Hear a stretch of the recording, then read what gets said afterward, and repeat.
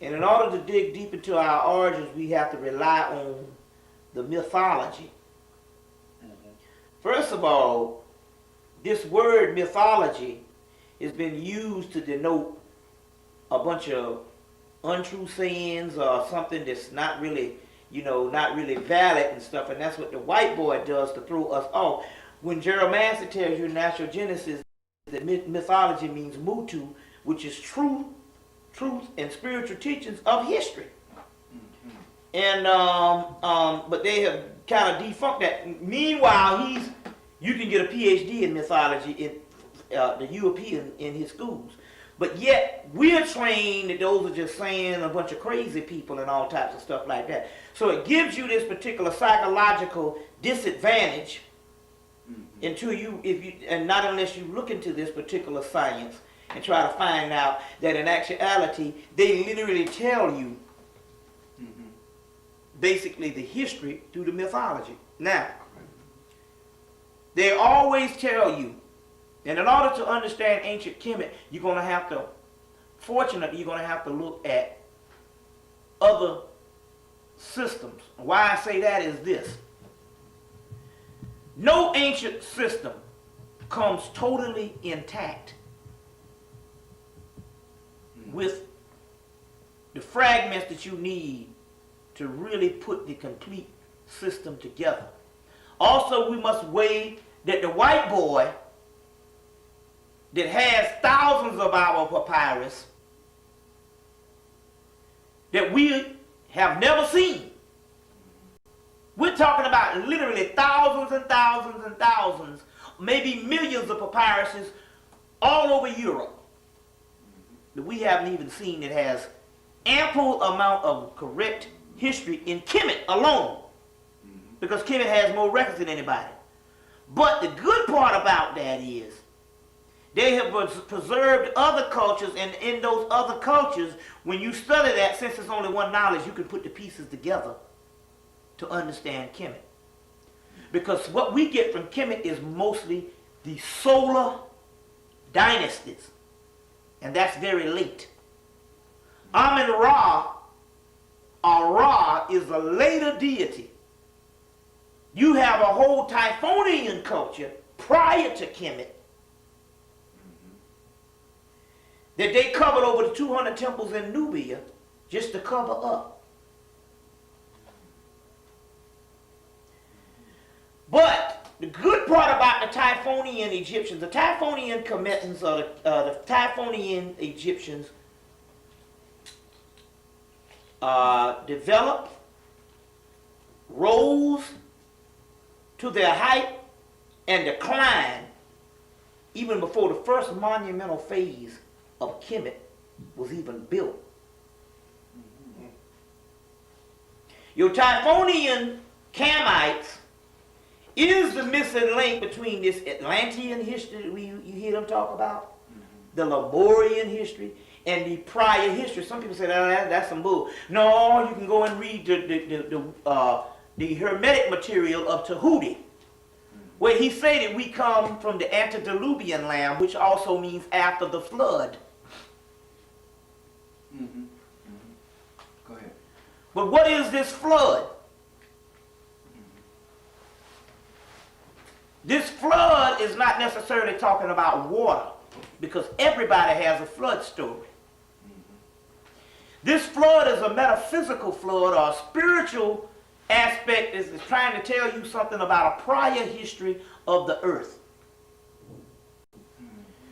The Kamites are the ancient indigenous African, or whatever you want to call them, Camamorians. That's one of the names, Camamoria, Black Amoria. That's an ancient Egyptian or an ancient name for the original people. The Alchemoria. All these different names.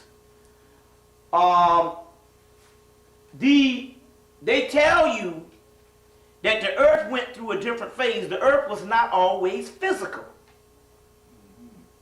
The physical was the last phase and the recent phase. They were in a prior state, as if you get Rudolf Steiner's universe, earth, and man. Let's say if you say, well, some people say, I want to get some type of literature that I can somewhat understand this type of stuff. Get Rudolf Steiner's Universe, Earth, and Man, or Rudolf Steiner's Cosmic Memory. Those two books. I think both of them are still in print. He gives a good synopsis on this thing. Whereas at one time in this spiritual realm, the physical realm was invisible or a fog. And the spiritual realm where we came from, it dwelled in, was visible. As the vibratory rate fell, as you can get in the Hermetic material, especially in the Kabbalion, the three initiates, not the Kabbalah, the Kabbalion by the three initiates, which is coming from Hermetic material, mainly the divine commander. It goes in to tell you that everything is on a certain vibration. And vibrations, when they slow down, the molecules become condensed. So we were on another vibrational frequency. And as the vibration fell, we became more and more condensed into the physical bodies and the physical realm. So Egypt just didn't, believe it or not, Hemmitt or Africa or these places didn't just occur where they just, you know, with some hunting and gathering, all this bullshit, some hunting and gathering and stuff like that and all. Hell, we black people are sophisticated as hell and can't do nothing now, period. Let alone some half-ape man and stuff, because I don't buy that. That's Darwin. And I beg to differ. Any African scholar say we come from apes, because I have the same scholarship, and I don't see it. And a lot of the stuff that they think is apes and stuff is metaphysical things. And it has nothing to do with us coming from no damn apes. We never came from no apes. The Camites never say, so why can't we believe what black people say, and we got to believe what some damn cracker say, who was commissioned to talk about this particular ape thing to throw off the history of the black man. And I told you that in the Nephilim book. The first couple of pages of the Nephilim book. That book. So that was a conspiracy. You see what I'm saying? And in order for you to be accepted in collegiate circles, outside of the theological side of things, you got to bear witness to this old Darwin theory. You see what I'm saying? And I think that was the tragedy of some of the Afrocentric scholars with that bullshit. We didn't come from none of them fucking hominid stages. Some people say, well, we have those bones. Yeah, we got those bones. That's just different species of ape, but that don't have shit to do with us. Now, as far as some of the information coming from London, England, to about a month or 2 months before Christmas, where the white boys bearing witness that we come from a form of miscegenation. And this miscegenation can be linked to all white races. Is the ultimate key to white races. And he goes on to say that the entire white race came from a white ape. And he goes on to say that these Africans corrupted themselves in Africa by mating with apes, and as a result, they created this white man. This is how the white people are putting this shit about the missing link. Now, I happen to know other history, and we're getting off of things, but I just want to drop that. Basically, we're talking about a form of gene splicing, because we were that advanced. Because I'll give you the ultimate mystery of what Egyptian spirituality was in a minute.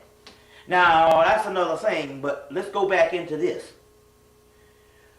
When we came into the physical realm, we were already advanced. And we enjoyed thousands of years of civilization based on nature. But by no means were we hunting and gathering and was not very advanced. At that particular time, we had the full detailed files of knowledge of the universe, the omniverse, and worlds to come and prior worlds already in us.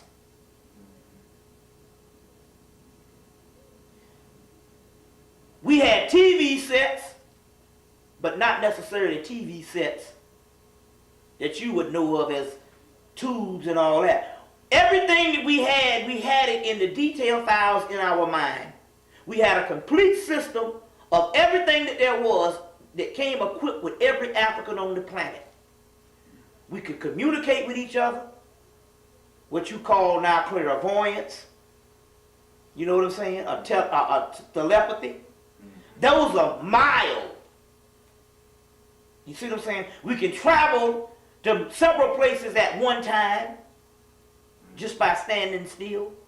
All this through the melanin context. Now, like I said in other lectures, I'm often wondering why is it that Africa, the rest of Africa didn't build the large monuments like Hemmitt. It wasn't until I got into the esoteric science that I understood in all this that Africans had detailed files.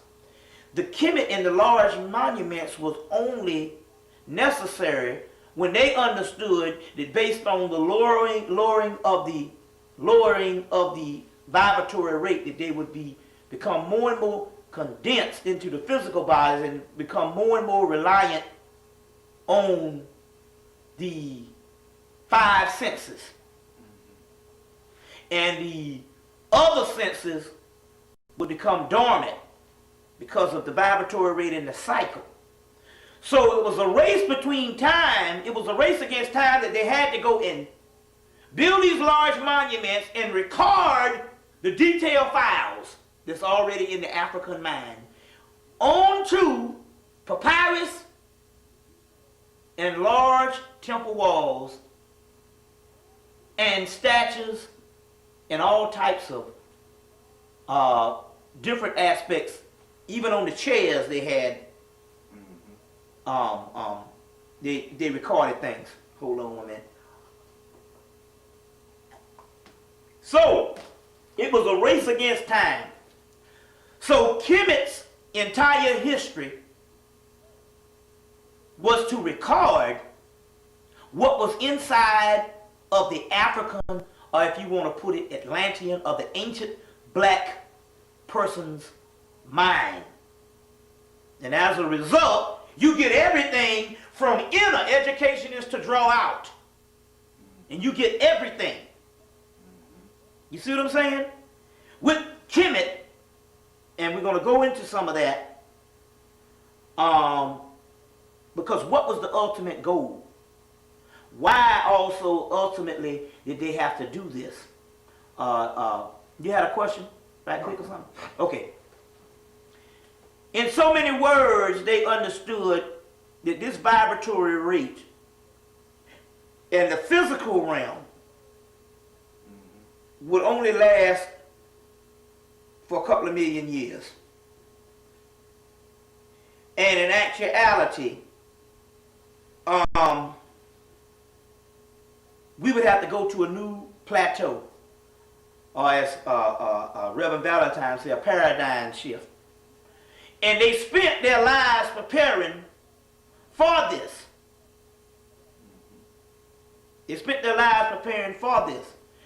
As we talked about this morning, that's why death was so important and the afterlife was so important. It wasn't necessarily some selfish thing that they wanted to take things in the afterlife. That was symbolic of some higher mysteries. Of some higher mysteries. One of those mysteries has something to do with reincarnation.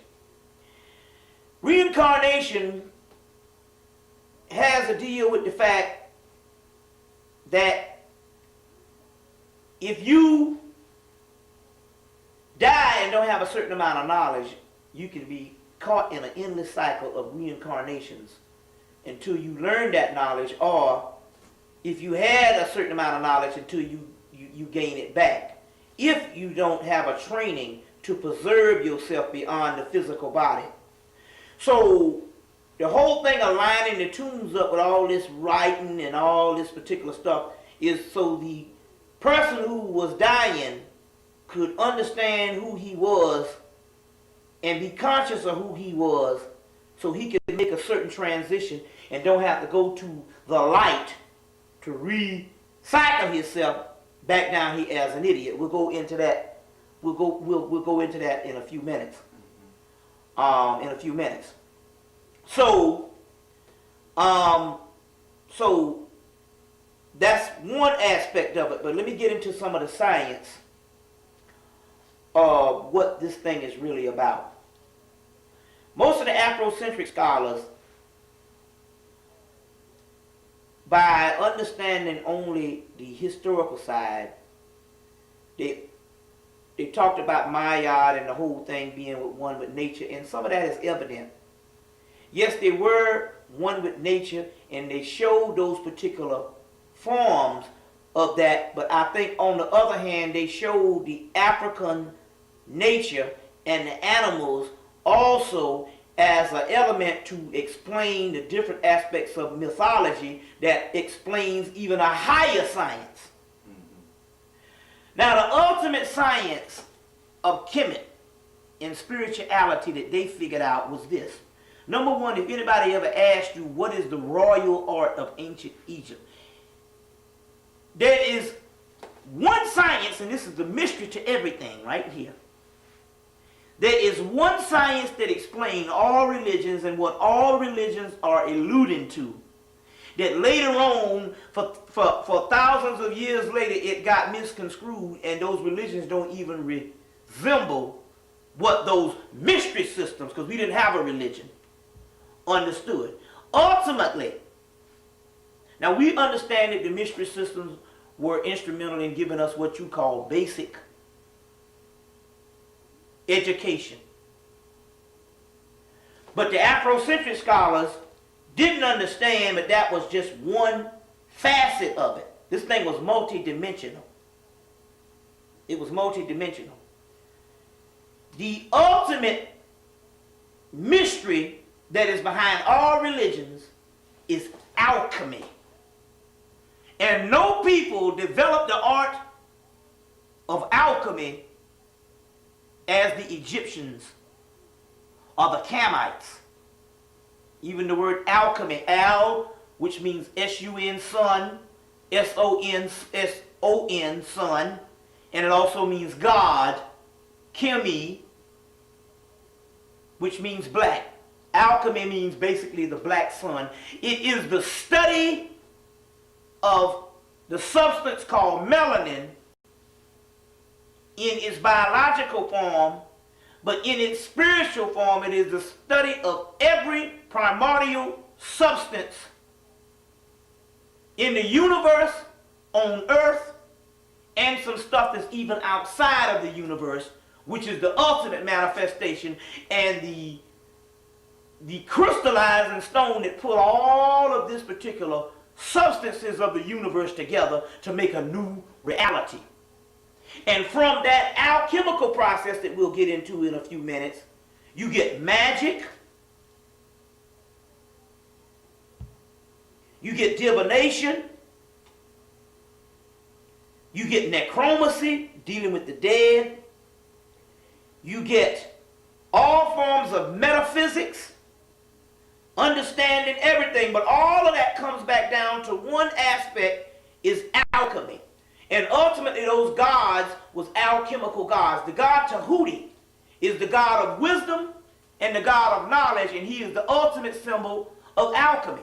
Your staff and your caduceus was not the medical symbol. That's what it came based on Greece. Your staff and your caduceus represented, number one, the ultimate spirit of man, as well as it represented the ultimate spirit of symbol of alchemy. We'll get into alchemy and what this thing is talking about in a few minutes. The Moors, in order to understand some of these things, we'll go to some disciplines first, then we'll go back to Kemet so you can understand. The Moors, which was a combination of priests that went up into Europe They had no really interest in Islam. They just understood that by these priests understanding that religion could be like a political system, they just united under one banner, Islam. But they were Camite priests, ancient Cushite Arabian priests, which was the black element, which even Muhammad's father knew about. When we go into the Arab thing, we'll talk a little bit about that. And they went up into Europe, and they introduced certain amount of these disciplines. What are these disciplines that we talk about? Ancient Egyptian spirituality. Well, you can find them now in the relationship in the esoteric field. And what white people have done is basically put a white face on all these disciplines. The Moors introduced the tarot cards.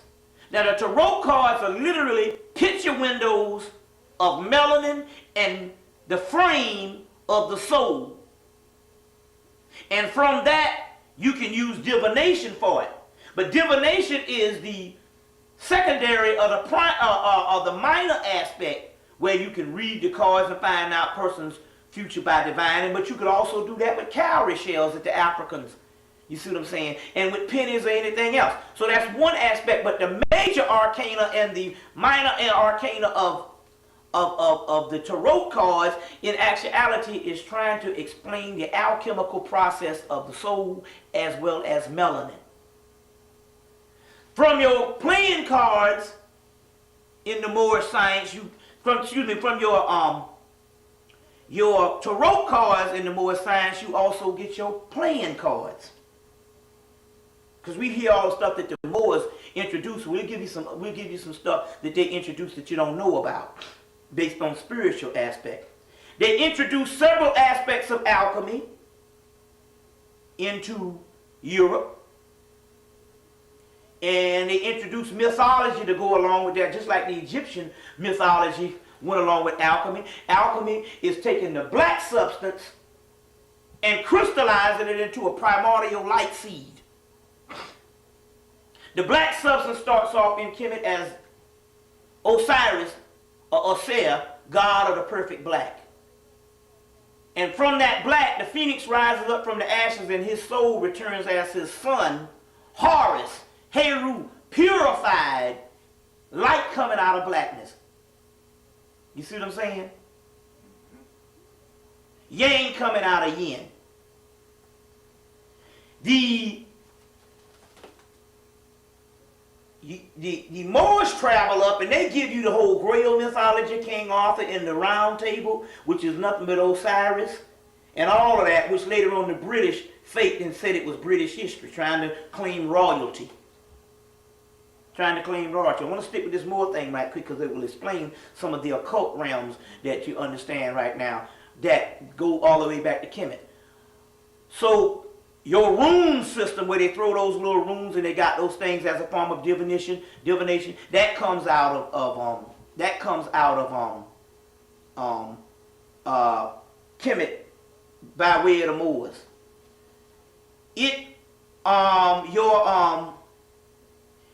Several magical texts that you see in Europe.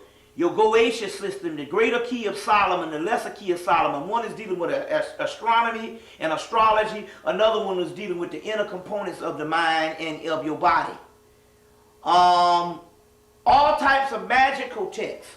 Now what happened is these texts was a major part. Your Kabbalah, your Zohar, which is your Zohar, which is your Kabbalistic system. All that came from the temple of Kom-Ombo and Kemet to the, later on ended up in Spain and given to the converted Jews, which is the Europeans. And then they cultivated it and tried to claim it's their own. You see what I'm saying? So your Zohar is first introduced into Spain, which is the Kabbalah, which basically your Lubavitcher Jews use also too. If you want to get a sense on what they deal with, you go get the movie, this movie called A Stranger Among Us with Melanie Griffith, and just notice what all that about your Lubavitcher Jews this up here wearing the black. They studied the Kabbalah.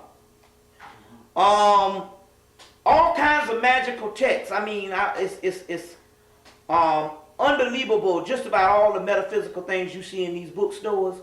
How did the white people able to get all this metaphysical stuff? They got it because they cultivated all this Moorish history, and basically those 16 universities that was left behind, the stuff that wasn't destroyed, the Europeans, it became the property of different secret societies. So they put in place secret societies. We talked about this in the last video. But this is interesting because we understand that the Moors put these secret societies in Europe because they understood that also Africa was deteriorating. It was old and it had to go to sleep. But they raised the European up because look how what kind of devil he was with education. What you think if he didn't have nothing? Everything would be lost forever. So you have to give somebody something so you can preserve something. So they are only the custodians of our knowledge because they can't use it ultimately. Just the minor aspects. But the reason why I say that is because I wanted to give you this particular information on what happened with the educational system. All of this magical stuff, this alchemical components, used to be the major part of spirituality in your mathematics and your physics and your all the stuff that you get in basic education now, what you call Western education now, used to be the physical component of these spiritual disciplines. More like the byproduct of something that's greater knowledge, paradox of higher knowledge. You just getting the physical science. And basically, the secret societies, when they set up their educational system, after gaining both sides and learning both sides from the Moors, what they did was is they decided they was going to separate one system from the other. So they give you the byproduct, which is only on the mundane, social, economical, physical laws, you see what I'm saying, and chemical aspect, and they keep the alchemical spiritual aspect, and that's only studied in the lodges. You see what I'm saying, as an educational system, and then the rest of it is in your metaphysical bookstores. But they understand that most people, this is not a literate society, it's an alliterate society, one that can read but don't read. So in so many words, going back to ancient Kemet, and what's happening with most scholars is we can't bridge the difference because we don't let the white boy convince us that his educational system is the way to go, even when we look at things black. There's other spiritual aspects that we don't even tap into.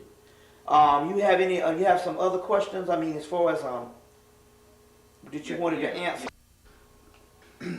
I want to go back, of course, to understanding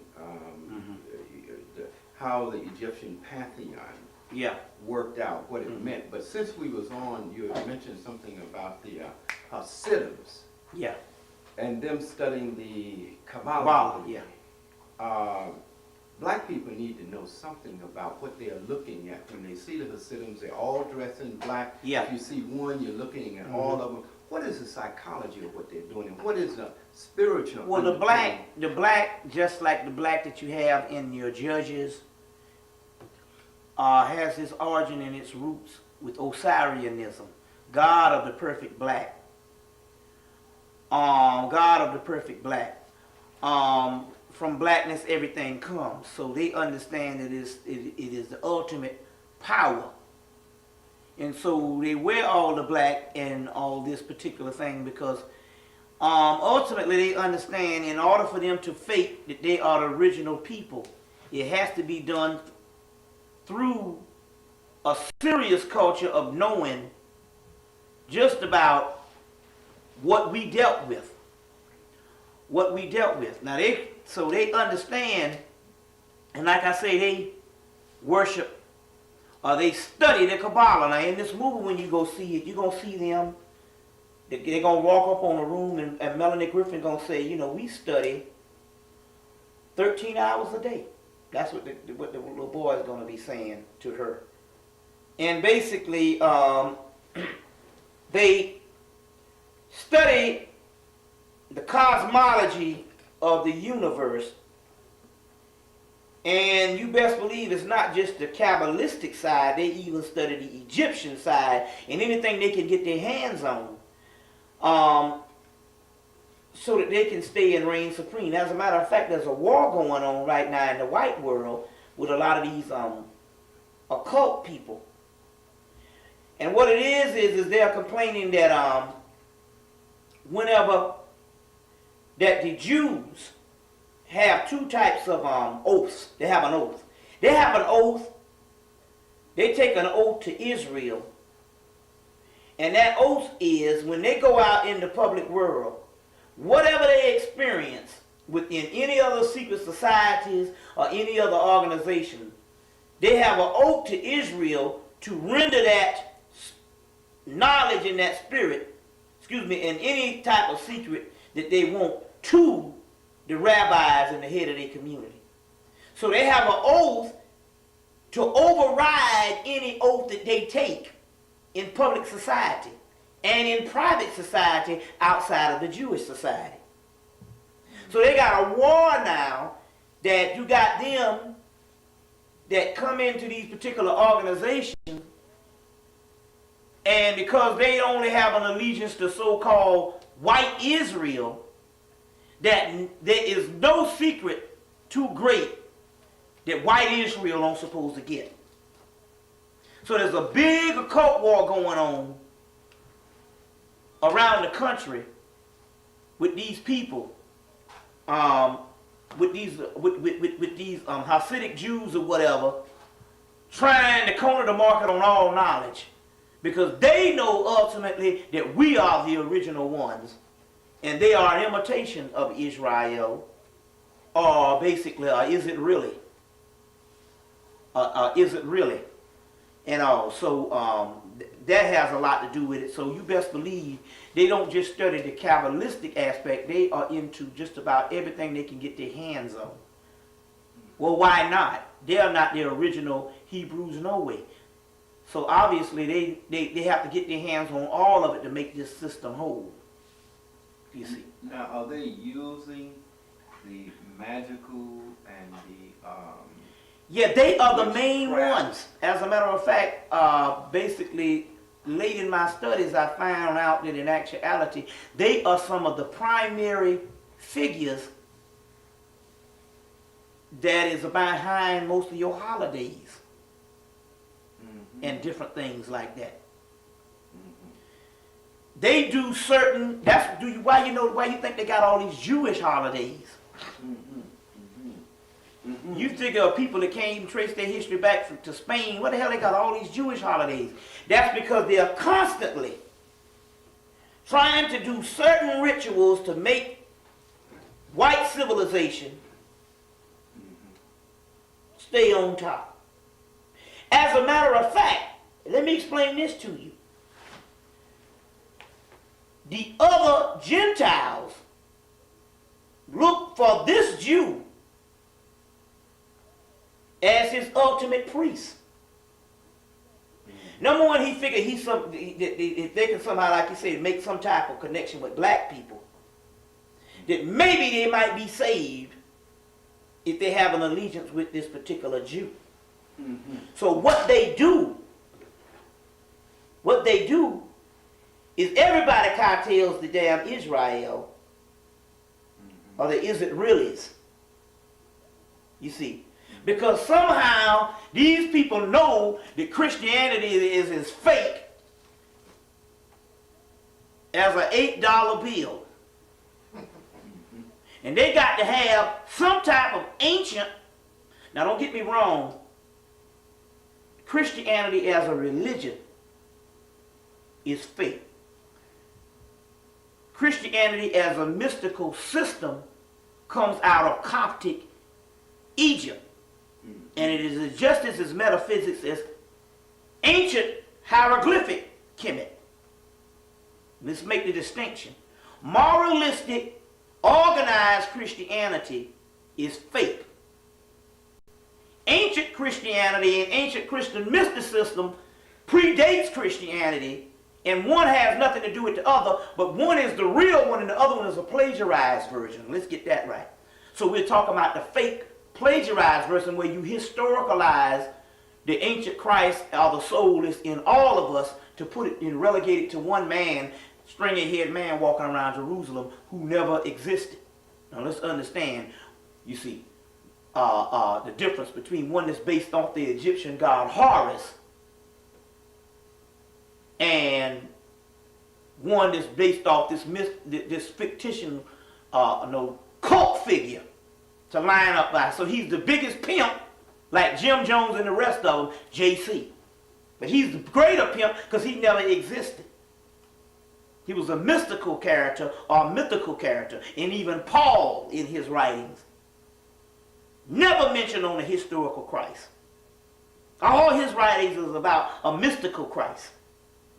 There's a whole chapter on that in the book, Who is This King of Glory? Alvin Boyd Kuhn, which is one of the highly recommended books with the late Dr. John Henry Clark. And this is the one that the government had to ban because this particular book will eat any Christian's ass out on that subject of Christianity. With this book, there is no hiding. Massey's book basically said the same thing, but Massey was trying to show the connection with ancient Kemet, and he was more interested in the Kamite mythology, which is good. But Kuhn really bust this thing up. You see what I'm saying? With this thing. Now, going back to them, the reason why everybody bows down to Israel, because this is the high priesthood for all Gentile whites. So, if New York don't have a damn door left on it, they're going to have them Lubavitcher Jews over there also, too. You see what I'm saying? And they do all kinds of rituals and ceremonies. And the reason why they have all those holidays, because they are constantly trying to do things spiritually to keep this imperialism afloat. Just so that, just like the government have the army to do the fighting, they got them to do certain spiritual things or certain ritualistic things, as well as they got other secret societies and lodges doing their part also too. But they are one of the main ones. You see what I'm saying? One of the main ones, you see, also too. Now, let me actually, if you would go back now and begin to look at the pantheon of Egyptian gods and spiritual figures, and I want to try to understand what those figures meant, represented, how they were interpreted, and worked in the daily life. Well, the take on it here is, if we came from a history that was pre-physical, then all that we ultimately are is different particles and elements of the universe. And in alchemy, it deals with the different stones, minerals, alloys, and everything that make up everything on the earth is also in the human body. The human body has everything that makes up everything on the earth. Every herb, every particle, everything that you know of, and life itself exists on the inside of us. As particles, or stones, or gems, or whatever you want to call it. Gases, or whatever. Fluids. But not only are those things on the earth, but everything in the universe exists in us, as well as some things beyond the known universe. So, ultimately, these netters were primordial symbols and primordial manifestation of spiritual phenomenon that make up these particles. It's inside of us. And as a result, it's a vast system of sciences and advanced system of putting together cosmic energies. You see what I'm saying? And ultimately, these energies play a part in our human body. Because that's all we are. So it's a multifaceted system. On the mundane or terrestrial plane, it lines up with nature. You see? On the extraterrestrial plane, it lines up with everything in the universe. And on the omniverse plane, or the metaphysical verse plane, that which is beyond the universe, the damn alpha, or the God particle, it lines up even beyond the known universe. And the black substance that we're talking about is that same black substance that is the building blocks that makes up everything that there is, even on the physical. And Osiris represents that God of the perfect black, but before him it was represented by the god Soot or Set. You see, Set or Soot is the oldest deity known to mankind.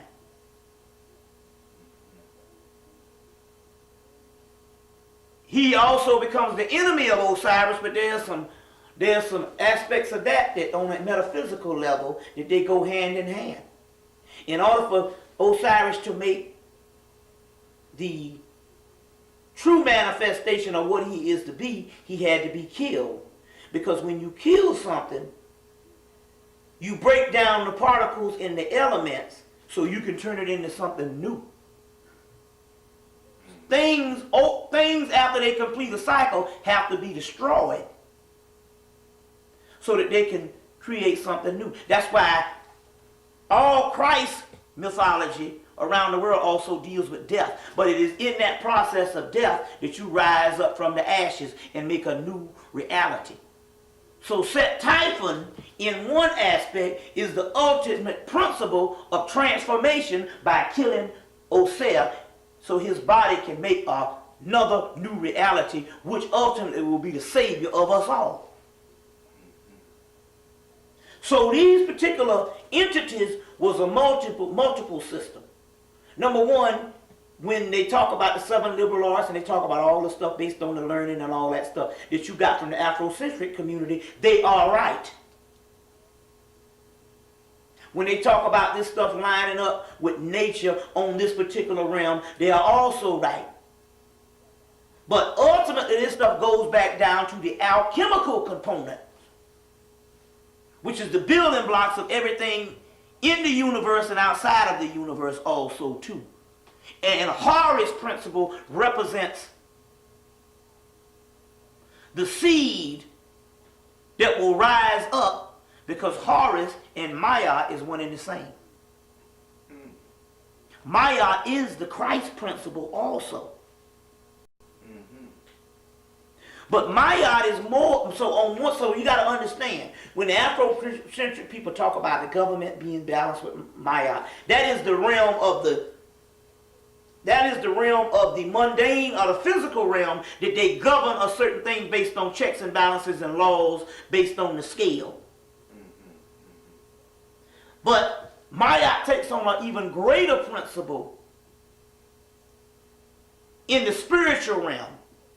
Mayat in the spiritual realm is an alchemical component that we call in alchemy the great works.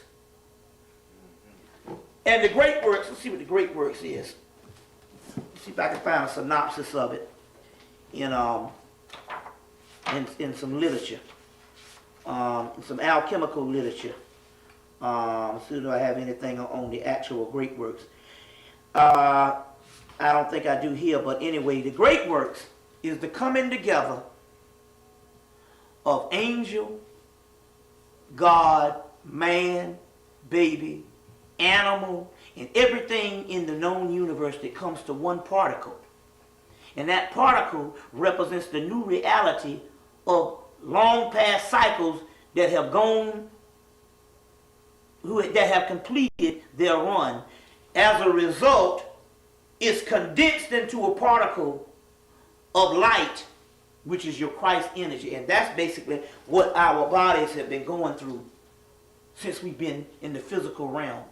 Cooking and creating a new reality that we will ultimately throw off. So even in the Bible, when they say every man will be known by his works is not talking about what he did in the physical realm. It's impossible, man. I mean, who cares what you did down here? Especially if you're doing stuff without any knowledge, how would you know? But it was talking about how your spiritual nature of you work. And if you don't have the great works, which is the melanin, ultimately, which alchemy is based from, you don't have any inner workings.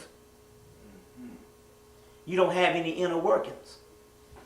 So Mayat on another thing is the great works. The great works is the coming together of all energies and crystallizing into the greatest work of all, a new reality they call the New Jerusalem.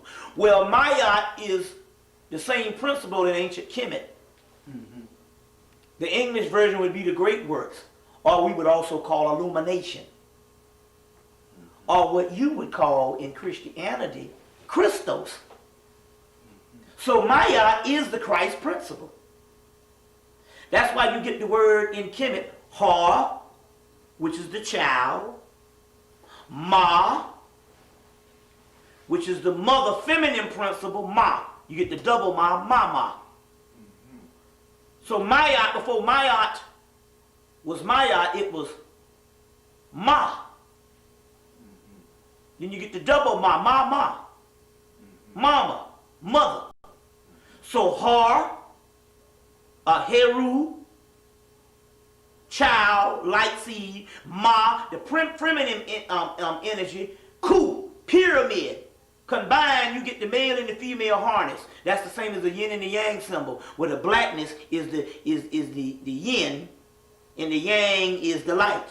Har, Ma. So in the word Har, Ma, Ku, or Heru, Ma, Ma, Ku, is both Horus and Mayat combined. And you get both of those particular principles combined. But the word Ma is feminine. The word At is her son, which is the Horus. His Ethiopian or his Cushite name for Horus is At. And from At you get Atan. And from Atan you get Adam. Mother, Mayat, Adam. Mother Adam. Now in the cosmological principle, you get the great mother who represents the triple blackness of space in the northern hemisphere of the universe called Alpha Draconis. Draco, the great dragon.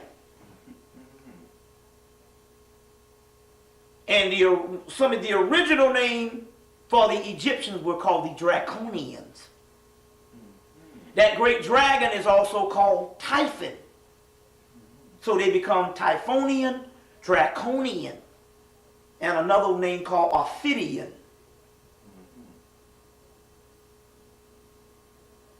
So you get the word Draconian, and you have people say, yeah, those ideas are very draconian, which means they are the ultimate ancient. But it means the dragon. Your word dragon comes from the word Draco. And from the word Draco you get Dracon. And from the word Dracon you get dragon. And the word Typhon comes from Dracon. But ultimately this is the great mother. In her south gate, in her southern hemisphere, she has her child Horus, which is the star Sirius, which is her clitoris, her south gate. So the south gate on a woman is the vagina and all, that's the birthplace. So she has her star Sirius, which is Horus, but it's also known as Osiris, which is also Orion, but also Isis, or Aset. You see. also Aset. So this ultimate thing of mother and son, Sirius is the first primordial star of all times, which also represents all gods of Kemet, is also patterned after Sirius. Or you'll get that in the book, The Ancient Egypt, the Sirius Connection by Murray Hope. There's a whole chapter on the Syrian gods. And then ultimately, we are Syrian. What they call Sothis in Kemet, Septet in Kemet. There's different names of it. Your name September comes from Sept, which is Sirius. The dog star. Dog days come from the dog star, the rising of the dog star. And we are connected with that star because when that star would rise, the Nile would rise. We are connected with that star. Ample information done. Great Sirius books. Robert Temple, The Sirius Mystery. Murray Hope, Ancient Egypt, the Sirius Connection. There's another book called M. Temple Richards. And in that book, you also have Sirius. The Arab word for Sirius is hair, or hairy. And on up but on the other hand, the Indian word is Hare Krishna. That Harry is also Sirius. The Greeks would say that heaven is hot. Talking about the rising of the dog star, Sirius. You see. While we're on Sirius, yeah, can you give me Sirius and its relationship to the pyramids and its rotation in terms of the cosmic rotation? Well, you literally, there's 3 stars in Orion's belt. Yes. Sirius being the chief star. So they built 3 pyramids in the center of the earth to represent those stars up there. As you know, they tell you any star you see up there, the light could be burned out from them things for billions of years, and you're just not getting the light from it here. The Hermetic material tell you that what used to be in heaven was now transferred on earth. And Kemet is literally heaven on earth. So Sirius, the 3 pyramids, is a indication markers on where Sirius ended up on the earth.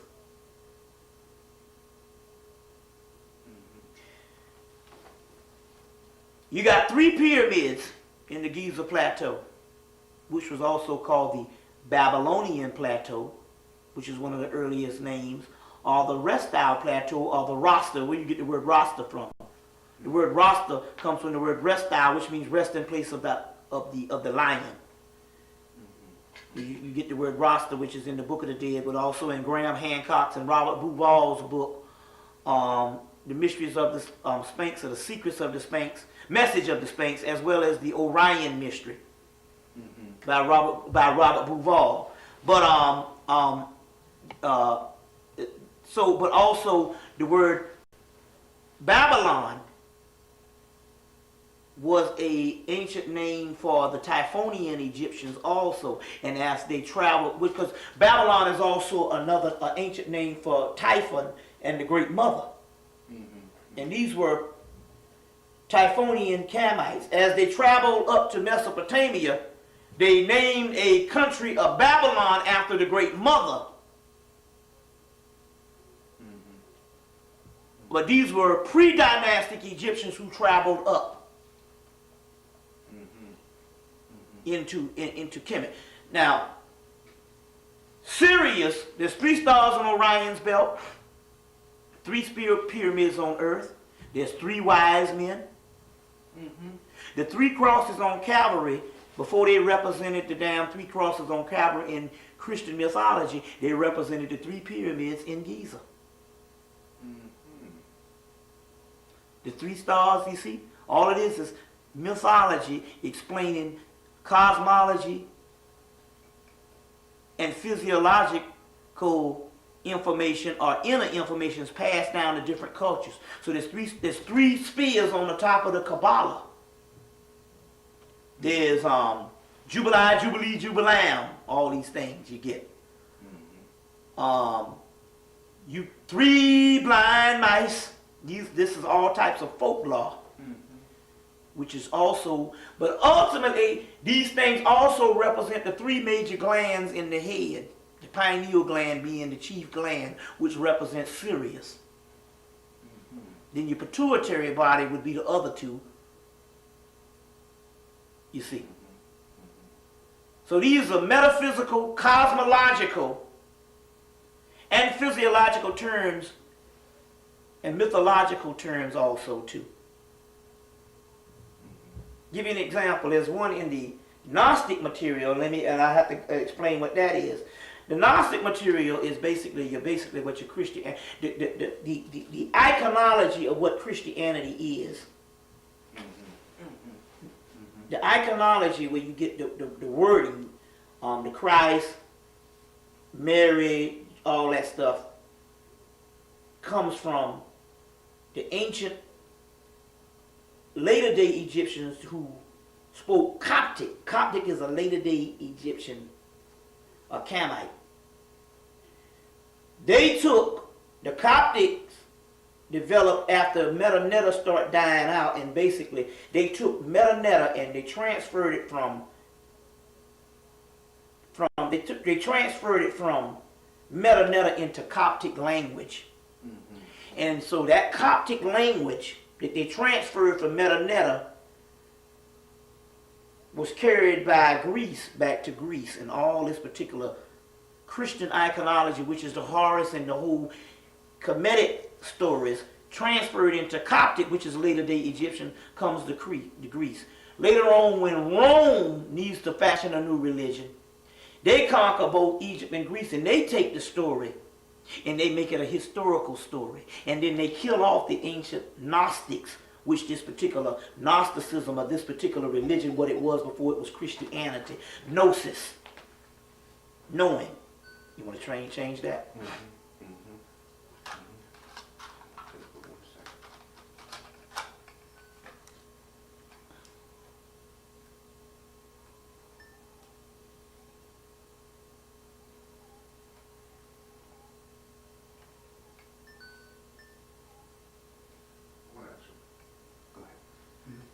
And so,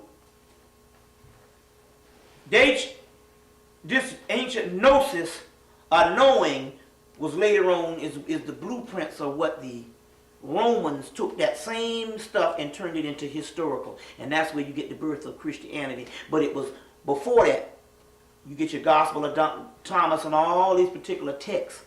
And those texts was dug up in 1945 again, called your Nag Hammadi Library.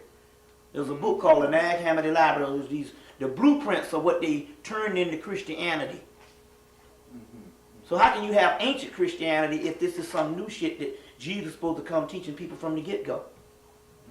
How can something come before him?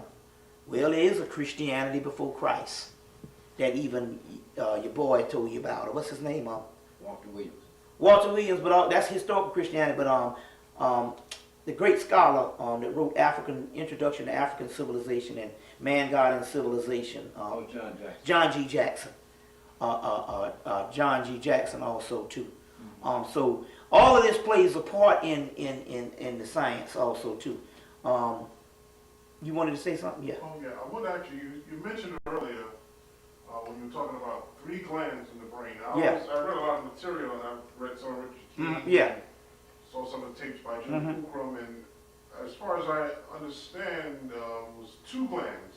But you're saying that the pituitary is a double gland, or what do you say? Well, they call it the pituitary body. So obviously it's got to be another gland somewhere. You see what I'm saying? If they say the pituitary body, you see what I'm saying?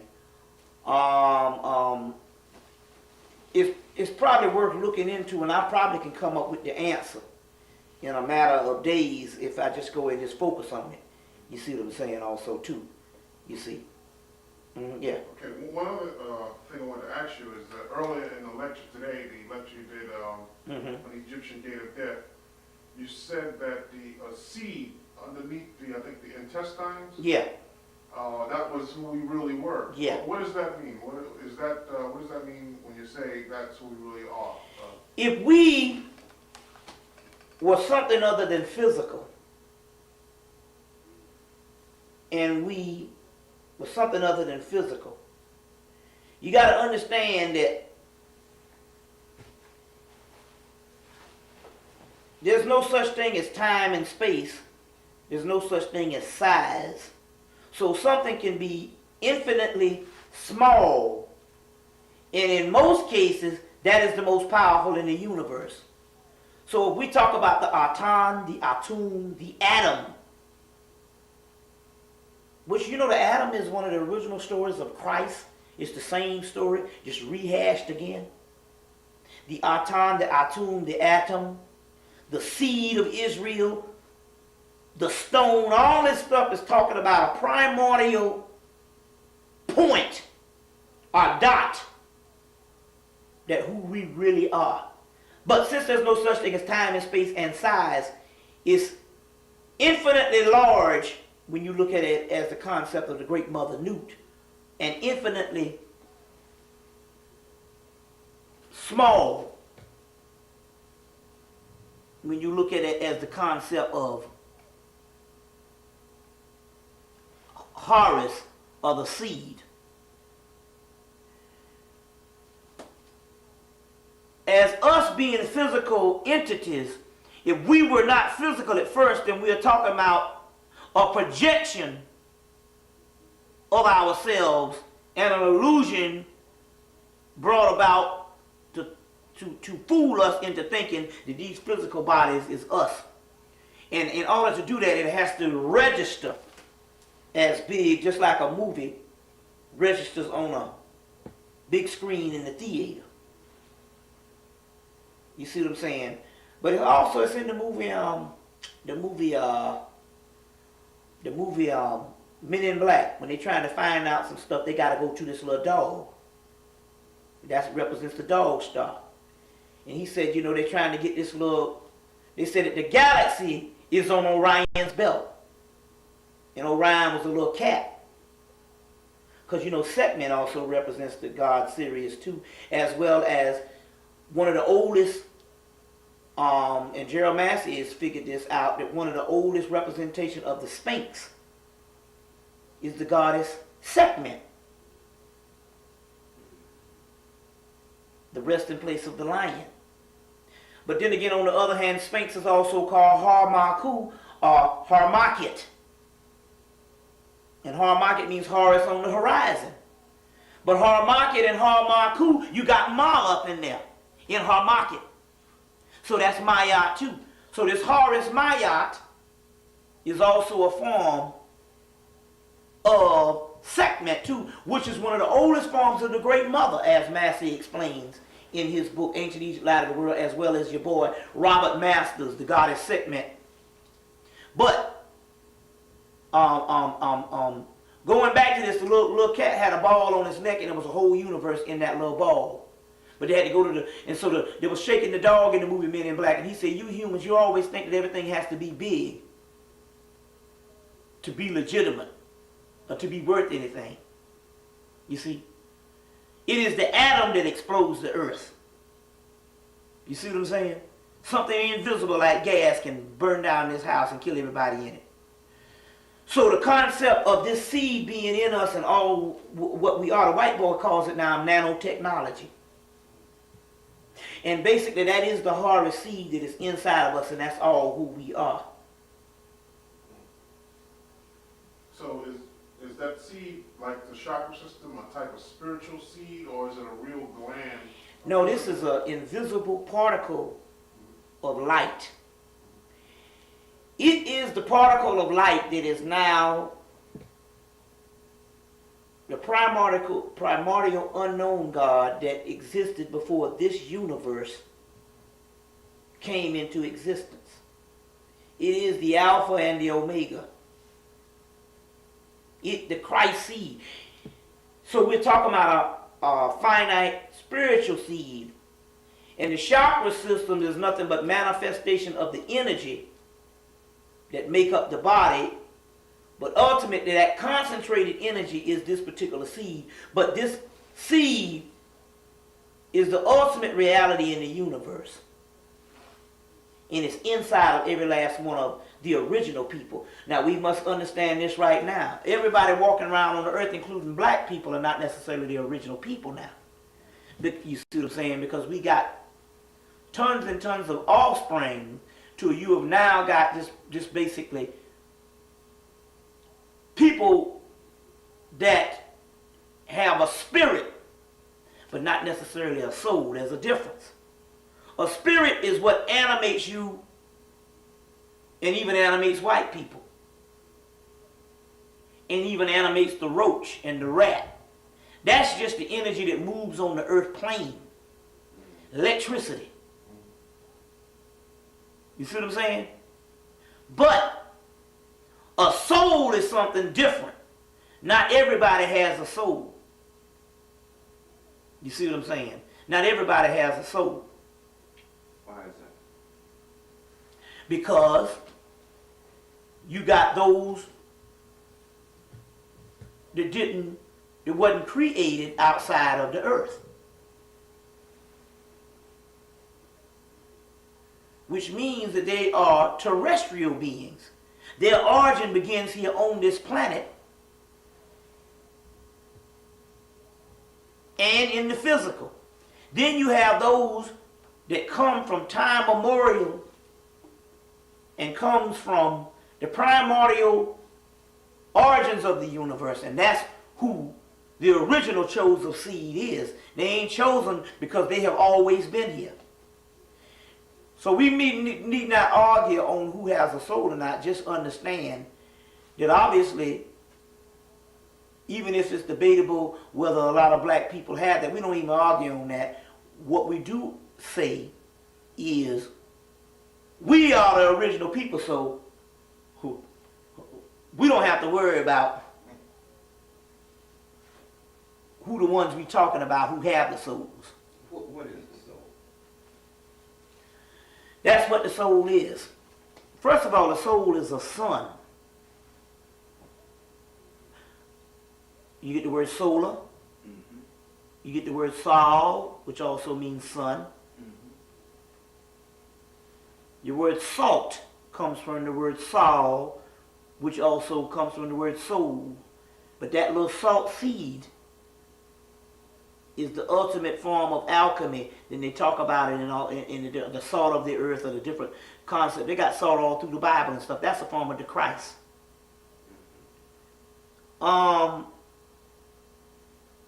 The soul is a sun, but it's not just any sun.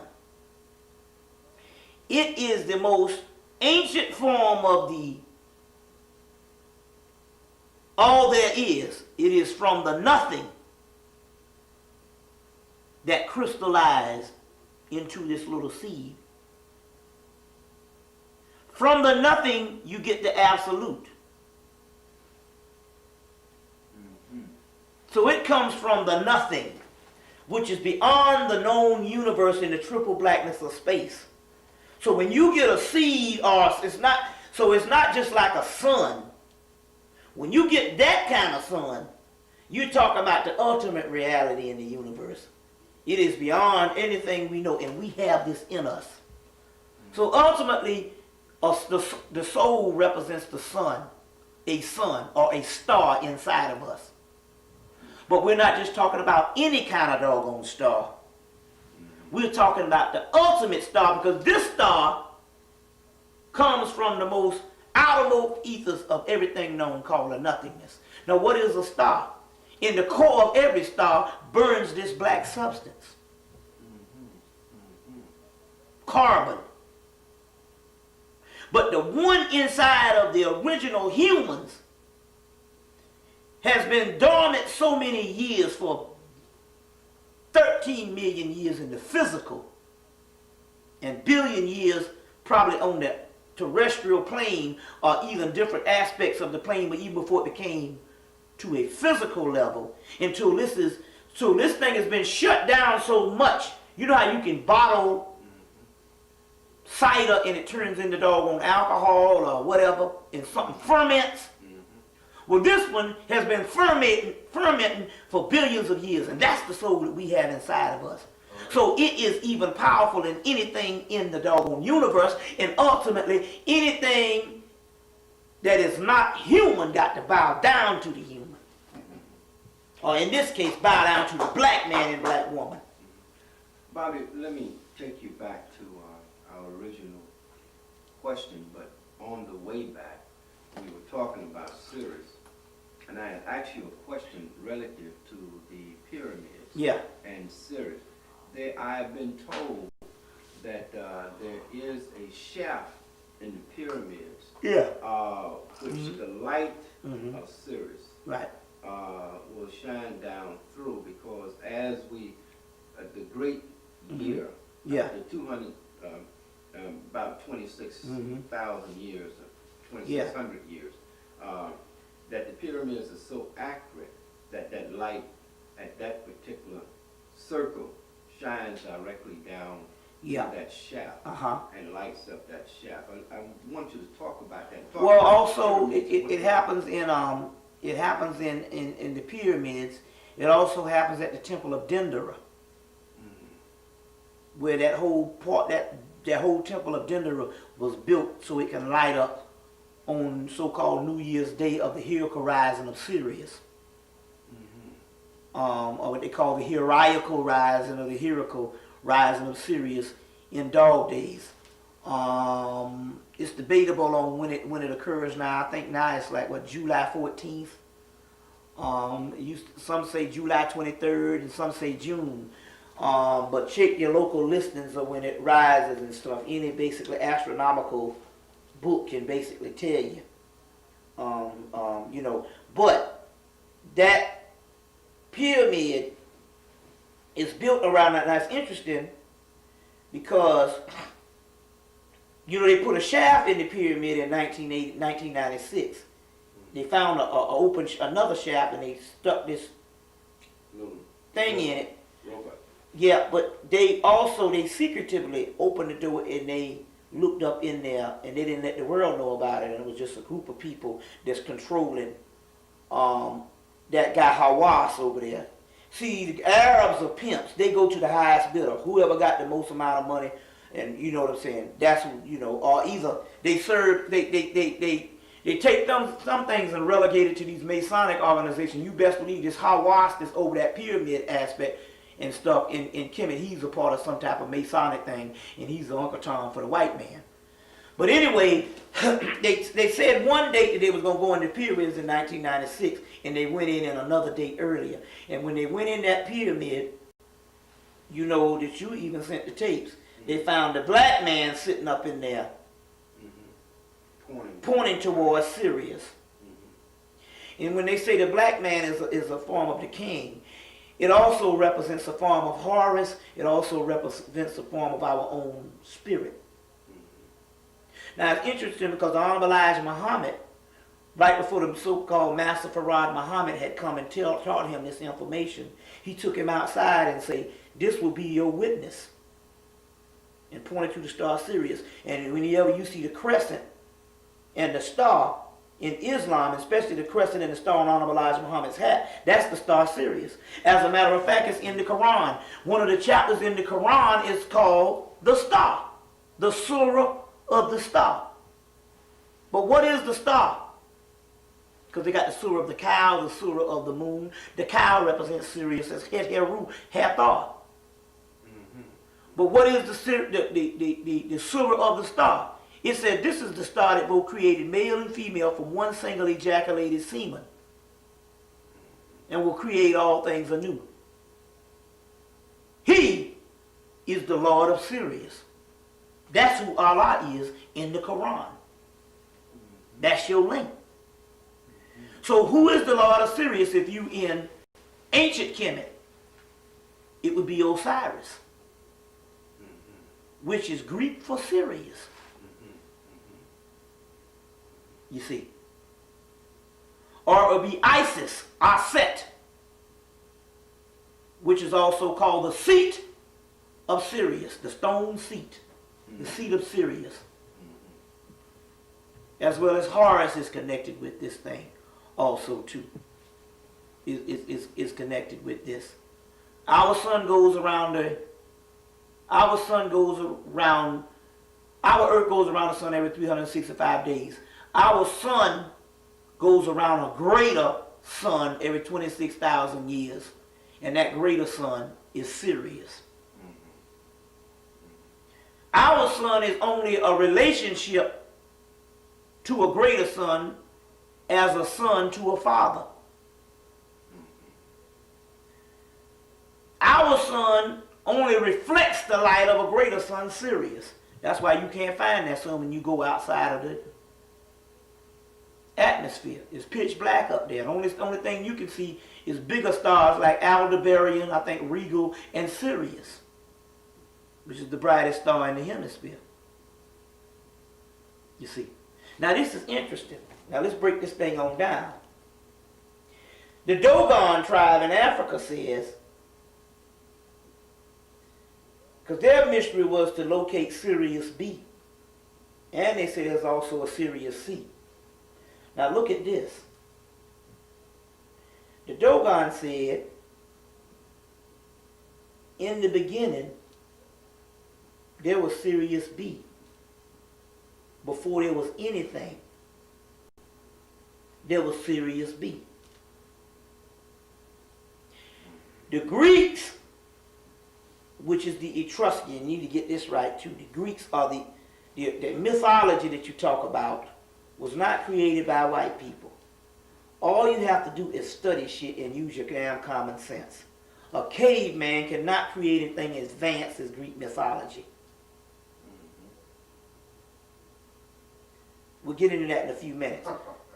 The Greeks are the Etruscans, which is the original ones, say that in the beginning there is Gaia and Tartarus. But guess what Gaia is? The earth is Gaia.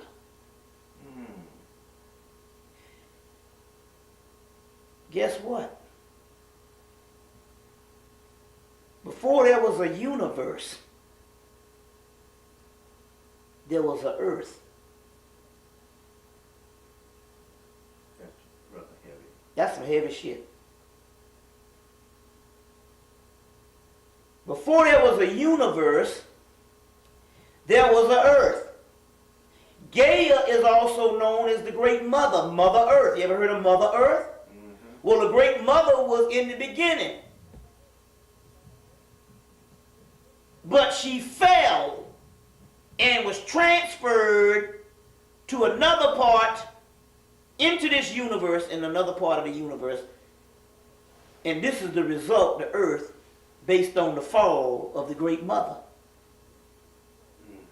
So when the Egyptians take Sirius and put it down on earth, because we sitting in Sirius right now. The physical earth was not here in the beginning, but the spiritual earth was here in the beginning. When it fell as a result of the end of the fall, it becomes physical earth. But it had to fall from somewhere. And that what fell was here in the beginning. Our world and our earth is built off of several other primal worlds that preceded it.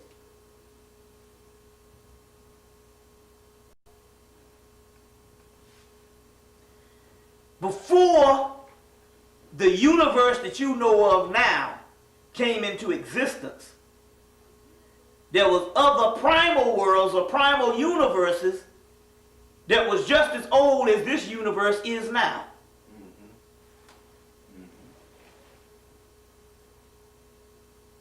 that collapsed, and as a result of the collapse, it becomes dormant and ends up the physical earth, which is Sirius B. Sirius A is the reflection and the shine of the light that used to be Sirius B before it collapsed. So Sirius B is Sirius A. The light from Sirius A that you know of as Sirius is nothing but the light that shines in the heavens that once was Sirius B, which is all the same thing. But Sirius A is the light, Sirius B is now the earth, which is Sirius. That's why the pyramids is transferred down to the earth. This is some badass shit we talking about here. It's awesome. But ultimately, Sirius B, since the earth is physical and the physical realm is an illusionary realm, it doesn't exist, it's just the brain is registering the physical realm, then where is Sirius B? Sirius B is that particle of light that's inside of you. And it's only one particle of light. It's just that your brains and all of our brains make you think that it's more than one particle of light. But we are all together as the covenant, one. So that particle of light that you call the Christ is Sirius B, and it's inside of us. This is some amazing shit. How then, I want to connect more of the Egyptian pantheon gods, particularly Ra. Right, it's a good question. You know, and see them now being reflected. Okay, well, let me give you this particular part too. Ra, which is the sun, is the inferior form of Sirius B, of Sirius. As the great mother and the whole complex of the primordial realm went dormant and went to sleep, as a result of it going to sleep, it casts off a dream and a reflection. And that reflection ends up being the sun.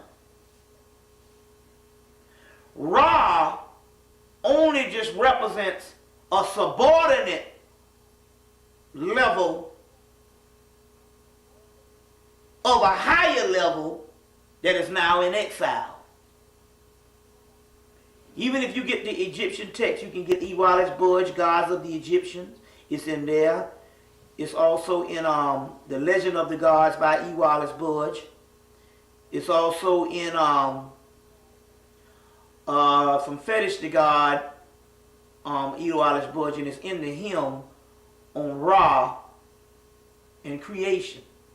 Ra comes into creation by overthrowing the great dragon Apep.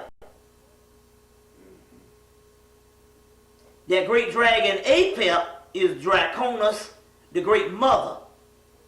Got different names.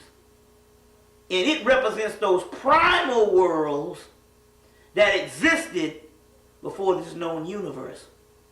So this sun is a light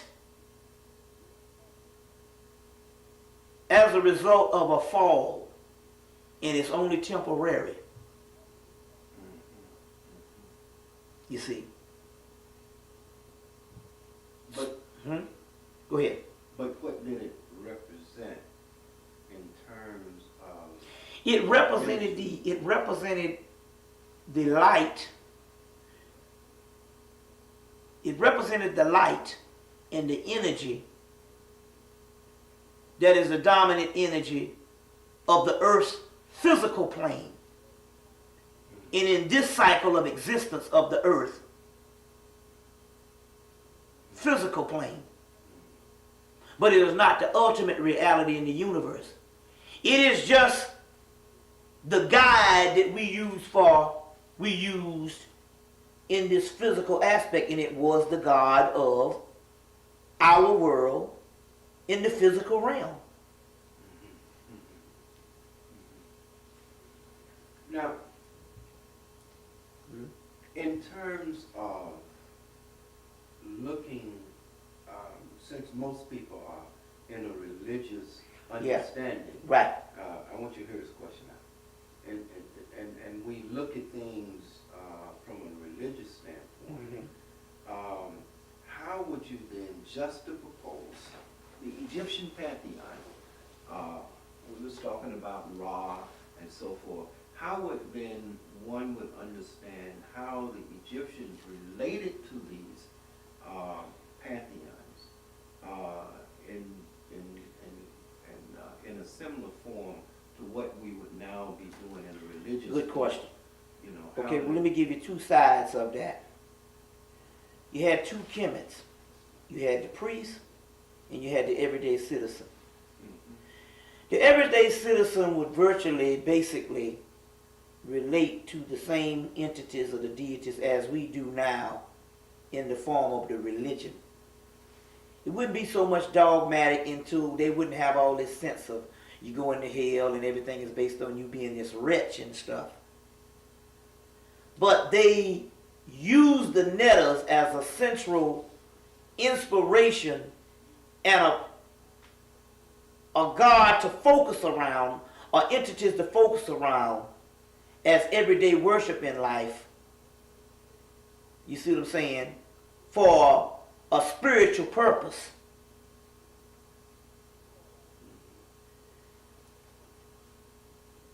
The priest understood it on another high level.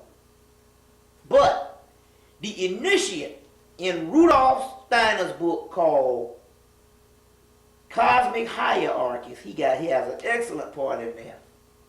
And he talks about how the initiates would go into the mystery system, and for 30 years of their life, everything was centered around the gods, and they would believe that the gods were these entities that ruled over their life. And then at age 30, they would come and say, you know those gods? They were once human like we were. And what this would do, the initiate would have to get over that fact. I've been worshiping these gods for 30 years. And now I find out that not only they are people like I am, but I too have the potential of those gods.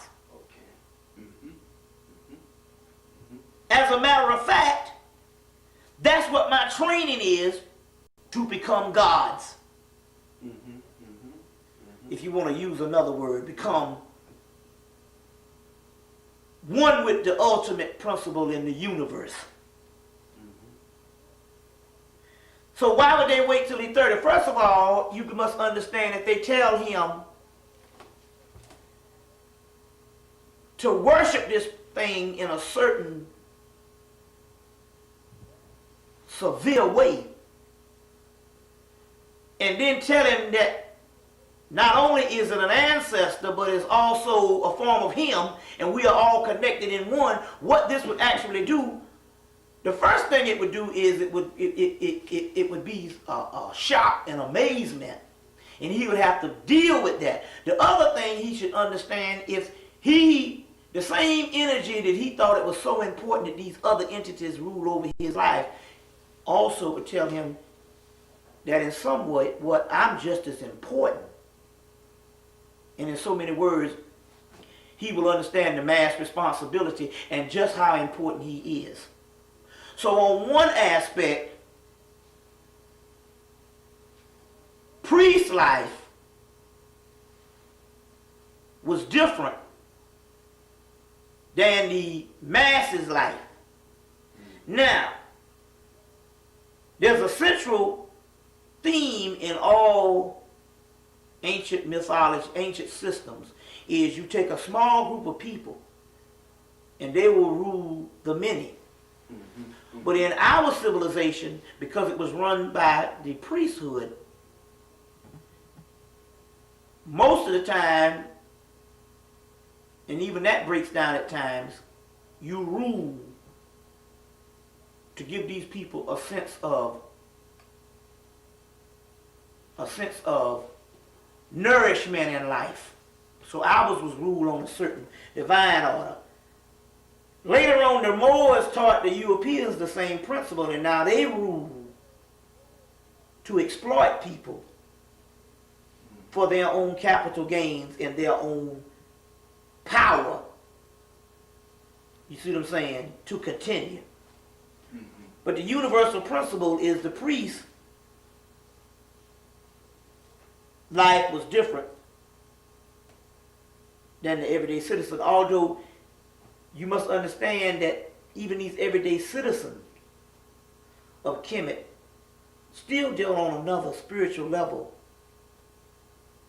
mentally than we do now.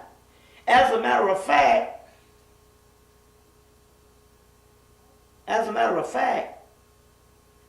we could somewhat say that Egypt wasn't, although it was physical, it was another type of physical. It was not even in the same dimension that we are now. I wanted to ask you that in continuation of the teachings, because as you say, they taught that you too are God and so forth. Right. And then there were principles laid down. There's a 42. Yeah, good thing you said that, because I wanted to explain something to So that. I want to begin to look at what they left on the walls, why these principles, and later on we're going to get into the continuation of these things, how we see them reflected in One thing you got to understand is too, we got a problem of looking into the past with a modern mind. So when all the scholars were saying that, your 10 commandments come from your 47 laws of Maya, or negative confessions, they was thinking that they was reciting those things based on the same dogma thing of behavior and moralism. There's a catch to that on the spiritual aspect. The reason why they would recite these things and say, I have not done this, and I have not done that, and I have not done this, and I have not done that. It's impossible for the human body to not do half of them things. It's almost impossible. It was not talking about the physical body. When it was saying, I have not done this, and I have not done that, and I have not done this, and we would recite this, it was not talking about what we didn't do physically, because it's impossible for you not to do something physically in 47 ways not to do it. That's almost impossible for you to adhere to that. The mystery was, and get this, they was not talking about what they didn't do based on behavior. They was talking about what their soul didn't do.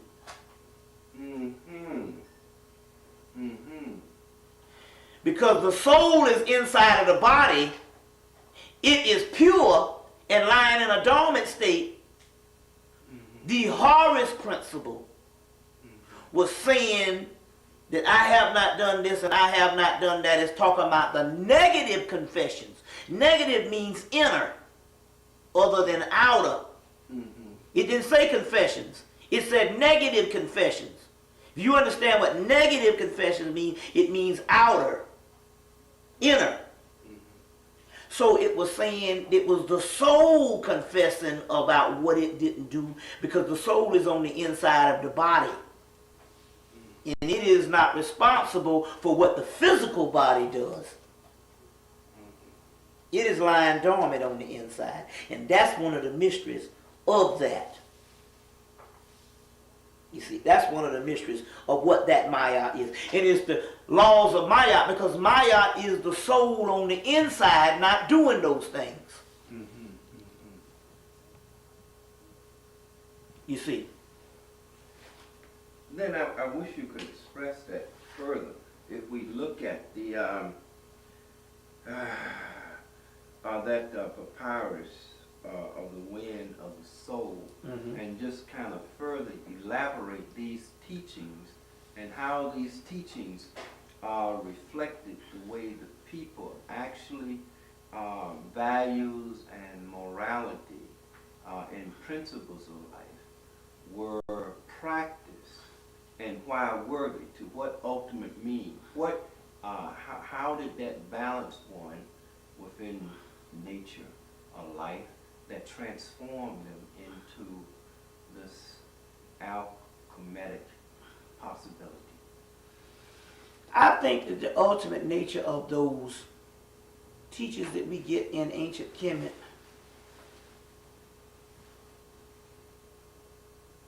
had more to do with them preparing to teach a people after they totally fall than it was those people of that day.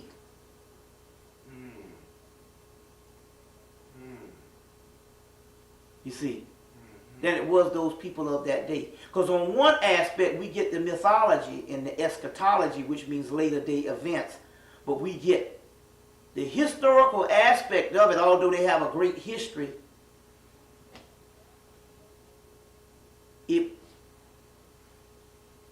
Even the history of Kemet with Manetho was not necessarily a primary focus of the Egyptians. Hell, they wasn't writing history, they was living it.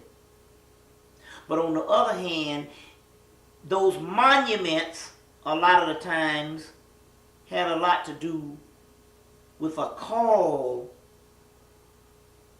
or something that you're going to leave as an insurance plan for yourself to get later on.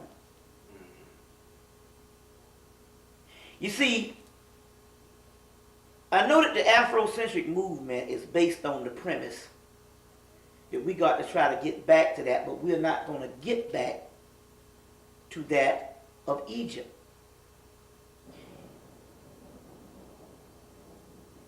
If we were supposed to get back to that of Kemet on the physical realm, we wouldn't have damn let the shit fall in the first place when we had a 4,000-year warning. A butterfly does not go into, a caterpillar does not go into a cocoon to come out a caterpillar. It metamorphosized into something on another plateau. So I know the consensus of the Afrocentric movement is we got to reestablish those laws of Mayat, and we don't understand it. We are reestablishing those laws of Mayat, not from the outside, but from the inside of what we are becoming. And whether we know this or not, the deterioration and the pain and suffering of our people is a part of the process. Now, I'm not talking about from the Christian standpoint, oh, I'll suffer down so I can get into heaven. But we're talking about energy has to go to the lowest state so the molecules can ferment and putrefy to get to a higher state. So it was inevitable that this happens.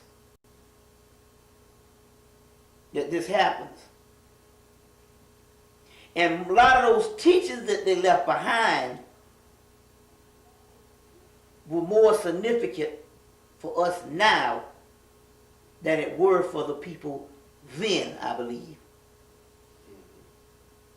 Because the priests were the ones that controlled majority of the spiritual thought.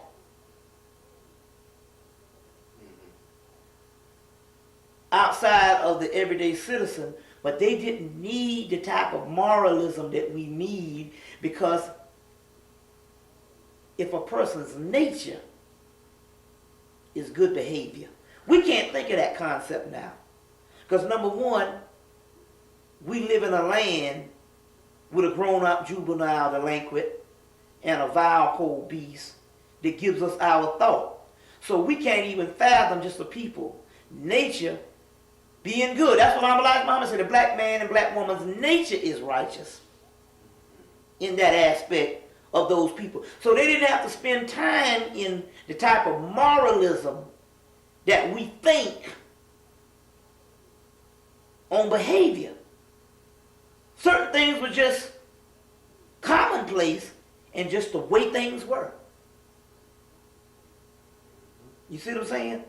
So what we are mistaken for all that moralism is the lining up of energies. Okay, that's what I wanted you to get into. Yes, sir. Keep going. Is the lining up of energies to flow as a certain order of things, other than us behaving. A dog don't need no book on how to learn how to behave. He don't need no instruction manuals and large temples on learning how to behave.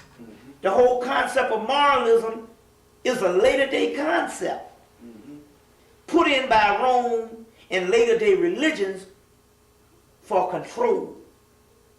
We didn't spend the most of our lives behaving as we have done something wrong, because the concept of us being something to be ashamed of is not even an African concept. You see what I'm saying? So we don't have to apologize and spend all the time in moralism. What we are misconstruing, and we're taking a Christian model and trying to line it up with what we see in the ancient world, and it don't go that way. These principles were applied to scientific measurements on how you even function on the physical realm of lining up energies. And you can line up energies magically to do your bidding in all types of forms of everyday life, including lining up energies on the way you thought to get through certain situations. So we're talking about gods in operation with the primordial forces of the universe, other than somebody talking about bowing down and got to appease God. So we're talking about an advanced ecological system and a spiritual system, which is science at work.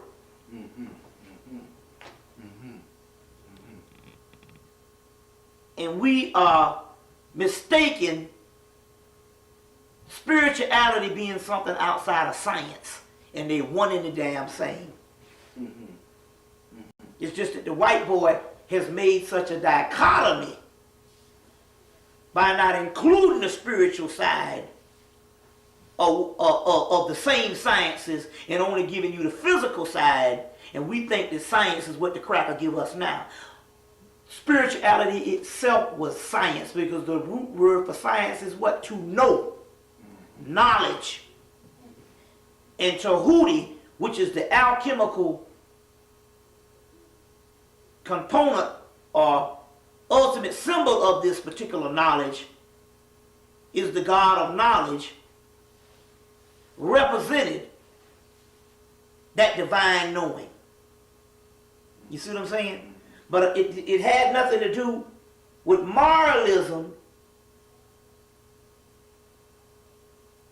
You see what I'm saying? More so that it had something to do with operating energies like a magician uses magic on certain realms to create an atmosphere conducive to what the fuck he wants.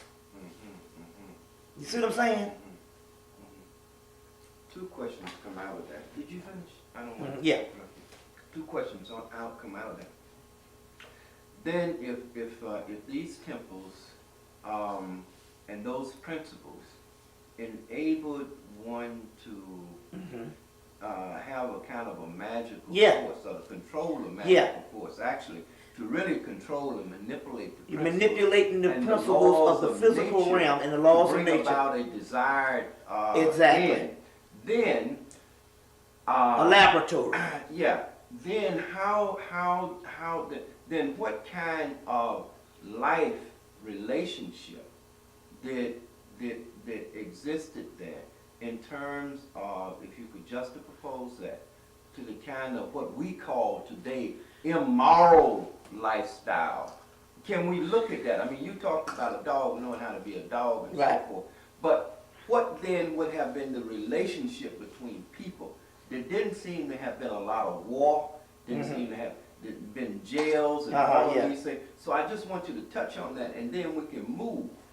What would be the you saying what would be the relationship with them? How would we look at that in terms of what we consider to be morals today? How do people treat one another?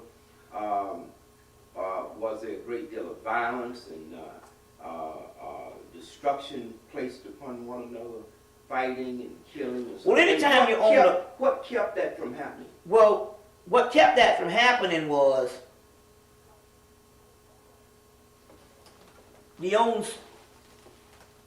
first of all, the spiritual forces on the inside of them was alive. So we were talking about gods with acting in the flesh.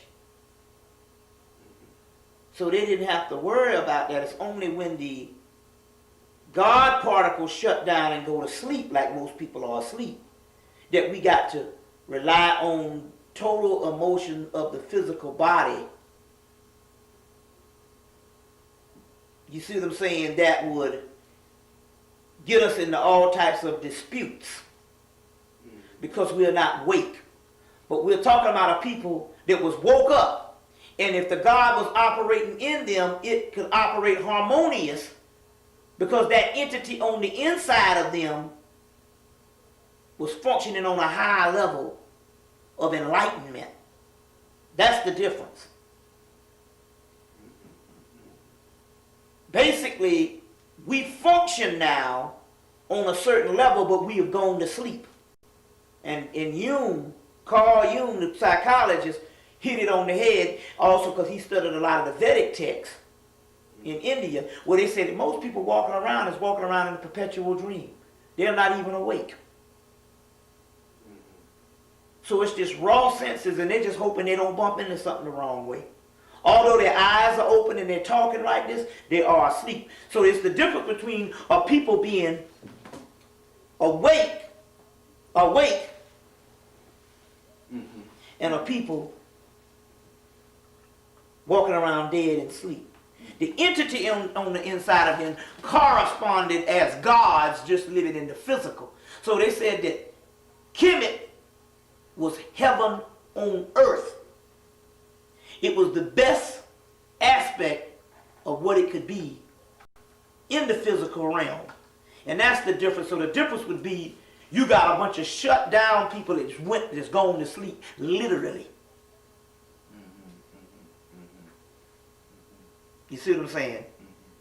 On the other hand, they were just functioning as gods. You see?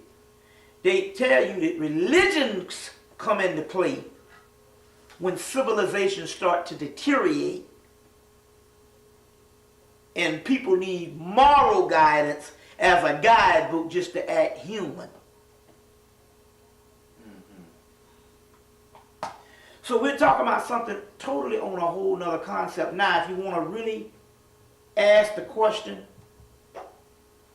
can you think of this thing in human terms on what it must have was like at that time? Yes. We can't even fathom it. Because the whole concept of what we know is based on the world around us is so alien to it. Even when they tell you that man only used 1/10 of his brain, well, that was the white man that only used 1/10 of his brain. But because we are in a society that's based on 10% brain power, we only use 10% of our brain too. So we can't even fathom what a person who has the ultimate function of his mind, body, and soul. You see what I'm saying? So we look at that as just some little primitive culture.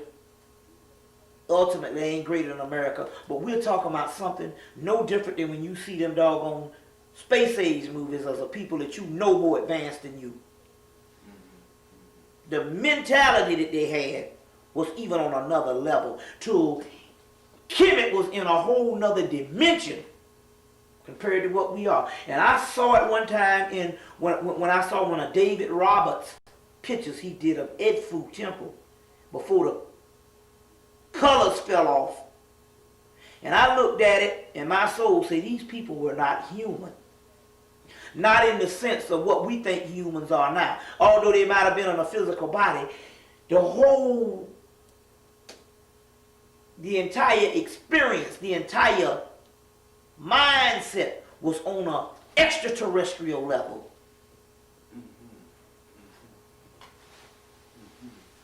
That we can't even begin to fathom what we have fallen from because we are in a dream state. And although we, a little bit of conscious people, are waking up, we just don't have the memory or the data to even indicate something like that on a world fucked up like this.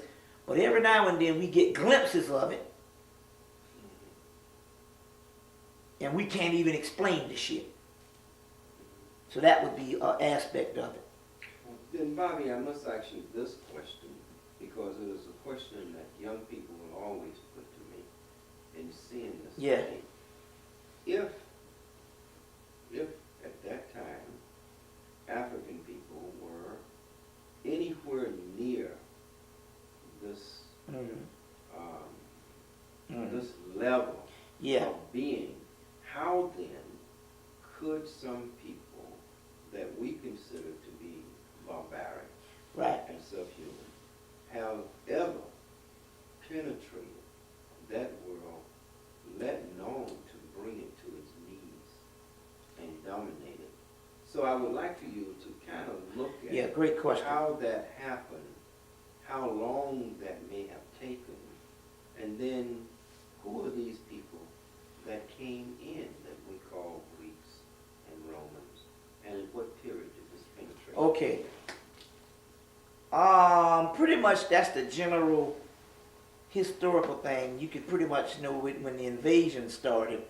That's pretty general as far as knowledge now has been covered, and it's pretty general, but what I can say is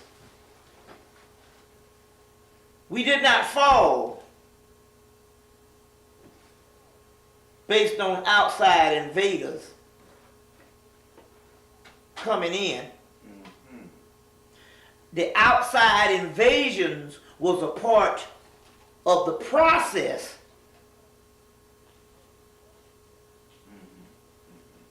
of a twilight period and a shutting down period to go to the next phase in this whole scope of things. And as a result of shutting down and have to go to the next phase, these things came into play, no matter how horrible they may seem, as a result of what it had to take to go to another phase. Now you must understand that we had spent millions of years. We never know. It's older than what we think it is. Talking about going to another afterlife. But in order for that afterlife to take place, there had to be a process to happen. In order for that process to happen, you had to have a tearing down of the life that made the civilization we call humanity, that we were a part of, great. You understand what I'm saying? And in order to tear that down, you had to have a mass form of deterioration, regeneration, and straight up disintegration. And basically, in the process of this happening, all of the other things came into play to bring that about. Because ultimately we think that we are in control, and we are not. The spirit realm that's on the inside of us dictated how it was going to bring itself to the next level. And as a result, it brought certain calamities to the outside to condition itself on the inside. Because ultimately we were talking about we were not a part of the physical realm. So ultimately we're not a part of the physical realm. The physical body that we have grown to know as us does not have the ultimate say-so. It is the entity on the inside of us. And that entity on the inside of us had to put a certain situation and conditions together to give itself the type of nourishment that it needed to throw off this physical body. And it could not throw off this physical body with the physical realm being healthy and us maintaining the greatest humanity that we had already maintained. So we're talking about a form of a process. We did not fall. We gave this shit up. Okay, we back now. I want to give you some of this information. The information can be documented if you want to buy some of this particular information, talking about this subordinate creator who is not the original God.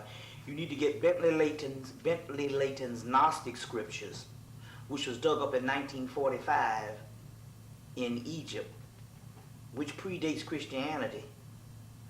And in so many words, the Christians stole another person's religion and then tried to kill them off. But in 1945, these particular Gnostic scriptures was dug up again. So you can find out about this in Bentley Layton's Gnostic scriptures. Also, I have my book, Titan 1 and Titan 2, that deals with these. I'll give you a copy. That deals with these, Titan 1 and Titan 2. And it also has the actual manuscripts. This Titan 2 is called Gnostic Mythology, and it has these Gnostic documents that was dug up in 1944, which was the story of Adalabroth that I was just telling you about. Now it quotes in this particular book, and I'll show you a quote. It talks about this. This particular entity broke away from the heavens. Because he didn't bother to look up to see that there was gods before him, he just thought that he was the God of the universe.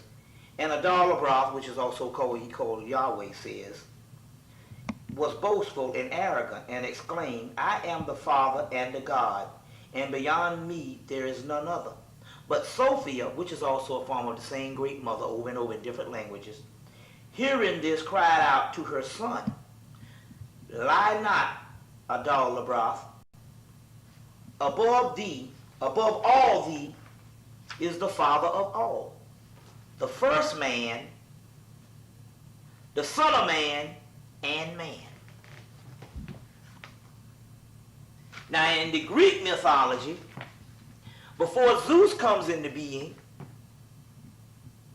which is the father of the Greek mythology, and that's where you get the origin of the word Jesus. It comes from Zeus. J, which is Jupiter, in Rome, which is Zeus, and Zeus, which in Greek is Jupiter. They took the both words and put it together, the J, which is no J in the Hebrew language, and Zeus, or Zeus, and you get the word Jesus, or Jesus.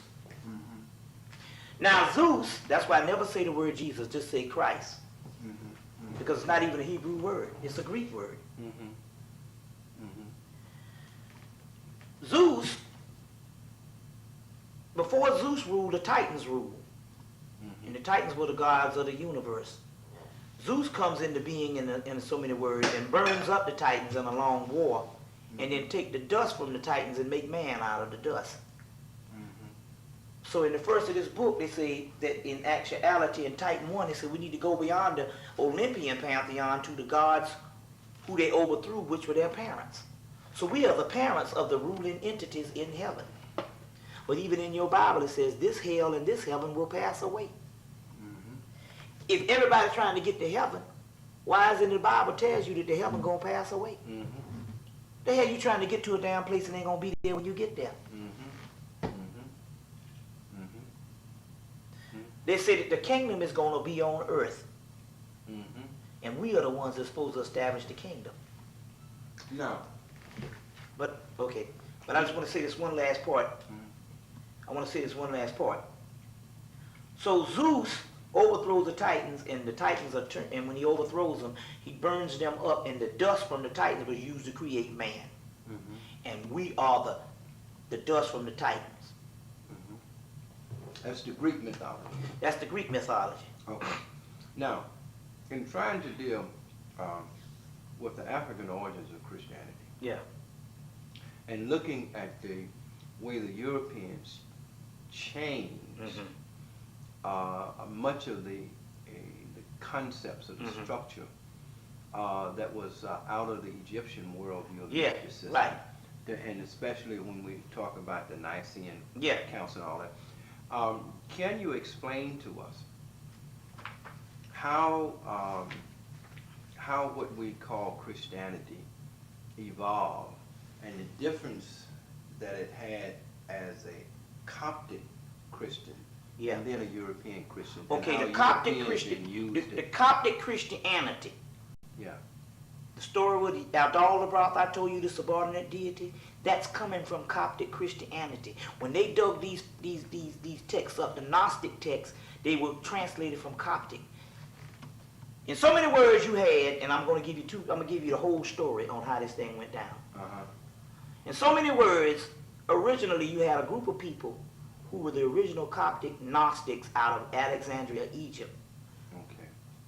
Which had been there since the beginning of Egypt, but they were called Typhonians then, and they gone through a series of things, and so basically Coptic just means later day Egyptian. Okay. They had their cult all the way up into, and when I say cult, I'm not talking about in a negative thing, we're talking about a civilization all the way up into Rome. Now, Rome at the time. One thing before you get to Rome. How did it differ from Isis, Horus, Osiris, and the Egyptian pantheon? Okay, let me explain something to you. When we get the Egyptian pantheon, we're getting most of the story from Plutarch, which is a Greek writer. When we look in the Book of the Dead and we look into most of the Egyptian things, you got to understand when you look at the large monuments in Egypt, most of those things are written in ritual. So we don't get the true pharaonic thought. When I gave you the Hermetic text, that's true pharaonic thought. But come to find out, this Gnostic thought that I'm talking about here, we find it also, that pieces of that is in the Hermetic text. So let me explain what happened. Sometime at the temple of Isis, or Aset, and I'll give you two versions. The temple of Aset, or Isis, a couple of years before it closed, maybe within 100-year period, they translated a lot of the works from Metanetta into Coptic. The true pharaonic thought that I'm telling you about is the stuff that's in the Coptic. Now I'll explain in a few minutes on what it is. On what it is.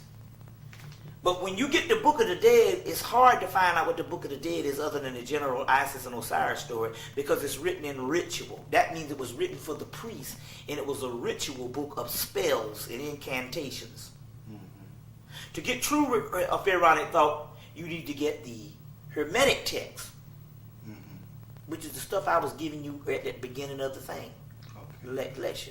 That's true pharaonic thought, as well as the Gnostic text, which is true pharaonic thought. You can't get into true pharaonic thought through the Book of the Dead, because most of the people, because the Book of the Dead, number one, is a ritual book, and it's an esoteric book, and most of the black people are not scholarly enough into the metaphysical world to understand it.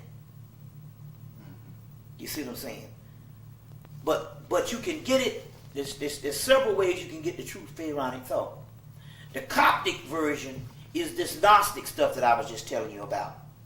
Now, I'm going to go back to that in a few minutes, but let me explain something.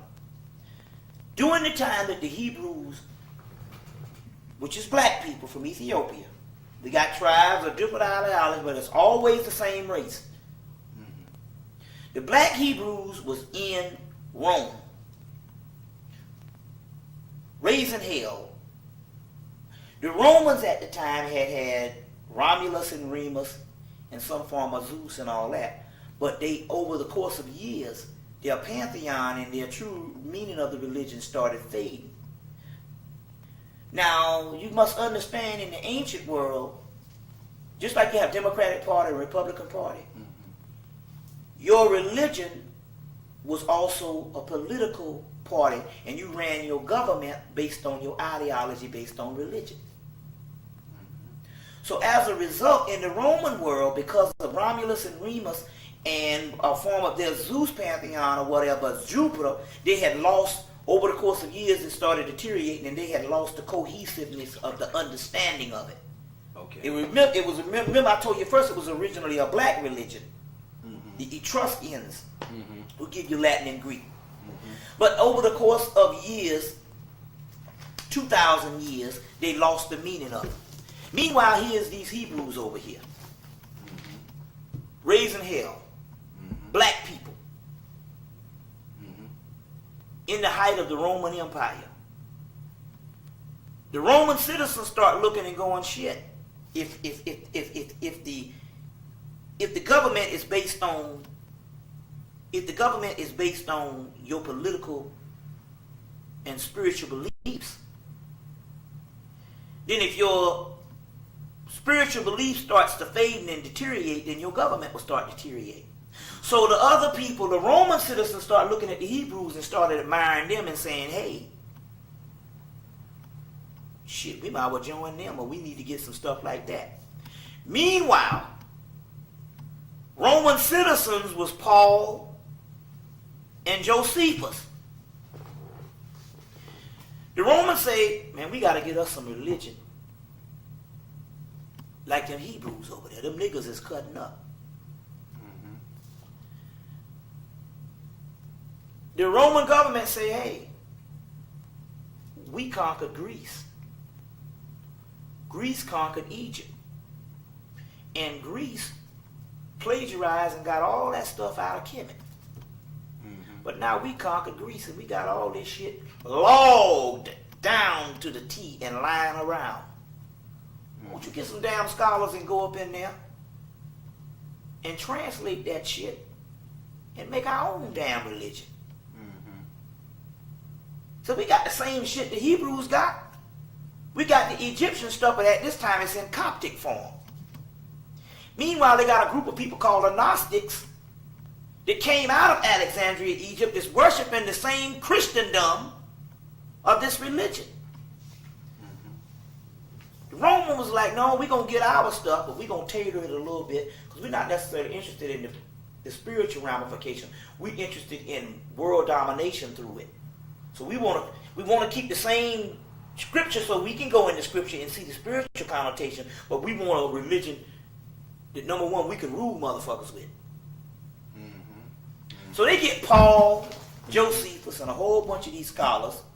Now you must understand that a scholar, or you must understand a priest at that time, was more advanced than your highest PhD in the society, a nuclear physicist. He ain't got shit on no priest in the ancient world. Bad boys. He make a nuclear physicist and a PhD look like a damn dumbass. So when these people put some shit together, it's put together. Because we're talking about scientists that's putting these shits together. So they got Paul, Josephus, who was a Hebrew that defected and started working for the Jews. For the Romans. Paul was a Roman citizen. They go in and they get all these texts that they carted out of Egypt by Greece, but they now control Greece. And they put together the New Testament out of this ancient Coptic and Gnostic material, which before it was Coptic and Gnostic, it was Metaneta. But they know, and they put all these elements together in it. Meanwhile, they got these other group of people over there, and they bust out saying, we got Christianity. These other group of people over there, the Gnostics, say, wait a minute, we got that shit too. That ain't your shit, that's our stuff. So what they do, they kill them all off. They're like, in the movie they got with a robber, with a person, you got two people, he'll take one man's stuff and steal it and then kill the man off. Say, kill him off and nobody knows. So they killed these people off and took their shit. But it was a modified stuff, and the reason why they had to kill the people off, because the people was like, wait a minute, that's modified. You got some controlling stuff there. We got the true stuff over here, and that's what this stuff here is that they found in 1945 in Egypt. All of it has an Egyptian origin. That's, But it's interesting they found this same stuff in Egypt in 1945. So meanwhile, they killed these... Dead Sea Scrolls you talking about? No, this is called the Nag Hammadi Library of the Gnostic Texts. Are those texts different from... Yeah, the Dead Sea Scroll was found in 1948. This was found in 1945. This is more advanced than the Dead Sea Scrolls. It's more of it. It's more advanced than the Dead Sea Scrolls. We talking about some shit that they can give you 1,000,000 years worth of history in about 4 or 5 pages. That's how advanced it is. We talking about each line of the damn text might scan 100 years within a fucking sentence or two. That's how advanced it is. That's the pharaonic thought I'm talking about. That you couldn't get from the Book of the Dead, but once they translated it into Coptic, we get this, what they were really talking about. And that's when this subordinate deity comes up. But anyway, they bring out this whole Roman thing, and all of a sudden, they got an instrument that they can dominate the world with. Because they have, Paul and them have gone in and tailored the shit, that it can be used both ways. But Paul and them, the one that they did, it was close to the original, till they had to do the Conference of Nicaea and 8 other conferences to modify it. You see what I'm saying? To modify it. Yeah. But what we're talking about, what is the difference between, you asked the question, what would be the difference between the modern day Christian model and the ancient model? Right. The Christian model, the modern day Christian model, was tailored to take advanced concepts that goes on the inner workings of the body and make them literal. So they say sublime mythology makes grotesque history. So one thing they did to make it literal, they historicalized everything. And none of that shit was historical. There was never Jesus over in the what you call it. I want to ask you a question. Now let's look at this. You a black Hebrew. You ought to know where the hell a damn black man came and taught amongst your ass. Why is it that you can't find no black Hebrew or no modern day white Jew that bear witness to the Jesus thing? You would think if a person gonna give you the Messiah, that's something hell to take. Everybody talk about a Jewish Messiah, but yet you can't find no Jew to bear witness to that. That's true. Why? What is that? Because the Jew knew like all the other ancient people in the world. See, we're talking, the Jew knew that, first of all, that was some Roman propaganda of the Hebrew. He knew, just like the Egyptian knew, just like the Greek knew, just like the Mesopotamian knew, like the Babylonian knew, like the ancient Africa knew, that the Christ that is to come can only come one time in history. First of all, there's two things. First of all, Christ is a title. And we all are the living Christ, because Christ is the level we can rise to. But the Christ, the true Christ, that is supposed to be the end all and be all, he can only come one time in history. And that's at the end of the world. Now I'll tell you why I know this. Because I done studied alchemy to know this. And you can quote me on this. When the true manifestation of Christ comes, the physical earth would cease to be. For the mere fact that we got a physical earth, whatever teachers or whatever couldn't have been the true Christ. The Hebrews knew this. The Hebrews said, wait a minute, hold on. We get our origin in Egypt. And the Egyptians knew like everything else. Horus comes. And Horus comes to kill. To kill? To kill. Oh, Horus comes to kill. Kill. The true Christ never taught love. That's some Roman bullshit to keep a people docile. All you got to do is just take my word for it. You go and study you can go to Greek and study Hercules. That's the Greek Horus or Apollo. But you can study Horus or Heru. You can find out something about Heru. I'm going to tell you what this is. You won't find no text in Egypt where Heru is talking about love. Heru does one thing and one thing only. Avenge his father. He kicks ass. That's all he does. He kills motherfuckers. That's it. That's what he does. The Greek version is Hercules, which is the same story, because he don't do but one thing. From the time he born till the time he die, he kills everything in sight. Cleaning house. So the Hebrews knew. They knew that when they was talking about a person coming back talking about all this love and all this kind of thing, they said the true Christ coming back to kill the world.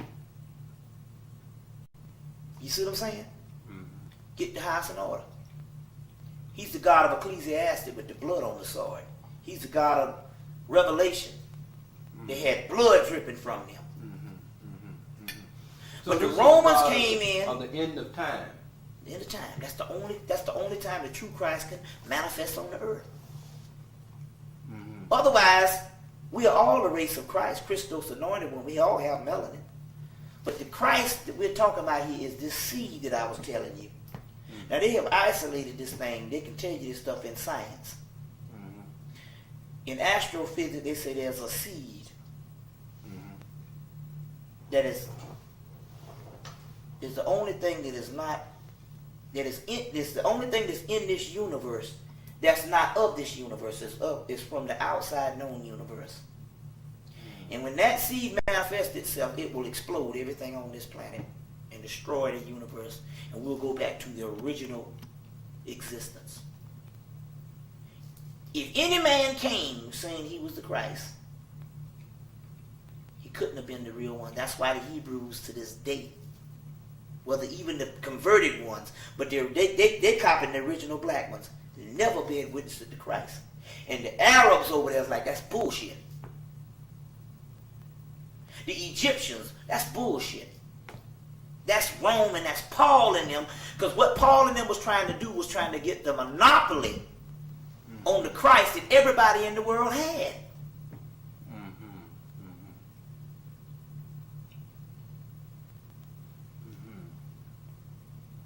You see what I'm saying? And the Romans say if we can get the monopoly on this Christ, we can rule the world with this thing. see what I'm saying?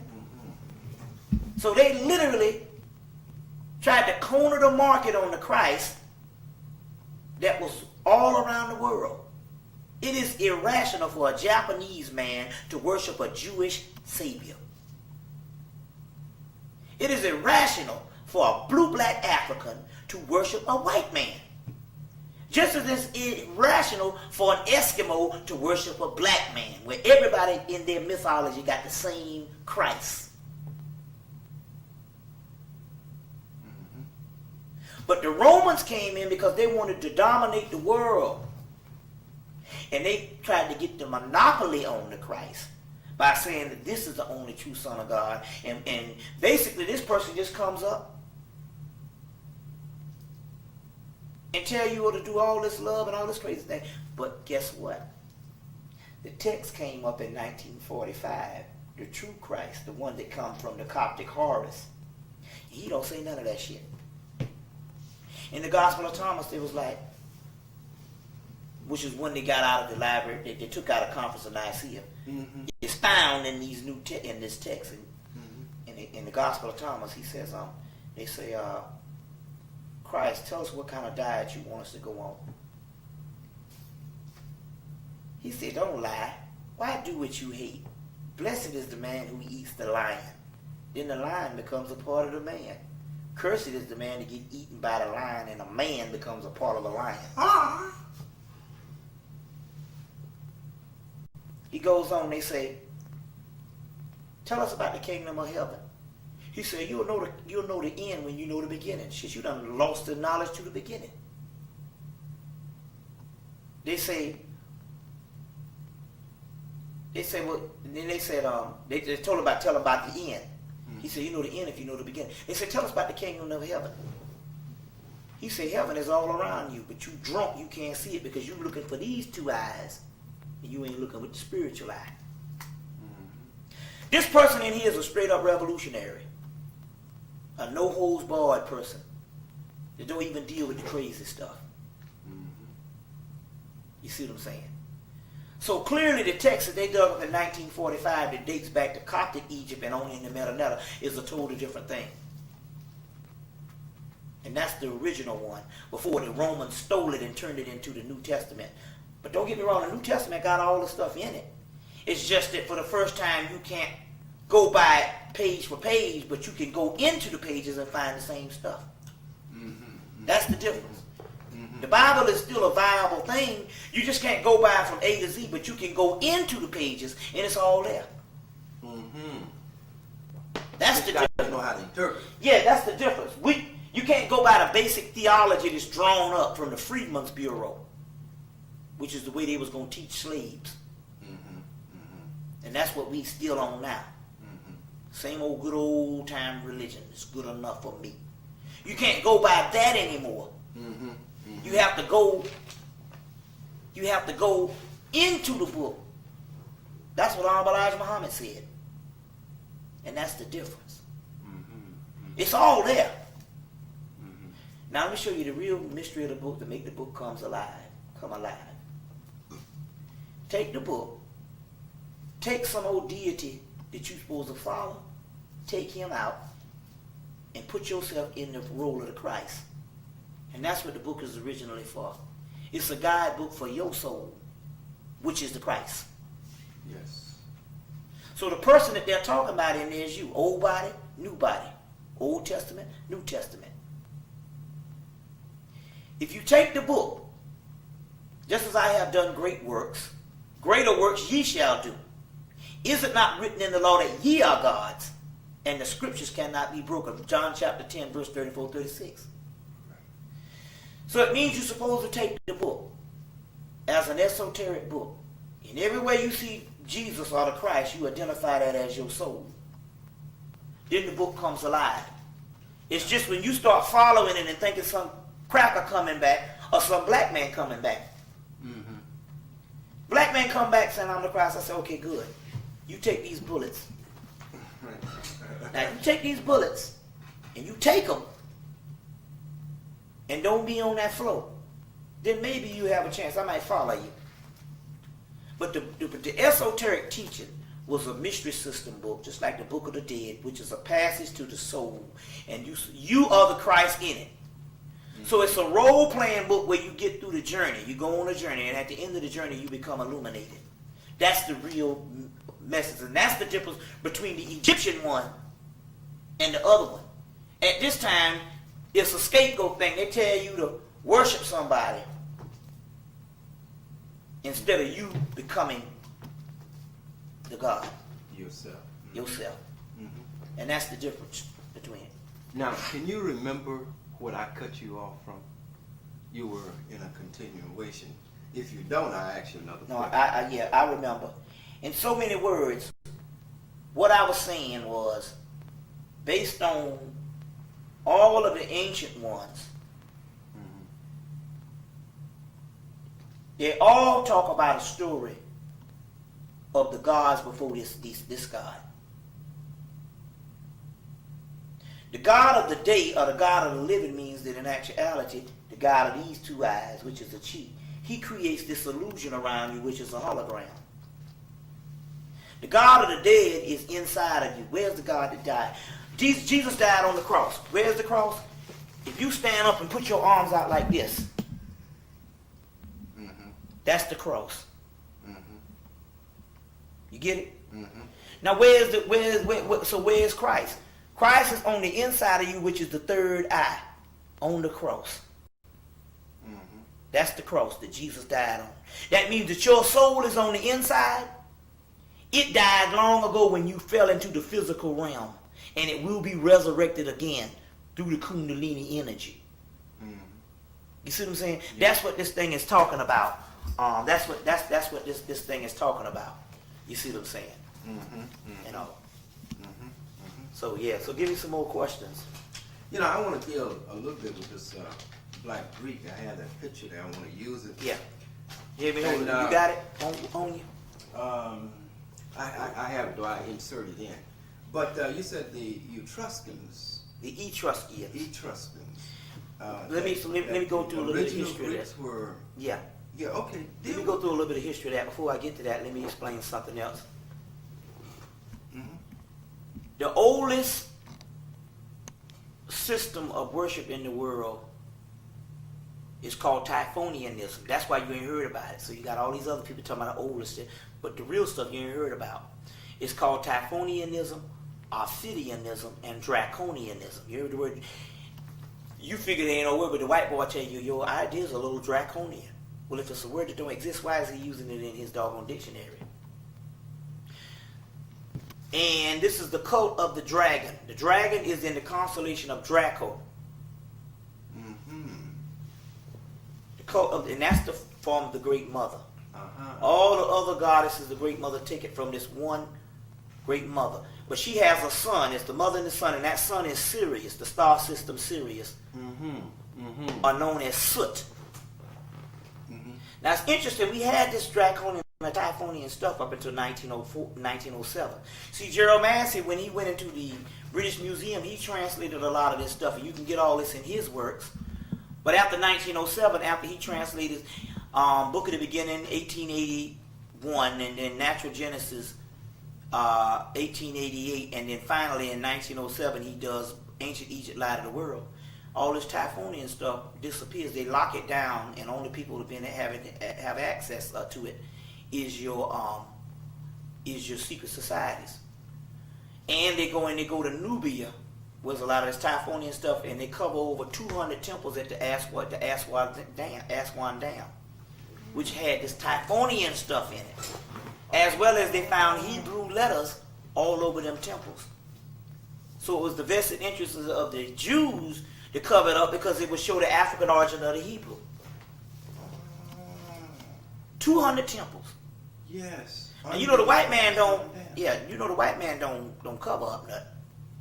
Mm-hmm. So you know it had to be some real serious shit for him to cover up 200 temples. And they digging in Egypt this day, and they got 200 temples up under the Aswan Dam, up under the river.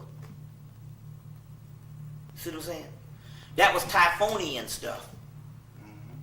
Now the Typhonian stuff of the Great Mother and the child developed, matured, and declined even before the first monumental phase of Egypt, where the big buildings of the dynastic Egypt. The dynastic group came in, which is your Ra worshippers and Osiris, and they replaced it, the Typhonian, and they wiped it from the monuments. And Osiris takes on the attribute of soot, and Set becomes his nemesis, or he becomes his enemy. But Set is the oldest god in the world, and Typhonian's attributes before it comes Osiris attributes before there was Osiris used to belong to Set. All this is in Jeremiah's Ancient Egypt, Light of the World, as well as Albert Churchward's Evolution, Origins of Christianity, Evolution, Origins of Religion.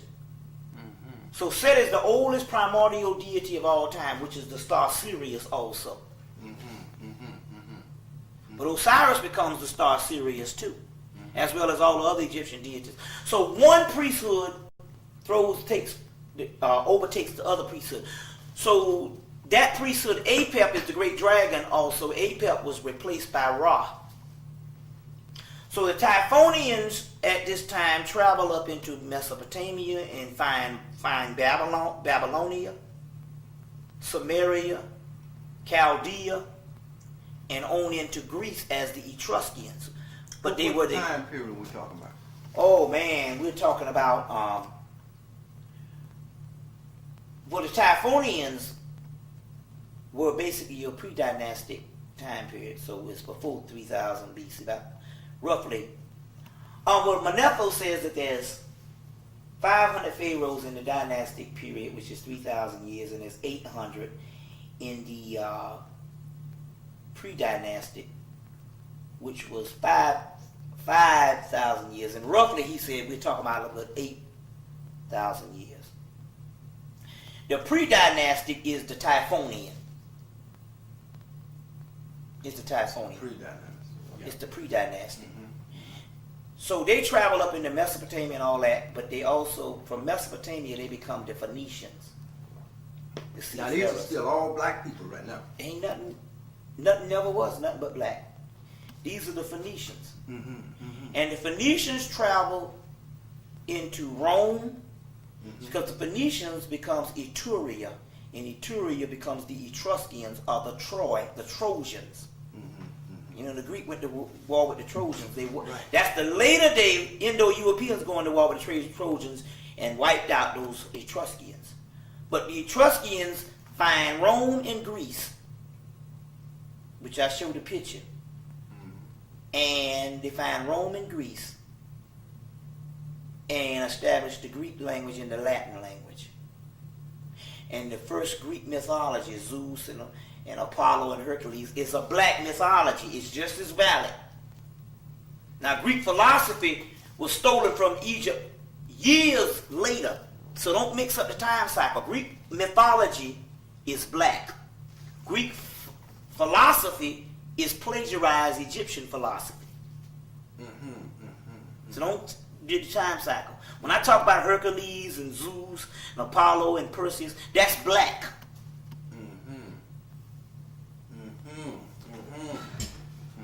It's not later. It's just the Phoenicians' religion of the Typhonian stuff. So you say, well, what did the Phoenicians or the Etruscans worship? They had the religion of the whole Olympian deities of Greece, which the later Indo-Europeans come in and wipe them out and then take their shit. You see what I'm saying? Now this time period would have been around when the Indo-Europeans come in, would be around 800. It would be closer to the time. It would be maybe a couple of hundred years closer to the time that Greece comes into world history as this white 2000 BC. That would be around 500 BC. Yeah, whatever the time thing is, like that and all. So it's no different than, everywhere you go, you got your Dravidians. It's the same story. You got your Dravidians, Indus Kush in India, and then the Indus Valley, and then what happens? The Indo-Europeans come in, and because India is a big place, they don't wipe out all of them. But you have, further to the north, you get a lighter type of Indian. It's a caste system going on. You know what I'm saying? Yeah. The Greeks never were all white. I can see. As a matter of fact, when you see the Greeks now, they got nappy hair. Yeah, I can see that. And if they got damn nappy hair in damn 99, then you know 2,000 years ago they had to be all black. So we still talking about primarily a black culture, even with the influx of the Indo-Europeans. You see what I'm saying? They never were always. That's why Charles Finch say when the Greek has the Greece and the ancient Greek, when they did the survey, had a heavy sickle cell trait. So that means they had to be black. See the difference? And that's the difference on that. You see what I'm saying? So that the Etruscans is that particular group of people, which the picture shows. Now, I got the picture. I can run in and get it if you want. No, I'm gonna add it in. Add it in. Yeah, you got it. Okay. I got that. Yeah. So, yeah. So that's what that is. Okay, that's marvelous. If we look at then when the Egyptians or when the Africans finally lose power, what was it within that culture that I'll tell you what it means. Unfortunately, and fortunately, we're connected with nature. And nature goes on a series of cycles. And everything in nature, the force deteriorates and then regenerate. The problem why we got a problem with this is because still in our mind we got the Judeo-Christian mentality that the earth started 6,000 years ago. So therefore we figured at the time when Egypt came was relatively a short time. Let's put it this way. When the monumental Egypt that you know of as dynastic Egypt comes into play, it's over for the Egyptians. Listen what I'm telling you. When dynastic Egypt, of what you know of with Egypt as the civilization that you so much love, that was the lowest point for the damn Africans. Although this is the highest thing, the civilization that the white man can't even get to, that's the lowest point for us. Well, why do you say that? Because wasn't it then when they built the pyramids? Yeah, no, they built the pyramids before that. Way before then. You see what I'm saying?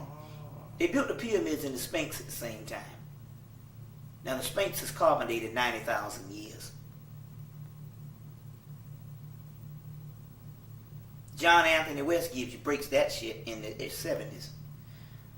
The pyramid and the Sphinx is one complex. They didn't build one after the other. The Sphinx is carbon dated 90,000 years.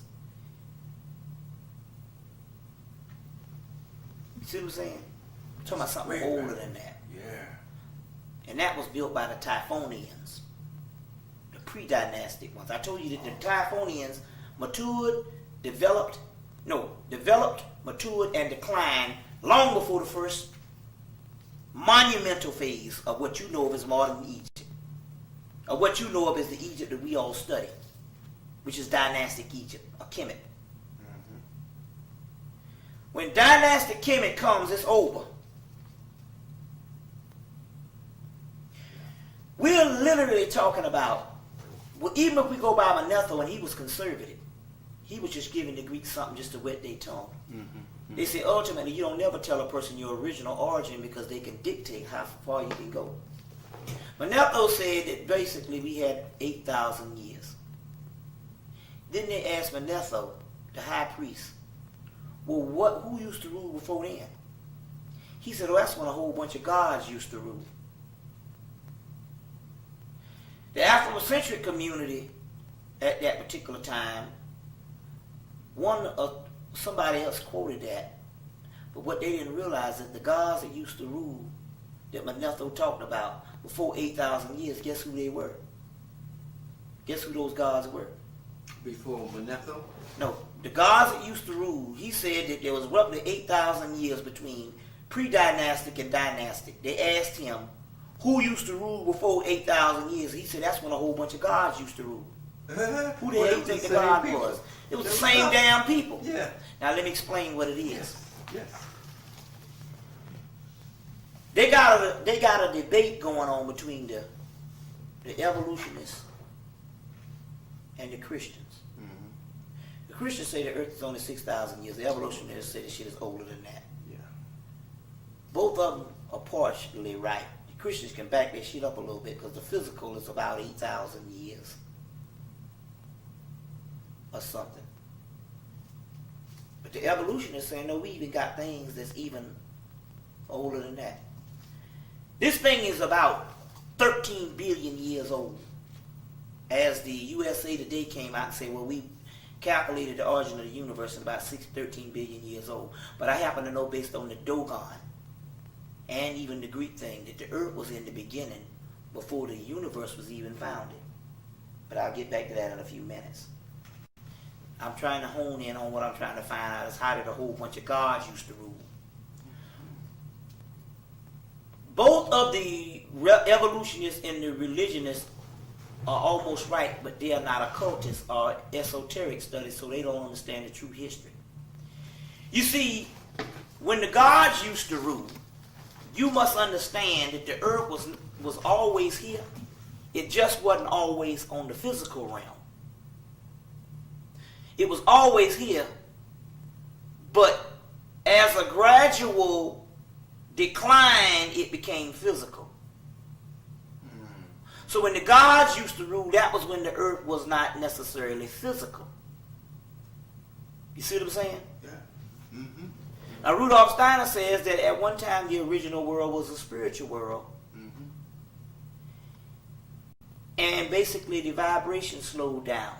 And as it slowed down, the composites came together, the elements came together, and as slow vibration, they came together and became more dense. And our bodies became more dense. Our bodies became more dense.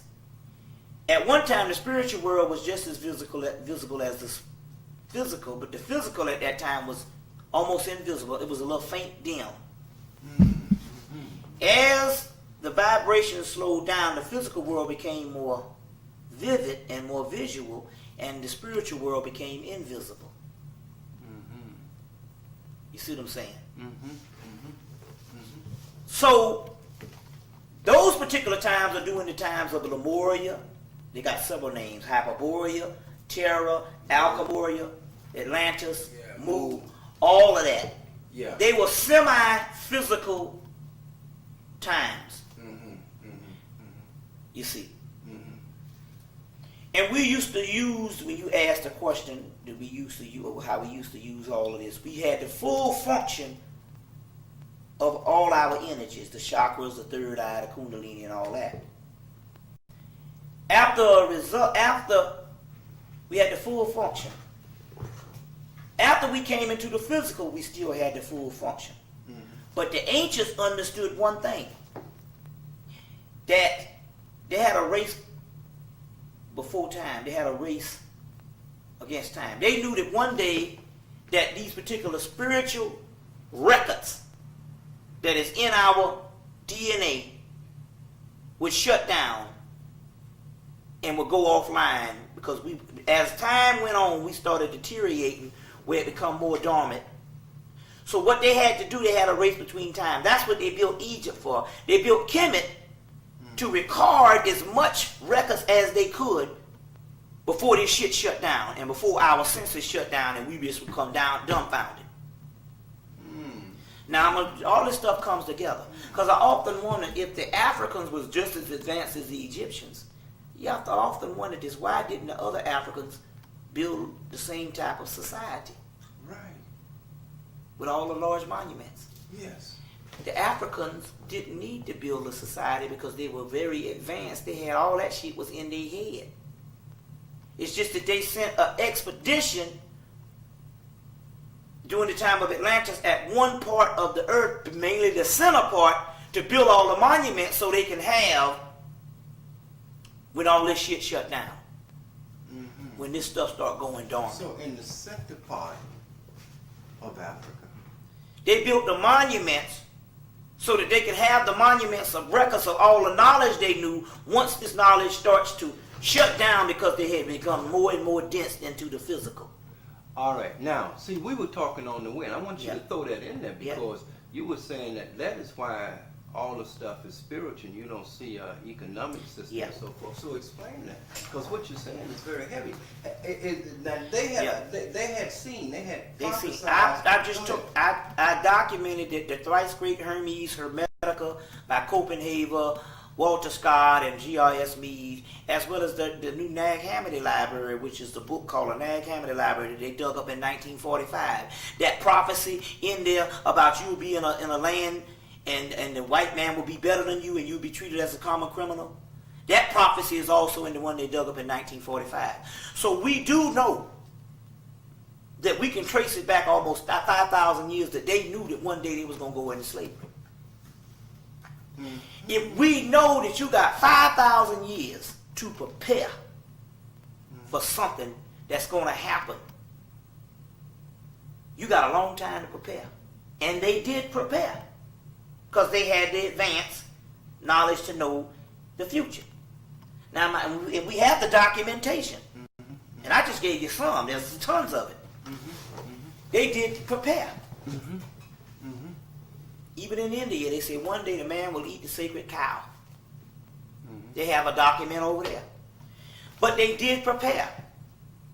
So now, here we are in 1999. So pyramids and all of these, the Valley of the Kings, the tombs and everything, Yeah. all of this is a part of that preparation. All that. All your temples. All the papyruses. Then they gave it out to the world.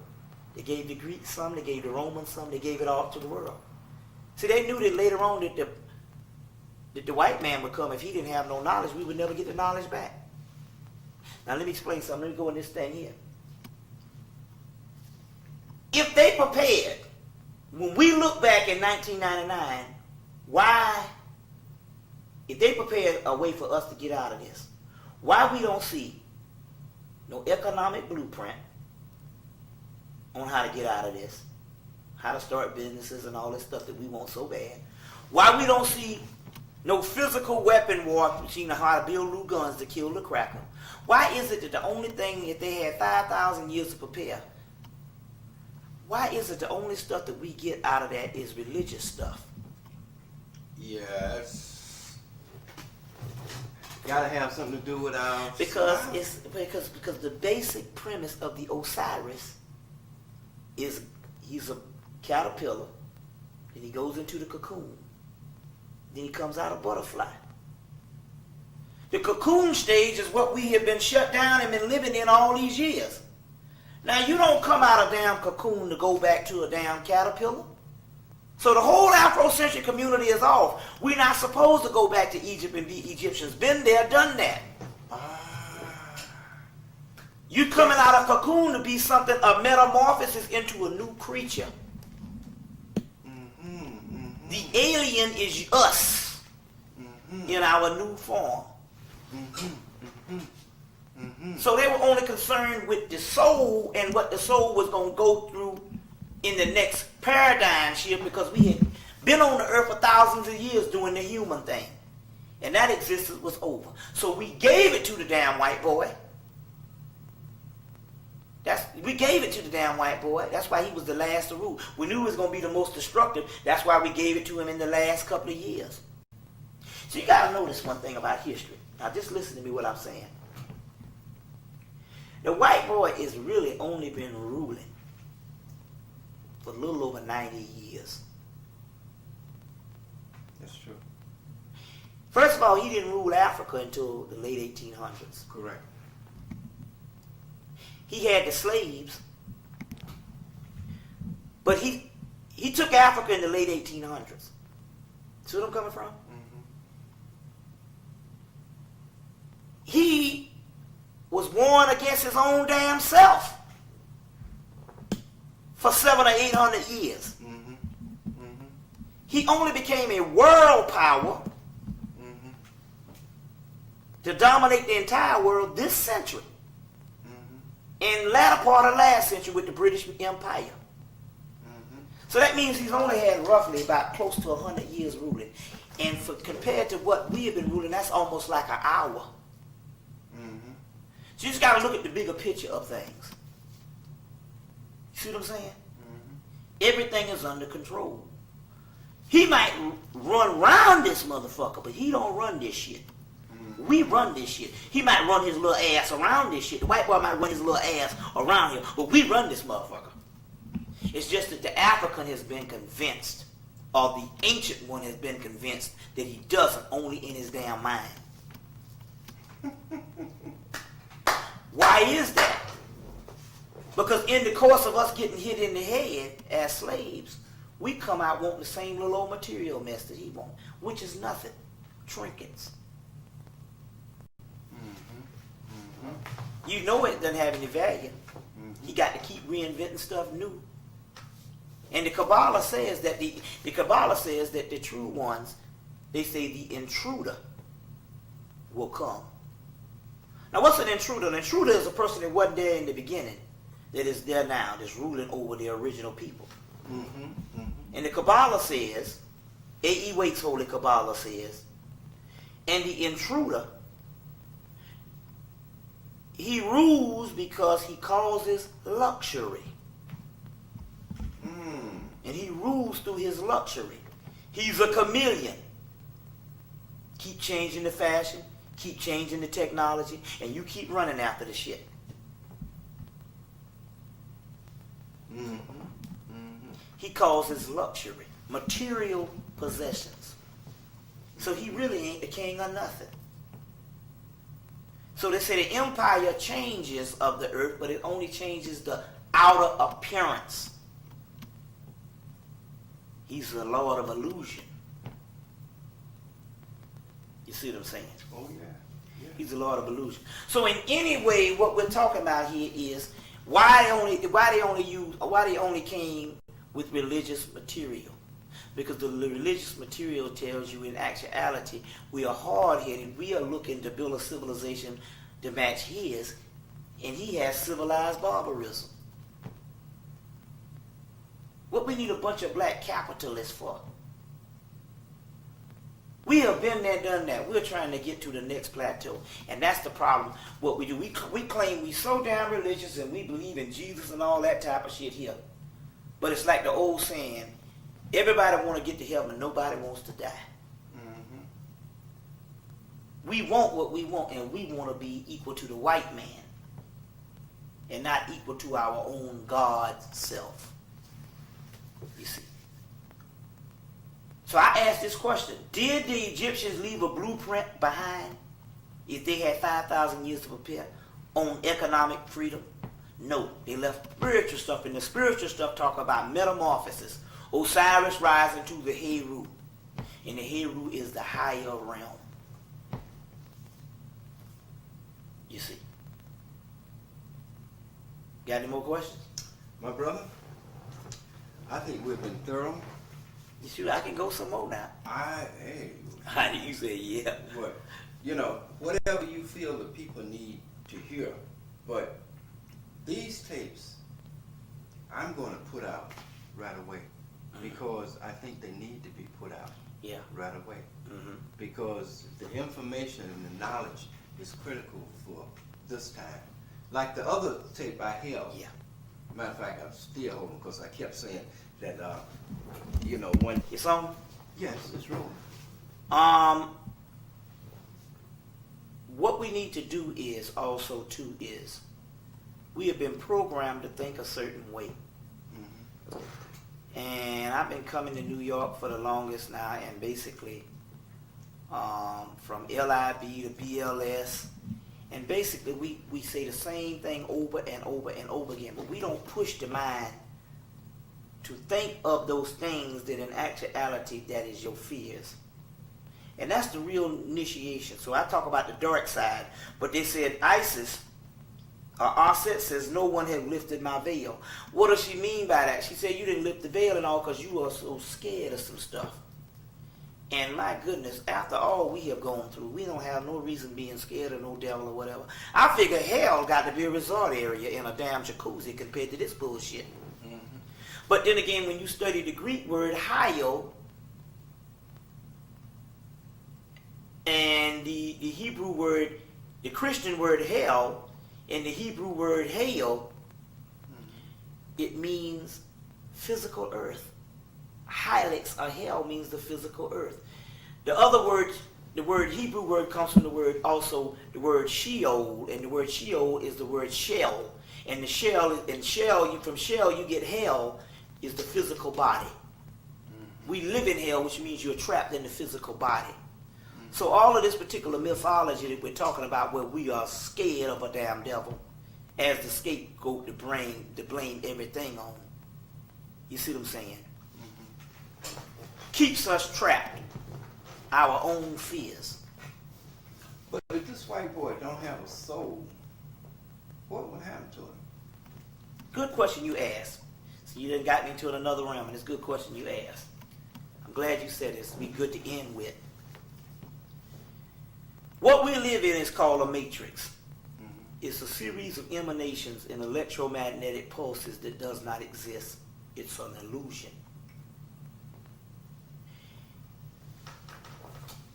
We used to be the gods of the universe before our children took over. Our children, when they took over and they trapped us into the physical realm finally, they put the brain on us, and the brain gives you the illusion that this is all real. It's only the wiring of the brain that's telling you this. It does not exist.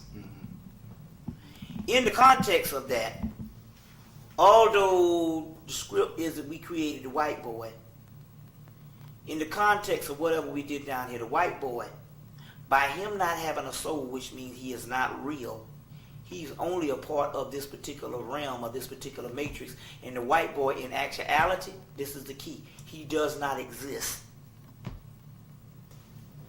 He sure is kicking a lot of ass. He's sure like kicking a lot of ass. When we went to, when my girl, tell nobody that he enslaved that he didn't exist. Let me show you something about slavery. See, even when you go even deeper into it, and this is one thing you must understand, when you go deeper into it, slavery was a part of the process. It said, out of Egypt I will call my son. Mm-hmm. In alchemy, which is the highest form of the Egyptian mystery, is called the royal art. Mm-hmm. And the royal art was alchemy, the learning of the soul and melody. Mm-hmm. Intersection of alchemy, the ultimate goal of alchemy is to take something original and make something new out of it. Mm-hmm. It's called illumination through putrefaction, where you take something from one stage, take it to its lowest common denominator, which is a form of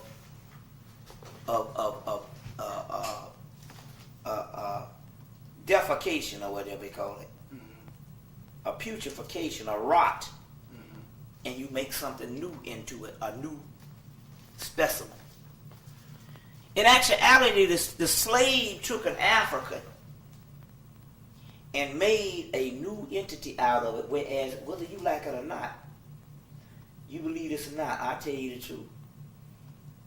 In the 20th century, mm-hmm. from 1865, mm-hmm. you say what the fuck you want, and them damn Africans can say what the fuck you want.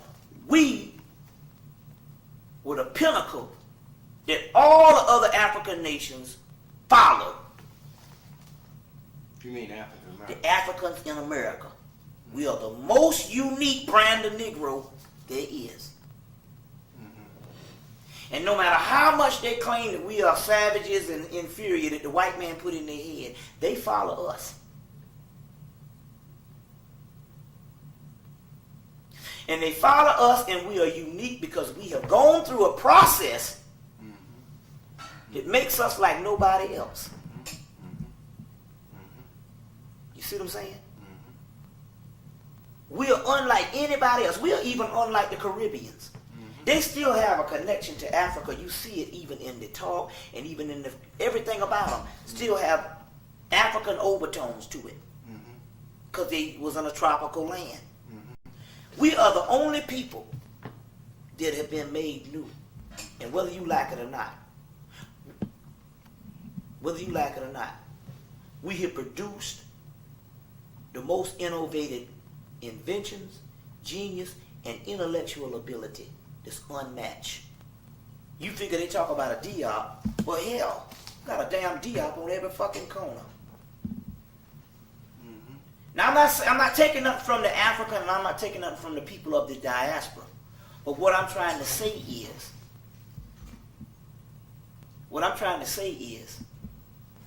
we have been at the forefront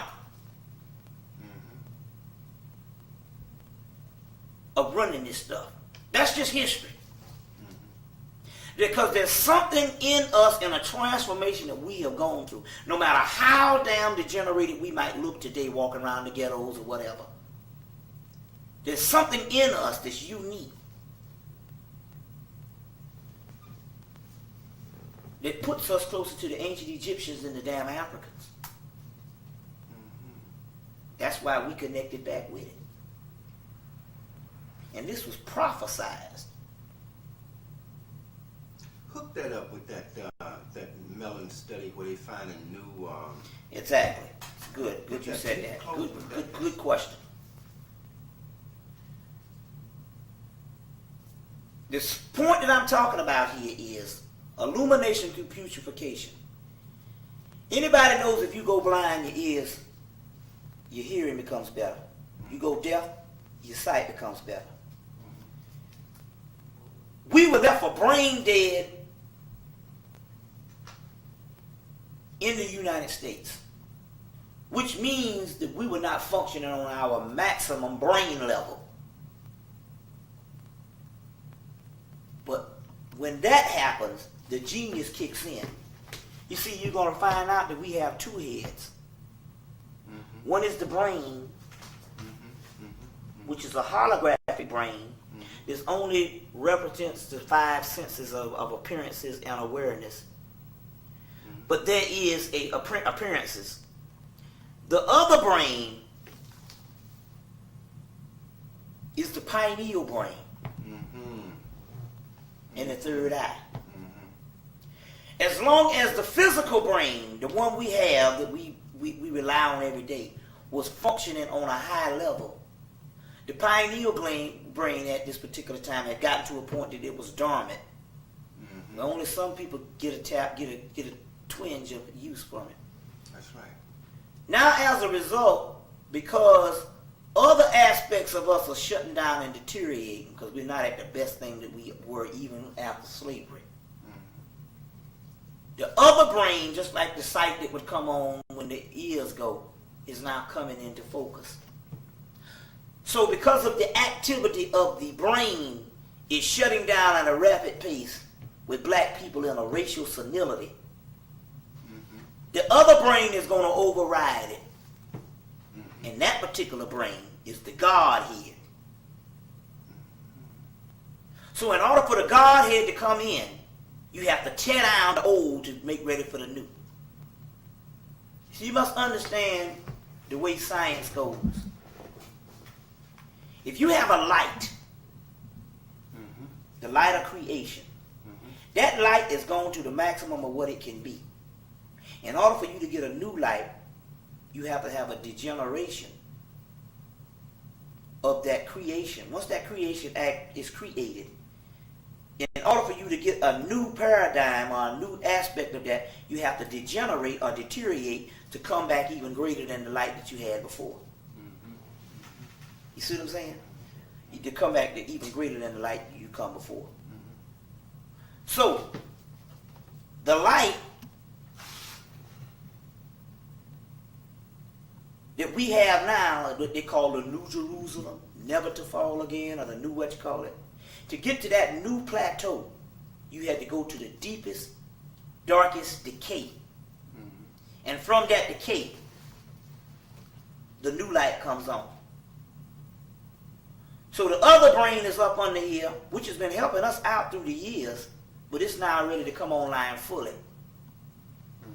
And anything that you know, if you wanted to build a brand new building, and you already got a building in that spot, you got to get the big old ball and chain, or you got to get some stuff they call implosion, where they blow it up by using the force of the building, centrifugal force. Well, that's what's happening with us. We're being imploded from the inside out. You see what I'm saying? So now, to understand this on a scientific terminology, Correct. we have more than one double helix structure of DNA. We have several structures, but they have been dormant because we've been in the physical body so long. Now, because we are rising, what is happening is a sister from Detroit that is good friends with Richard King, and she was telling me that she works in the hospital, and the white boys are studying the black DNA, and every day they find new amino acids popping up on it. And those amino acids are nothing but those new DNA strands coming online. Meanwhile, out in space, which is a reflection from some shit that's going on the inside of us, at the Orion Nebula, they're finding all these clusters of stars being born. And planets. But what they're not telling you is, that stuff up there is called a holographic universe or a petty universe. It's only a reflection of what's going on the inside of us. So just as those clusters of stars is being born in the several nebulas in the Orion Nebula, there's energies being born in us and coming online. And that's those particular worlds that's coming online.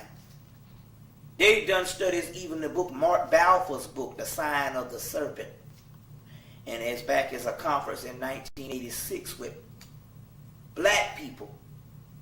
No, with white people that had this conference. And they concluded that the old Kundalini energy of the serpent that was lying dormant for thousands of years is now on the rise, as well as 1986.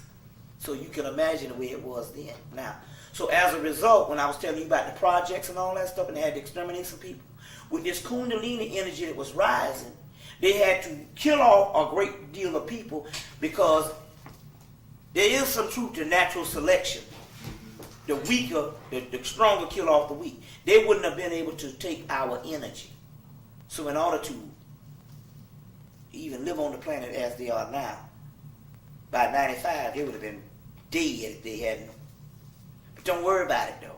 It's inevitable anyway. So the white boy is trying to kill us off before we... Well, now, actuality, he realizes that he can't kill us off and live on the planet. But he's trying to control our population. He's trying to control the population for the simple doggone fact that too much of us on the planet, that energy will kill it because of the energy that's rising within us. Because it's just like any other species that kills off the natural. You see what I'm saying? Yeah. Now let me tell you another thing about the white boy that a lot of people don't understand. The European is not racist to you based on he's taught racist. The European is racist to you because he can't take your energy. Mm-hmm. I believe that. There's a certain energy that we have in us, and when it crosses his streams, he can't take the energy, and it comes out as racism. Yeah. Yeah, I believe that. Now let me explain how this energy is. Based on the science that we get, the white boy is a cross species of different animals plus some human DNA. And the human DNA is what gives him 2 arms, legs, hands, eyes, and all that. Although he don't look like you. But he has several, ape, some pig, you see the white skin, some other stuff. His hair is even fur. So all the black women putting fur in their hair don't realize that ain't nothing but fur. Nobody got, the only animals that's got hair like us is revered as Christ animals, the lamb and all that type of stuff. But him, he has fur, and all the animals have hair like him. But the point I'm trying to make is this here. Now listen to this science here on how this particular racism works based on the energy. If you go into the forest, or you go to the forest, or you go to the jungle, the most strongest animal in the world, everybody will tell you that those animals are scared of you more than you are scared of it. Mm-hmm. See what I'm saying? Mm-hmm. You go, that bear is scared of you. That's what makes him attack. Mm-hmm. See what I'm saying? Mm-hmm. That's why they say stand real still and all. If he don't feel threatened, he won't attack. The animals only are threatened if they attack. You understand where I'm coming from? Mm-hmm. So this is the point I'm trying to make here. Since he's made up of animal DNA, the European, when he comes in contact with a human, that xenophobic fear automatically comes out, just like the bear does in the doggone forest, because he's got latent animal DNA. So therefore, just like the animals fear the humans, he fears the humans too, and we just so happen to be the humans.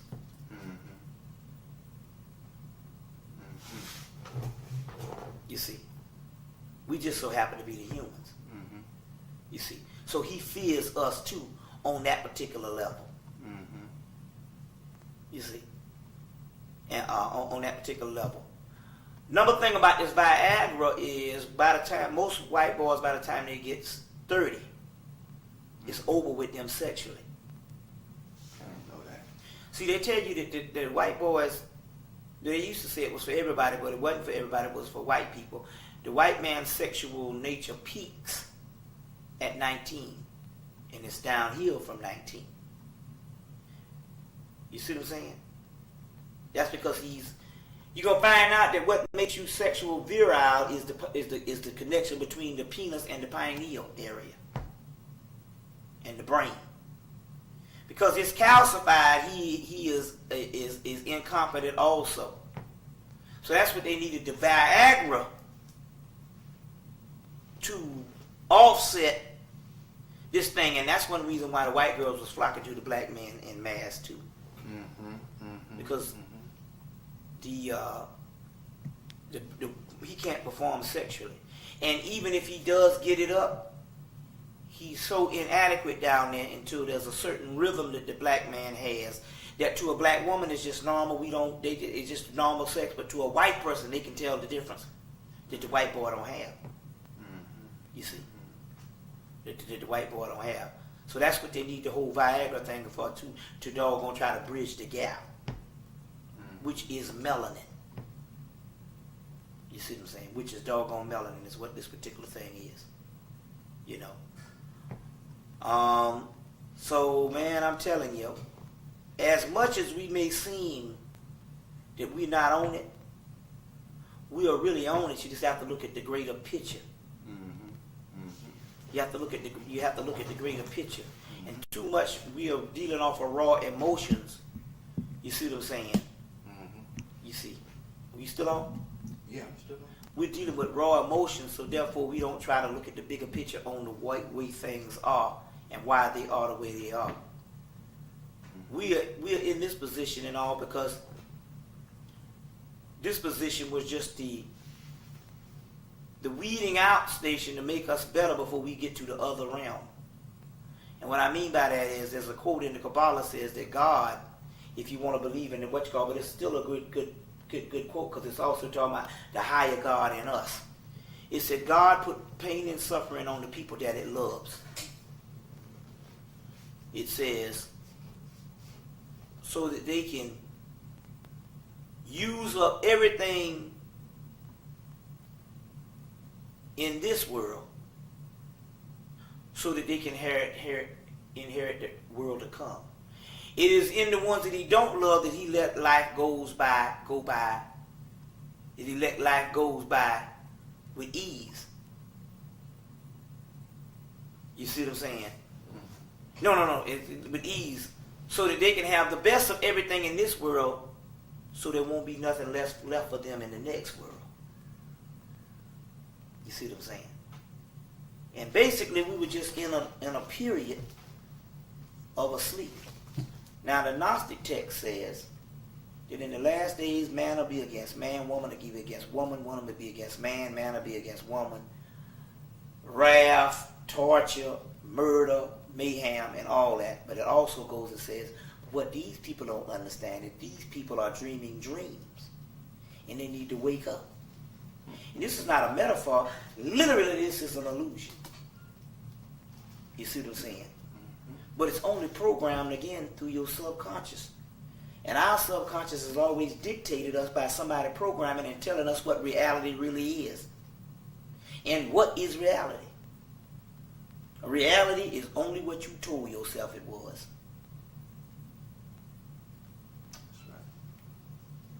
That's right. My brother, Mr. Hemmitt, Bobby, good brother. I'm going to let you retire for the night. I want you to do one thing now. I don't have a release for you to sign. And we do some TV. So I'll need you to give me a release verbally on camera. And that'll suffice. So you'll do what, the cable show? We do cable? Yeah. Mm-hmm. I may run this on the cable program also. Oh. I probably will run this on cable. Yeah. Whatever. That's the release. You're welcome to do it. It's time. All right. And so you give me also release to market and everything. Yeah. All right. Marvelous. That's right. Okay, my brother. Thank you. You got to give me my tape. Oh, yeah. You're going to get that. I'm going to set it right on the camera. You're All going right. to get his tape. Soon.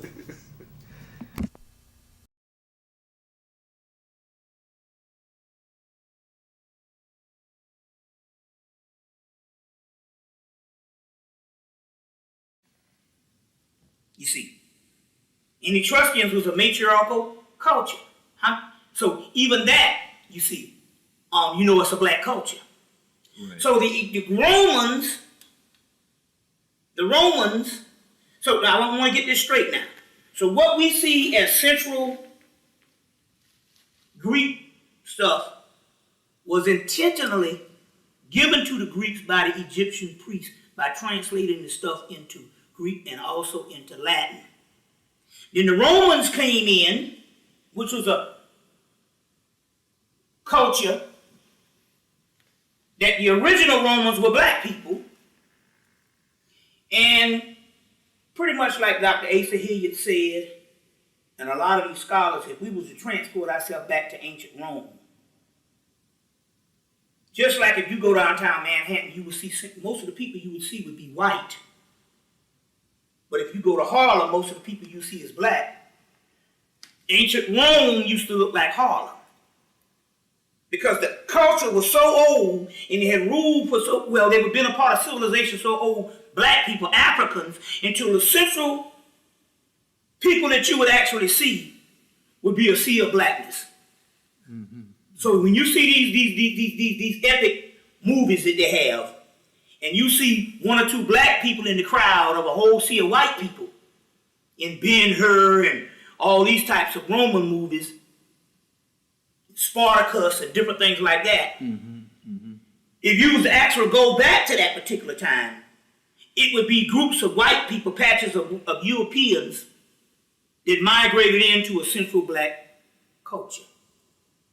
Mm-hmm. Or you would have a group of people that came together as a Roman Senate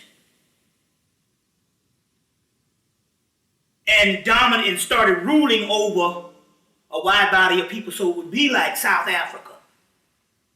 The masses of the people are black, but they got these rulers that migrated in. You see what I'm saying? Mm-hmm. But here go again, we looking at stuff in the modern mind, because I got pictures of Roman families just black to this day. If you go to Rome, they got nappy hair. You see what I'm saying? How then was the culture of the Romans so different from that of their predecessors if they were still black people, Egyptian people. Okay, the culture and okay. you know, the culture. it's Now different. remember, now some of this culture started. It wasn't the central people of the land that was running it. It was these usurpers, just like you would have in South Africa, that had come in. You see what I'm saying? That had come in and started imposing things. Now let me give you an example. They talk about Roman genius, and they did this, the bathhouses and the aqueducts and all of this kind of thing. They said basically the Romans benefited from when they would go into places in Africa and around the ancient world and take slaves, and those slaves would take their technology, they bring them back, and they would use their technology to build Rome. So even from the buildings and from anything they did, it wasn't the actual Roman people that did this. This was the people that they colonized. You see, or extrapolated. And these geniuses around the ancient world would come in and build the Roman engineering. You see, the Romans didn't do nothing, but it was just a small body of people that didn't know how to do but one thing: kill people and have people being killed for recreation in the Colosseum. You see what I'm saying? But here's a people that knew how to acquiesce certain material that they had gotten from the ancient people. So, let me give you a classic story. A classic story was that they were dominating the Hebrew people, and at that time, Hebrew people were black people. The white Jew didn't come into the picture until Spain. He was converted into Judaism. So the ones that were nothing but were nothing but Upper Egypt, Lower Egypt, which is Upper Egypt, and Upper Egypt is Lower Egypt. You see what I'm saying? Right. So they called the bottom part of Egypt, going into Ethiopia, that was called Upper Egypt. The top part of Egypt they called Lower Egypt. The Lower Egyptians later on became your Hebrews. So we still talking about a branch of Egyptian family. Because even in Hebrew mythology or Hebrew lore, they say that Mizraim is Egypt, and that's one of the tribes of Egypt, tribes of Israel. Then you get the word Israel, Isis, Ra, and El, or Al, because one of the names for Horus is Al. So Israel is Isis, Ra, and El, because Ra is also interchangeable as a form of Osiris, because Osiris is the hidden god. When you get the word Amen, Ra, Amen means hidden. So Isis, Ra, and Al, son, Horus, Israel. You see what I'm saying? What we're talking about, nothing, just other branches of our family. Whether it's Phoenician, whether it's all of this type of stuff, whether it's Sumerian, we talking about nothing that was not black. Everything was black. Now, in dealing with this, when the Romans was ruling over, they got ruling over Israel. Parts of Israel in Palestine, Jerusalem, or what have you. At that time, in order for the people at that time, so they talked about the Roman Senate and the first, and the Greeks and the Romans, the birthplace of democracy. But all those are later concepts, and those are concepts that was given by the Senate. But the actual people of that land, if you didn't have a central religion or a central system of spirituality, the people would rebel. So what happened was they had these Hebrews in the area that had a proud tradition of whatever they was into based on their religion. So the Roman citizens is going, look, we favor them because these people have a central way of worship, a central way of life based on their religion or based on their system of spirituality. At that particular time, the Roman mythology of Romulus and Remus had fallen into disrepair because the Roman emperors was telling everybody that they were the gods. So you worship Caesar. So as a result, after a couple of 100 years, the actual central theme of mythology started falling into disrepair. Okay. And they knew that the Roman people would start to rebel. But then they started seeing the Roman people gravitating to around a new offspring of Hebrewism at that particular time, which was early Christianity, which is different from the Christianity that the Romans did. I'll tell you that in a minute. But they were going to, it was Gnosticism and the Hebrew thing, and the central people in the culture started looking at people outside of Rome as a central aspect of spirituality. And if Rome couldn't convince the people that to follow Caesar, then the people would rebel and Rome would fall. So Rome said, look, we have to get a central religion. They say now, the Egyptians invested in Greece with all these texts. We took over Greece, so now we own all of the texts.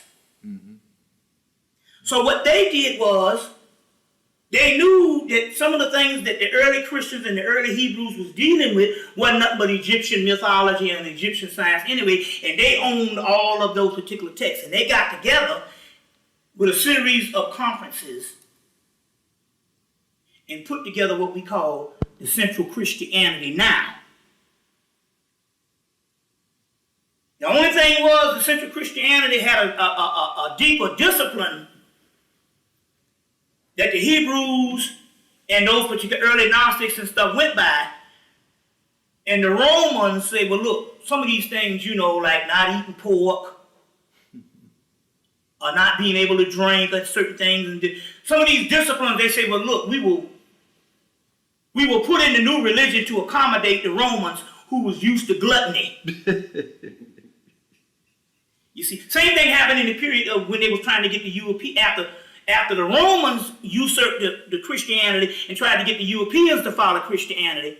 The Europeans said, well, look, we'll follow Christianity, but we got to take our festivals and our different practices. You got to incorporate them into Christianity. So all these winter solstice and these festivals later on became Christianity, Christmas, and some of these festivals that the Europeans had around that time, they just usurped them and put them into the Christian holidays, or made them into Christian holidays. But if you trace them back, if you trace them back, you will see that they were pagan in that particular way, which was some of these festivals. Right. So as a result, Rome had to make a central religion of the state, but they had to make a religion that can accommodate the masses of Rome. Just like now, it's easier to be a Christian than a Muslim, or either a Hebrew, or the Jewish thing later on. Why? Because Christianity, you get to do certain things. Basically, you can do the hell you want as long as you ask the Lord to forgive you. Right. You see, and that accommodates. That's why we ask the question, well, if you don't even supposed to eat pork, why do Christians eat pork? Because they said that what the Romans, it goes all the way back to Rome, what the Romans did for the Roman citizens, and they said it was also the Pauline doctrines. You see, Paul was a Roman citizen. Paul was also an agent for Rome. Right. You see. So he fashioned the Christianity without the strict doctrines so that the Roman people could acquiesce it. You see what I'm saying? And that's what Central Christianity is about, is something that is designed for Roman consumption and later on European consumption. Correct. You see what I'm saying? European consumption. Because the African way of it, you start getting into ways of life. Certain things you don't create. And we see this when we see Christianity. We even see this when we see Judaism, which is ancient, it's spin off of ancient Hebrew. It's just that we don't know what them Jews do, but they got all these strict rules and stuff. Well, stuff gotta be kosher. You see what I'm saying? We don't eat no shellfish.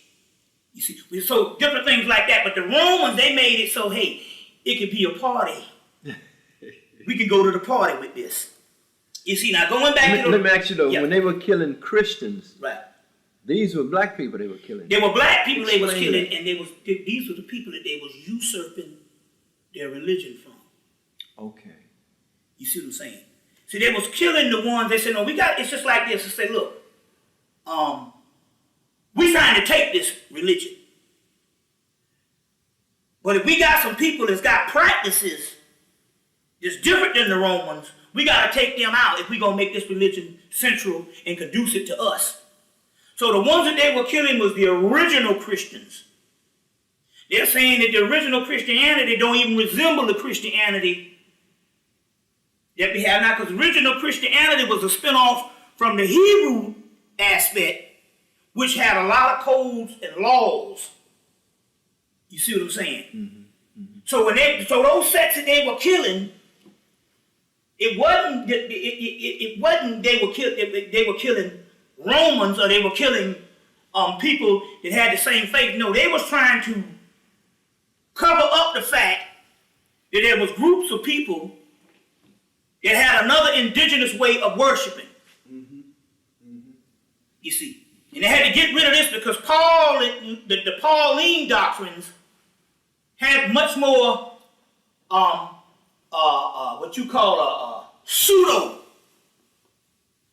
type of practices that the Roman people could get with.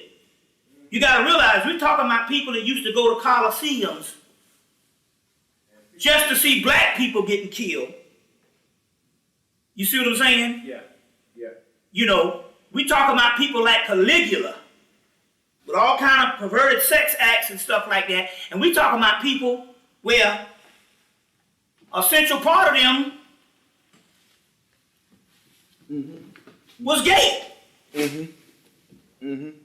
You see what I'm saying? Mm-hmm. And if we gotta have a new religion, we're gonna have to have a new religion that can accommodate that gay stuff, and that later on became the Catholic Church. Wow. Yeah. You see what I'm saying? Yeah. Now, the original Hebrews say, if a man don't have no kids, may he rot. But all of a sudden now the doggone priest went from patriarchs of having 100 head of children and wives to you can't have no wife. And all that is some type of central way to accommodate homosexuality. Mm-hmm. That from the Greeks and the Romans, it was asexual. You see what I'm saying? Mm-hmm.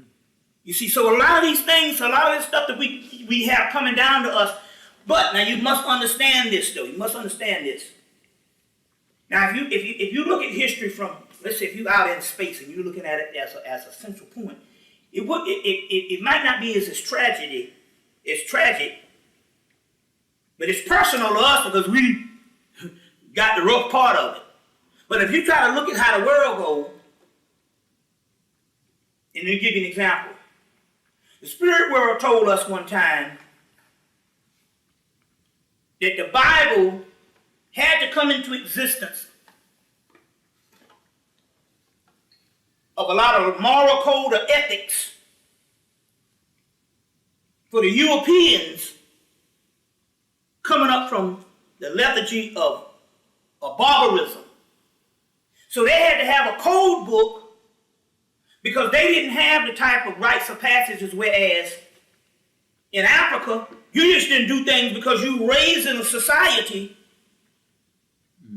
that has rites and passages that stuff is not heard of.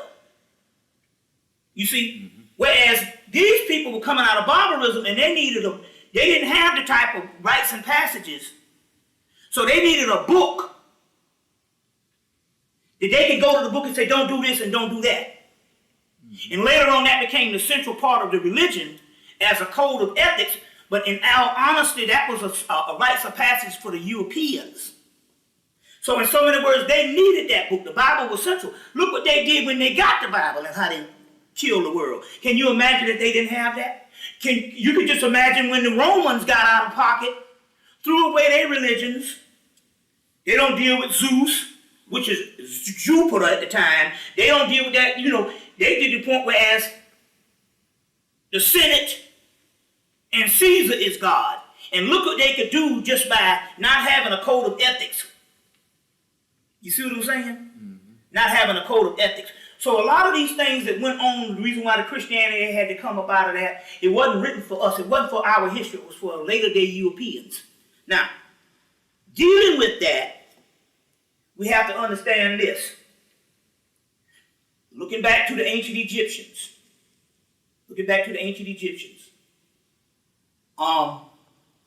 First of all, I want to say this about Rome. Rome had to come into being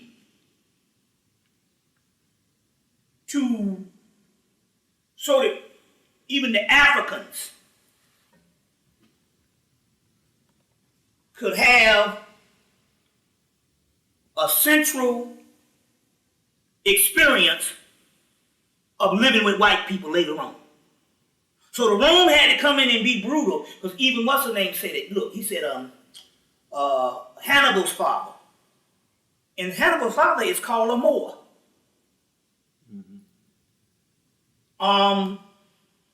Even Hannibal's father said, look, those people, the Romans, are people that coming in and you'll have to deal with them.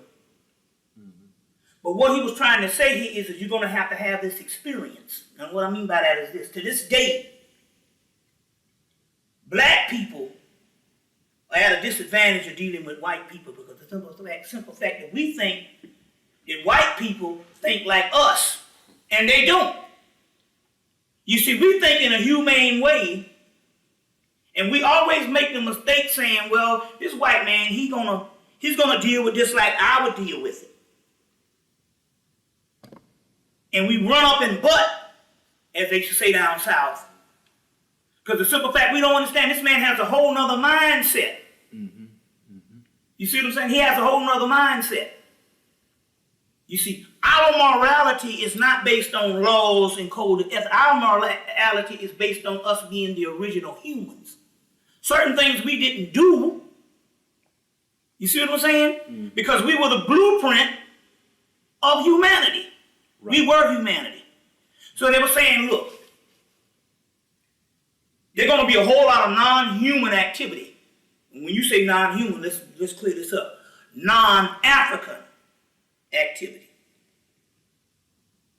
You see what I'm saying? Mm-hmm. It's going to hit the world. So Rome has to come into being to be this brutal mirror so that we can have some type of calculation on how to deal with these people. Let me explain what I'm talking about here. Let's say you got a whole bunch of wild animals. You got to put them in a cage, or you got to put them in an area. You got to see what eats this and what eats that, and experiment with them just to see how these people are going to be. You see. Now we know that the Egyptians already knew, because we got text, the text, this guy Alan H. Gardner, which was a great Egyptologist, wrote on these texts. It's a text in French called Abduction Extraordinaire. Never was translated into English, but it says that it talks about these people. He said these people that live in Europe with these mountains, that their way of communication is not a clear one because they're always grumbling. Because they were saying they even had to be taught how to talk, how to speak. Count Varney talked about that in Ruins of Empire. But in this Egyptian text, they said that these people are always grumbling. They have a reprehensible sex act, which means, whatever got a hold, it don't matter. They can even fuck animals. These are the Egyptian texts. They're over in France. and stuff. I was able to lucky to own one of these because it was a book came out called Set, the God of Confusion by T.H. Valdy.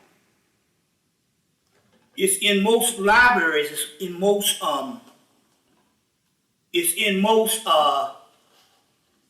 college libraries, but it was never published as far as a book for central publication. It's mostly in college libraries and stuff like that. You know, the colleges got books that they never publish to the public. They only publish for the colleges. And this book, Set, the God of Confusion, they actually have these texts from France in there, where they talk about these people, you know, and they say these people do not announce the day of battle. So you have to understand what they're trying to say. They say these people here are unfair. You see, if you have a disagreement, you're all going to come together and you're going to disagree, have the right to disagree. These people here will kill you without you knowing that you had a problem with them, or they had a problem with you. So it goes into all what these texts are trying to say in the Egyptian terms. And these texts may be about 3,000-4,000 years old. And what they were trying to say, they was looking at the Europeans and all, you know what I'm saying? And they were saying, you know, these people, you know, these people are not, they were trying to tell the people, because these were in religious texts, don't look at these people and say that they got the same type of mindset that you have as a human mindset. This is something new that's coming to the earth. So by the time the Romans came, that's why Hannibal and them fathers say, you're going to have to deal with these people. But Hannibal went in and he kicked their ass. They say in one day battle, he killed 70,000. You see. And he kicked they behind, and they said but this is what he did to show you the mindset. Because the Europeans now looking at this said that he came all the way to the gates of Rome. And they said he turned around and went home. They wanted to know, they can't understand, these war generals studied him. And they wanted to know, they couldn't understand, why didn't you go in and take Rome? Like they would have done. If they come in for conquest, they're going to conquer it. You see what I'm saying? And they're going to be there for a couple of hundred years until they fall weak. So they're saying, why didn't you take Rome like they took the Indians or Native Americans over here? Or like they took the South Africans? Why didn't you come in? You had them beat. But what they didn't understand, and to this day, these European generals can't understand why he did his battle, he proved his point, and then he went the fuck home. They couldn't understand why he didn't use Rome as a weapon, as a situation of conquest. It's because that's not his nature. That wasn't his nature to conquer Rome. What he was trying to do was kick them in the ass so he could fortify Carthage for a few more years. You see. And so, you see, so it's a lot of things, which later on, so in so many words, Rome had to be so that we could have the experience of what atrocities would come, you see what I'm saying, with later European cultures. Which leads us to the Egyptian priests again, because they did it twice. They say, we got to further this information to Greece and Rome.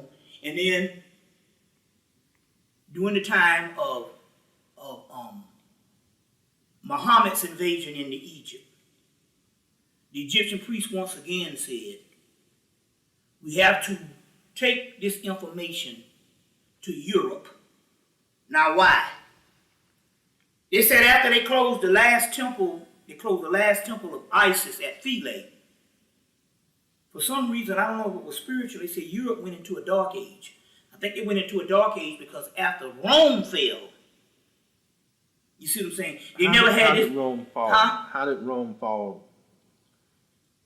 Well, it deteriorated based on like anything else, from corruption. And Rome fell after its reputation was found out. Rome was weak for a couple of years, but they had killed so many people until they had a reputation. You don't mess with Rome. But remember, they said that the German Vandals, They were illiterate, so they didn't get the memo that these people wasn't nothing to fuck with. And they went up in there and kicked Rome ass. You see, so it deteriorated over the years based on corruption.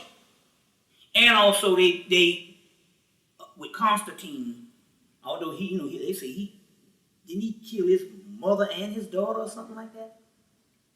He turned it into a Christian country and stuff. You see what I'm saying? It was weakened for the simple fact that it meant that they couldn't, if they're going to do the army thing, they're going to have to do it in another fashion. They're going to have the Holy Roman Empire. But it's a Holy Roman Empire. So they got to hide behind the Pope when they do these conquests, but it's not going to be the same might of the Caesars. You see what I'm saying? They're just going to have to just rule in another way. In actuality, they never did fall. They just acquiesced Europe with the religion, so it became a religious domination. You see what I'm saying? A religious domination and stuff. The military failed, but they had a new way to rule. You see, the new way to rule is the same thing when we talked about the Queen of Prince Charles after he got his ass whipped over here, and they couldn't deal with guerrilla warfare. Where these rednecks was over here fighting. They said, no, you go over there, they're going to beat you 100 years. They said, just regroup, and we will take over financially. And then we'll put, because of the finances, we'll put the heads of the government will be connected to the queen. And we'll rule that way, rule through secrecy. So, same thing happened with the Egyptian priests after Egypt fell. They said, well, look, when Muhammad was still living when the Arabs invaded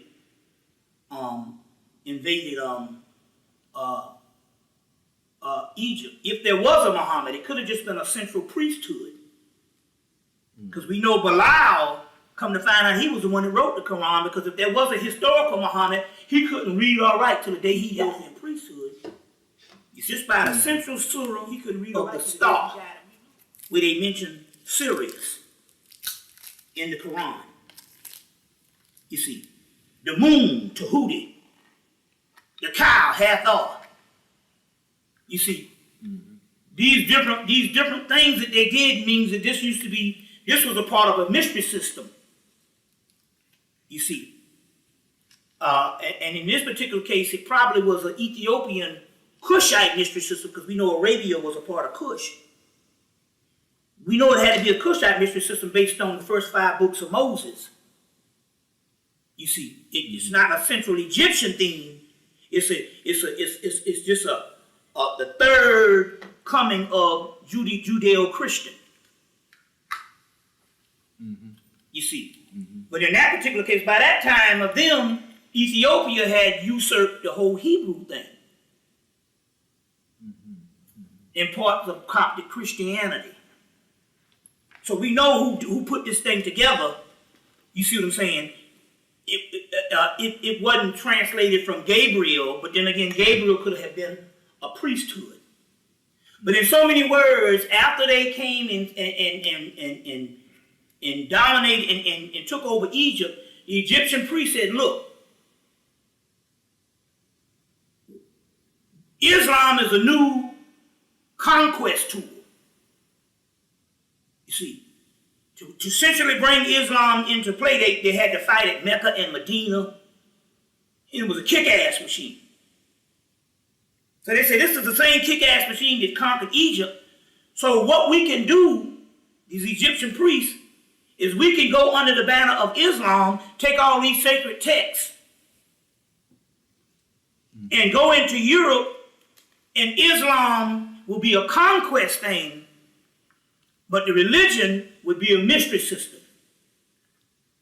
You see, so all these ancient Egyptian texts and all this ancient stuff that was translated, so here go again, here's another translation point. They took meta, they took Greek, they took Coptic, they took Latin. Remember now, the Egyptian priests had already translated stuff into Latin and translated stuff into Greece. Coptic is later day Egyptian. You got Hebrew. But these Egyptian priests are the authors of all these languages and all these texts. Mm-hmm. So what they did is they went to Turkey, Baghdad, Salamanca, Spain, and then they translated the Greek, the Latin, the Coptic, the Metroneta into Arabic. Mm-hmm. And then they used it as a central force to open up the 16 universities in Europe to teach the European. They stayed there close to 800 years. Then whatever they brought to Europe, the European preserved. Mm-hmm. They had these conferences. They had a conference at Toledo. You get Toledo, Ohio, comes from Toledo, Spain. And from those conferences of Toledo, now this is after the Latin, the Coptic, the Metroneta into Arabic. Mm-hmm. And then they use it as a central force to open up the 16 universities in Europe to teach the European. They stayed there close to 800 years. Then whatever they brought to Europe, the European preserved. Mm-hmm. They had these conferences. They had a conference at Toledo. You get Toledo, Ohio, comes from Toledo, Spain. And from those conferences of Toledo, now this is after either right before the expulsion of the Moors in 1492 or right after. They had these conferences of all these texts that the Moors had brought up from Egypt and brought up from around the central ancient world and gave to the Europeans for 800 years, close to 800 years. So they took these texts and they had these periods. They call them Renaissance periods. Now, so what they did is they had these conferences and they had these festivals or conferences or these Renaissance periods in a place called Toledo. Mm-hmm. And from Toledo, with all those texts and stuff from Toledo, Spain, Cambridge, Oxford, in those early universities around Europe opened from the stuff that they preserved from the Moors. Then, after 1492, and a little bit, a couple of years later, they start having the Renaissance period in Italy. Now remember that this is very key, because you'll hear these white people talk about the Renaissance periods. And they'll talk about things. Yeah, now whenever you hear this stuff, this is another revisionist history. Whenever you hear the Renaissance period, mm-hmm. Let me know when you're on. Yeah. Whenever you hear the Renaissance period in Italy, that was nothing but them acquiescing the Moorish doctrines. You see, talk about that for a while. They talk about these Renaissance periods and they talk about all this great learning and stuff that happened with the Renaissance stuff, from music to art to philosophical points of view. It would be the mindset of the European coming from out of the Middle Ages. They talk about the Renaissance period. And all the Renaissance period is the Pope and the Italians taking advantage of the learning that was given to the Europeans for the last 800 years by the Moors. So in so many words, here's another period where they basically take all these ancient doctrines of the Moors or the ancient black man and steal it and say it's theirs. So then anytime you hear these great, they had one in Toledo. You see. Mm-hmm. Anytime you have these great things, these great periods, this is nothing but just acquiescing the Moors. The Moors information, like take for instance, you would have different things that would happen, that would come about, like, trying to give you some examples of, your secret societies, what they would do. The secret societies was basically started by the Moors. Let me explain. The Knights Templars, York Rite, Scottish Rite, and all this. So let me explain how this came about. Because a lot of the doctrines after the Moors went to the secret societies too, and then they could sift out the greater knowledge and then give you the several liberal arts and stuff like that. But there's higher degrees of learning that now become the company of the lodge. Now let me explain how this lodge thing came about. The Moors came in, they created the 16 universities. That's what we can count. We don't know.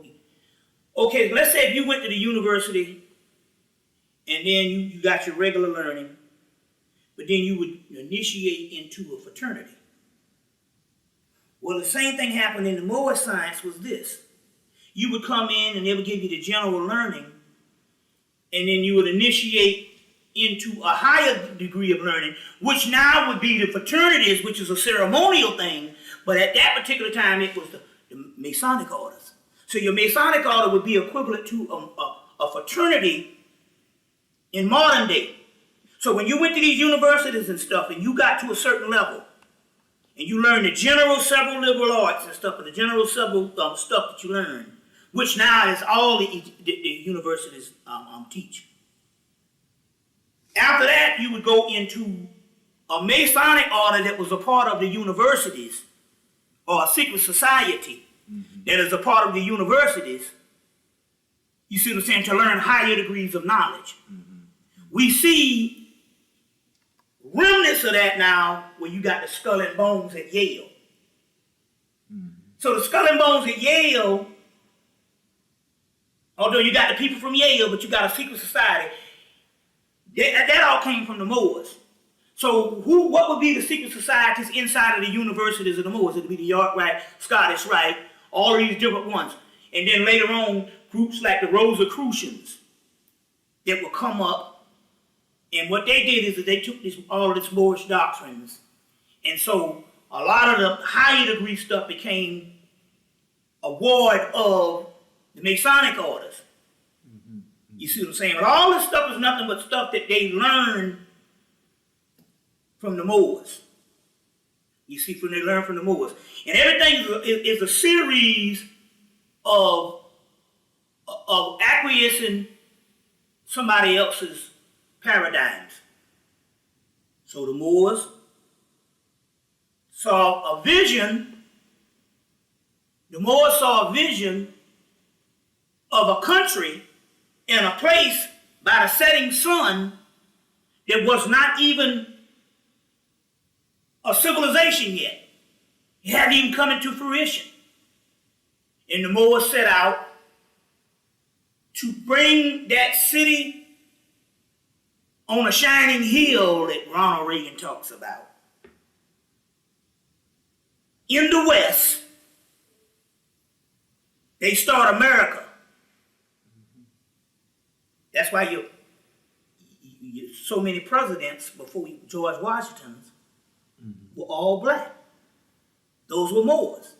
So this whole system over here was set up, you see what I'm saying? By the Moors. And for some reason, because of the Moors conquering Europe and the Moors being the origin of Americas, for some reason the people who benefited from that deemed the Moor, which means blackface one, or the blacker Moor, or it also means, because anytime you hear the word Sufi, that's another word for the Moors. The word Sufi means woolly-haired one. So instead of saying they'll separate Sufi from the Moor. The Moor was a woolly-haired one. You see, in some reason I don't know if it was after Spain, C. Primadel calls it Manichaeism, racism, with Queen Isabella and those particular ones. They deem the Moor the enemy. Who? The European secret societies that were started by the Moors. Okay. You see, it was started by the Moors. For some reason, it's almost as if to say, because you are our teacher, you have to be our enemy. Is this why during initiation They come in, talk about? like Dr. Ben said, when the white Masons or the white secret societies, what they do is whenever their initiates or their neophytes cross over into the initiated, the first thing they do is bring a black man in from wherever, blindfolded, and say, this is your father. Always hold him down. Why? They know that civilization originated with us. They know that they are the latter part of that. For some reason, they feel that the only way they can rule is to keep the initiators of civilization down. It's some sick, demented way of thinking. It's a fear, xenophobia. This particular fear, we got to coin a new term for it. It's not the fear of xenophobia is the fear of a person that's unlike you, different cultures or what have you. We got to coin a new phrase that has to be into the lexicon. And that is a word that will say, you fear a person that you deem is greater than you. That is correct. That's the difference here. Yeah. They fear us and they say that we are the enemies not because we are different. We are the enemies because we are the initiators of civilization and we gave them all that they have. You see, if you build a TV, you build an airplane, you build anything, the blueprints on what you might later day come to build these things, you got the technology from earlier people. Now you might expound upon it to the point where it's useful to the time you're living in, but nevertheless, you were not the authors of the blueprint. You were not the master builder. We are the master builders. So you have a fear of our greatness. Yes. And because you fear our greatness, you say, we always have to be an enemy because they figure our rise is their fall. Correct. You see. So they feel that they can be around as long as they want to, as long as we don't rise. And what they don't realize, here goes again. They are thinking that we're going to do to them like they do to us because they think that humans think like them. No. You see what I'm saying? Your mother and your father, just like our mothers and fathers, would not treat us the same way as a child would treat somebody. You see. And basically, they're incapable of love. Now, I'm not talking about a sensation, because that word is thrown around a lot. You see, I'm not talking about the way somebody make you feel, and you basically react based on this person is giving you a chemical reaction and make you feel a certain way. No, we're talking about reacting based on the way you feel about somebody. It's different. See, if you only reply to me based on the way I make you feel, you see what I'm saying? That's selfish. And it's selfish because you don't know how to feel about somebody Even the fact that they never made you feel a certain way. You understand what I'm saying? Mm-hmm. You know, so it's you know, it's the same, you know, so it's this thing, it's this fear that they feel that the society that they're going to be in has to be based on keeping the architects down. Mm-hmm. Number one, you got to keep them down because you stole every damn thing from them. Just for that to come out, mm-hmm. You see what I'm saying, mm-hmm. would make you feel inferior. Now, we're thinking like them. We wouldn't think that you're inferior if you inherited a civilization that we put together, but you think that you're inferior, you see what I'm saying, if you told the people, no, they're the architects of this thing. So it's some psychological sick and twisted stuff. Mm-hmm. Mm-hmm. You see what I'm saying? Mm-hmm. But nevertheless, you know, what we have a problem with is understanding people's thoughts, people's mentalities, people's temperament. Mm-hmm. You see what I'm saying? And we as black people get caught up in that because we think that they think like us. Yeah. You see. You know, but all this had to be, you know, all this stuff had to be in the particular aspect because, let me give you said, well, why did this have to be this way? Well, look, let's just take the Moors.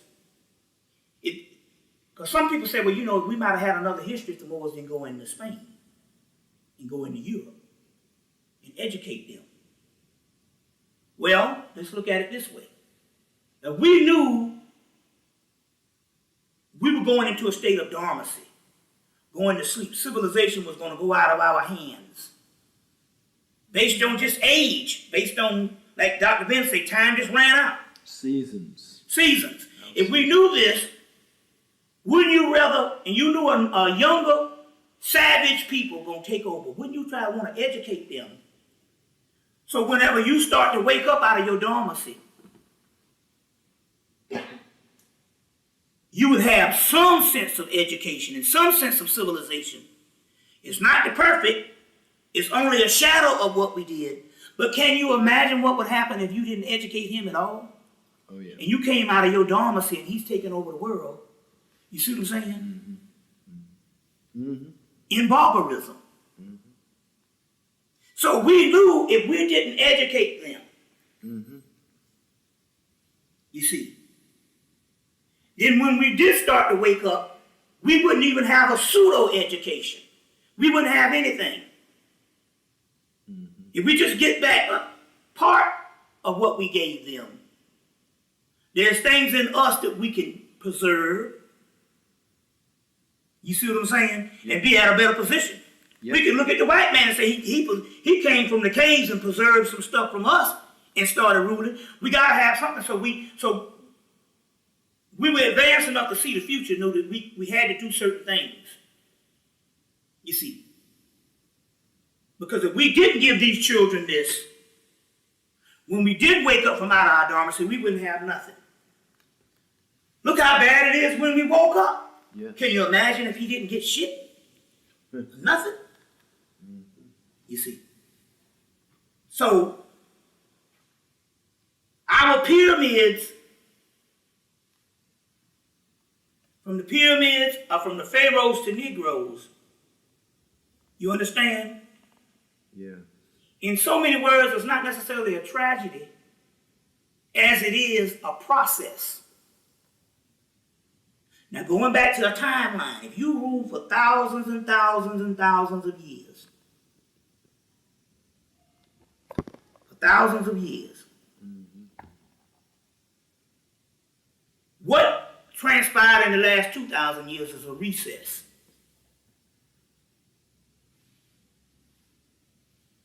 Because you got to understand something now.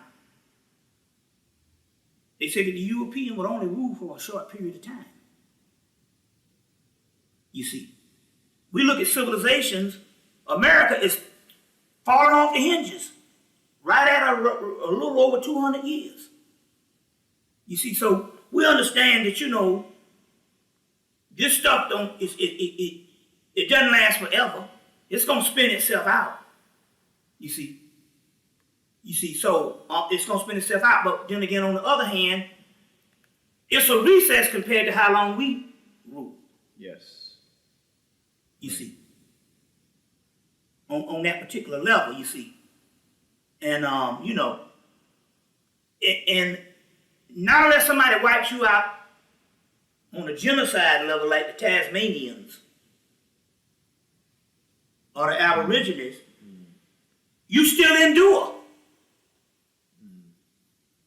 Now, it might be at a certain level, but nevertheless, nothing is ever really destroyed.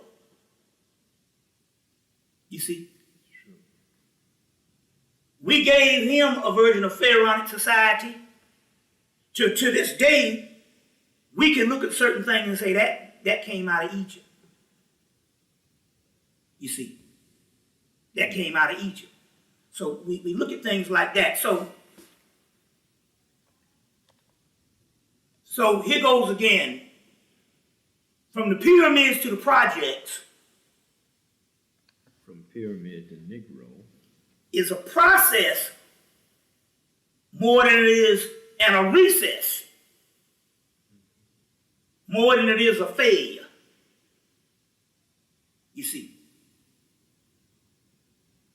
We got texts. Even the Bible says the Son of Man will rise in the west. Yes. The Book of the Dead,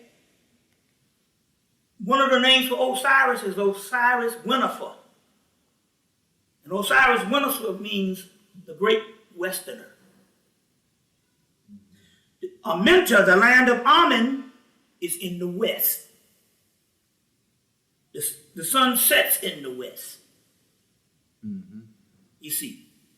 So all this is a process for us to be in the west. Now, we go into one other part about this thing, how this transpires to us. Now, on the genetic level.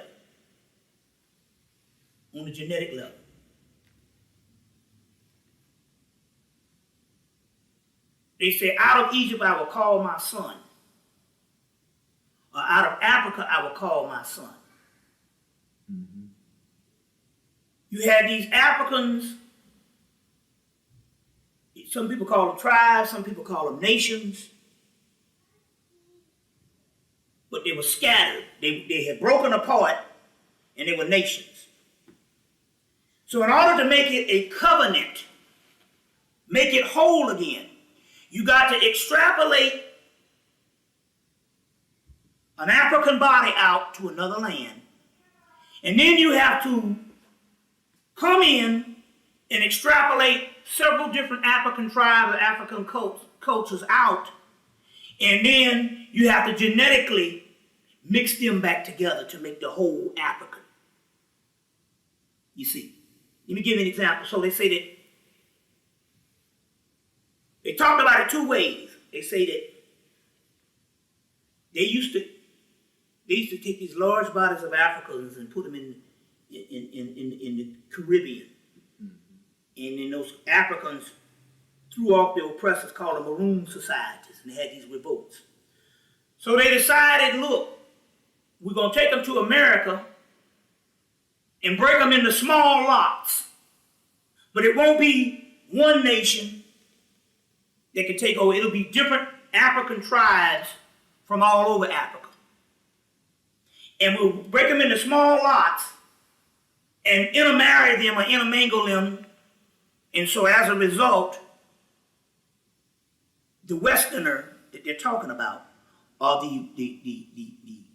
especially the African American, represents the putting back together of all the African tribes through the DNA. Because the African in this country has all of the different African tribes in its DNA.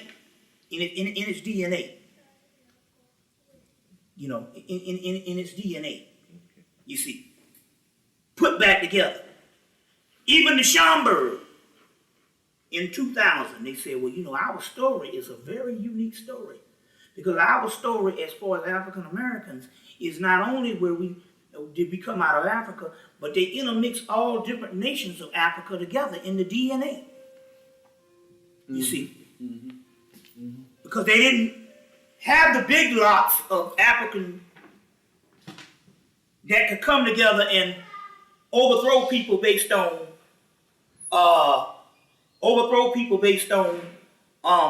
big unity. So they broke them up into smaller pieces in America. And as a result, you got a new creation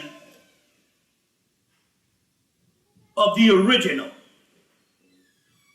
You got a new creation of the original. You see, so in so many words, the coming of the African to the West is actually the coming together of a new being that would be an even greater creation. Because it has all the elements of all the different Africans, and including all the different races in the world in it. That's true. You see. And that's that's putting back the body of Osiris. It's cut up into several pieces. But he'll be put back in the West. You see. Putting back the body of Osiris. So we saw all of this coming. We knew it was going to happen thousands of years before it happened. And we worked through hell, you see what I'm saying, to get a product together that we're really not even, we don't even know the power we hold now. That's right. Just by going through slavery. You see. We got texts coming from the Library of Alexandria of a group of people. They said a group of, we'll say Phoenicians. See, in that way, because if we put it back on the continent, we'll say group of Africans. And they said they took the group of Africans and put them together in a boat. But they were the greatest heroes. It's in the text, Jason of the Argonauts. He took the great heroes, they say from around Greece, but actually from around Phoenicia. Or we can say Greek because that was black culture too. And they put the greatest ones on a boat to sail to the ends of the earth to get the golden fleece. And the golden fleece, in so many words, is the earlier version of what you would call a Christ now. So in order to make this Christ, they took the best of us, put him in a boat, sailed to the ends of the earth to get the golden fleece. You see, well, that's what happened with us. The best of us came united in the West, put back together after a separation of Osiris. You see. And the thing about it here is we just don't know what happened because we're still looking at the victim side of it.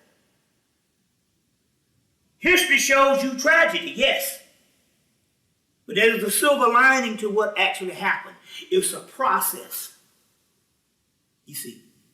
And as a result, we can tell you right now, who had the resurgence?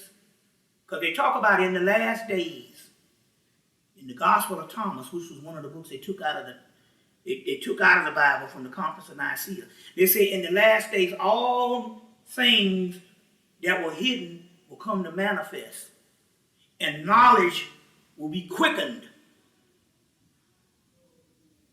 In the last 20 years, who was the one that brought this knowledge back? Although we had several Africans and several people from the Caribbean and stuff, but as far as the knowledge being presented, it is an American phenomenon. You see. Because Africa, you got places they don't even have access to books. Even in the Caribbean, they got places they don't even have access to the libraries like this.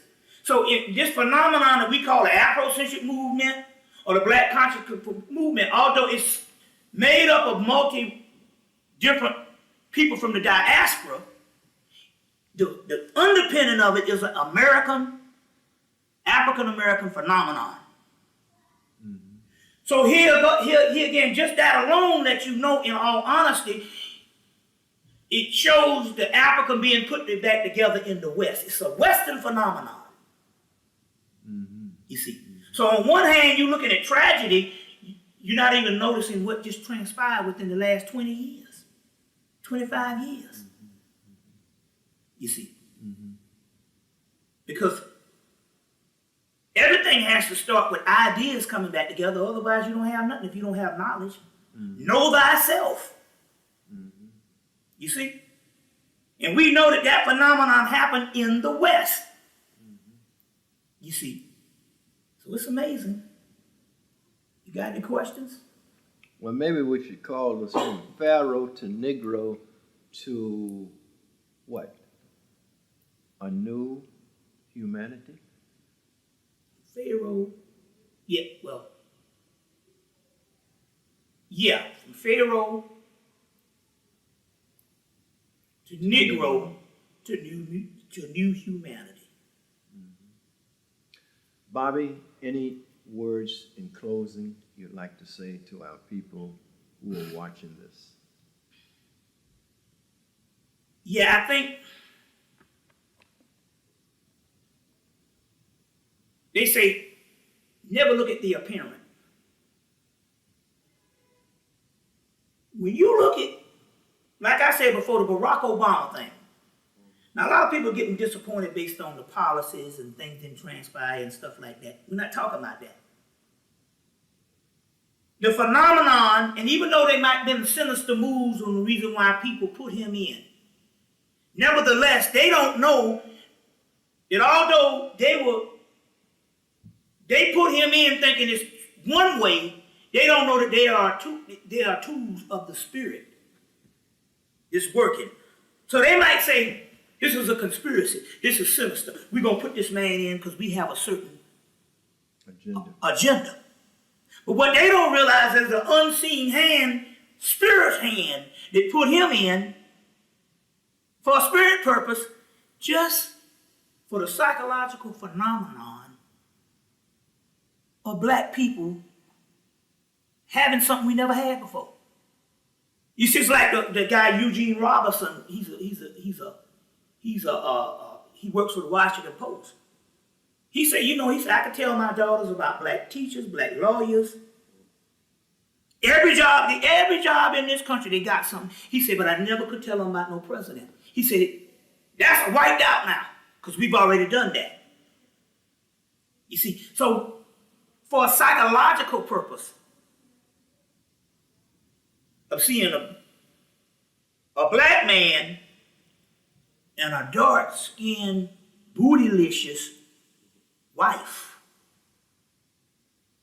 You see what I'm saying? She is the quintessential black woman, the one that went through the process of slavery. Because see, now the white wing Republicans are saying Barack Obama is not an African American because his mama's white and his daddy's Kenyan. Now all of a sudden they are saying, before, if you a slave, you ain't shit. But now they're saying he didn't go through the slave phenomenon, so he's not authentic. Don't matter. Michelle Obama is up in there, and her shit show got from the pharaohs to the Negroes. You see what I'm saying? But my point here is this. If you were African in the 1800s or the 1600s that came over, if you were African from the 1600s or the 1500s that came over, and you met up with a slave master, and you became mulatto, what's the difference in the 1600s becoming a mulatto or becoming a mulatto in 1961? What's the difference? If an African and a white person united, what's the difference? And that's basically, when you look at it, that's all African Americans are anyway. We didn't come over here these different hues. So the point I'm trying to make here is,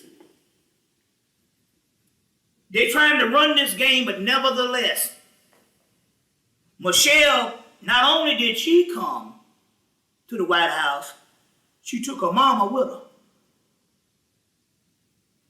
You see. You see, and the mama is there for protection because she knows the juju. You see. From South Carolina. Barack Obama ain't stupid. He put her in the mix because the mother knows the mysteries. She knows the African sciences to keep him protected. She knows the roots. She knows the conjuration of African science. You call it voodoo, you call it roots, you call it Santeria, you call it Yoruba, you call it Obia, or whatever you call it. You call it juju, you call it hoodoo. Whatever the deal is an African science. She's the African scientist. She's there for protection. That's why he brought her there. So what you do, so that you don't make it so they see her going down to botanicas, picking up the herbs and the roots and stuff, because our people have been taught against that. Our sciences, they take the herbs and the roots and build them in the White House lawn, call it a garden, put a few cabbages and a few tomatoes up in there, a few okra, and give it to the little people and stuff and feed them. And nevertheless, she can go in that garden right now and pull the herbs that she needs, because they plant those too.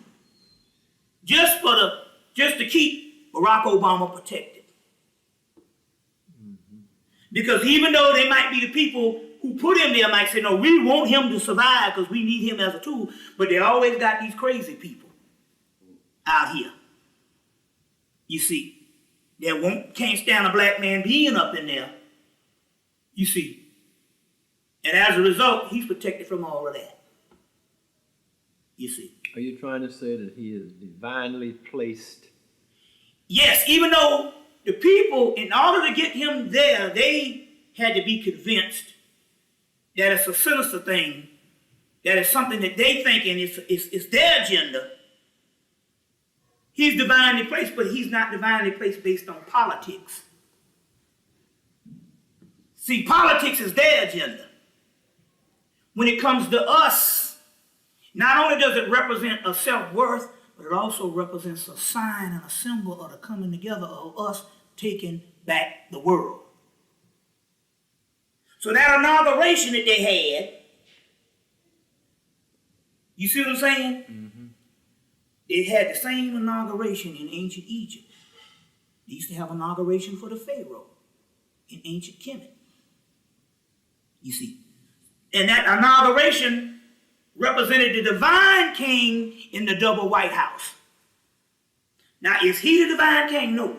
The DNA of black people are divine king. To celebrate, he represents the symbol of the divine kingship of the new kingdom. But the new kingdom is our DNA. Our Christhood coming into being. So the Pharaoh was a representative of God on earth, but of the people being the gods of the earth. You see. Mm-hmm. The word Pharaoh, they now translated as Pharaoh Heru. And Heru means pineal gland. And if you got a pineal gland and functioning melanin, they're talking about your DNA and your rising to a higher level. So that's what it represents. So don't get it twisted that Barack Obama, the actual human, is Christ. You see.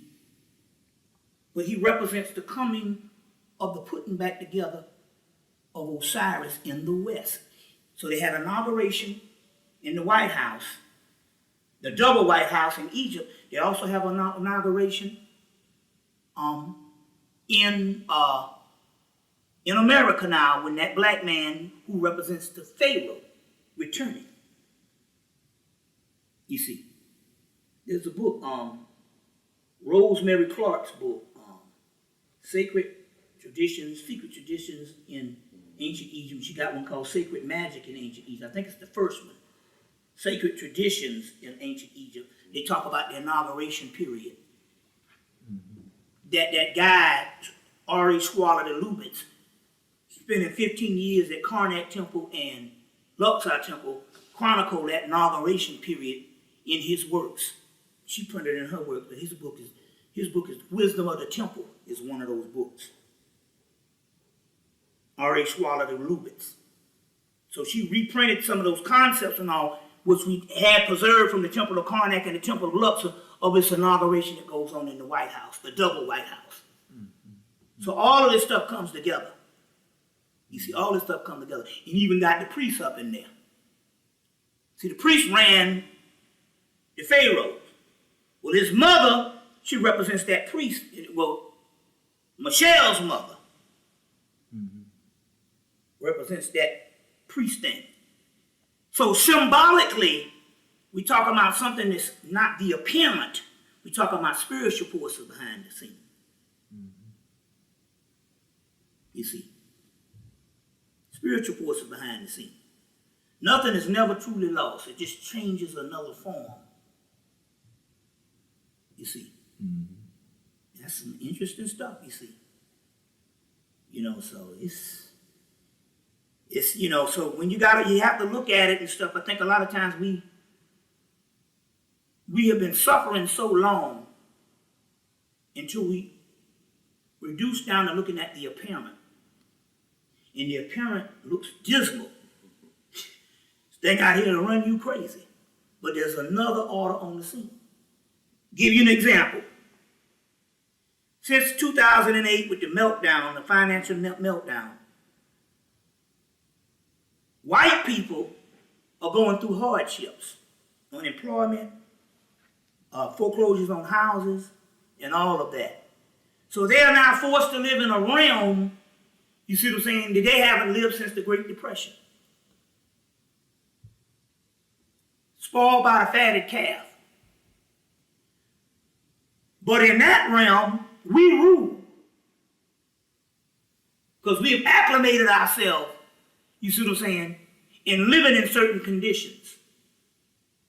So they say, in the kingdom of the blind, a one-eyed man is king. In this particular case, we're the kingship. Because black people ain't tripping. White people is marching, taking over, occupied, all these movements going on and all that kind of thing because the country is not what it used to be. Well, it's the same damn country for us as it always was. But we have conditioned ourselves. You see what I'm saying? That now, it's no big deal to us. It's not our hardship. So they say, God puts the ones that he loves through harsh conditions. They say, so that they can inherit a greater kingdom. It is the ones that he don't love or she doesn't love that make life go so easy for her. So when stuff falls for them, they won't have no kingdom to inherit. You see, because you got all your stuff here. You got your kingdom here. But the ones they put through the harsh conditions, they're inheriting a kingdom. And in so many words, that's a whole new way of life. We don't even know it, but we are living off of DNA. We are living off of certain things here. And it's spiritual, and it's health hazard because we don't even know we're doing it. We don't know we're doing it. You see. So pretty soon they're going to have manuals for white people how to survive through the black methodology. We're going to have to teach them. So it's amazing stuff, you see. You can learn a lot from some people that done gone through hell. That's right. You see. They had some hard times too, but see, the eating was good at least the last 60, 70 years. They got whole things on now where white people experienced affirmative action in the 1950s, in the late 40s. They said it half, because white people went into, okay, now you got the Depression, that meant that everybody in this country was poor. So, how did white people get back on top when the playing field was the same in the 1930s, how did they get back on top and we remain at a certain level? They got back on top because they had affirmative action. They talk about all the programs that they put in to raise white people up to becoming the richest country on earth at a certain time. It was through affirmative action. And they're going to tell you about affirmative action. They said all the programs from the late 40s, the 1950s, and the 60s was to put white people at a certain advantage. And it's a form of affirmative action. There's a book out on when white America, when affirmative action was white, written by a white man. Something like that, yeah, so it's interesting. So I tell you, is there any questions? No, Bobby, we're going to get you to the airport. Yeah. But we certainly appreciate your time and we appreciate this lecture. Oh, yeah.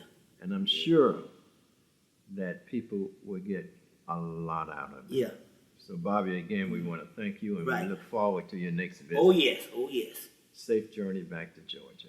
I tell you. All right. Taking pictures of some people. I'm Barbara Daniels. I'm James Williams' daughter, and I'm a retired Supreme Court reporter. Okay. I'm Oran Bell. I'm James Williams' grandson. Hey, Kim. And I am a technology auditor. Kenneth Campbell, marketing. Hi, Philip Solomon, an attorney in Jacqueline McMicken's law office. Great. Hello, I'm Kimberly Malone. I'm a real estate agent that has worked with Mr. Williams in the past. Brother Evans, I do marketing, promotion, Maria. Charlene Williams, James Williams' daughter, and I am a cosmetologist teacher and a state board examiner. Good evening, I'm Manhattan Princeton, retired assistant principal from the New York City Department of Ed. Good evening, Benny Brinson, retired school teacher from the Department of Ed. Otis Walls, I retired from the Board of Ed. A singer, dancer, promoter, line dancing. And I'm active in the community. And You want me to do it for you? Clemson Brown, archivist, videographer. That's it.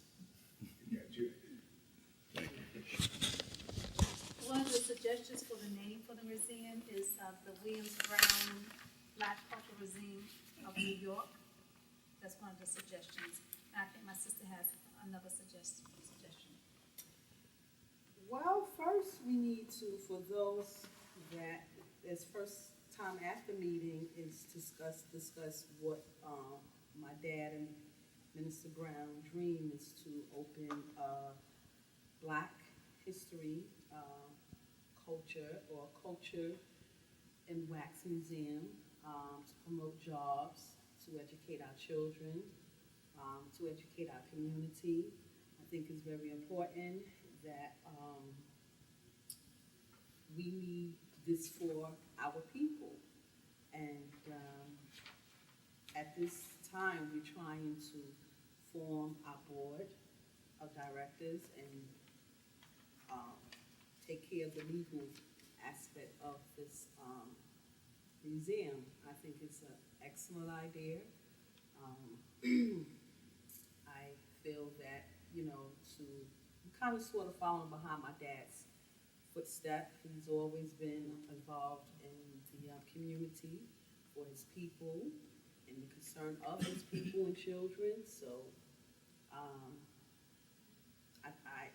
I'm just excited, and I hope that everyone here that I have invited is important in my life and will also play an important part of this museum.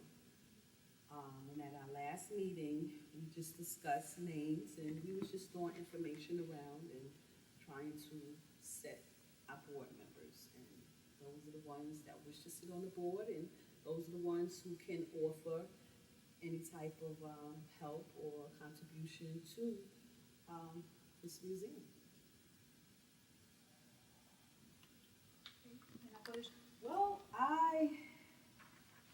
Well, my dad said that Mr. Brown is also his idea just as well. So Brother Evans suggested Williams Brown Culture Museum, and I was thinking more of the Williams and Brown Brooklyn Black Culture Wax Museum, but then Brother Evans made a suggestion, and I mean, it was open where he mentioned that black, you shouldn't use the word black, and it's just a matter of opinions, and you just have to throw it out there, and it has to be on the vote on what we need to establish the name for this museum. So. I don't know if we need the name wax in there, because it's not particularly a wax museum. We may have a couple of wax figures, but I don't think that's a major part of it. But it's gonna grow into wax figures. Yeah, because he wants to have, he mentioned a quite few people to have their wax figure in here. He mentioned Denzel Washington. He mentioned what other names? He mentioned a lot of names. He said Oprah Winfrey, Jay-Z, Spike Lee. I mean, I think we could have wax figures without it being called a wax museum. But we can all kick around the idea.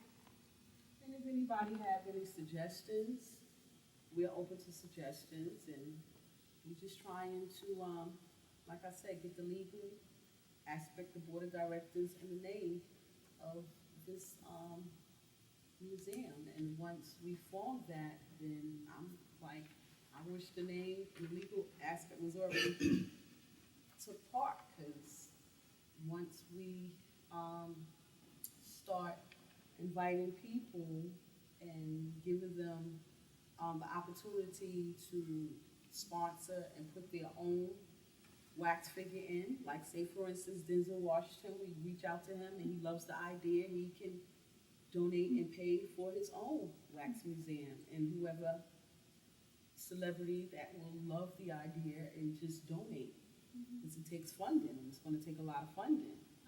So then you have people like Jay-Z, born and raised in Brooklyn, and Minister Brown, what do you think? Let me take and get the camera on you. Wait, is it recording? Do I press? It just says record. I don't press anything, right? Okay. For a number of years, probably about 20, I've been trying to put together a museum. It was called the Living Museum of African People. But at this point, I have a very large collection of history and so forth. And Brother Williams is a good brother. And so, however I can be of service and of help in this enterprise, I was willing to come to participate and throw my help in where I can. So I'm here to help thrush out things with everybody else as we go along. So what about the name? What is the name mentioned? Oh, I don't have a problem with that. You don't have a problem with which one? Whichever one you have decided. Anybody else have an opinion? Yes. Thank you. Well, obviously this is my first meeting. However, Mr. Williams has talked to me in the past about what his vision is. I actually like the name Williams Brown Black Cultural Museum, and I don't see black as being a term that it at all denigrates. I see it more as being an inclusive term. that actually can cover multiple people of African descent, including people of African American descent, as well as people of Caribbean descent, of African descent, and so forth. So I see that as being an inclusive term. So I don't really have a problem with that, although I will say, I liked what you said about Museum of African, you said Living Museum of African History. I said, you know, what I'm thinking is either that name itself or the Williams Brown Museum of African History or Living Museum of African History. I think, I really like that, the phrase of African history being part of it. Anybody else? I just feel as I retired in 2008, but I still go back into the school in Brownsville and help out. This idea is a great idea. I mean, our children, we had to go all the way to Philadelphia to deal with the Black Wax Museum. Here with it in New York, you'd be surprised. Our children have forgotten about Dr. King, has forgotten about Malcolm X, Black Panther Party. All this stuff is new.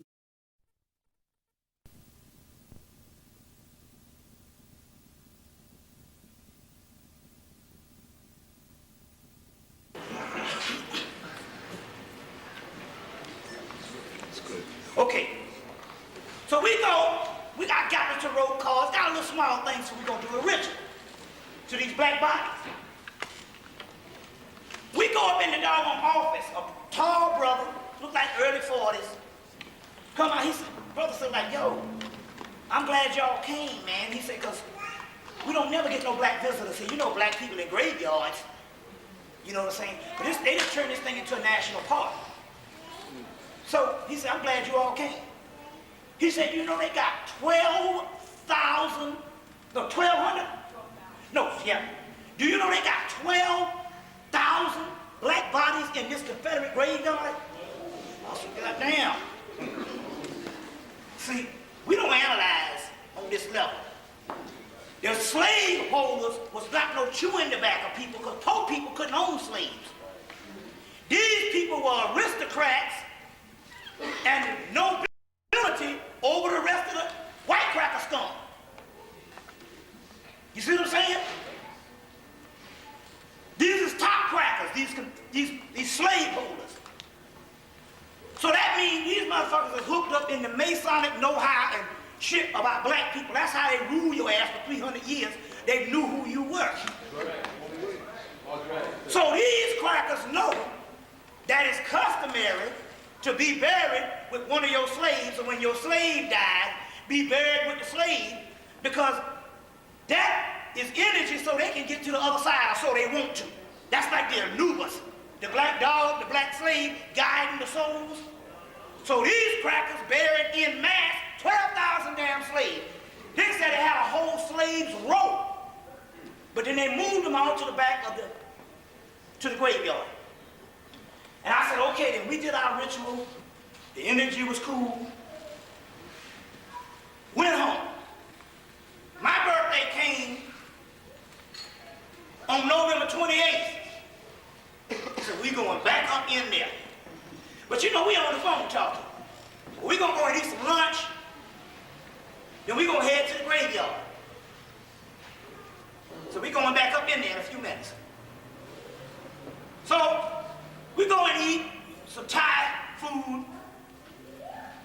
Head to the graveyard, so we're gonna get out there by 2 o'clock.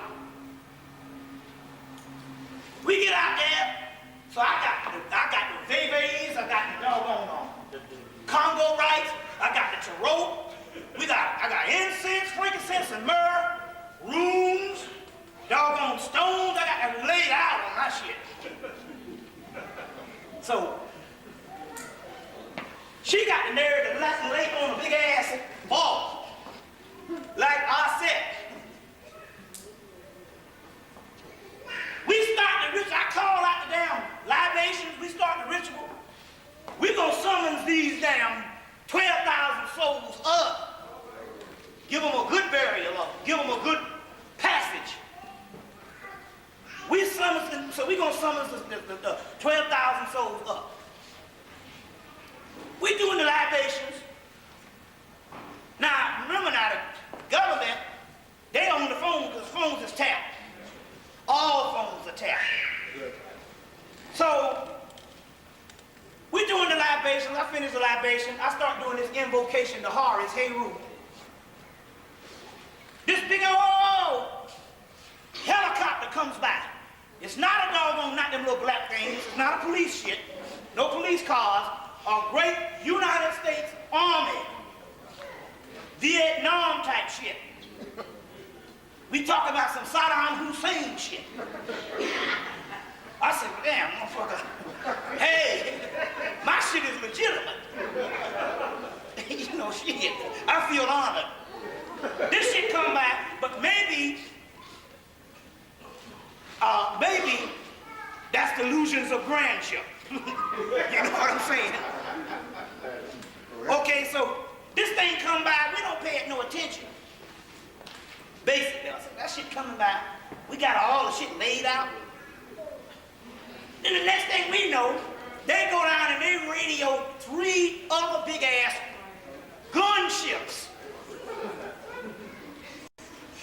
Helicopters, gunships.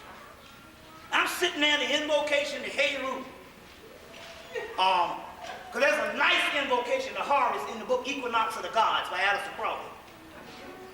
I'm reading that thing. These 3 gunships, side by side, horizontal, coming down. She looking and she's saying, them motherfuckers is coming straight at our ass. She said, they coming straight at us. I look around, there's 3 of them horizontal. They get over the graveyard and they go from horizontal, because they can shoot each other doing that way, they go from horizontal to vertical. Side by side, they got down low. It was right over us low with the doors open. I said, these motherfuckers coming. So crazy as I am, I'm reading Heru, the Horus. I got 12,000 souls. I'm not thinking I'm scared. I'm thinking, God damn it, after 9 years, I'm finally gonna get my date. Put these bullets right up my ass. Because 12,000 souls, they ain't shit. If the shit ain't real, then fuck it. But if it's real, let's get it on. So I just kept right on. Spirit said, don't goddamn pause a damn minute on that ritual. She said they right at me. They came, she waved at them. I don't know whether it was fear or she just straight up just got funky on them. She waved at them. I'm still doing the ritual because see, Fort McPherson is right up the street. So what it is, they knew we was coming. So they came down and they slowed down a little bit and then they circled. I was still reading and they went away. And I was like, now you know that's some shit. But I said, I was thinking maybe it's the 12,000 souls. Maybe they saw some spirits up in there. All right? Then, when I got home, she dropped me off. I hear a helicopter over the house. I said, oh, that's a coincidence. Helicopters fly all the time. So I go outside and the same 3 fucking helicopters is sitting on my goddamn house. That's when I knew right then the shit is on and the shit is real.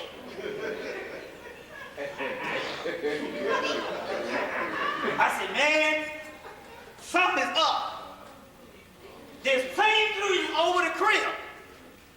And then I said, wait a minute, they seeing something. Because I said, well, maybe they saw the 12,000 bodies in the graveyard. So they said, we'll get that nigga when he leave up out of here.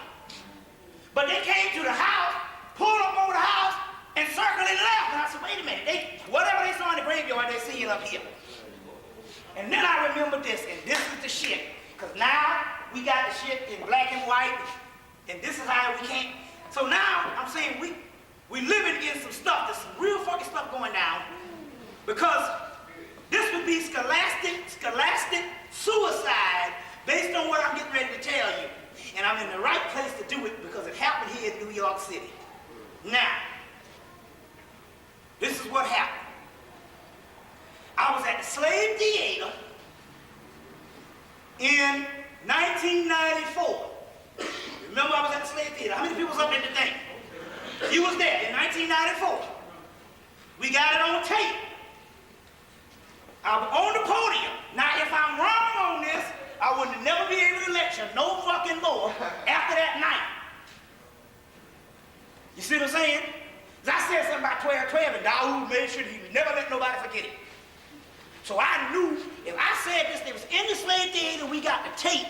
1994, September, October 1994. I only appeared at the slave twice, UAM here, and at the slave theater before they defunct it or whatever the whole shit went down.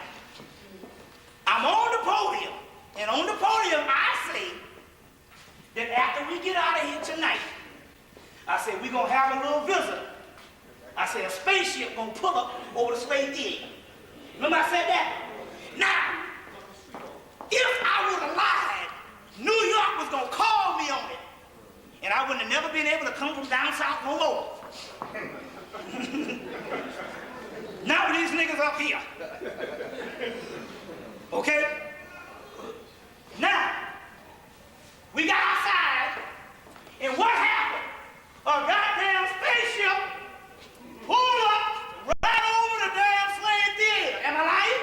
We got 2 witnesses. How many other people was out there that day? Was you out there that day? Did you see the shit?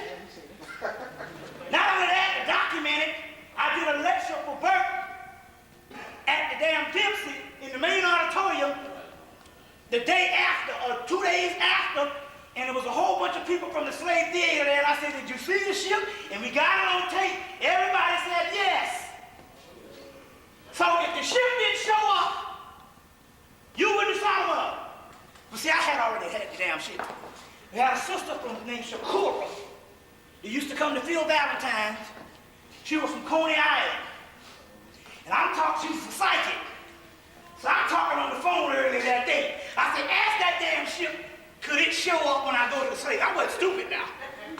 Because that motherfucker never did.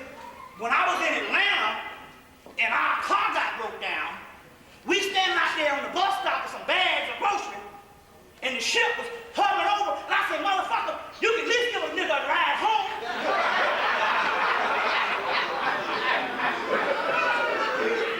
I said, same ship, hovering. We got all these bags, big old bags of water, you know, and all this food. Me and Jay were at the bus stop because the car got messed up. Car got wrecked.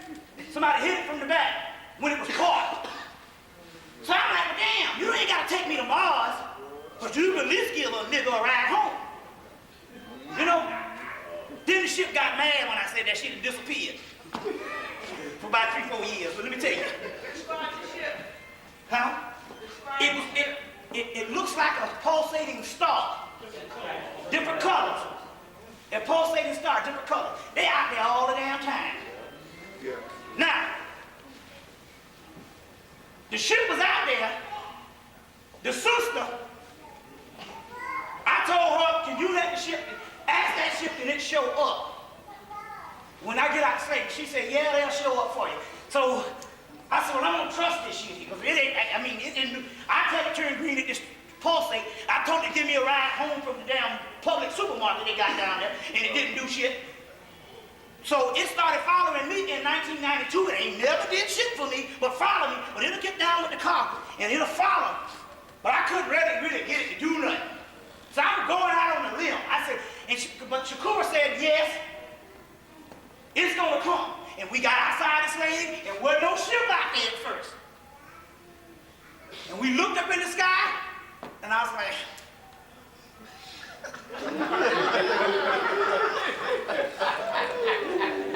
shit, nigga. Your mother's ass done fucked up now. And then I looked, and I said, oh shit, there it go. And then it came, and what did it do? It pulled up right over the slave theater and stopped. All right? Now, I'm outside the supermarket. I cussed the mug out. Tell him you ain't got to take me to Mars, but you can at least take a nigga home. Take me to Cascade Road. So, I cussed it out so it disappears. I don't see the shit no more. I ain't see it no more. All right? I'm doing a lecture in Cleveland. The last weekend in October, I'm doing a lecture in Cleveland. Lo and behold, I step outside the lecture, we going home, and here come this nigga again up in the damn sky. I said, damn, where the hell you been? Meanwhile, I got this new psychic named Marlo. We talking on the phone one night, and I said, wait a minute, hold on. Let me get a clear reading on what this shit is, and why it's been following me, and why the hell it disappeared. I know I cussed it out, but you're supposed to be a ship. You don't supposed to have nigga nerves and get an attitude. You're supposed to be omnipotent. But you disappeared for 4 years. So I asked her, she said, well, it's a ship for protection. And they said, we are a ship for protection. I said, well, why the hell you disappeared for 3 years? They said, well, we didn't leave, we just went invisible. We was always out there. I said, well, why are you invisible again after damn 3 years? I ain't seen you. And it disappeared right at the time the Hale Box stuff started coming. They said because now it's time to be shown and you need some protection. Then lo and behold, 6 months to the day the conscious roster says we will know in 6 months. These gunships show up at the graveyard over my house, and then I realized that they say that you can be right up under one of these things and can't see nothing. But a person can be over there on the other street and can see the shit. And so what it was apparently, because I thought it was the spirits in the graveyard, it must have was them damn ones that wouldn't give me the ride from the supermarket right out there. Now I'm saying, now wait a minute, let's look at this thing here. This ain't got nothing to do with me. Because I told you that I ain't got but one eye on my stove. Right. So you don't need to be following me no damn well. And the fucking latch a month ago broke off my toilet. So I gotta take the top off, stick my hand in the water and pull the goddamn chain up to get a good flush. So you don't need to be following me a damn place. Because that's how I flush my toilet. See what I'm saying?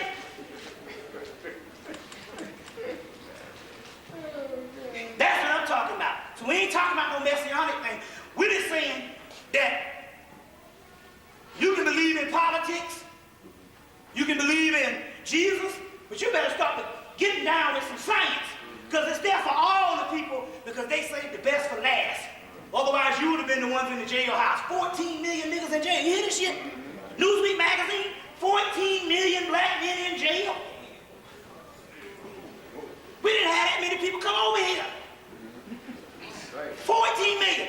They say it's a prison generation. No, that's a prison culture. That's a prison nature. You see? So anyway, this thing, so I'm sitting up here and shit. I got a nice, beautiful look. All of a sudden, I got a nice, beautiful home with hardwood floors. You know what I'm saying? Ginger made me get in it and leave. Now I gotta pay goddamn rent, gas, lights, and all this shit here. But anyway, it's an old home, so they got looked. So in the winter, a couple of rats came. So I caught all of that room mouse. I caught them in 2 or 3 days. I'm an expert rat killer. Because I had a friend in the damn 6th grade, that nigga could catch a bird with a rat trap. He really catch birds with rat traps. So rats was no deal. He taught me the art of catching rats on an expert level. So I killed up all the little mice. But my trap was too damn small for the rats. So the little mice can't get a rat come down, and it's funny, this shit's funny. The damn trap snapped on the rat head. That motherfucker walking around a damn thing with a trap on his damn head. So I gotta go and take the damn broom and bust his damn brains open.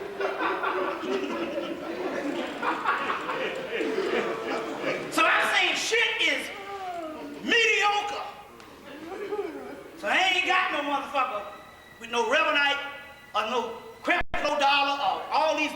and shit talking about give to me. See what I'm saying? Because I still ain't replaced that latch on my damn toilet. See?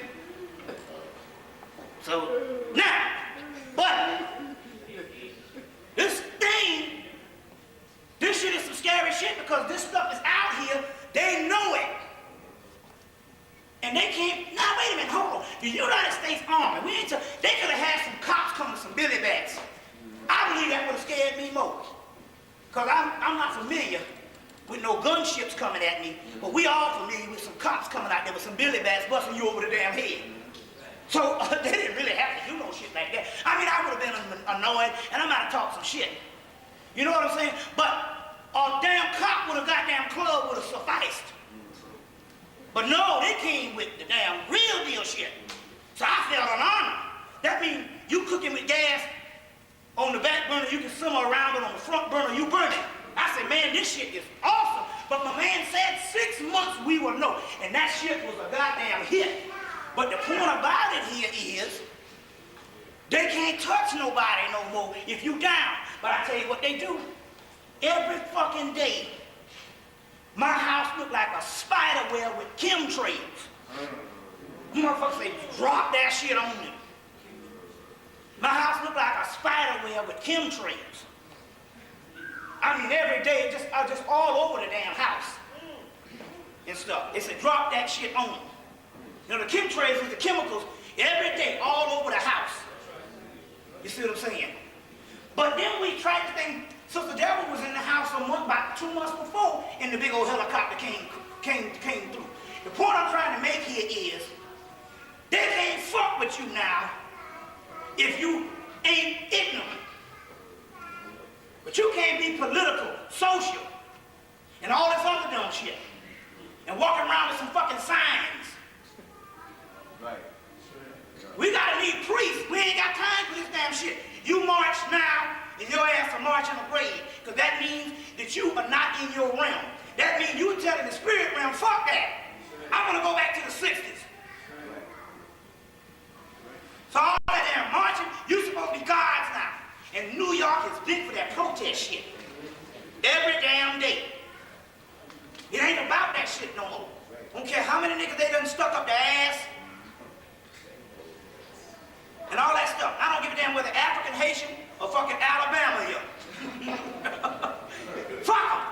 You supposed to be the priest now. Damn them niggas out there. Because it can't happen to you. There gotta be a group of people that don't get into the bullshit, because you cut your energy trying to be human. And they're supposed to be gods now. So damn all these niggas and shit, because that's ego. The cracker know. If they do the same shit every day, we don't have nothing to worry about. You understand what I'm saying? We don't have nothing to worry about. But yet you go, just do one thing. Just go down to Central Park and get your woman and start screwing real good. When that shit happened, and guess what happened? You scared the fuck out of her.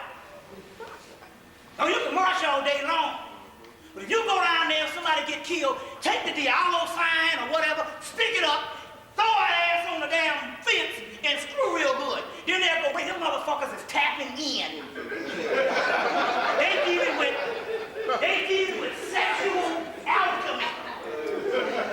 Sexual alchemy. They dealing with sexual alchemy. Them niggas is fucking. And now our ass is in trouble. You let the preacher tell you that dumb shit.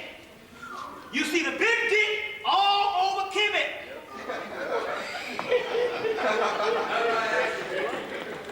Come off the dumb shit. Oh, we Egyptians over Nile. You see a big dick. They say the dick is supreme.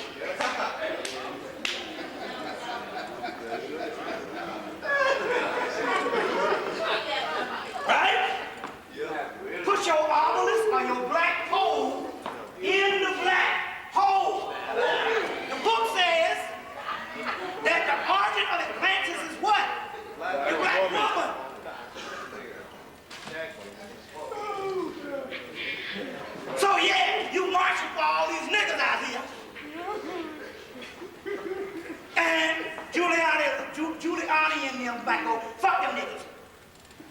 need you to go down to Central Park, the Empire State Building, put some candles out there.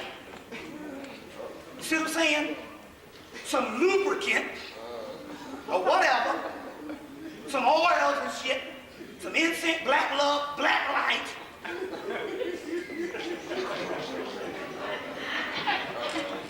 And knock some boots. Then Juliana and them will go, we need to have a talk with the black community to squash these race relations. And we need to pass out some money. And yes, I think it's time for reparations.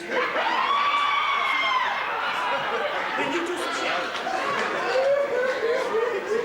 Because they know that you tapping in. They know you tapping in. You see what I'm saying? So we'll get into some of that, but you want to take a break? Take a break, 5-minute break. 5-minute break. Big hand for Bobby Hemmitt.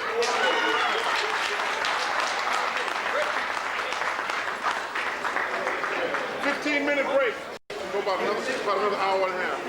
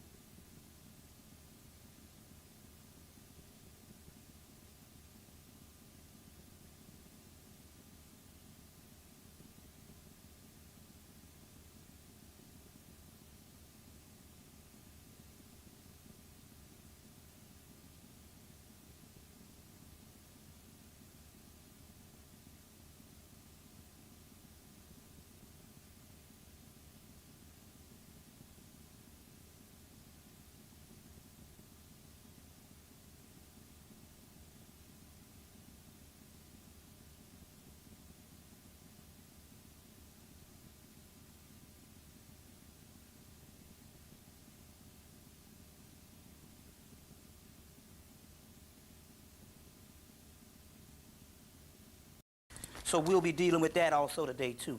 I'm very happy to be here. In-house at TransAtlantic Production. I met Brother Clemson Brown at the Melanin Conference this year, and our relationship has become very close. And he is also a brother like I am of the Order of Melchizedek and the Great Brotherhood of Sirius that we'll deal into also today. So we're going to deal with a lot of things. Now, first thing we're going to do is just get this glass of water. We're going to pour libations.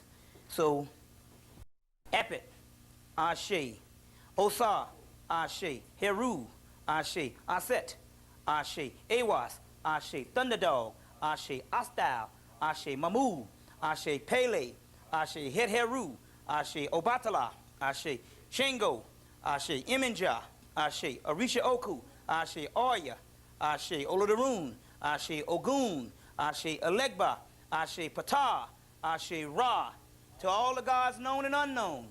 Ashe, to all the ancestors known and unknown. Ashe. So we can pour these libations and we'll get right into what we're going to deal with. The first thing we're going to deal with is because we have a lot of scholars out here that don't want to deal with Atlantis.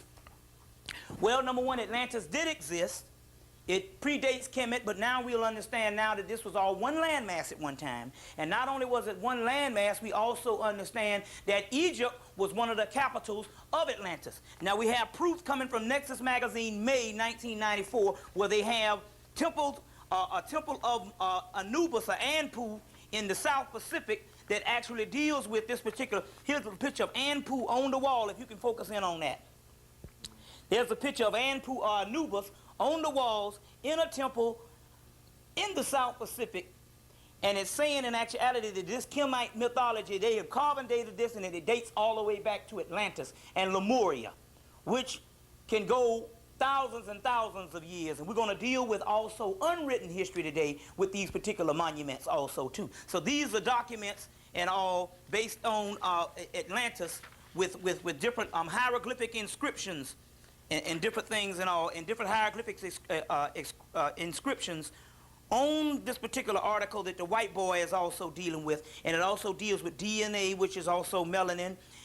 You need to get some books too. We always give you references, and some of the best references for that is Atlantis and Lemuria by Rudolf Steiner, as well as for Atlantis. Then you have Lemuria. You would also have The Children of Mu, The Cosmic Forces of Mu, and The Land of Mu, or Mu, by James Churchward. Not Albert Churchward, but James Churchward. So this is some actual documents now that we have documents of Atlantis, as well as a lot of documents are also left in what you would call India, because that was all Indus Kush at that particular time. And so what it is there's nothing new under the sun, as well as only that which has been forgotten. You understand? Now we understand that also in the bottom of the British Museum, as well as the University of Chicago, they have documents on Atlantis, which Kemet went all the way back to Atlantis. We even know now that Osiris was a god of Lemuria. And when we deal with the Sphinx that's over 2 million years old, we'll go into some deeper mysteries also too. Now, for the first thing that we want to start off with the temple that contains the inscriptions of 90,000 years old. And that particular temple is the temple of, excuse me, let me get this right, is the temple of Dendera. Now, Dendera has inscriptions in it 90,000 years old.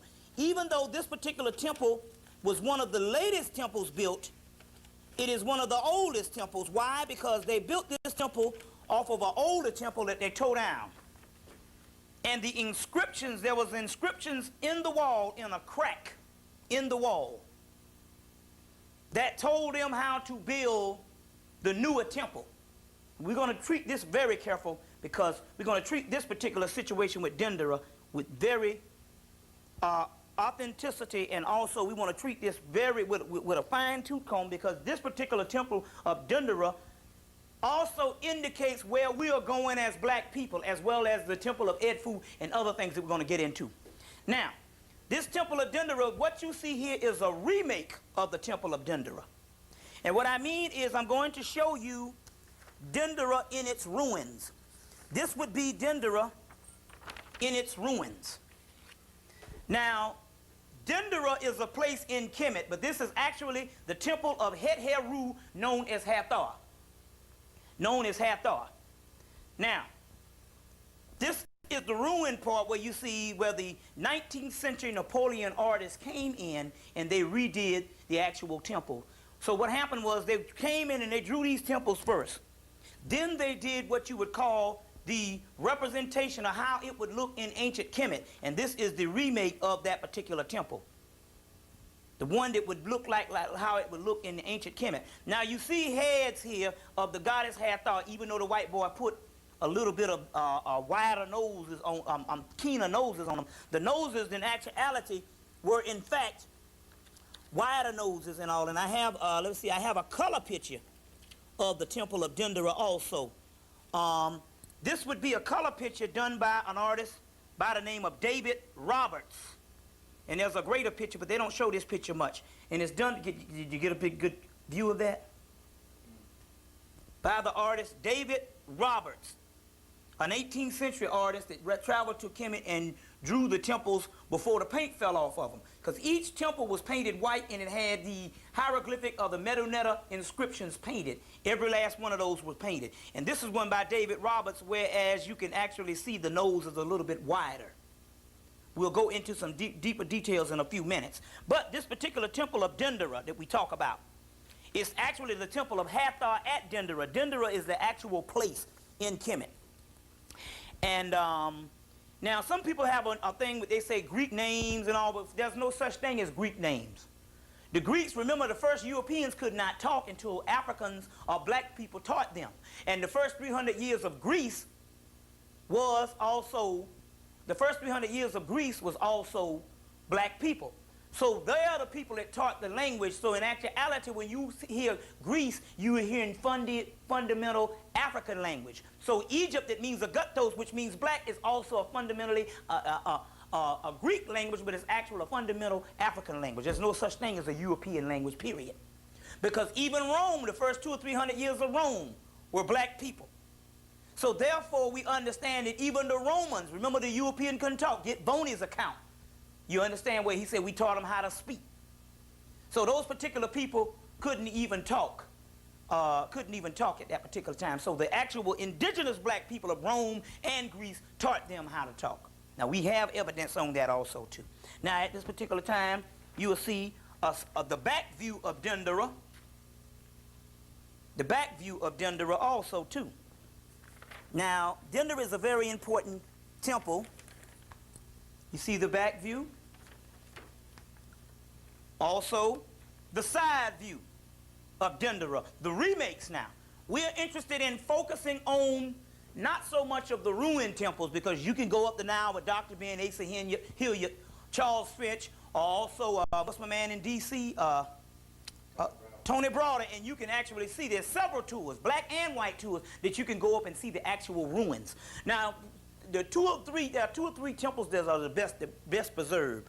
One is Dendera, one is the temple of Isis or Aset at Philae, and the other one is the temple of Edfu, Heru, the temple of Heru or Horus at Edfu. These are the three best preserved temples.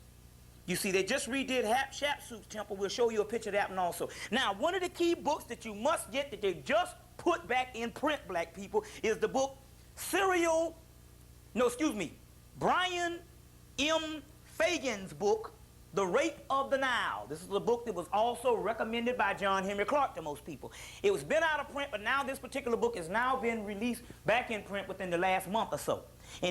So some of these particular remakes you will find in this particular book also too. I'll be giving you other books that you can also reference also. Brian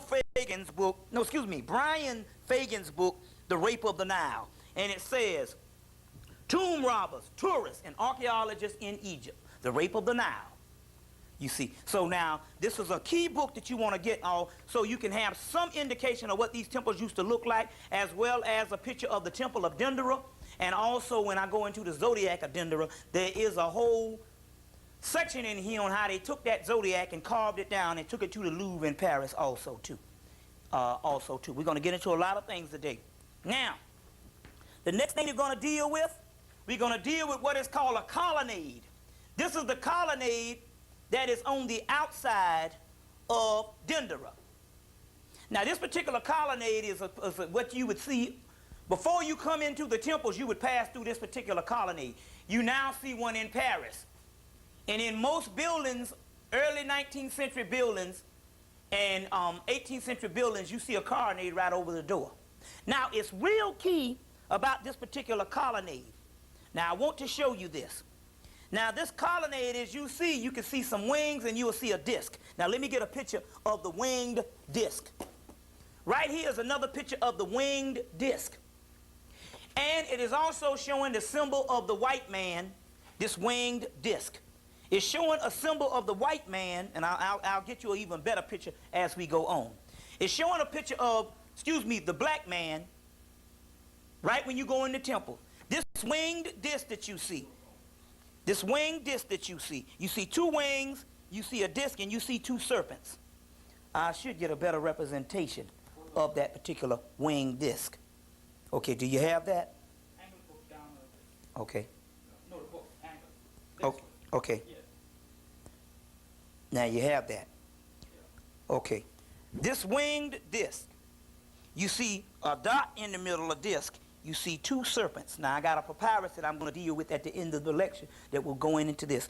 This disc you see in the middle is nothing but the black dot of the black sun in black people. This particular sons of Israel.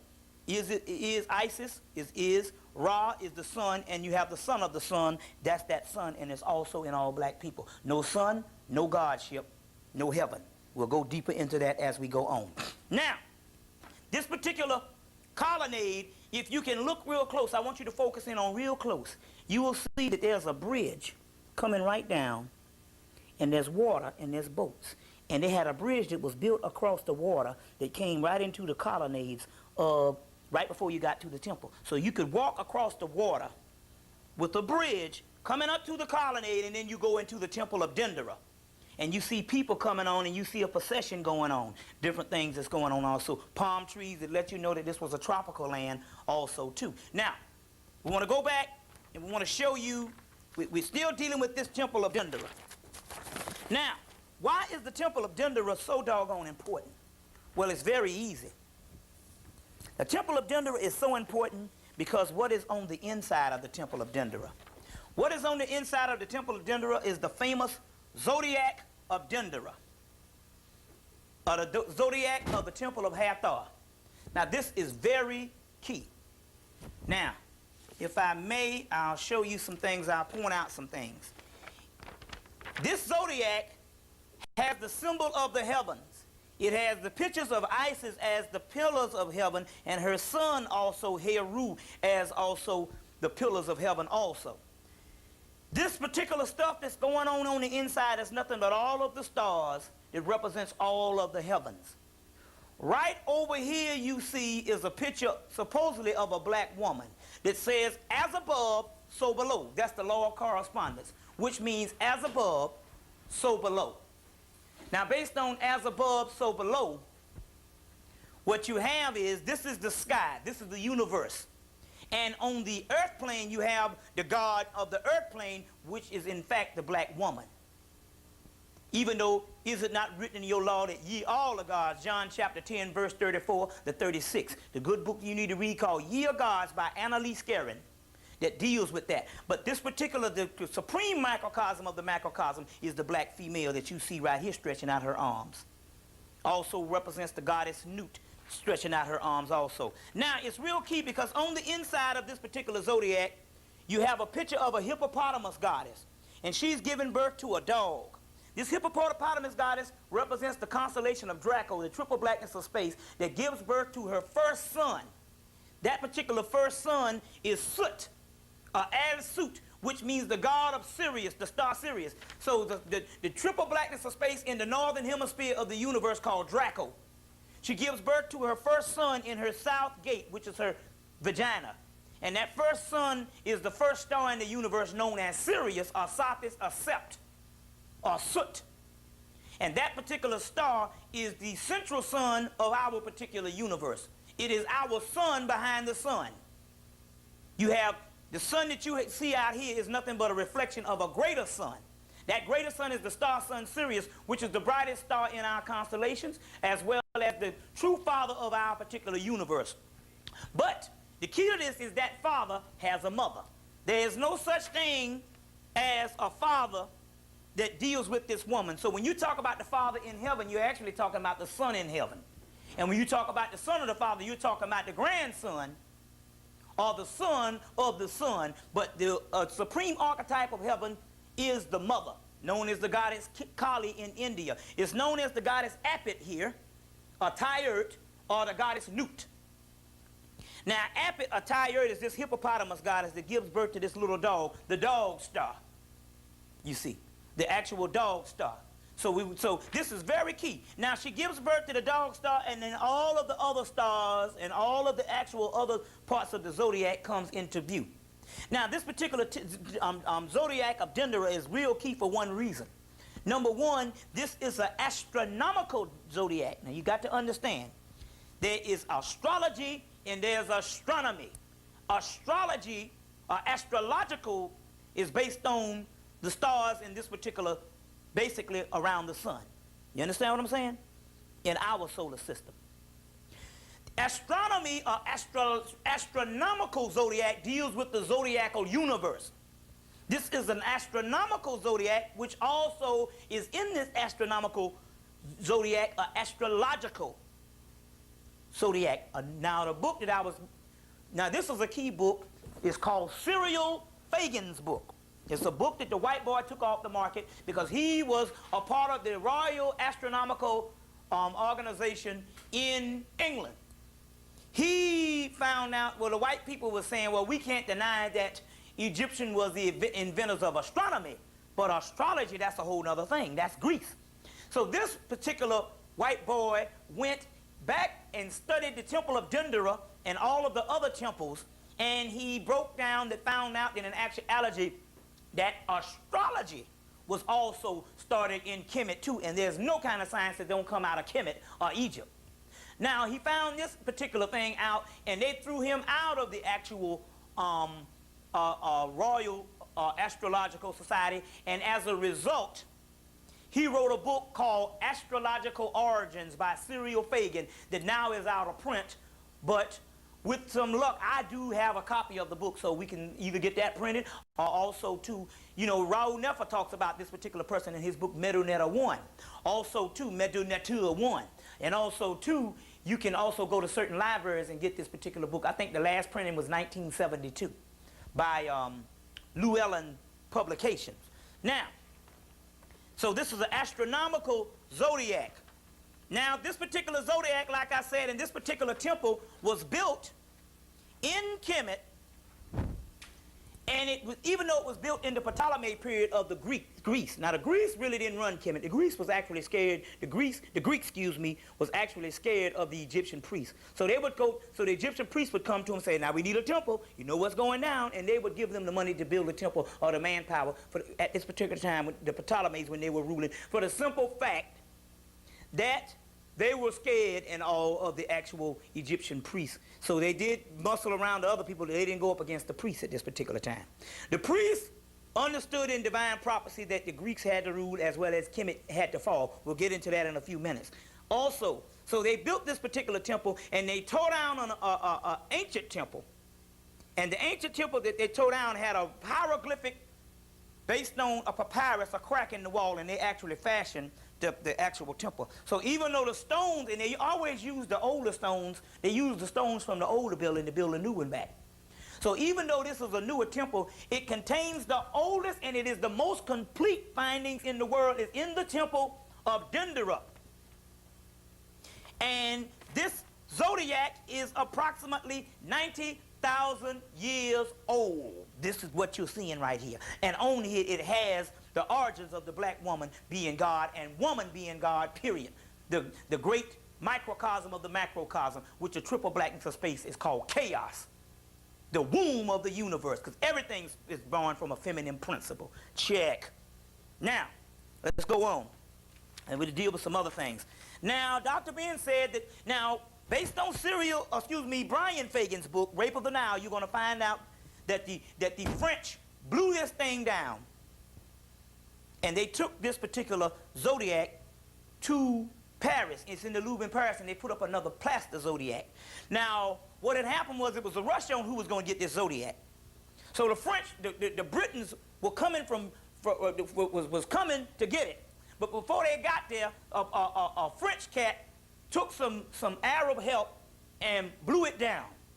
And the only way taking it to the ship, it fell into the Nile, and they needed more help, but they got it up out of the Nile, and they took it and they put it on a ship and rushed it to France before the British could get in and get it. You understand what I'm saying? So it's, this particular, the original replica is now in the Louvre in Paris, in the Egyptian antiquities also too. Very key, because everything is in here. Now, when we deal with the actual star systems of all of these particular temples, you're going to find out that all of these particular temples are based around the star system Sirius, which is called Syriac architecture. That's the key, because that is the monument, that is heaven, and these are the monuments of heaven. Kemet was known as the heaven on earth. So as we go on. So Dr. Ben said that this was a fake one. He said there's a square zodiac, but he was mistaken for the simple fact that this is the real one that's in Paris. And the square zodiac was also on another side of the room. And that other zodiac on the other side of the room is this particular square zodiac. 2 levels of that square zodiac also. Now you want to get deeper into the astronomical part of the temples and the breakdown of the stars and the temples. You need to buy a book by the name of Norman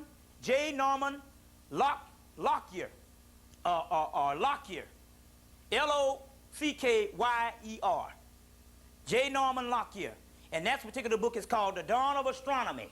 Now the key to this book is out of print, but now you can also go to, there's a new out-of-print book company called Kessinger, and they've just reprinted this Dawn of Astronomy in here. And in here they show different breakdowns of the Temple of Dendera, the Temple of Dendera. And so on one side of the hall, you have one zodiac that was in the ceiling. That's the round zodiac that I just showed you. But on another part of the ceiling, you would have the square zodiac. And this was in the temple ceilings, and they blew down the round zodiac. And for some reason, it's cut off because they left the black woman in the damn temple. But they blew it down.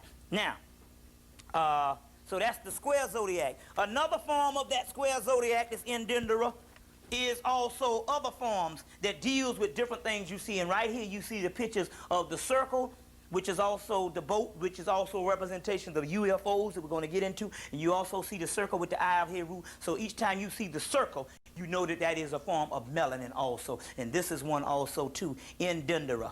These particular zodiacs with hieroglyphic inscriptions. Now, the other thing that we need to deal with is Dendera is called the Temple of the Virgin Birth. Very key. Dendera is probably one of the most important ones. There's different temples now. You know, down in Nubia, they covered up over 200 temples when they built the Aswan Dam, you see. And when they built the Aswan Dam, they covered up over 200 temples. One good book is called The Book of the Masters, Egyptian Doctrine of Light Born of the Virgin Mother by W. Marshall Adams, an out-of-print book that you can now get from African Heritage Classical Studies Research Series out of, I think that's Chesapeake, Virginia. What's my man name? You know, the E. Curtis Alexander that also does these things now. And so now, this particular Temple of the Virgin Birth that they're talking about, what happens is this particular temple was built for the star system Sirius. Now, Hathor Het Heru is the real name. Het, which means house.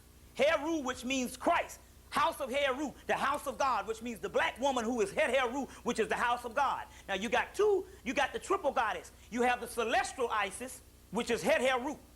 Then you have the earth, one of the earth Isis, which is the Aset that you know of.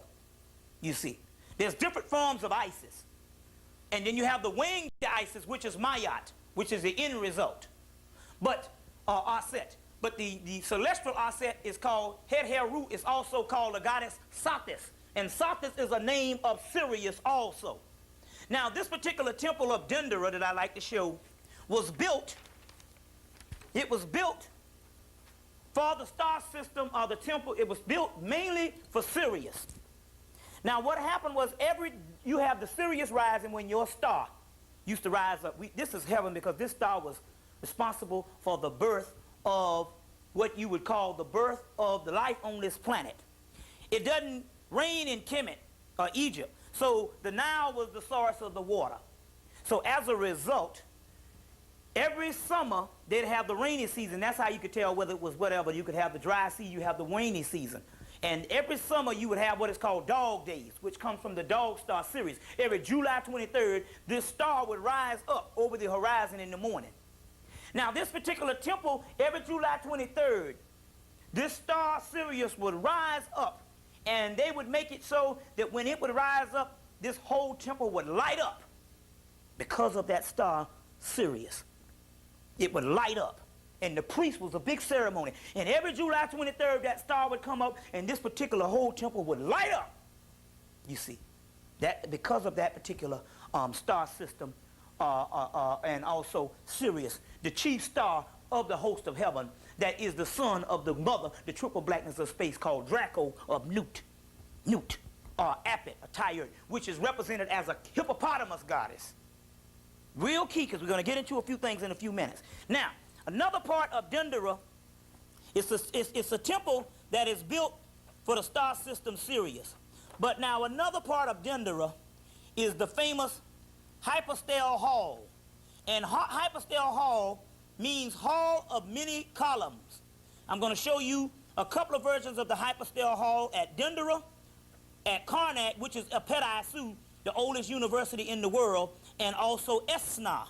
I'm going to show you pictures of the Hypostyle Hall at these particular places. So bear with me as I go through and we find these particular Hypostyle Halls. Now, the Hypostyle Hall at Dendera, let me get this particular picture so we can show you this, is a hall of many columns. It's interesting because when we deal with this, you're going to find out, when I show you these Hypostyle Halls, I'm going to also show you one at the Temple of Isis, but I'm going to show it to you in color, which would be a very good representation to put your mind back into Hemmitt at that particular time. I'm also going to show you pictures of the Sphinx, the famous pictures of the Sphinx before the nose was blown off. Now, this is a picture of the Hypostyle Hall of Dendera. And as you can see, there's a grand procession going on, and there's many columns. Now, please note that these particular pictures, each one of the hieroglyphics in these particular columns that was built, they had hieroglyphics of metaneta all over the temple. There was not a spot on any temple in Hemmitt where they didn't have metaneta. The Greeks started trying to copy, and they could not put the metaneta because the best artists in the world came from Hemmitt, Egypt. Now, this Hypostyle Hall, and each one of the metaneta was painted, and they had the white backgrounds. I'll show you representations of that, so I want you to get your cameras ready and zoom in on some of these pictures to actually show the representation of the paintings of this Hypostyle Hall. Now, each one of these were painted, and this is the Hypostyle Hall, Hall of Many Columns at Dendera. Now, it's very interesting. This is a remake because we want to show not so much of ruins. You can see that in most Kemetic books or Egyptian books of the ruins, as well as going up there now. We want to show reconstruction because we're trying to put your mind back into the part of when the black man and black woman was at their greatest ever. You understand what I'm saying? So this is the Hypostyle Hall. There's processions going on. There is the light of the sun lighting up the actual place. So very key. Now let me show you one other piece on the Hypostyle Hall at Dendera. Now, this is very key. Now, I want you to zoom in on this particular picture. Is everything all right? All right, we're going along. I want you to zoom in on the pictures. Now, I showed you before that in actuality, the actual nose that you see on the particular people when they remade Dendera, you actually see they have keen-shaped alkaline noses because the white boys tried to, didn't want to show the original thing. But David Roberts is one of the actual artists that drew some of the things, and when he sketched out some, there is a picture of the head on the inside of the temple, and I want you to zoom in on it because it is a picture of a black woman. Also, I have an actual picture. Now, this is a beautiful day because I got an actual picture of the ancient Egyptians on how they look that was painted in the 1800s before half of them disappeared and miscegenated on into what you call the Arab race now. But you know, we understand about your Nubians, but I'm going to show you the same headdress in the 1800s. Right here, if you can zoom in, there is a picture of a black woman with big lips and a wide nose, which is the same figure of supposed to be on the outside of the temple. This is on the inside of Dendera. drawn by David Roberts around in the late 1800s. As a matter of fact, we would say that this was actually, I think this was actually in Nubia, 1846, that he drew this particular part that went on. So now, let's go on. Now, the next thing we want to deal with is I want to show you a color picture of what the temples used to look like on the inside of Dendera, or on the inside. I'm going to show you one from the temple of Isis at Philae, and I'm going to show you one that in actuality, well, it's a color picture, but this one is not at Dendera. Now, I showed you the columns, right? Now, we know that the columns are black, so you don't need to trip when I show you European pictures. We know that the Europeans was not doing things for us, right? This is a picture of the column. If you look at the column, you'll see that every piece of the column was painted. You understand? Every part of the columns were painted. And this is the column at Dendera. Now, let's go on. I also want to show you a real picture, color picture, of the inside of the temples. This is a color picture, and as you can see, I want you to zoom in on this. And as you can see, every particular piece of the temple was painted. Background was white, and the metanetta on it was all colored. So even though the outside of these temples that they drew this way, they didn't have time to color them in, but this is how the outside looked also too. Show you another representation of a colored temple. This temple is the colored from the with full color of the temple of Isis at Philae, which was the last temple that they closed. And right after they closed this temple, Europe went into a dark age. And this is also the color of the temple. This down here and also up here, you saw the different things. Every part was colored, even though they got a little bit of pinkish looking people on there. We know the deal. You understand that? Did you get it? They can lean those to us, have the top to lean towards us, and it takes the glare off. Okay. That's the color. That's the color. I want to get that shot in there. All right. Let's go on. Now we're going to deal with the famous temple of Karnak, which is called Apet-I-Su, or as Dr. Ben called it, Warit.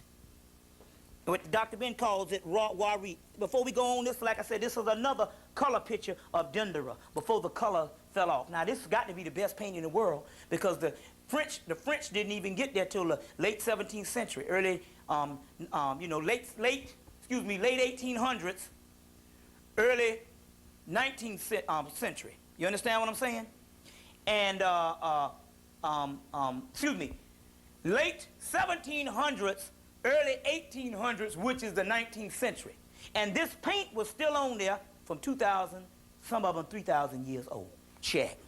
Let you know that not only were they the best artists in the world, they said they would have 3 men working on one arm of a big statue at one time. You see. 3, 4, 5 men, and they would get it done like that. Interesting. Let me explain one thing right quick before it gets off my mind on how some of these temples were built. Let me explain this right quick. Let me show you what they used to do. They used to take a temple, and what they would do is they would build the bottom part. Then they would put sand right here. Then they would stand on the sand and they'd build the next part. Put sand there, stand on the other part, put sand there until they build it all the way to the top. They would go in where these particular columns, build the bottom part, sculpture it, put the sand, and they could build a wall. They could just stack stuff on it, and then they would clean the temple out. This was one of the methods of building the actual temples. They would fill them up. Each when they wanted to go up certain levels, they would fill the actual thing up on sand because they didn't need to deal with scaffolds as much for the simple fact that they had to have detailed art. And you could read these temples like books, and it's written in the stone, and most Christians can't get around that. We could take them right back and show them the origins of the Bible, the Quran, and anyone right in the stone. Now, be sure to note that every temple that I'm showing you is, even though some of this stuff dates back 3,000, 4,000, 5,000 years, it's still late stuff. You see. Remember now, we didn't need temples when we were as on the same level as what we were when we was in Atlantis and Lemuria because our Akashic records was open in our mind. And we had cosmic memory, universal consciousness, the Christ consciousness, and cosmic consciousness. We only needed to build the temples as libraries and different things like that so we can read them as storybooks when our third eye and spiritual chakra system shut down based on this third dimension and the vibratory rate of the earth fell. So therefore, in order to obtain this cosmic consciousness, you had to go to the mystery system in Egypt, which preserved the science of the Akashic records, which was used to be in your mind, but you're getting ready to go back to this now in the later days where you won't even need this stuff. It'll be in your mind. Check. Yeah. All right. Everybody's Akashic records. Want to deal with one other thing with the temple of Dendera. From the ceiling of Dendera, the temple is dedicated to Hathor Het-Heru, the Virgin Mother. This is the zodiac. It's probably called the planisphere. It's called, instead of a zodiac, it's called a planisphere. That manifests the intimate connection with the past of the celestial taken by the departed, the holy dead in the interest of light. Now,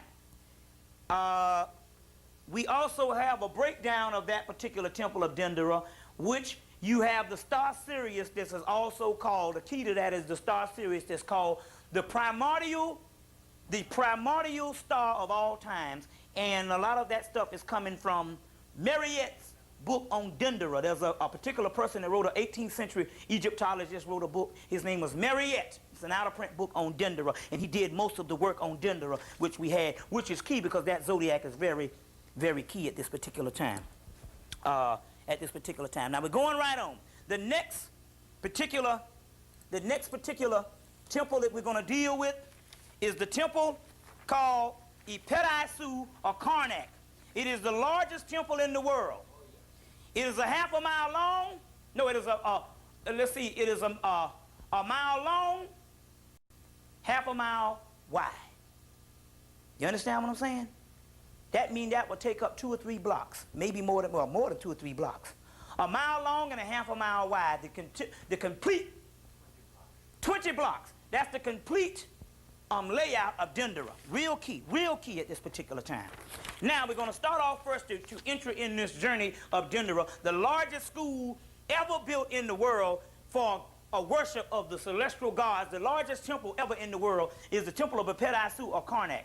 Now we first start off with the colonnade again. And as I told you before, you have the winged disc.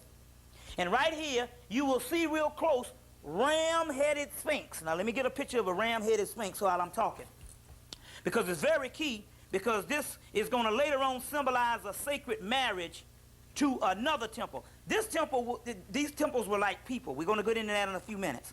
And they were married to each other. Now this is the temple, the first temple of Dendera that I told you was the temple of Amen-Ra. Remember that, right? No, excuse me. The first temple I showed you of Dendera was the temple of Hathor Het-Heru. This particular temple is the temple of Amen-Ra. Now at Karnak, or what you would call the temple of Ipet-Isu, which means the oldest university in the world. Now, very key. What you had here, you will see the colonnade. Now, when you see this particular colonnade, you're going to find out that you see ram-headed sphinx, and they would lead up to the temple. This is the first doorway. These ram-headed sphinx are also leading up to the colonnade. Then you would come in and you see the pharaohs, and they're having a grand procession going on, and these particular ram-headed sphinx that would lead up to the temple. This is a picture of the ram-headed sphinx. You already know what the lion-headed sphinx is, but this is the temple of the picture of the ram-headed sphinx. Now they would lead up to the front door of the temple. This is one up here with the head cut off. Now this is at Karnak.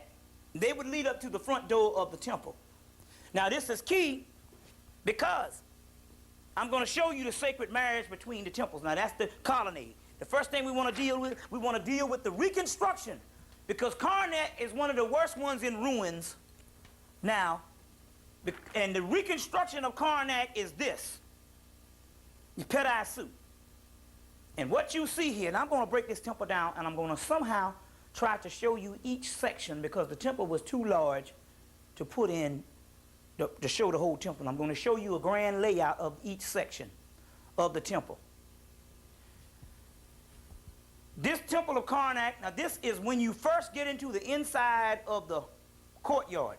When you see these particular things here, they're called colonnades. You even had the one big colonnade is what you saw as Dendera, which made a whole temple. These particular things that they call colonnades. There's a building in Atlanta that now is built of these particular colonnades. I'm going to get into what is called civic architecture, and we're going to show you what they're doing now in the new Atlanta's called Atlanta, Georgia. And they started building this civic architecture around the year of 1986, and now Atlanta is almost being completed as a Hemmitt. And I'll go into some things that's going on also there. Now, this is the grand entrance. This is the courtyard. Out front, you had these particular columns here that they had blocks on it, and they were not made, they were just made to stand up. They were not made to support anything. Now, this particular grand entrance that you call Karnak, once you went into the front courtyard, coming through the colonnades, first you come through the colonnades with the ram-headed sphinx, and you go down and you go into the front part of the actual building. Then you get inside this courtyard that you're seeing right here. Now, you getting good pictures of this? Great. You get inside of this courtyard. Then the next thing is you're going into another part of the building, which is on the inside, which is the hypostyle hall, which means halls of many columns. When you get into the other part of the building, you go into this particular part. And these are these great columns. And they are big. I mean, you can fit 10 people around each column, holding hands. That's how big these columns are. This is the hypostyle hall. And if you look real close, you can see the outside of which you just came in here. And you see the ones that's standing up on the outside, that's these. But this is the hypostyle hall. Hall of many columns is what it is called. This is the grand hypostyle hall of Karnak, which is the biggest hypostyle hall in the world. And it is an awesome structure. If you would actually see these things, the real pictures. But I'm interested in showing you reconstructions. Other people can show you, you can buy any books and see the other ones, that's no problem. But what I want to show you is reconstructions based on Napoleon's artists. When they went in, they drew the ruins. Then they drew the reconstructions of this particular hypostyle hall. Let me show you the ruins right quick, if I have some. Let me show you the ruins of Karnak, which is a body of ruins. Now you stick with me, because I'm going to show you some stuff that deals with the whiteboard tonight, and a whole temple that they tore down in Hemmitt because they didn't want you to see the inscriptions. Now, the inscriptions of this particular thing. Now this is the grand ruins of this particular part where you see the arrow standing on in the late 1800s, is the grand ruins of Karnak. You see, right here, you see this that's going on. Now, I want to show you some other things right now. Now, look at this. We showed you the hypostyle hall. The next part we're going to show you, we're going to break this thing down. I showed you the ram-head sphinx. Now, when I go to the temple of Luxor, I'm going to tell you about the lion-head sphinx. And I'm going to show you that, I'm going to tell you about that because it symbolizes a marriage between two temples. Now, this is the grand layout of the temple of Ipet-Isu. You see the Sphinx coming into the temple. Then you see one part of the temple. Now let's break this down. Let's go step by step. This part of the temple that you see right here, this is the grand layout. Right here. Huge. This is the hypostyle hall. When you see these dots, it's showing the actual layout of the hall of many columns. These are the columns that I first showed you standing on the outside. This is the inside wall. These are the two colonnades. These pictures, these dots are the Sphinx. This is how it actually looks. These columns are standing up here. You see them right here. The hypostyle hall that I just showed you, you see them right here. Now, this is the first part that we're going to deal with. The first part, we're going to deal with certain sections. The first part, you see this doorway here. You see these colonnades, right? These particular pillars. The next part you see is this is the side, how it really looked in the side way. You understand? Okay. Now, breaking it on down. The next part we're going to deal with is the hypostyle hall. See if I can find a picture of the hypostyle hall. This is the hypostyle hall. This is the hypostyle hall. This is the dots that you see here, which represent the columns. This is the hypostyle hall. This is the next part. And this goes with this. So the temple goes like this. Let's fold this and put this together. You want to show it? You get it on tape? Whatever. The temple goes like this. Now, because we had to blow this into sections. So this is the second part. These are the halls of many columns that I first showed you. That's the second part. You got that? This is the statue of one of the kings, the pharaohs. This is the first part. Now that's the second part of the grand hypostyle hall. This is the outside courtyard. Then you're going into the inside because you see the top on it. Right here is another temple. Right here is another temple of another part. Now let's break this down. Let's see if I can see that temple. Yeah, it's right here too. It's a temple that's on this. Here's a form of that side of that temple. So we have the particular temples now. Okay, now going right along, I need the blueprint to another temple of another. The next section that we're going to deal with. Bear with me. Okay, because this is such a big place. These are the next sections. They had to break them down in twos. Then you go from one section to another section, and then this is the middle section. Now this is a front view of some of the last sections that you're going into. And this particular front view, you still see other columns. You understand what I'm saying? You still see other columns. I think this is also the hypostyle hall. Then they show you the pictures of obelisks and other columns that's broken down throughout the whole temple. But this is a front view of that particular part. Here's another front view of columns that's dealing with obelisks also too. And you can see here this, which is real beautiful. You actually see different pictures of I think that's Osiris, or Osir. And these are particular parts. Now we get to the real juicy part. And this is the last part of it. Now we're going to go into one of the last pieces. Now, there's a smaller temple that is built at this particular grand temple. This smaller temple that is built is one of the most sacred temples of the world. It's a temple that is the temple of the Great Mother. Now let me explain. When you go down the aisle of a church, you say you're getting married. You know that aisle. That aisle, or if a church has a center aisle, that is the fallopian tube, the birth canal, right? And then when you get to the pulpit, that's the womb, the sanctum sanctorum, known as the Holy of Holies. Now the white boy switched this up. In marriage, he has the woman coming down the aisle. But a woman doesn't come down the aisle. A woman is the womb. So in actuality, he's supposed to have the man coming down the aisle in marriage, because the man symbolizes the penis and the sperm, and sperm travels up the fallopian tube, right? The birth canal. Not the woman traveling up, because the woman has a womb. How the hell is she going to need to travel up to her own womb? You see what I'm saying? So they switched this thing around. In actuality, the man is supposed to be led up that aisle, not the woman.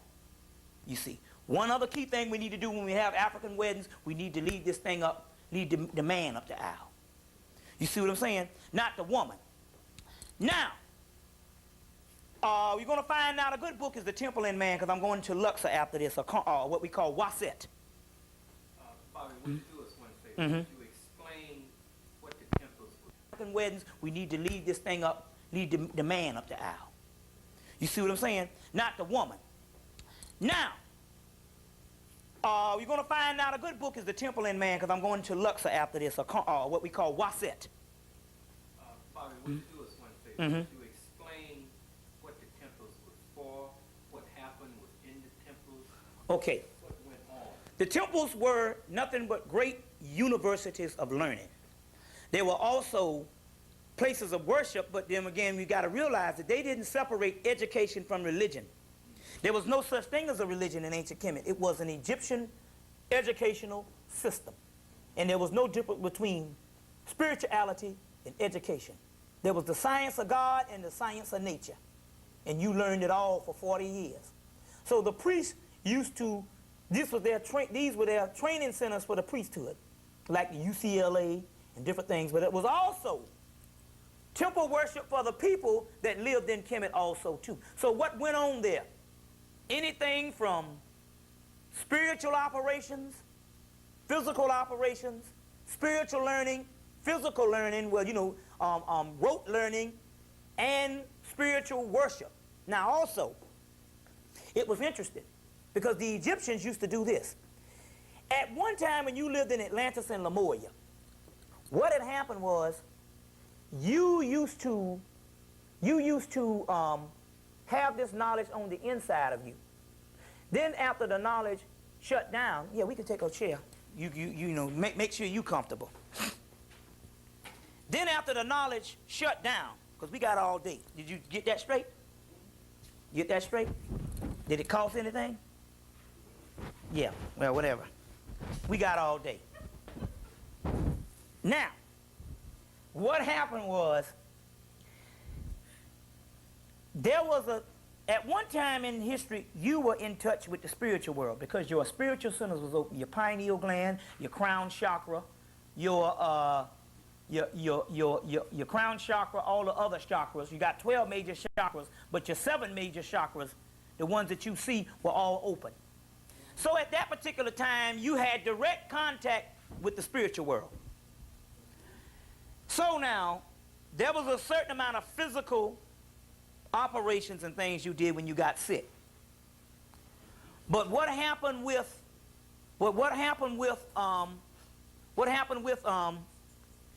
the operations when you didn't get sick was when they couldn't help you physically. Let's put it that way. When they couldn't help you physically in physical operations, because now physical operation, the physical surgery is the lowest manifestation of medicine. That's the last resort. So at times when it was beyond the priest, because at one time you had correct communication with your cousins on the star system Sirius, Betelgeuse, Regal, Andromeda, and different other places. So at one time you had a certain amount of contact with them. So you just call the brothers up, say, I'm in the 3rd dimension. Even though the vibratory rate hadn't gone down that much, you could get spiritual operations. Well, the Egyptian priests, what they used to do is in these temples, they used to come in and summon the gods, and the spirit would come and do the operation or the particular surgery spiritually and prepare and repair things that the physical person, the physical body wasn't able to do anymore. You see. So this is what you have when you have actual rituals going on now, is actually summoning the gods to do work that you do not have the manifestation to do, or you don't have the capability of doing anymore because you're limited with the physical thing. So there's a different spiritual vibe that used to go on now. The woman, Shashi McIntyre, said she had lupus in the early 80s or late 70s or whatever, and Dr. Ben told her, said, I want you to come to Egypt with me, Kemet with me, and let's see what happens. And she went there, and she went into the temples, and when she got out, there was a guy standing there taking pictures. And everybody, when they got back to America, they found out that those pictures had actual pyramids over their heads, a spiritual pyramid over each person's head, like a halo. And what it did with her, it cured her from lupus, because she had terminal lupus if she was going to die, and it cured her. Another thing is, one brother went to the temple of Edfu, which is the temple of Heru. And there, in the Holy of Holies, where there's a block where the actual God used to sit on. Now that the God has been removed based on the European and all. And in that Holy of Holies, they got a light that shines over the block, and you can't see it when you're there, but when you take a picture, it gets frozen. And when you get back, there's a light. There's a brother in D.C. that has some pictures of the light that's also in the Holy of Holies that you can't see, not unless your third eye is open or you are psychic, but you can see it, the camera catches it. And so there's all kinds of spiritual things that are going on. This temple of Karnak had 80,000 people at one time there. That's how big it was, but then again, they had 80,000 students, both women and men. But mainly men, for the simple fact a woman is the temple. So she didn't need the same kind of training as a man did. Man is a child, and man needs to become more like woman. Woman needs to become more like man. That's balance. So the object of the mystery system was for the initiate to be as small as the smallest man, like the toi. That's called innocence. And with innocence and humility, God is. That's neutralizing the ego. You understand what I'm saying? That's neutralizing the ego. See, when the ego flares up, the spirit hauls ass. So when you get in a big argument, the spirit leaves. The spirit only flows in calmness and stuff where the humility is. That's a part of God. Look at your woman, the way she takes care of children. That's God. When the child does something wrong, she don't take out a gun and shoot. Whole brotherhood of Sirius, later on known as the brotherhood of Melchizedek. Now, one of the main things that the priest needed to do at that particular time, let's say that you went through this entire temple, and you got to the last part. One of the parts was the Holy of Holies that you went to, and only the priest was able to go here. Only the priest was able to go to the Holy of Holies. Let's see if I can find a picture of the Holy of Holies right quick as we go on. Let's say this is the last little piece, the end piece of the temple. This is the end piece of the temple. This is the Holy of Holies, and only the priest was able to go into this back piece of the temple. Now, after you went through the hypostyle hall and all that, and the Holy of Holies represented the womb, so it's like going back up into your mother. So now also, we're also talking about in the layout, you would come into the front pylons, go all through this stuff here, and you would have your school in here, and once you complete initiation, you would probably end up in the back of the temple, which is like going back up into the womb. You know how it is, the man takes 9 months to get out of the womb, and the rest of his damn life getting back up in the womb. That's spiritual, you see. There's a black hole in space, which is the constellation of Draco, which is also, there's different black holes. But the supreme black hole is the northern part of the space, and there's a black hole on Earth. That's the woman, you call that the vagina. And yes, we love to go back up in that black hole also, too, to get rejuvenated. Right? Check. Now, I showed you this hippopotamus goddess called Apit, or Tyurt. Let me see if I can find a picture of her right quick. I'm going to show you this hippopotamus goddess, which is the center of heaven in the constellation of Draco. This is very key because there was a temple built to her, and that temple that was built to her, Apit Atayurt, that temple that was actually built to her was actually at the temple of Karnak. And at the temple of Karnak, they built this temple, and it's a very sacred temple, and so we do have a picture of the actual Holy of Holies, not of just the regular goddesses, but the Holy of Holies of the Supreme Mother Apit Atayurt, which is a hippopotamus goddess. I don't have I thought I had some pictures of her. I do have some, but I can't find them at this particular time. But we'll try to add one on the video once we do the editing and all.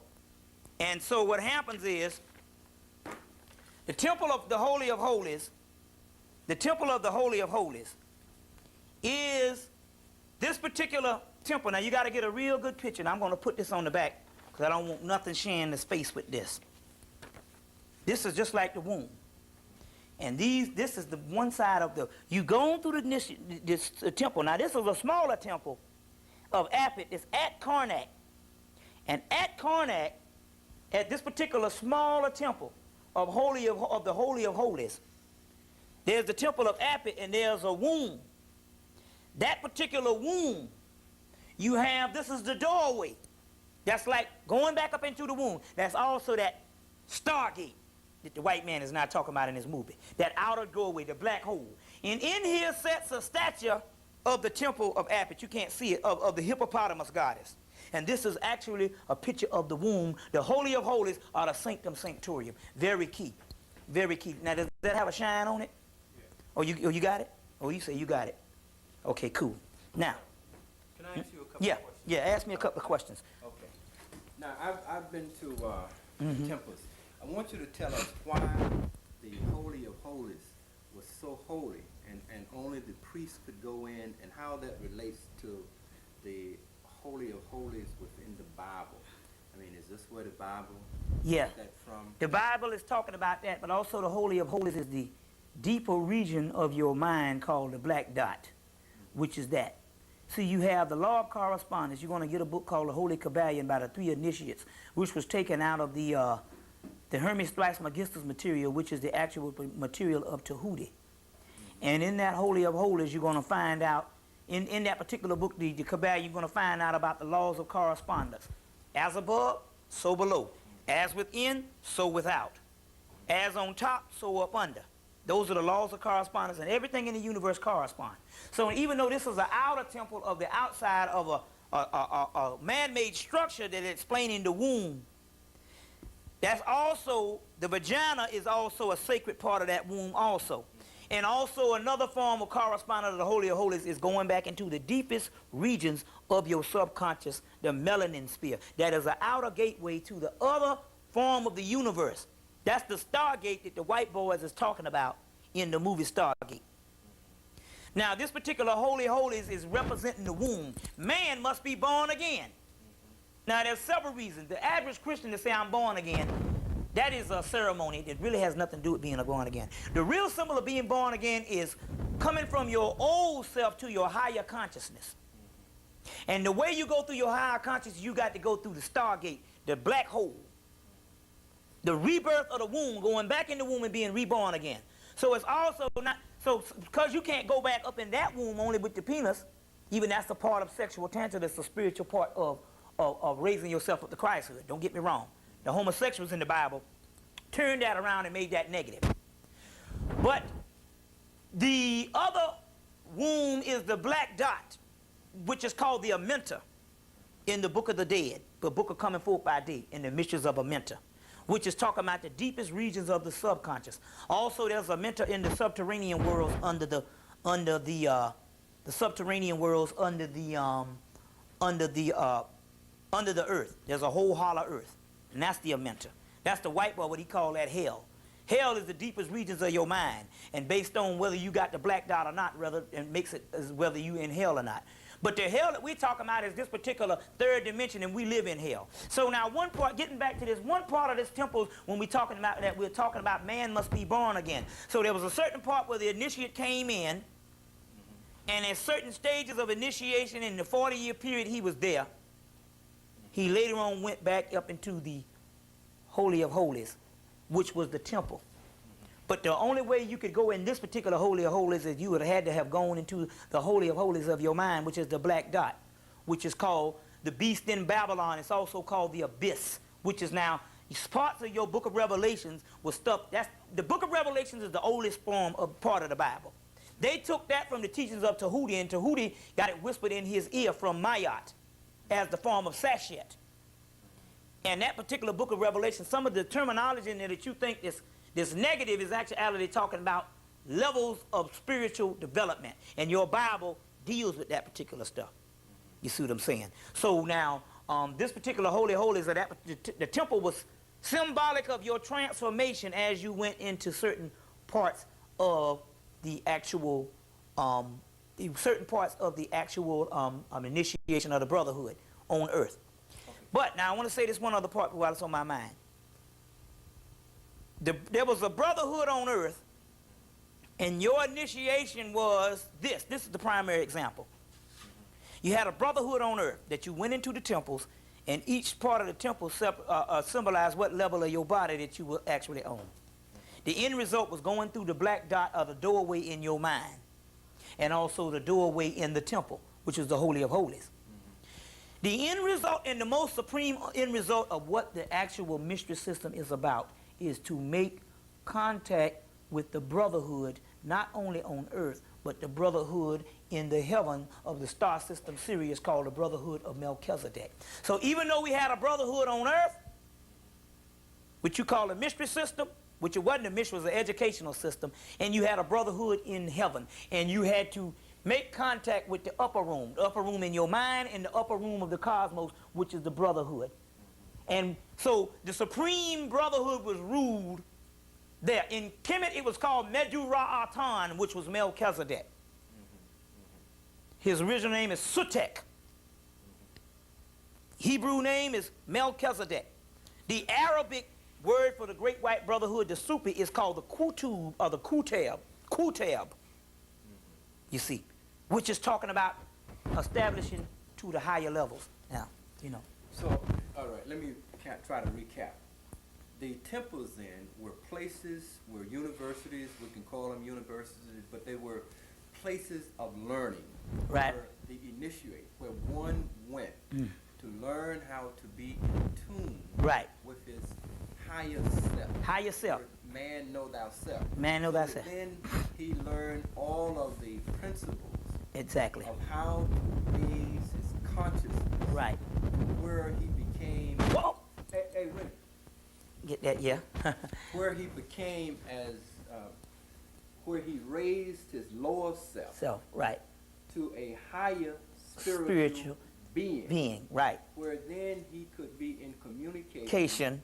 with things That's that were right. not on earth. Not But on he earth. became one with nature. One with nature, So and one with God. God within himself Exactly. was actualized. Actualized. And he became, in effect, able to relate in a different way. That's right. Nature, as a matter of fact, he Exactly. could understand and he could be one with nature. Right. So that if he thought of water, he could become water. Become water. And all. As the Twa now Can still are able to do. exactly. You see, the primitive man is more advanced than so-called the modern man. The modern man, which the white man would have you to believe that the modern technological man is more advanced than the primitive man. See, when you got certain push buttons and certain things that you use to get around using the archetypes of your mind, it shuts down mental thought. Whereas if you use nature, your mind, you see what I'm saying? So there's a whole saying that the mystery system would say, full room, empty mind. Full mind, empty room. That means you don't need the physical things around you as much if you got it in the mind. Now, there's another section in the mystery system we need to talk about is the intellectual aspect, which the 7 liberal arts, where you just didn't learn one art, you learned everything. So you just didn't go to college and learn, I just learned computer programming while I was there. No, you learned everything because you had 40 years to do it. So you learned everything. But even all the intellectual advancement that most of the Afrocentric scholars is talking about is still the low level. Because after you learn the intellectual thing, and the intellect is the lowest level of the actual mystery system, then you went into what is called the spiritual aspect, or you learn them both together. So it was both the physical, you have the intellect, and the spiritual, you have the right brain. So the intellect is left brain. The spiritual is right brain. So now when the brothers say the sisters are not as smart, no, it's just that you are using the mathematical equations and the sister is using the spiritual equations. And the spiritual is more higher. So therefore you have to start breaking down this left brain and going into the right brain. You call it female intuition. No, it's the female spiritual ability that you're supposed to have, but you're now using left brain. It is not logic. Now the white boy always uses this logic, and he uses the 7 liberal arts, but he don't understand that there's another spiritual side. But he can only get that part. Now the worst thing we ever made was the thinking when the white boy got a jump on us. The white boy was saying that I'm just as smart as you are. And the only thing, so the reason why we couldn't monitor that is because the white boy proved that intellectually we were almost the same, even though we are smarter than him. It takes him a longer time to get to that stage, whereas us, you see, we can do this thing like that. But it's just that they systematically in the school shut us down. You know that conspiracy to destroy black boys, because Joanza and Jupa. You see what I'm saying? But even in intellect, where the white boy is talking about his intellect and all this stuff he can do with intellect, he building these buildings and all this technology. Intellect is the lowest part. Tell the white boy, if you superior, then show me how spiritual you are. Not intellectual. Intellect is low. You can teach a monkey how to do shit. But what about the people who would come and say, you know, with all the spiritual stuff, I mean, you still are oppressed. Right, but see, You're still not... Exactly, and the reason why we say that is this. First of all, let's get on this white man. When you talk about, is he spiritual? He can't be. He killed all the animals off the earth. He killed the water. He killed the air. He killed all the people off the earth. He killed the earth, and now he's trying to kill space. That's nothing spiritual at all, because he's not one with nature. He's destructive. So That's no contest on where he's spiritual. Now, he don't have that spirituality. That's why you got to keep looking in the Bible, looking in the book, looking in the book, and quoting scriptures. But can you live like the goddamn twat? Excuse the expression. In other words, you are saying now, then, that our spiritual development reflects our ability to be one with nature and coexist. That's right. Now, you asked the question, if we have the actual ability to be spiritual, why are we oppressed? The reason why we are oppressed is not because we don't have the ability to be intellectual. We can be intellectual, and if you notice, black people fill every position in the world except vice president and president. Everything else we got. That ought to let you know, and we could probably run the presidency better than the white man because we're going to be fair about it. Whereas his president is based on exploitation because you don't get in that chair now unless you take an oath with the Illuminati and be one with the New World Order. But let's deal with this. The reason why we have been oppressed because we're thinking we need to be the best we can be based on the intellect that the white boy gives us, which is only 33 degrees of what he learned from us in the first place. But we don't understand the reason why we're oppressed is the simple fact that we have lost the aspects of spirituality. Now, when we still say black people are more spiritual, no, you were talking about based on fundamentalism, how you feel. Yes, the spirit is in you. That's called edukare, to draw out. You got the 360 degrees in you. But that's to draw out. But what we're talking about here is when you go into the fundamentalism, yeah, you reading the Bible, and yes, there's something spiritual in you that makes you even better than the white Christian, but that is not even tapping into the real spirituality, because most Christians, when you start talking about real spiritual things, astral planes, Buddhic planes, etheric planes, the Devashanic planes, the hierarchy of Sirius, disappearing, living underwater, living under the dirt, not breathing, not eating, never eating again in your life, then they say you crazy. So it's one thing to talk about spirituality and to have what you call religious ceremony. It's another thing of transforming yourself to another level. Now, back to the one little thing before we get off this here. Why are black people oppressed? Because black people have lost the physical and spiritual abilities to be none other than God, because it is not written in your law that ye are gods. So what is the black man capable of doing? The black man is not just capable of running a doggone society. We've done that before, and the white man just copying us and doing a bad job of it. But black man is capable of running the universe, and everything you see the animals that can do out here, black people can do. We can fly, we can shake shit. So we're talking about a whole nother consciousness. Now, the key to the whole thing is this. This is the key on why we have failed. Number one, the vibratory rate had fallen, and so it was inevitable. We was going to fall anyway, because that's a process of devolution.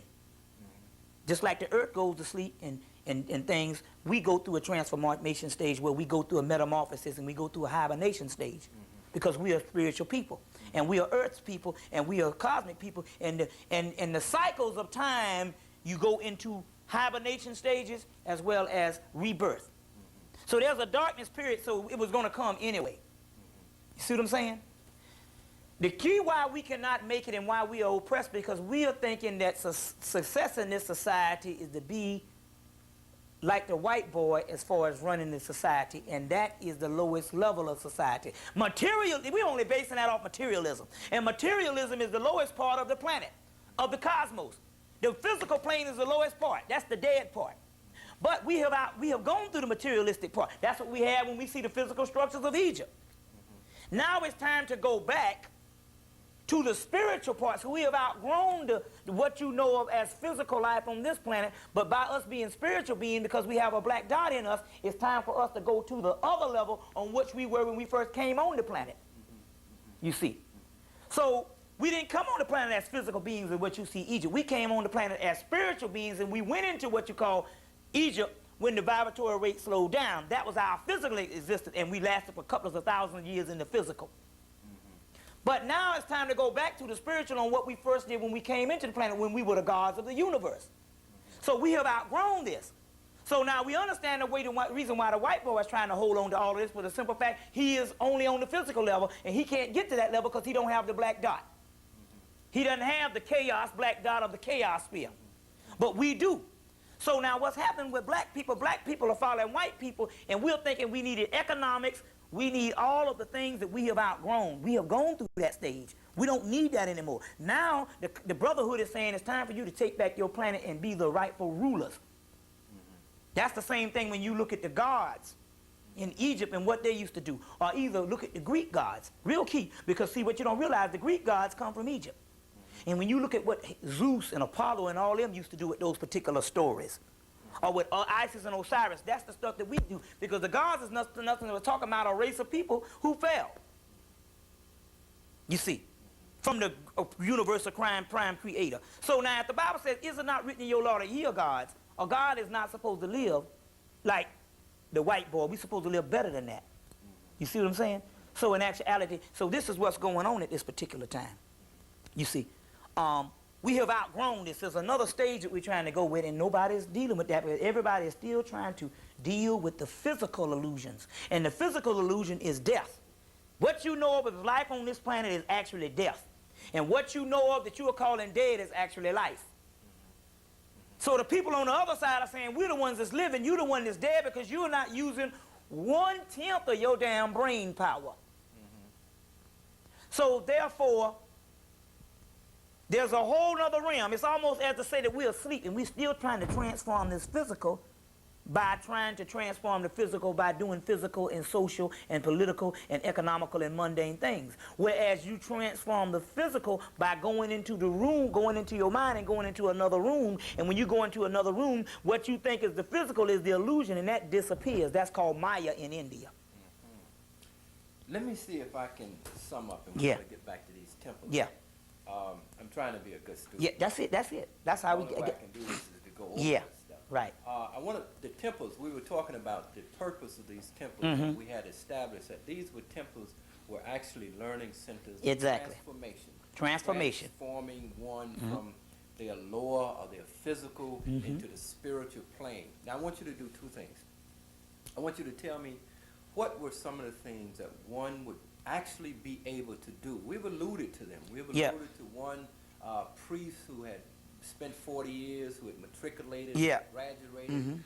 was a high spiritual being. Mhm. He could actually cause it to rain. I mean, he Yeah. could do several Mhm. things. Yeah. I want you to talk about some of the things, even though it may seem impossible to us, what one would be able to do Okay. as a priest in Egypt, and also explain to us one who was on that higher level. You've already alluded to it, that it's cyclical, and it was time Yeah. for us in terms of Yeah. Mhm. the cycles of nature Mhm. to go to sleep, so to speak. Mhm. But do two things.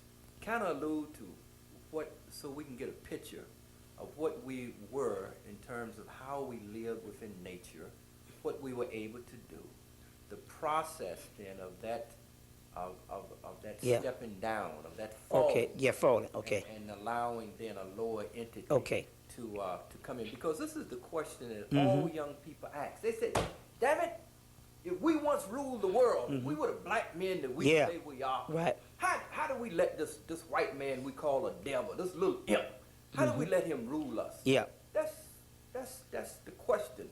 And until they can understand that, Mhm. they can't make the next step Right. to transformation. Okay. First of all, the missing link is because when most Afrocentric scholars start off, they start with Egypt. Egypt is the way station. That's like starting American history and starting off with starting American history, and you say this is the introduction to American history, and you start off with the 1960s. You see what I'm saying? You got over damn near 200 years that you have taken out.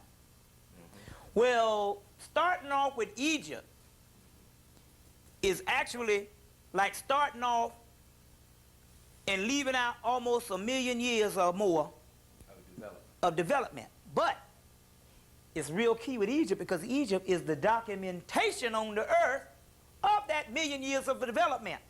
But most of the people who start off, they thinking it is just 2,000-3,000 years old. This stuff goes back further than that. They are dating the temples, but the temples in actuality where the actual physical structures may be 2,000 or 3,000 years old, or a little bit older.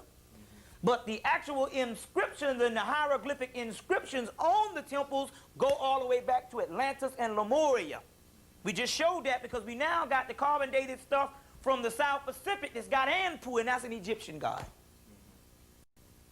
So now, first of all, we need to know what were we before we got into this stage. Yes. At that particular time, we had complete contact with the gods. You had what is called detailed files that you go back and look at these movies. Anytime you see these science fiction movies, a science fact. Everything that you see, Superman, Batman, or you see the Predator, you see the Predator, you see the Terminator doing, that's what we could do. We had what is called detailed files, which is called cosmic memory. So all the child had to do was to remember the cosmic memory. He had a library in his head. Not only did he have a library of knowledge in his head, he had the ability based on the black dot, which is the same stuff that is in the cosmos, to whatever he thought in his mind, he could make a reality, both in the physical and the spiritual. All what you see on the spiritual level is an idea. That you take a thought and you slow the vibrations down low enough, they'll come into physical matter. That's why the Holy Kabbalion, which is a part of the Tehutian literature, say the first law of nature is not self-preservation. That's a primitive man shit. The white man had to preserve himself for the simple fact he ain't got long here. He's on a linear perspective. We are secular people. You see what I'm saying? So, the first law of nature is the law of vibration. Everything in the universe vibrates, and what you see in the physical is slowed down vibrations. Now, based on our spiritual centers that is up, we could think a thought, and we could manifest that thought. You see what I'm saying? And we can manifest that thought. So that means, when we're talking about what, you say, what certain things we do, even when I explain the certain things that we can do, in actuality, I'm explaining limited things, because if you got full use of your mind, and the universe exists in the mind of God. And since is it not written in your law that ye are gods, John chapter 10, verse 34 to 36, then that also means in actuality the universe exists in the mind of man. That's the black dot, the universe be. So, if the universe exists in the mind of man, then what we were saying, anything that you see they talk about in comic books or on science fiction and fantasy movies and different things that you call supernatural, superficial, you used to could do with just thought. So now what happened is, this earth fell into a lower density sphere, and the vibratory rate slowly went down to its lowest point. And based on the lowering of the vibratory rate, the deeper we fell into degeneration. So therefore, you couldn't do the same thing that you used to could do a couple of thousand years ago, or a couple of million years ago. So therefore, the Egyptian temples used to come in, and that's why the temples was made then to bring the priest back up to the level on where he could use all of his brain and tap into the particular science of what he used to could do when he was the gods of Atlantis. So at one time, you used to have detailed learning, detailed files in here, the Akashic records and cosmic memory, and also cosmic ability to do what you want to do, whereas you didn't need so much of the physical because it was all inside of you. If you want to go to other planets, you could do that. If you can live up under the water, you can live up under the earth, you can do anything, you didn't have to eat, you could have sex on the astral planes, anything you wanted to think of in your mind, you used to could do that. And that's what we're going back to now. Now, what governed that in terms of, I know the Egyptians had the 42 negative confession, right? But what moral or spiritual or prime law kept one from actually using that in an extremely destructive manner? Okay, let me explain that. You had a question? I was going to point out, why did that happen based on, we felt so low so that we could be supreme. Right, yeah, okay, yeah. I'm going to get into that. That's exactly. Have you changed the tape downstairs? I don't want to miss this. Keep going. Okay, now look. You saying what spiritual laws you had. The Honorable Elijah Muhammad makes a point that you were righteous by nature. And what does that mean? You don't have, the animal out here that you call inferior don't have to have no moral code on the way he goes about life. It just is. You understand what I'm saying? The dog don't have to read no Bible. He don't have to have that type stuff. It just is. The Twa people, case in point, Twa people, the Dogon, some parts of the Dravidians, your people in the South Pacific, your people in the rainforest down in South America, indigenous people, they don't need no moral code of certain things to make them have a good moral behavior throughout life. They are one with nature, and it just is. You see what I'm saying? If something is innate, see, when we talk about righteousness, there's got to be a paradigm of righteousness in the get-go. Well, where did this paradigm of righteousness come from? Did it come from God? Yes. But is it not written in your law that ye are gods? Yes. Well, most of the stuff that you see that's the paradigm of righteousness was actually a carbon copy on how we behave. So what you call in righteousness when you talk about mythology or your moral scriptures is nothing but a carbon copy of what you used to do. And what humans have done, humans can do. See what I'm saying? So it's a form of the nature. That's why when I read this heretical prior to the British Museum that's talking about the white man, they say he has a restless nature. And as a result of us falling so low, we now have a program and a trained behavior. But that's not our rightful nature. There's certain things right now in our lowest state that black people do they're still righteous that the white man copies as the model of humanity or the model of moral authority in this country. Black people, even in their dead state, is the moral of humanity in this country. If the white man want to legitimize something in this country, the first thing he does is he want to legitimize something that's wrong. He go and get a white black person to be in it, so therefore he can legitimize it. Because he knows he is the apex and the epitome of what is not. You see. So some of the things was just our nature. Now let me get into one other part. We're going to get into two parts on why we had to fall and how else what happened when we fell. When we fell, the chakra centers, the pineal area, the black dot, and all of the crown chakra and the spiritual wheels of light in us closed down because the earth steadily fell deeper and deeper into the third dimension, which is the lowest form of the physical. And the physical trapped all of the spiritual stuff, and that stuff stopped operating. So what we used to use as cosmic memory, we had to go to a mathematical equation to think up cosmic memory. That's where geometry, astronomy, astrology, trigonometry, reading, writing, and the 7 liberal arts came into being to mathematically equate what we had gotten rid of that was natural nature, the cosmic stuff. You understand what I'm saying? Now, why did all this, this is where your mystery system came in, to learn the basic 7 liberal arts, and then to go into spiritual attainment to get the priest back to that level. And then they understood that they couldn't, all the people in the world couldn't go to that Christ level, so the priest ran the society and made sure that the moral structure that they put in the scriptures is what the masses of the people would behave like. And that's where you have moral code come in. It came in as a remembrance of what you used to do when you were gods.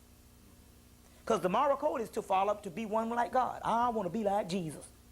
I want to be like the Lord. Well, who is the Lord? The Lord is what you used to be like before this thing fell.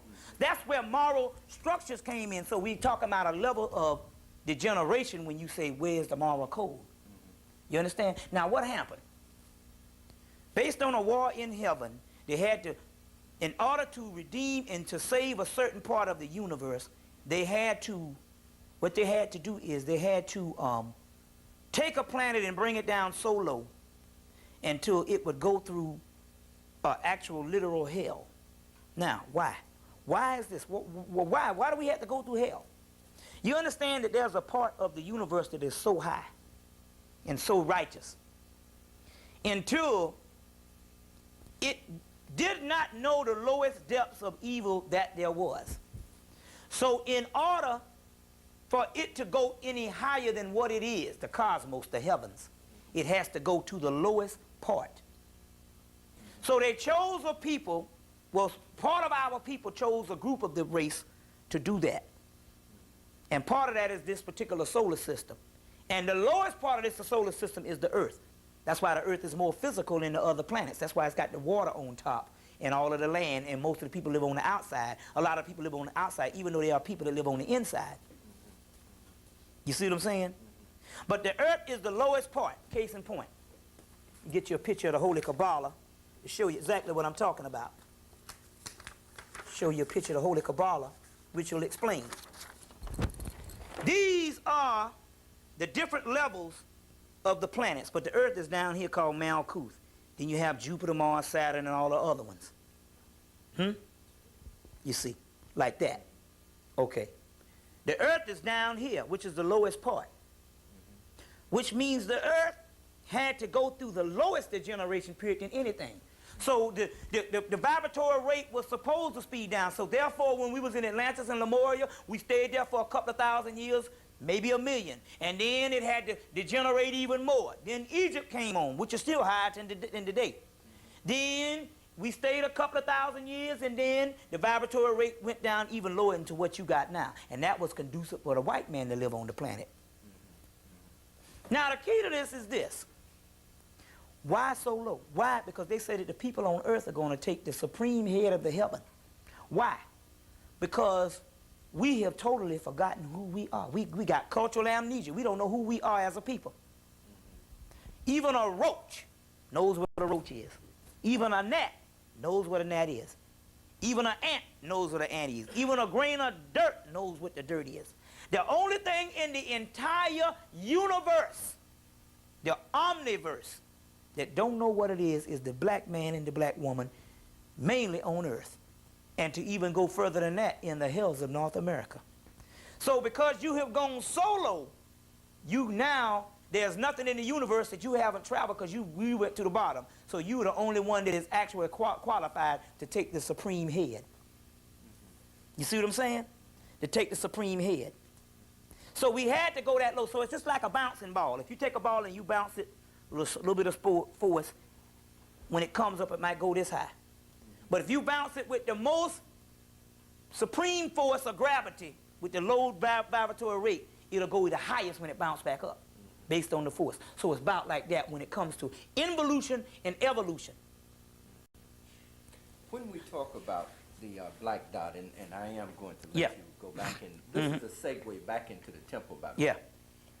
When we talk about the black dot, if you would explain, because maybe some of our listeners do not understand in depth what we're talking about with the black dot, how it is related to the pineal gland, and how that is related to black people and white people, and why you say that white people do not have the black dot or the gate, the star gate, why they cannot ascend to a higher level.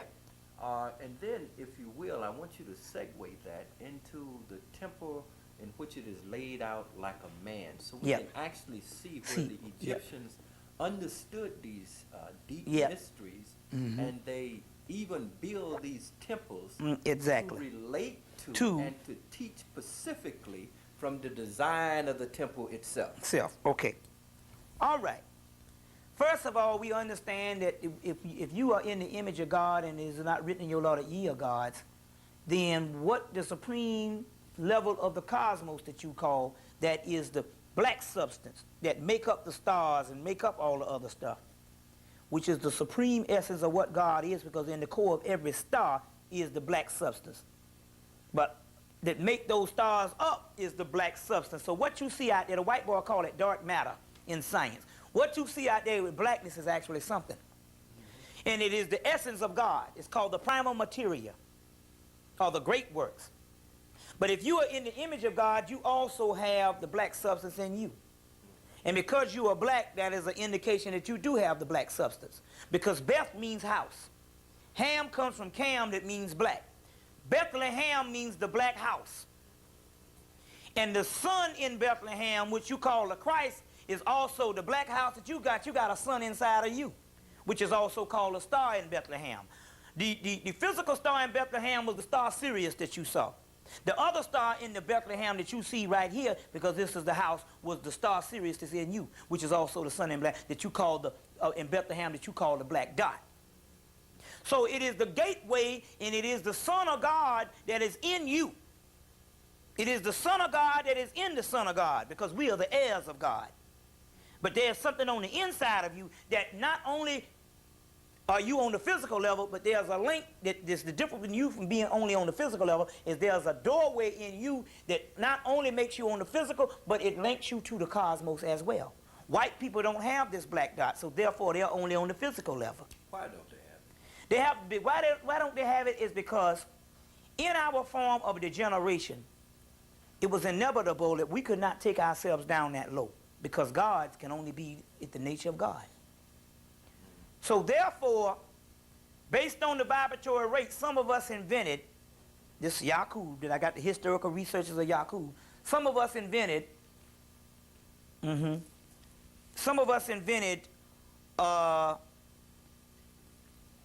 European based on gene splicing. But anytime you got the original prototype that comes through nature and spiritual attainment of the cosmos, and then you go in and make another prototype from that, I don't give a damn how well you make it, it's not going to be as good as the original. It's just like that oil. You can take perfumes and make perfumes all day, but it's never going to be as original as the oil that the perfumes are made from. That's the concentrated, potent stuff. Well, in the case of Europeans, we now have actual evidence that I'm going to get into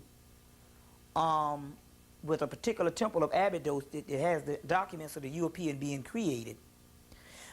And we'll give the historical documents on that for the people that don't believe. Based on that, what you have is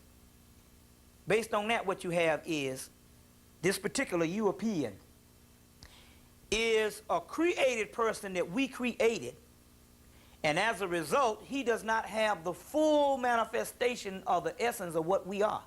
So even in our creation, even though we can create a person that can function on the physical level, because we created him on the physical level, it doesn't necessarily mean he can function on the spiritual level.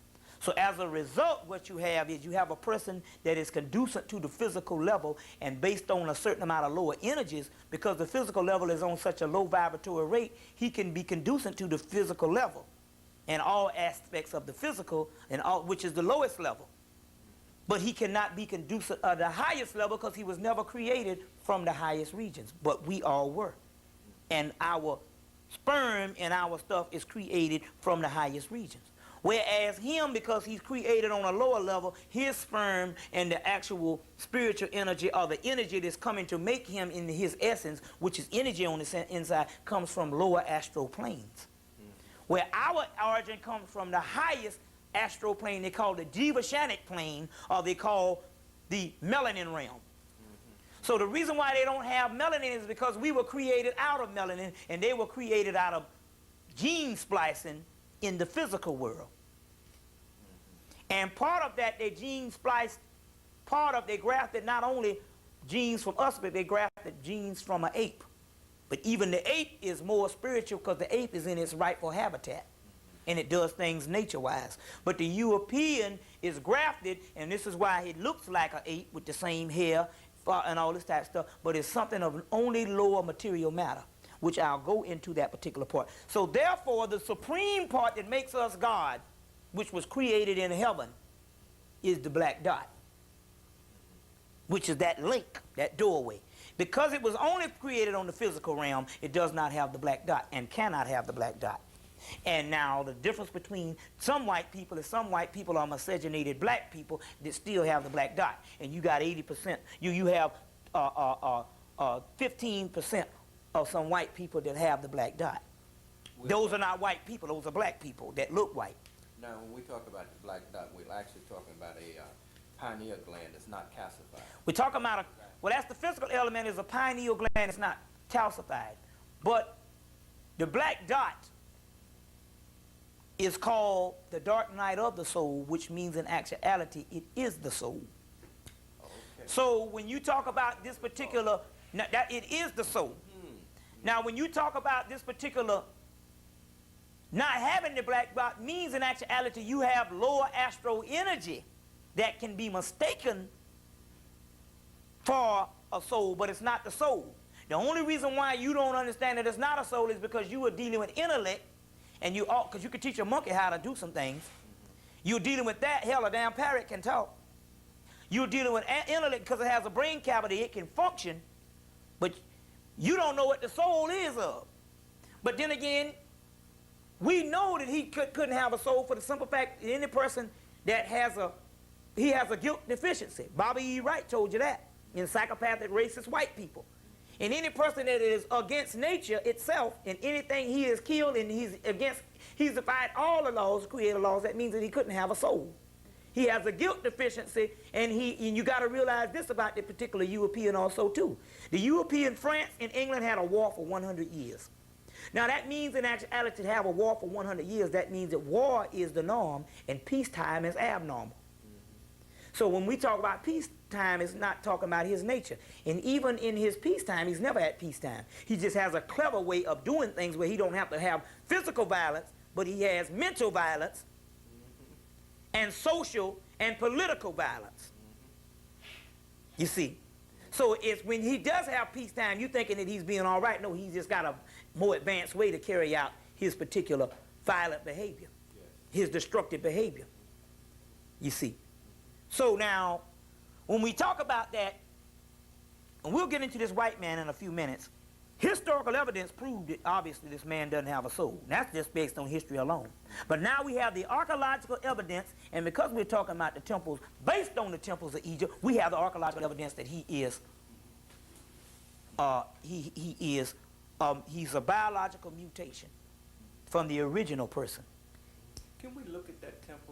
Yeah, we're going to, well, okay, what we're going to do is that's one of the grand finales, so, because we got to do it in a sequential order. So we're going to get to that particular part. Now, what I want to do is I'm going to take a little break and get some water or whatever. When we come back, we're going to really start throwing down some more.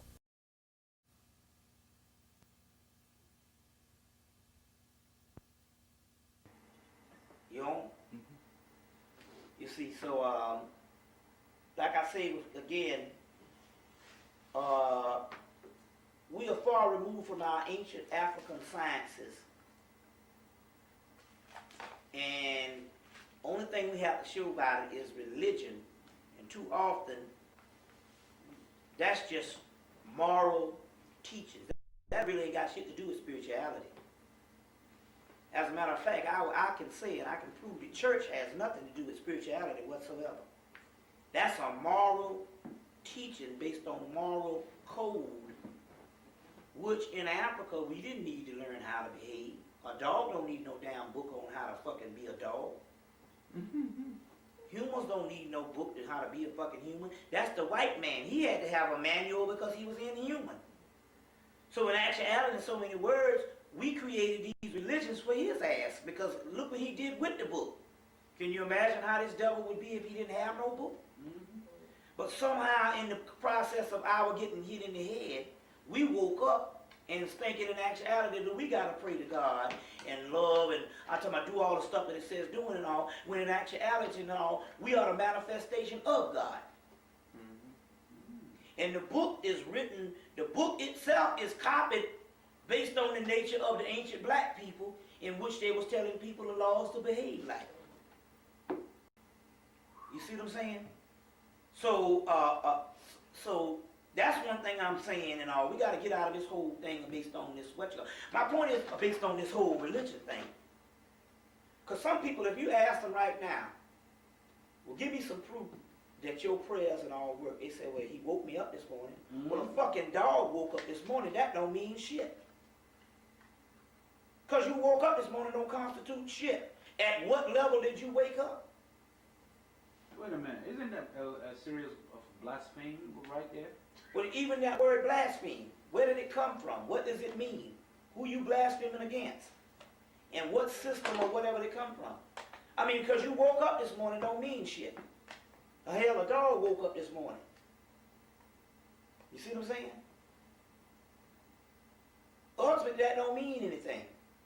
That's some stuff that is, first of all, that's just some stuff that we came up with the last 100 years or whatever. We just say certain things. You woke me up this morning because some old black ass slave from Alabama said that shit don't make it law. That's the result of what you've been reduced down to. So what about the scriptures that says, thou shalt not take anything from the scriptures or add anything to it? Now, what do you feel about that? What do you Well, first of all, in that case, I might as well throw the damn scriptures out because they've been taken away from and added to the whole shit until the whole thing is all scrambled up. And even when you say scriptures, what scriptures are you talking about? Are you talking about the Bible? The Bible. Well, which one? Well, what makes it valid? We got the Schofield Bible, we got the Septuagint Bible, we got the Latin Vulgate Bible, we got the Greek Bible. You understand what I'm saying? What Bible? Then we talking about what holy book? We got the Book of the Dead, we got the Egyptian Book of the Dead, we got the Tibetan Book of the Dead, we got the Upanishads, we got the Mahabharata, we got the Rig Veda. You see what I'm saying? We got the Ramayana. You see what I'm saying? We got the Gnostic text, we got the Kabbalistic text, we got the Torah. So there's several holy books. Just depends on what concept are you coming from. The King James Version? Well, does that make that right? Because it's one. See, he who knows one book knows none. First of all, it's the King James Version. So that means obviously he was writing that shit for his people. You see? But then again, if you want to say the Virgin, that version is coming with 19 books taken from it. If I got a Bible and I take 19 books from it, that ain't no goddamn Bible. That's a maze of confusion. And the only thing you won't ever get from that shit is confusion. See, I tell the Christian, well, you know, the ship ain't really came in when you talk about your religion. The verdict ain't came in because you got 19 books gone. You see what I'm saying? You got 19 books gone. And does that make that gospel? We got Yoruba, we got Vodun, we got Igbo, we got Hausa. You see what I'm saying? We got the Keba Nagas out of Ethiopia. We got the Ethiopian book of Enoch. We got tons of ancient texts. We got the Greek text. We got the Sumerian text. We got the Babylonian text. So one book does not constitute who we are and basically what we should go by. And as a matter of fact, when you really think about it and all, other than waking up, even this word blessed. Now I'm not being no more spiritual by saying these things, by you challenging these things, than whatever. When we say blessed, most people say, oh, I'm blessed. What constitutes your blessing? 98% of the people say they're blessed based on material things. Somebody might say, I'm blessed, I got a cell phone. Whereas 10 years ago, a cell phone didn't even exist. You see what I'm saying? But yet you see people walking around like they can't even do without it. So what you would call a blessing 1,000 years ago wouldn't even be in existence. What we would call a blessing in this society wouldn't even be in existence in an African society 10,000 years ago. The concepts wouldn't even come up. You see what I'm saying? The real concept is based on one thing down here: becoming gods. That's it. Man, know thyself. Is it not written in your law that ye are gods?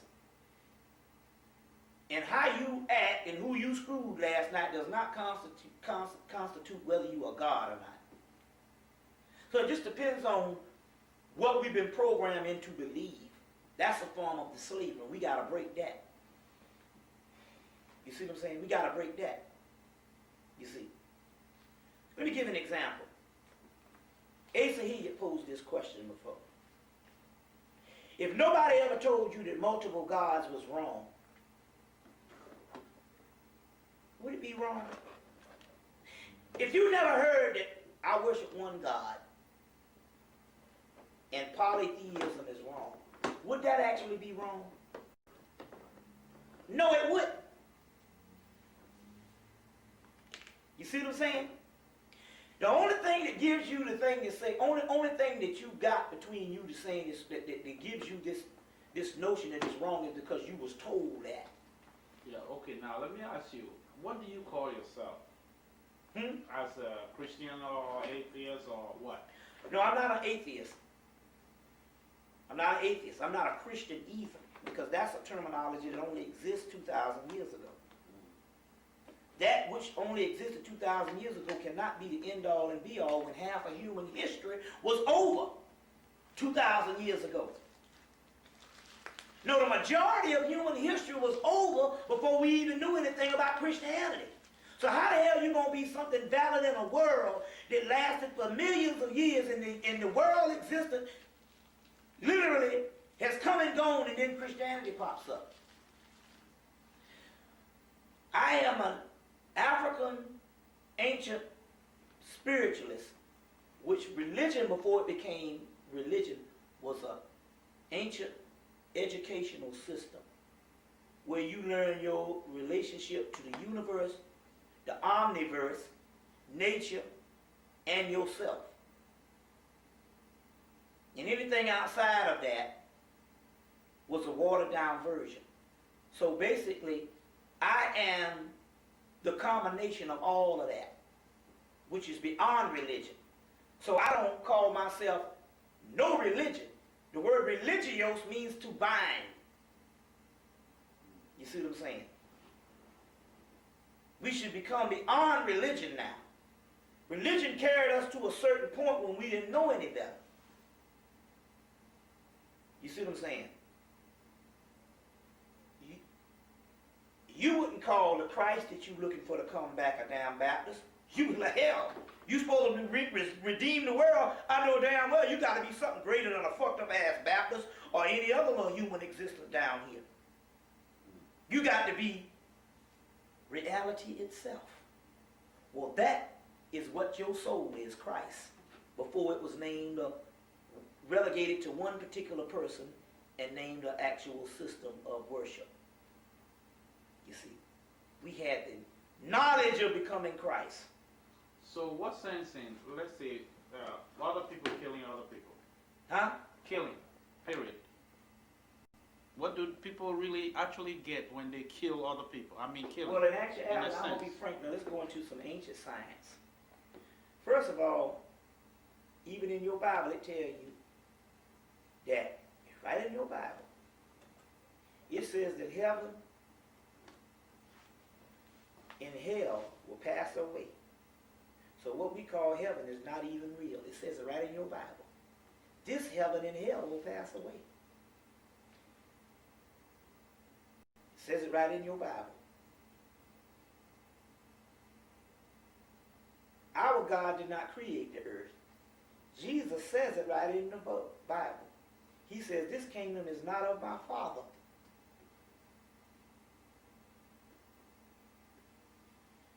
What we call the earth doesn't exist. It's an illusion.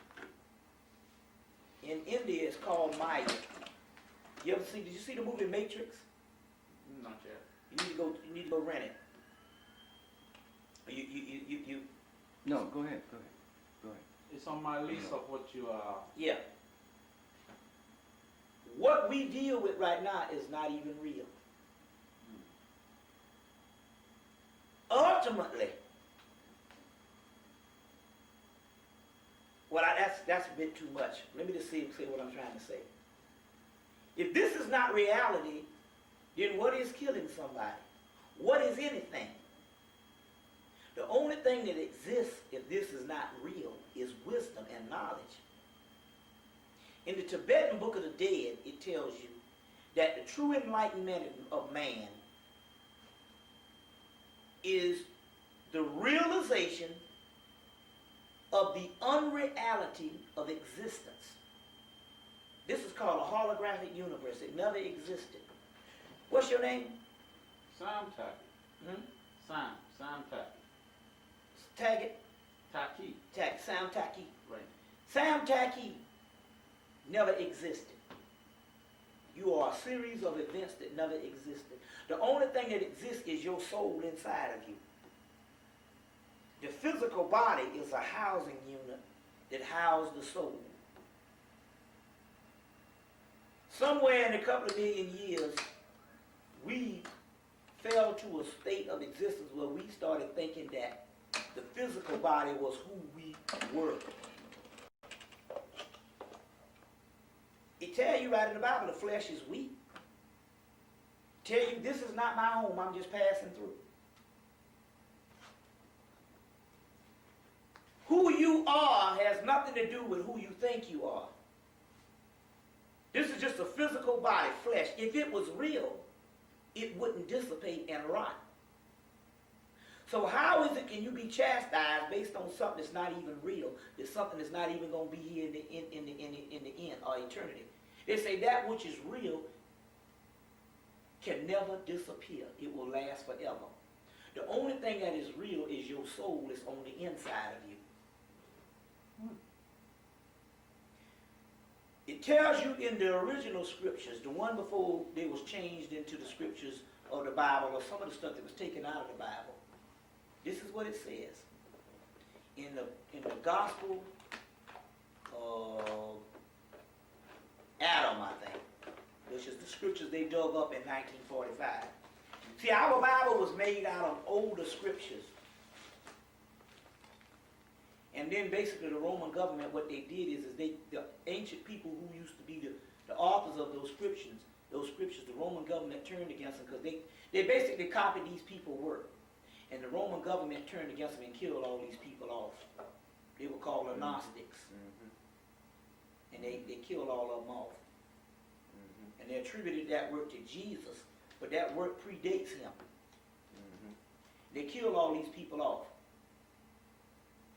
And some of these scriptures was found in 1945. Bentley Leighton's Gnostic scriptures, or they called the Nag Hammadi Library, because it was found in a place called Nag Hammadi, Egypt. And these particular scriptures was found. One of the scriptures in the Gospel of Adam tells you that we people that are spiritual, the ones that have a soul, it says that they say that basically the ones who are not spiritual, the earthly man, or the ones who do not have this original soul, they need church. Church is good for them. For they cannot live without moral good behavior. They say, but we spiritual people, we can surely get to the kingdom just for the mere fact that we have a soul. They say that the one without a soul, he cannot achieve the kingdom. He's not capable of it. Because the kingdom itself is your soul. That's what the kingdom is. It says, but us that have a soul can surely receive the kingdom, which is the awareness of our soul. No matter what we do down here physically. Just as gold is placed in the mud, does not change the gold. The mud does not change the gold after thousands of years. You wash it off, it's the same gold. So is our soul cannot accept decay. Our soul, we cannot damage our soul no matter what act of degeneration and degradation we do while we're down here. So now, back to the same question. I have. Now, I'm saying about the killing. You talk about the Romans kill all the spiritual men. Now, why would they have to kill them? And if they kill them, like for instance, saying when you kill somebody, you take their life. Are you really taking their life when you kill them? Not really, no. If they got a soul, you're not taking their life. Eventually, you just speeding up what's going to happen to them a few years down the road anyway. Death is inevitable. Death itself, my friend, is the soul. That's what your soul is. The birth of, is the releasing of the soul. Now, that also sounds a bit spooky. This is something yes, like what spooky. Jim Jones did. So actually, it's making me become a little bit spooky. No, it's not Jim Jones. It's not Jim Jones because the simple fact is what I'm doing is I'm providing ancient scholarship. I'm giving you text that you're supposed to go and study yourself. See, the good thing about why I'm saying that you can basically take what I say as gospel, because I don't have a following in our group. Yeah. I am basically a scholar and a researcher into ancient material. As a matter of fact, I don't even suggest that you even believe what I say if you eventually don't go and research it for yourself. So what I'm doing here, see, this is the deal how we have to distinguish on who we're talking to. A lot of people out here they have a certain group and they want a certain people to follow them. I don't come in that category of people. Number one, I'm providing ancient information that was hidden from us for thousands of years. Now, how do you receive that information? That's up to you. So do I tell you not to be a Christian, or I tell you to see my point of view? That's not the point here. What we're doing is we are basically recording records of information that was lost to us for years. You see what I'm saying? This information, what is it supposed to do? It is supposed to enhance what area you are in, other than tear it down. Or, if you feel like it, you don't have to be a part of that, the system that you're in.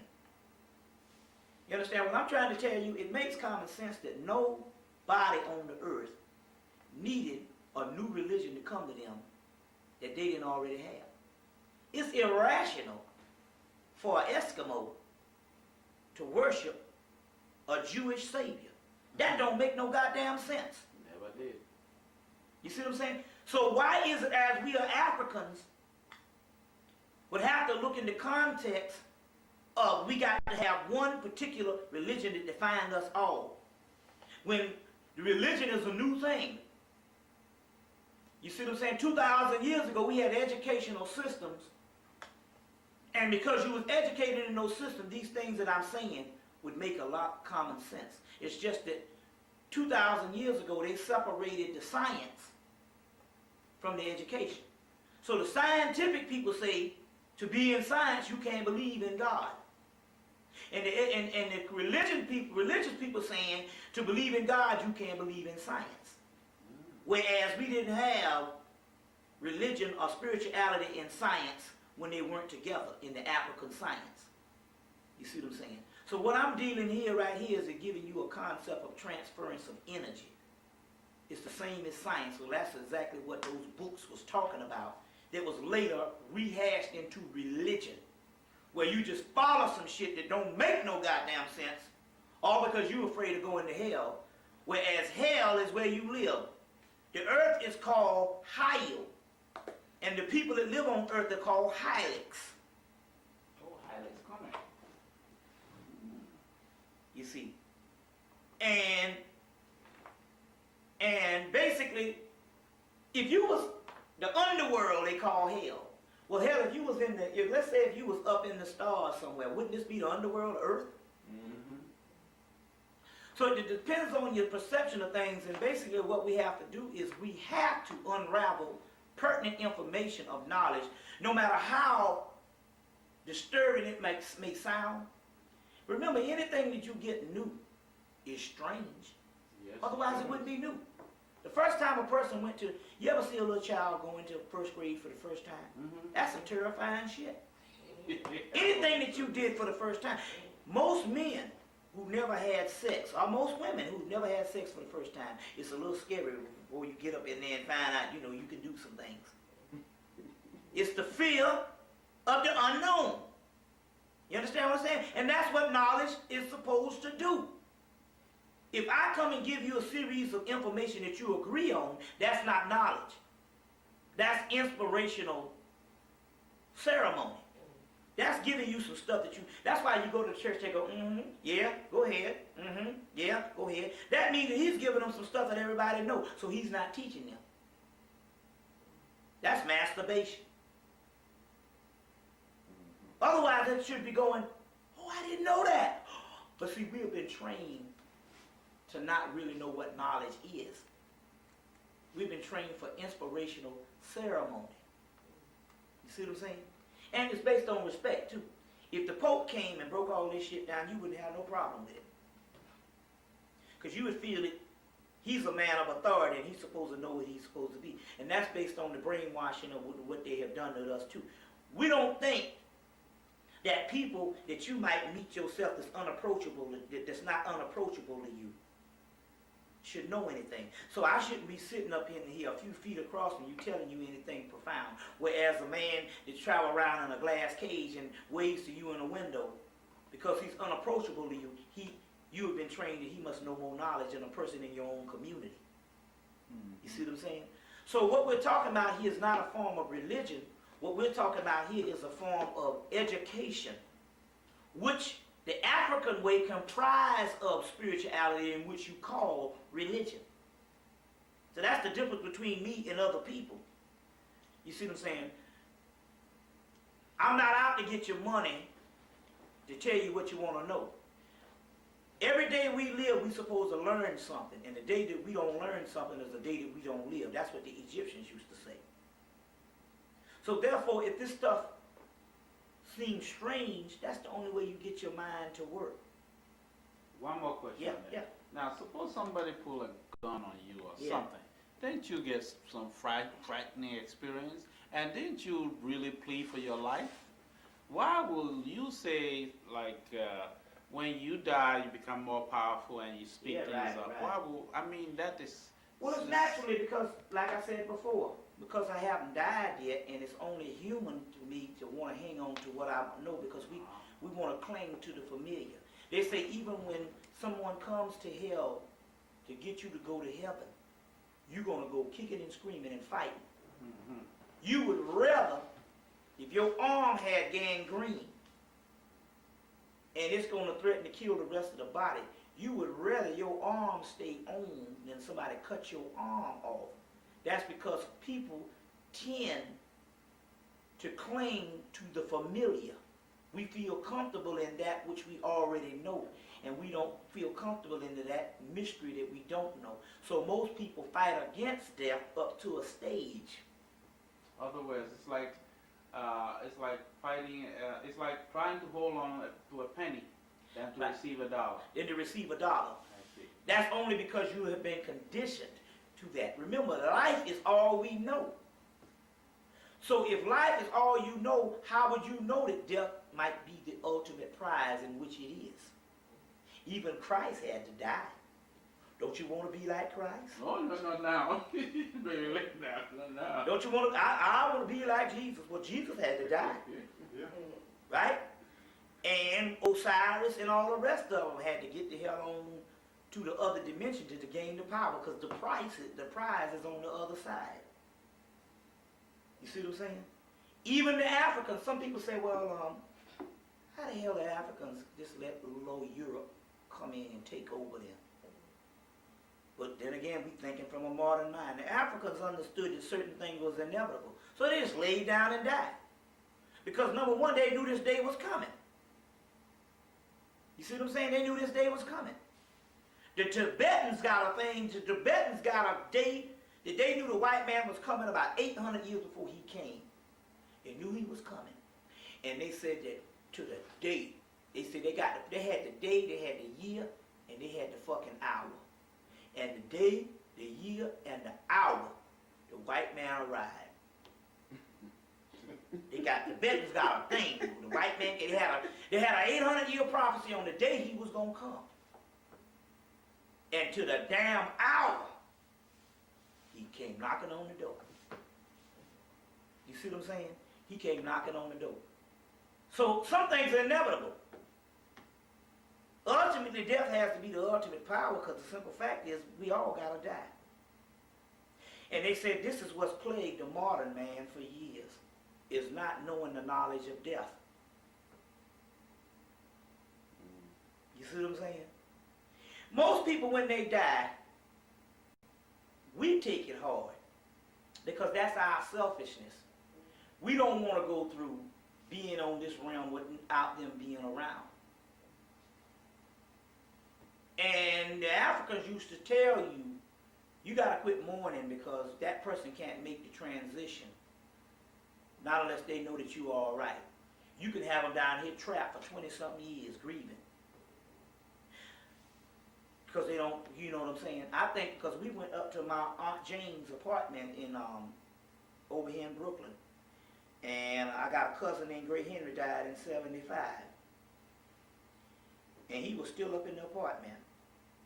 Now obviously he didn't make the transition, and I figured it out why he didn't make the transition, because I remember that she grieved so much. This was her brother that she was close to, real close to, and so she grieved way past the time that she was supposed to grieve. You see what I'm saying? She even blamed God for taking it. And so as a result of the grieving process, he probably stayed around on this plane because he didn't want to leave without his sister being all right. And he's still up in there. You mean the ghost? The spirit, yeah. The spirit. You see, still up in there. You see what I'm saying? So a lot of times we don't understand things, and by us not understanding things, and that's what basically a European was. He didn't understand a lot of things because he was a new person on the earth. So therefore, now us being slaves, and when we say slavery, all black earth is in slavery, Africans too. We tend to take on the traits of what he doesn't understand. You see what I'm saying? And so therefore, our minds have been totally reversed. You see what I'm saying? And you know, and so basically, what we have to do is we have to damn override all this stuff and turn our system inside out. Even in the way we look at religion and God. You see what I'm saying? And that's what I'm saying about most of the ancient way that we look at things is not based on worship. That's a new phenomenon. Most of that stuff that we did do was ritualistic stuff to cultivate energy. But we understood that, hell, we was just as part of the damn universe as God. You understand what I'm saying? First of all, to worship a God jealous of you is inferior. So the God in the Bible says, I'm a God, jealous God. Well, right now, I got enough sense to know if I go and create a little old pot and put some toy soldiers up in there, that I wouldn't be jealous of the damn toy soldiers.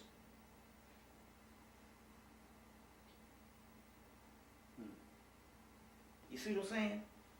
Well, there's a whole nother realm on why this jealous God, because that jealous God is not the real God. It's not the real God. You see.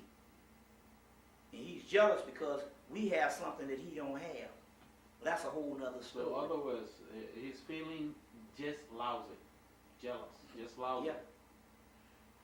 You see, it's a whole other thing and all. But that was put into the scriptures later about this jealous God.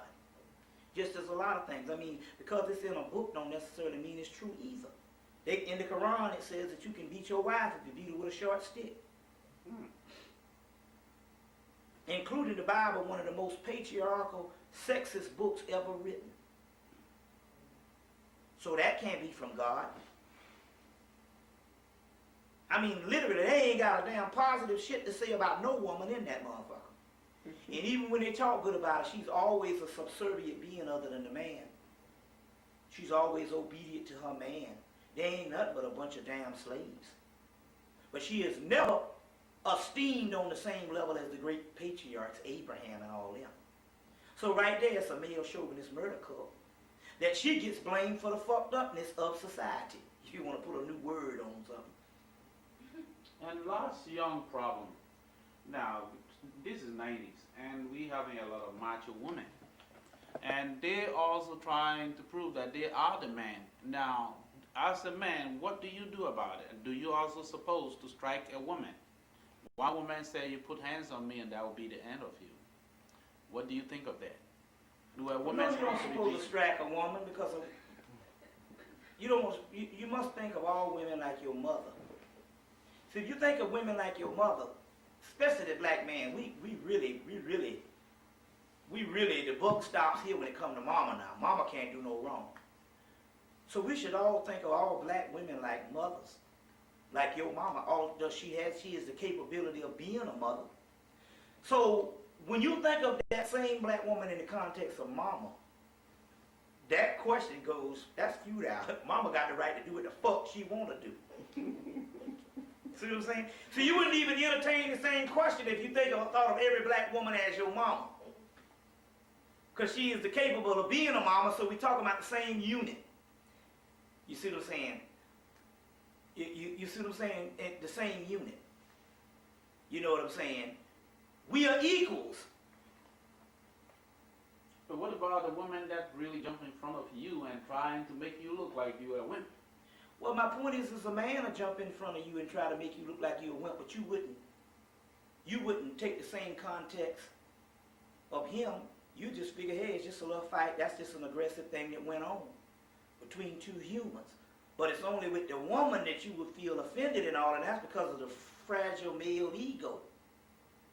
See, if you take the woman and put her on the same level as the man, then you wouldn't feel offended when she does certain things.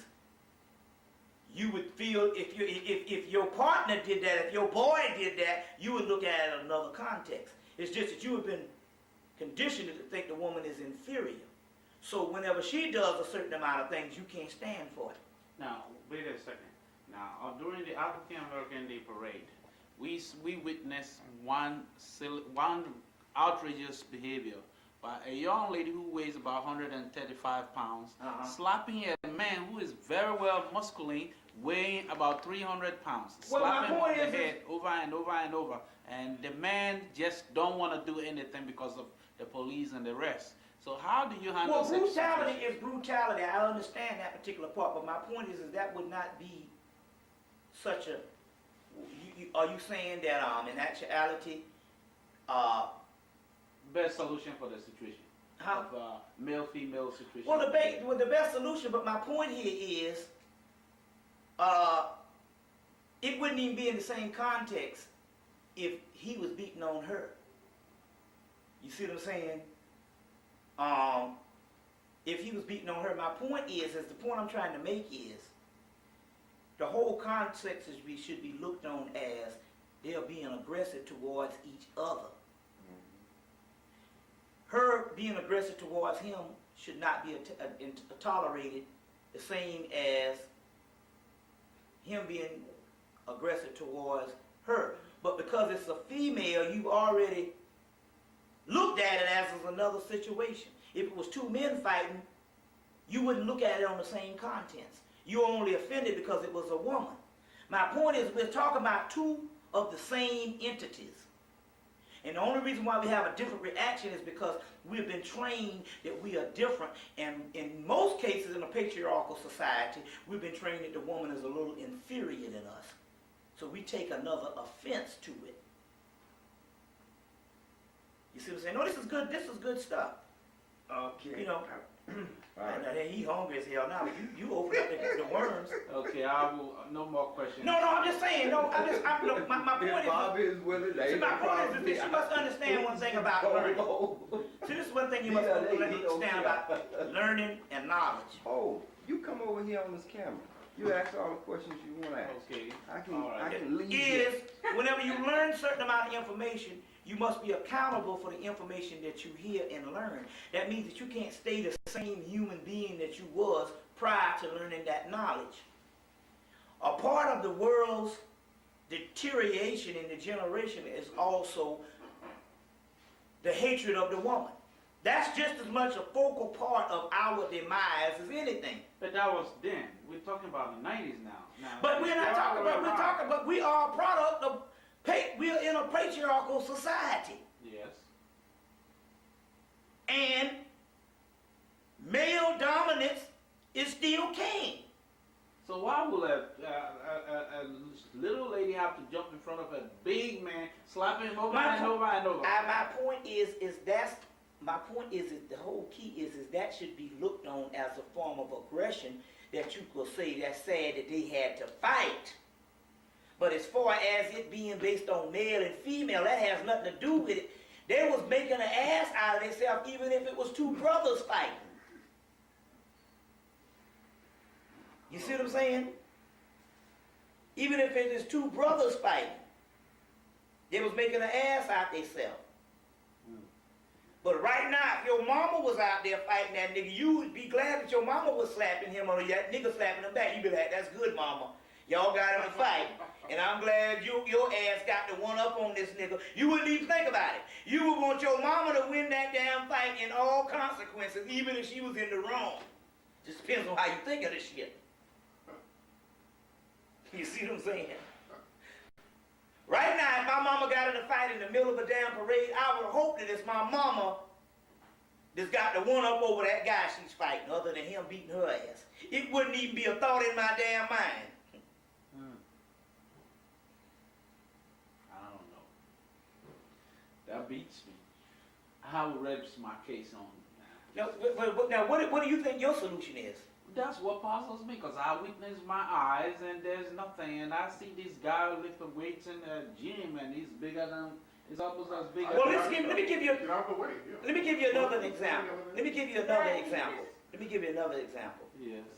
If we supposed to be one with nature and harmonious, do you know that you have a bulldog? They have these dog fights. Mm-hmm. They have a bulldog, the most strongest dog. Whenever you put a woman in the cage and the woman starts to fight him,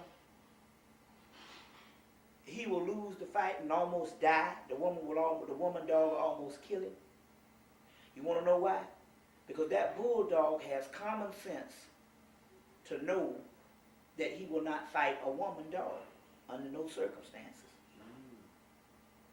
And most animals, most species, I'm talking about not the ones that's a different animal against a different animal.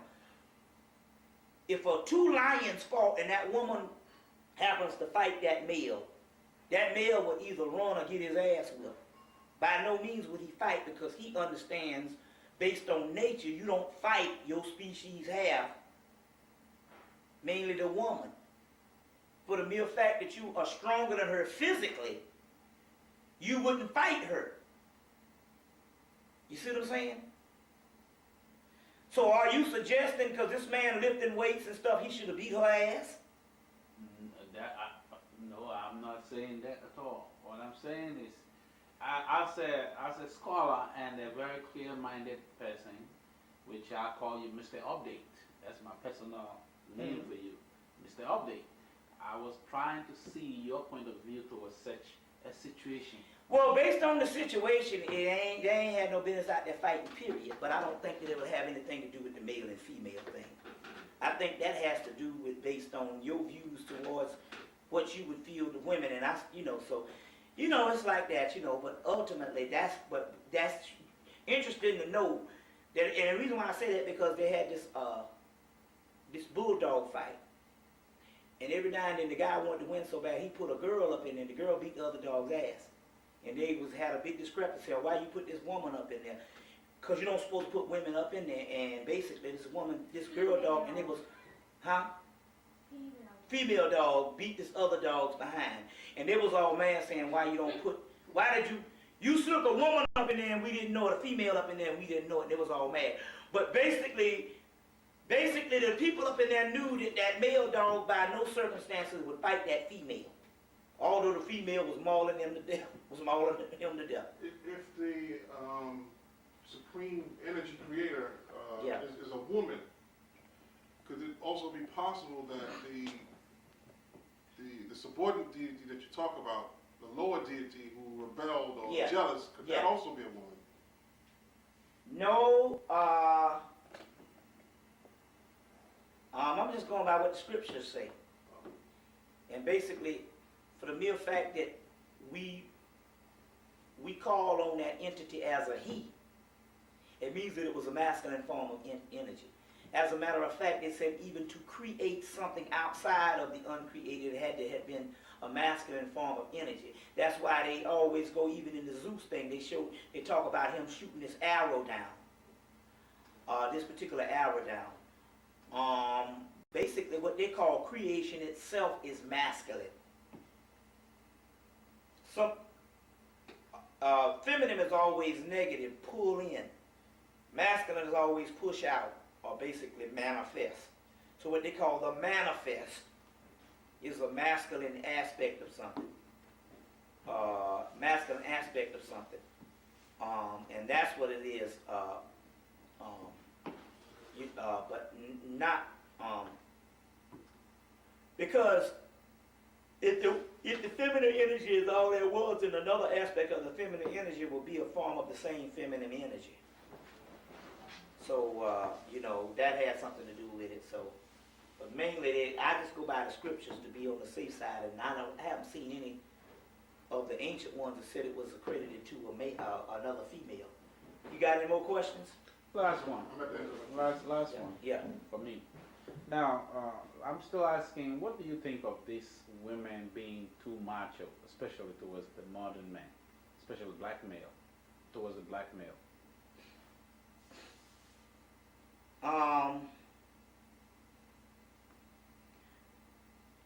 Well, to create some balance, I don't think it's such a bad idea.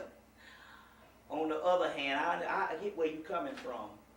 I think that on one hand, what we got going on also too is we have a certain hatred for the male also developing. We do have that type of thing, where the males are looked on only as a financial institution. I think that is just as much out of balance as it is as the woman being looked on as a piece of meat. And we cannot say that in actuality that does not exist, because I will say that even in the conscious community, when I travel up and down the United States, a lot of brothers that are conscious, they're having a lot of problems with their mates. Yeah. And so this is prevalent. And I think also too that it has a lot to do with the society that we in, because do you know that in the 1970s, inadvertently, the black woman didn't know it, but they had her on the list as government agents. Although she didn't know she was on the list, they had her on the list because they could create certain situations that they could depend on her to be on their side. You see what I'm saying? By giving her the job, by giving her a certain amount of things like that, and they could turn her automatically against her male by thinking that something is wrong with him.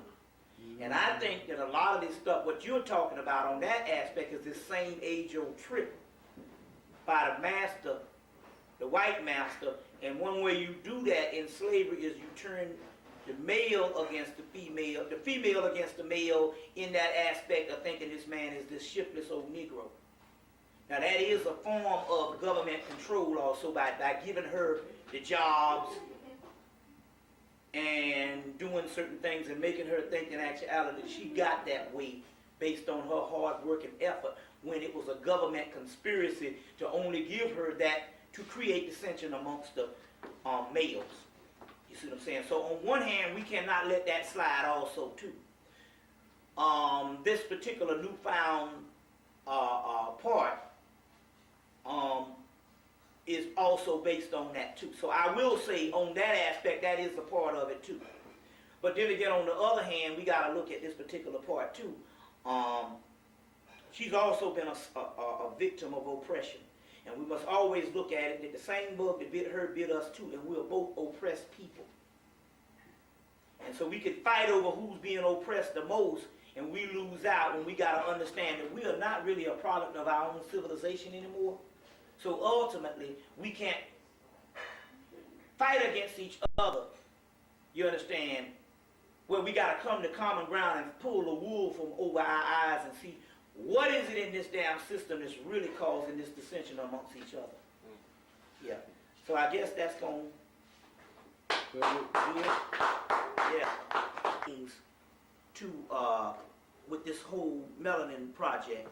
The movie Dune explains it that melange, which is melanin, is the most precious substance in the universe. And in so many words, the whole universe is trying to get this stuff called spice, which is melange and spice mining. This is all about melanin. So remember now, the movie Dune was written the book Dune was written in 1965, 100 years of the Emancipation Proclamation. So they had already known what they was going to do. After they had basically, by 1959, they came up with the word melanin.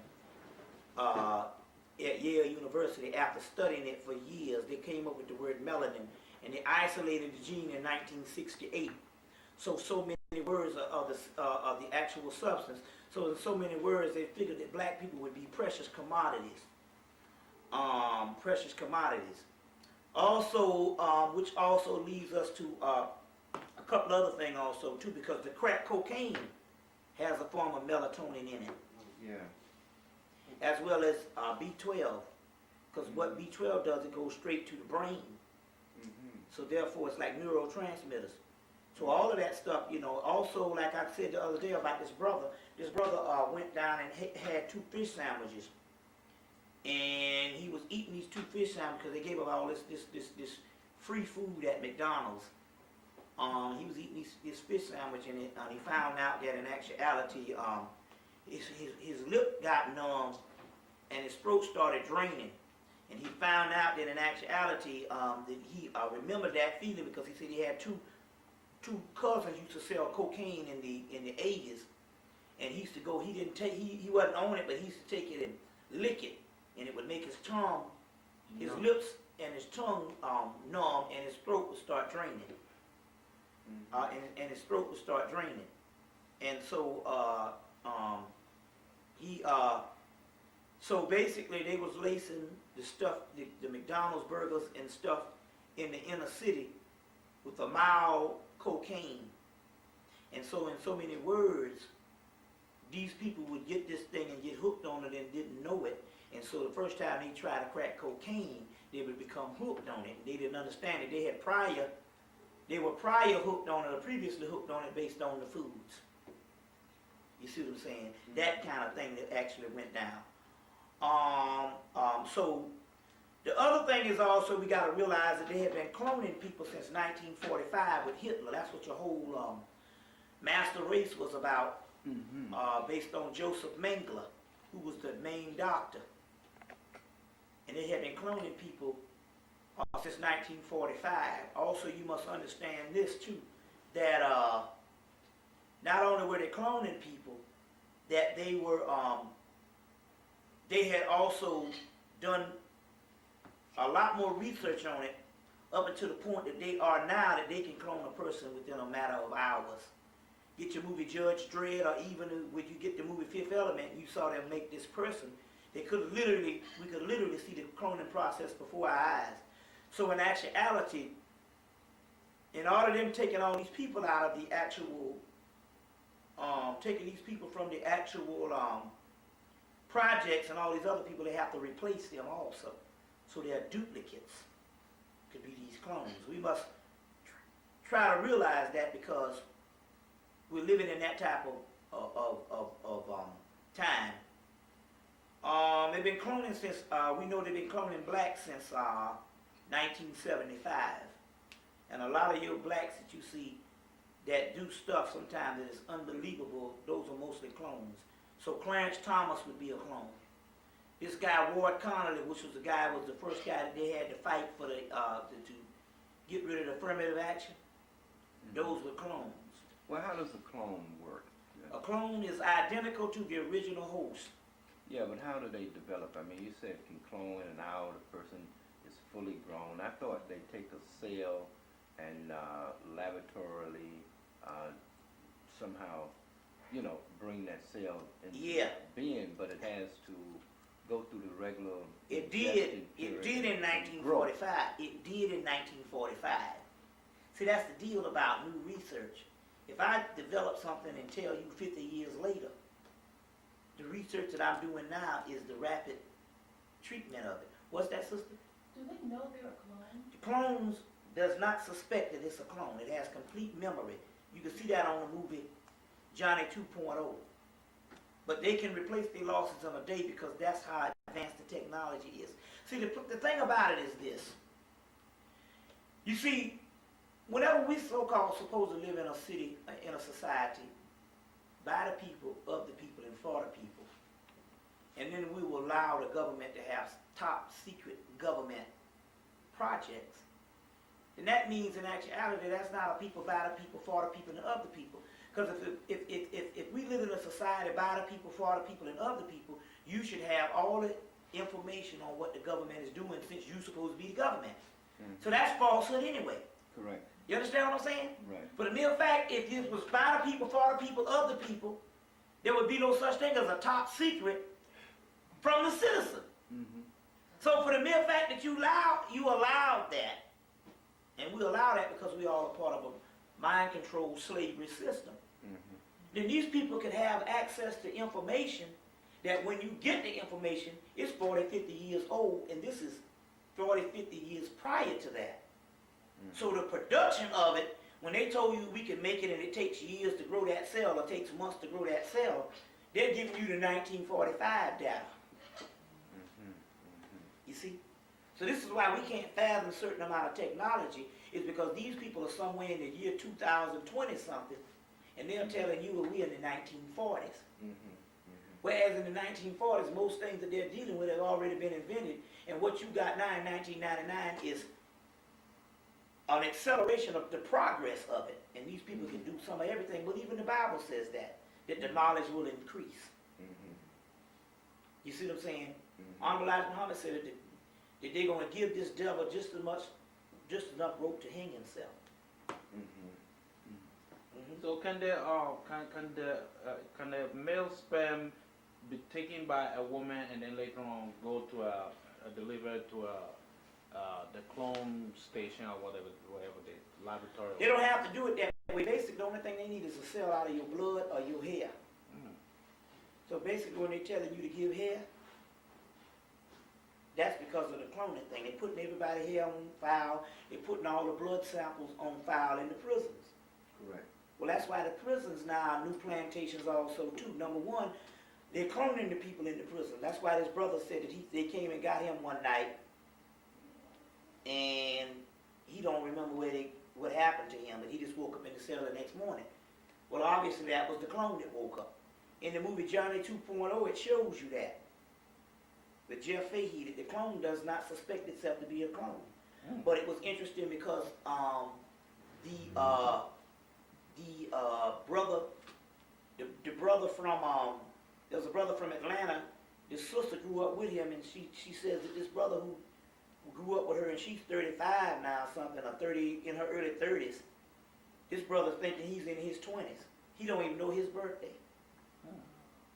So most of your African leaders that they got is killing the people like that. That's the clone. So what they can do is they can go in and they can start these wars in Africa by cloning a certain group of people, and they go and do all this stuff that's going on, and you would never suspect that it's the white man.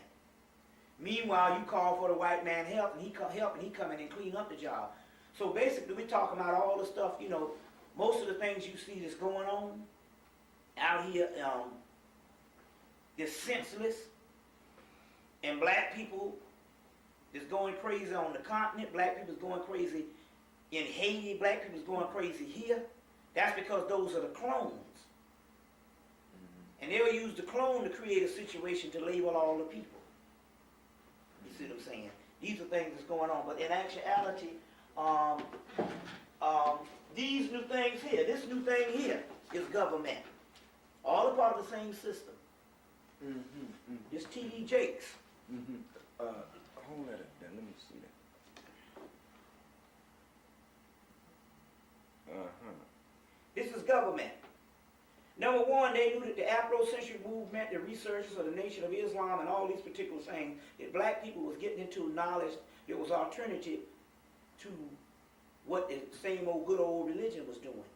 So what they had to do, they waited till the Afrocentric movement kind of died down a little bit, and then they had to create a new preacher, charismatic, young, like I said, new types of suits on with 8 buttons and stuff, talking about women, him, T.D. Jakes, Creflo Dollar, Bishop Eddie Long, and all these black young preachers, and they could come in and do the mind control thing to take people back to doggone slavery into thinking they go into hell. And this is the reason, and all of these people are charging enormous amounts of money. And this is all a part of mind control that the government is doing to get people out of their own African science, because to be a true Christian, you got to not believe in Africa, and all that has to be evil. Yeah, you're right. Egypt got to be evil. The Africans got to be pagans and evil people. And to be a true Christian, you got to do that. That's why you got all the Africans on the continent running around with white Jesus Christ and all. That's all a form of doggone mind control and slavery. So basically, this is to wipe out the progress that the Afrocentric community has done. You see what I'm saying also too. Now let me give you another one. This new thing here,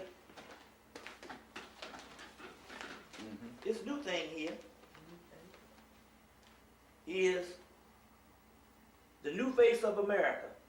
And they got all these people that's not black, not white. They in between, Hispanic and all this. All these people with mixed families, mixed parents. The blending races make a true melting pot. So somehow they want America to become not black or white, but some kind of beige type of race. Correct. You see, and this is what this whole shit is about. You see, this is what this whole thing is about. This is USA Today, September the 7th, 1999, Tuesday. This thing here to show you that the whole gang thing was government propaganda. They used the whole gang propaganda along with the rap to wipe out and to put the drugs and to wipe out America's inner cities. So as a result, Mandela, who ain't nothing but the white man's nigga too, and probably a clone, because you know they had to get rid of Winnie and all of the revolutionary freedom fighters of South Africa. As a result, they become the #1 recipient of AIDS more than any other part of Africa, but yet they was isolated from Africa when the rest of Africa got AIDS. So how the hell they gonna come down with the most AIDS? When up until damn 1990, they was isolated from the rest of Africa, and still is in a way. So what does that mean? That means that they're using the AIDS and gang warfare and crack and all that stuff to wipe out the South Africans. So when you see this particular picture here, you would think this particular picture is coming from LA, with a picture of Tupac Shakur and these people throwing up these gang signs. What you don't realize, this is a picture coming from South Africa. And they're using this gang thing there now, the same thing that we went through in the late 80s, early 90s, they're using on a huge proportion in South Africa to kill off the people through genocide. With the crack, the AIDS, the gang warfare, the drive-by shootings, and everything that went down in our communities to destabilize the black community in the late 80s, early 90s is going on in South Africa. And this picture is evidence of that. You see. Meanwhile, the prison system now is basically an economic fortress for all things that is created in America is created in the prison systems. And that's why they end in parole in all cities, in all states. That's going to be the new force is to end parole. Because if I got you up in there, but damn if I'm going to train you to create all types of industry, and you mess around and get out, and I got to train a new person. But if you got 10 years, you do the whole 10 years. And that way I got 10 years of a slave. Because the key is to end parole, because all of your factories that used to be on top of the ground in the early 70s in the late 70s, in the late 80s, and started closing down in the 80s, is now opened up in the prisons. So how it is they'll have one, they can go under the banner of one corporation, they call it Unicorp. And Unicorp is all these particular factories that used to be on top of the ground, closed down and opened back up into prisons, and they are united corporations. So they call it Unicorp, and you thinking it's one people that's producing all the stuff in the prison, but in actuality, it's all of the factories that was up on top of the ground is now in the ground, in the prisons, and basically all of your labor now is prison labor. They said that they always say, the Republicans and everybody say that we need to get back to the values and the people who built this country. Well, this country was built by slavery. So therefore, they go back into the prisons. So in so many words, this whole thing is talking about the goals and objectives of the Ku Klux Klan, which we didn't understand. We was thinking it was one system of little old rednecks running around on horses and burning up things. We didn't understand that that was the law enforcement of a greater secret society. And they did away with that law enforcement because from that law enforcement developed the FBI, the CIA. You see what I'm saying? The federal agencies, the ATF and all of that. So there was no need for the early 18th century version of this same law enforcement. So therefore, they became more sophisticated and they ousted all of the rednecks that they used for an open door policy at first to combat Reconstruction. So what we don't realize is the entire society is a Klan society. From the most elite groups of engineering firms, law firms, computer firms, all the way down, you see what I'm saying, to your everyday hospitals. It's all a part of that. And remember, most black people don't die. They kill you. They determine that your life will be expired, and they kill you. As a matter of fact, there's a movie called Critical Care, where the doctor said we pretty much can keep anybody alive if we want to. It depends on whether the doctor wants to or not. You see what I'm saying? So in actuality, the problem is by us thinking we're American citizens and we are included in this society, where in actuality we are still under the 3/5 of a human being law, which was proven in the Million Man March when they said you were 700,000 and you were a million.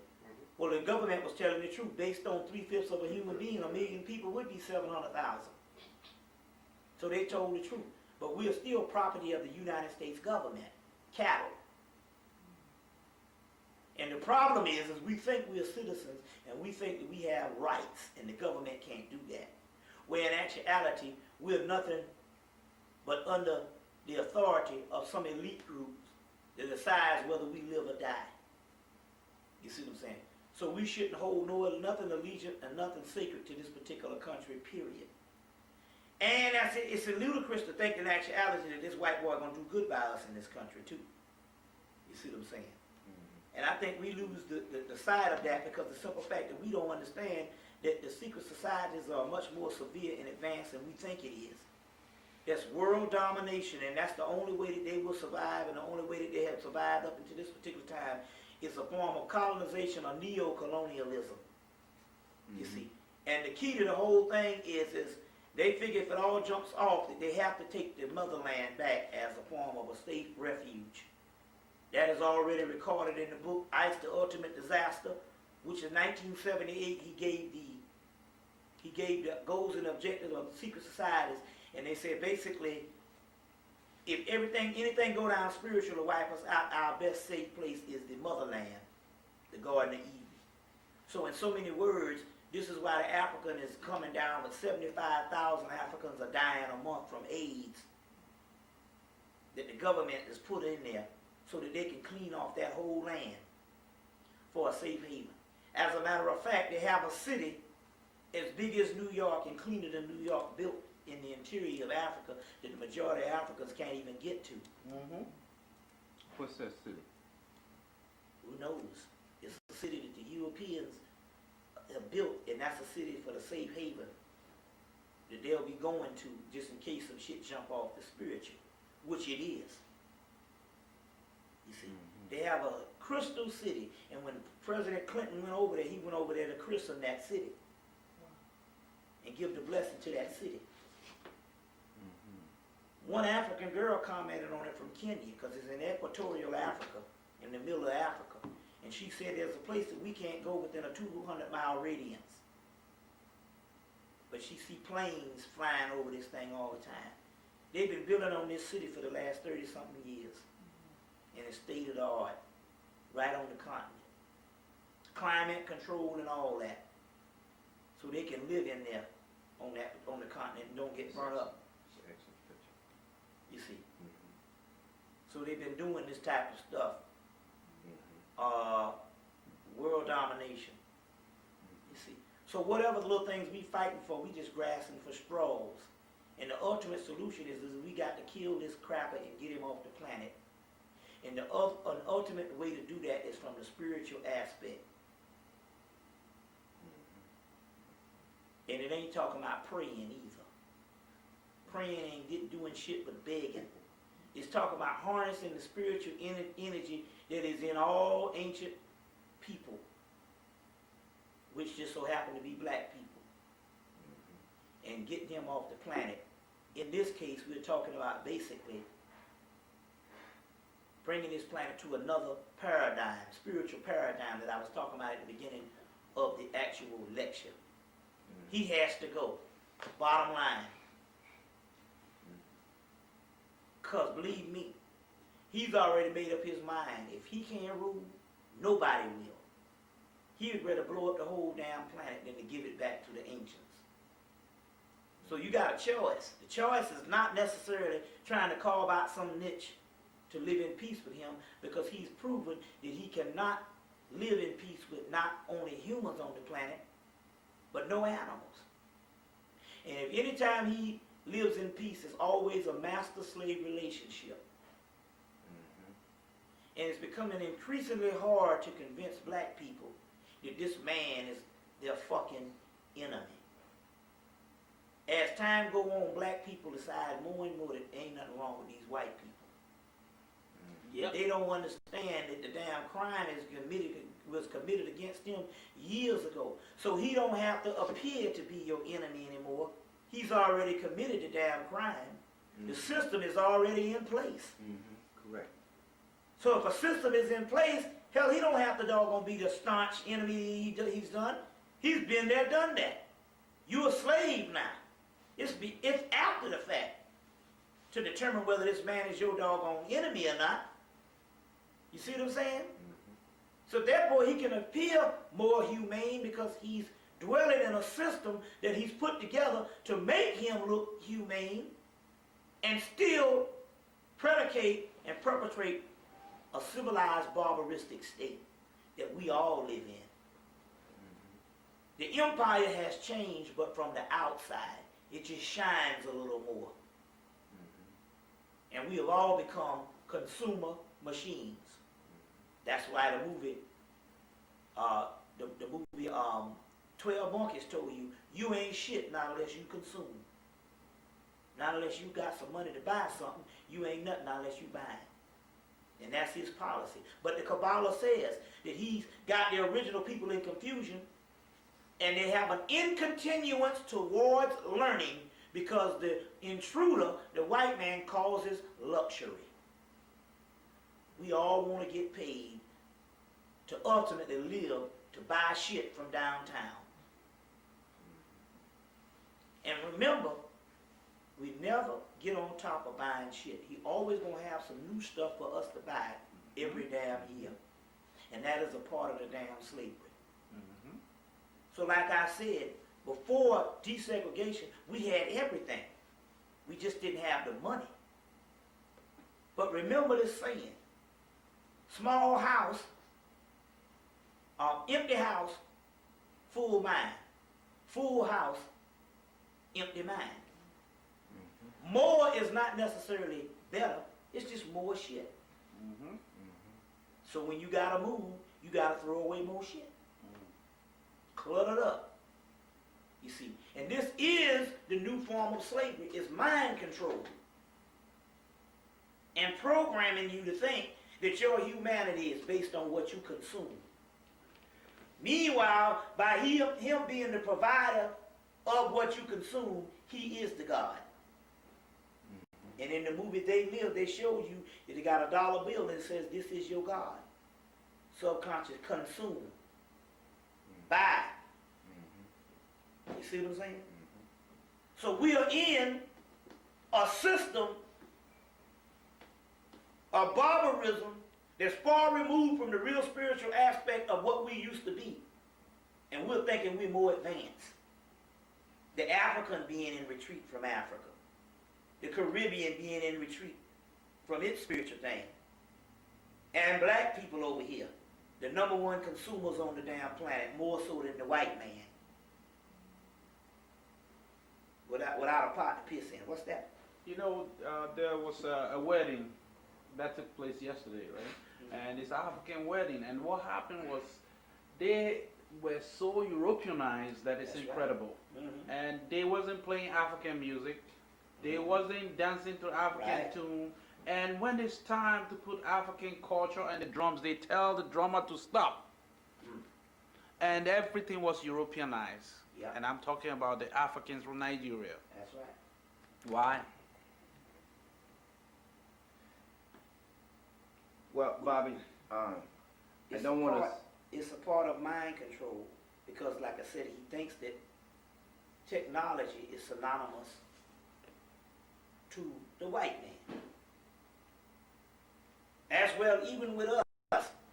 We've had our own institutions, we had everything, but in our segregation time, we could not, in our segregation time, although we had everything, we didn't feel like we was totally human until we totally joined him. And that's a form of mind control too. That in so many words, he is reality. That is true. That is true. What you happened say? to us. I was getting ready to say that I sure wouldn't want to close this tape on this bad sour note. Yeah. I want you to end with the prophecy aspect of with some prophetic future of our victorious rise. Is that in the prophecy? Well, I told you earlier that the Hermetic text talks about that one day that Maya will be established. And #1, it will be established in a country in the West. We all know that in actuality, that something has to go down. You see, I'm a firm believer. If it wasn't supposed to go down in our lifetime, we wouldn't have gotten this information now. So like a lot of the Afrocentric people say, you know, we fight for liberation, although it might not go down in our lifetime.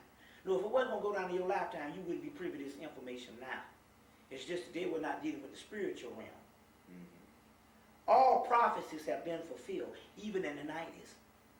Let's just take a recap. You had your Dogon Sigi ceremony done on April 23rd of 1994.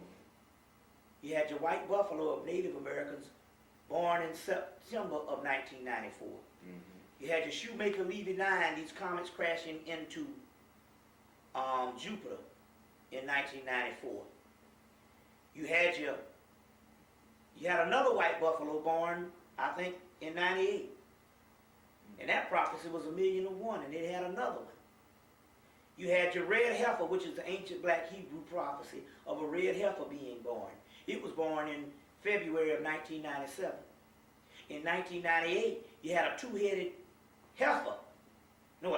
cow being born. In the 1980s, you had one comet. In the 1970s, you had one comet. Hertog and Haley in the 80s. In the 1990s, we've already had 3. We had the one before Hale-Bopp that came in January. We had Hale-Bopp, and they just found another one in May called Comet Lee that's supposed to come and be seen or hit the planet, as they say, in November. We've had 4 eclipses. That's unheard of. You see, we've had El Nino and La Nina. You see? We've had the Jewish Jubilee thing that they've tracked, the ancient Hebrew thing of the Jubilee year, which was 1999 or 1998. You see? You had a dark cycle of Kali Yuga, which is the Indian prophecy of India, in 1990, or starting on the whole cycle of the 90s.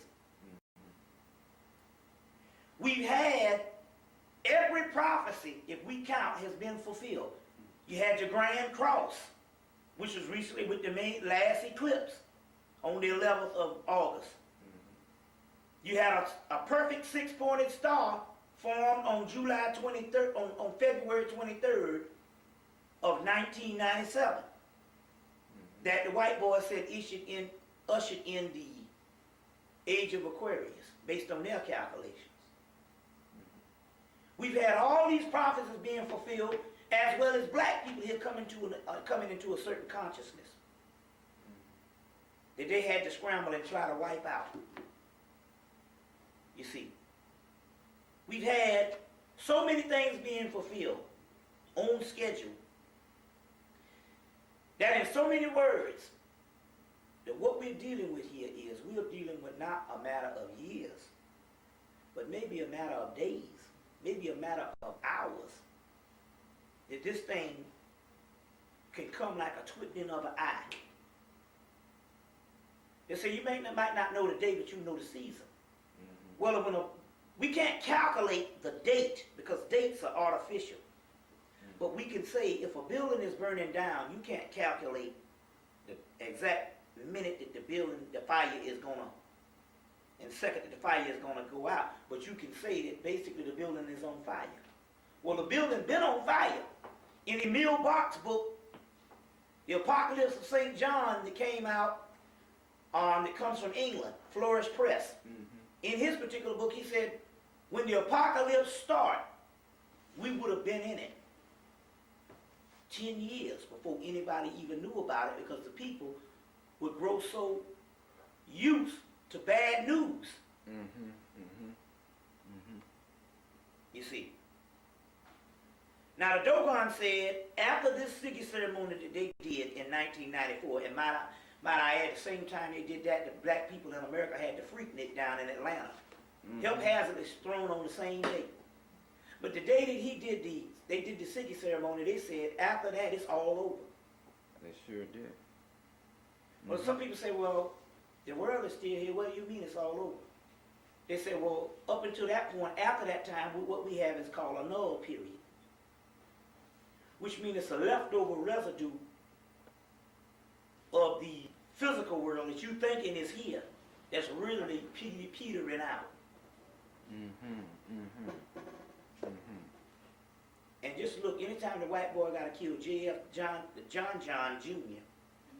and Queen Diana for a sacrificial ritual, you know it's over. Now wait a minute. JFK, sacrificial. Yeah, all that stuff was sacrificial. Boy, every time I think that we fixing to stop and eat, you say something. All that was sacrificial. As a matter of fact, Diana, that was sacrificial. Elijah Muhammad said, you'll know the end when the infighting comes amongst the elite. Well, the infighting is amongst the elite. Anytime they got a president that they so-called think that they got to give you his sexual pass, that's all government. First of all, they showed a thing on President Roosevelt.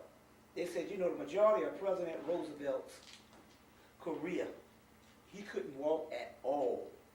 Franklin Delano Roosevelt. They used to prop him up and with wooden stilts, and he would wave from the back of the train. But most people thought that he could walk, he just was in the wheelchair. They didn't know that the man could not walk at all. But the thought of having a paralyzed president, they couldn't do that. So as a result, they made you think that this man could walk. So my point is, if they can take the president 30, 40, 45 years ago, 50 years ago, and put the deception on there that you think he walked, you don't think that they could hide the whole sexual escapade thing that went on with Clinton? Or is that a part of something that they wanted the masses of the people to believe?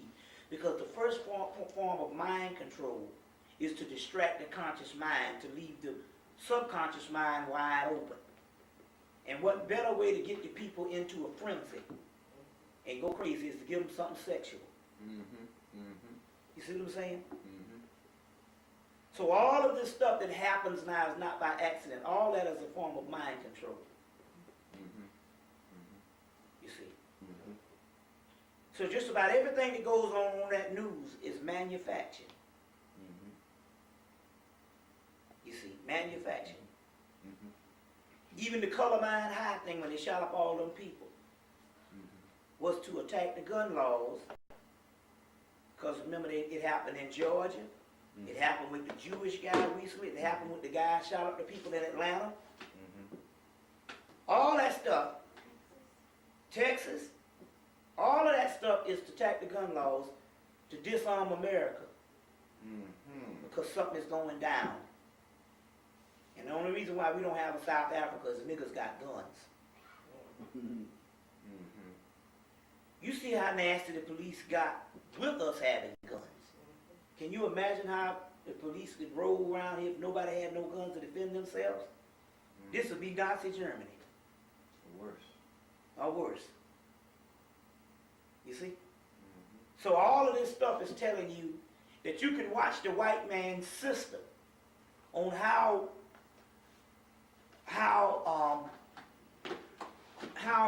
depressed or how anxious he's getting, or frustrated he's getting by it, that he has to resort to put on all kind of major events to keep your mind off of what you're supposed to be getting on, because he's desperate.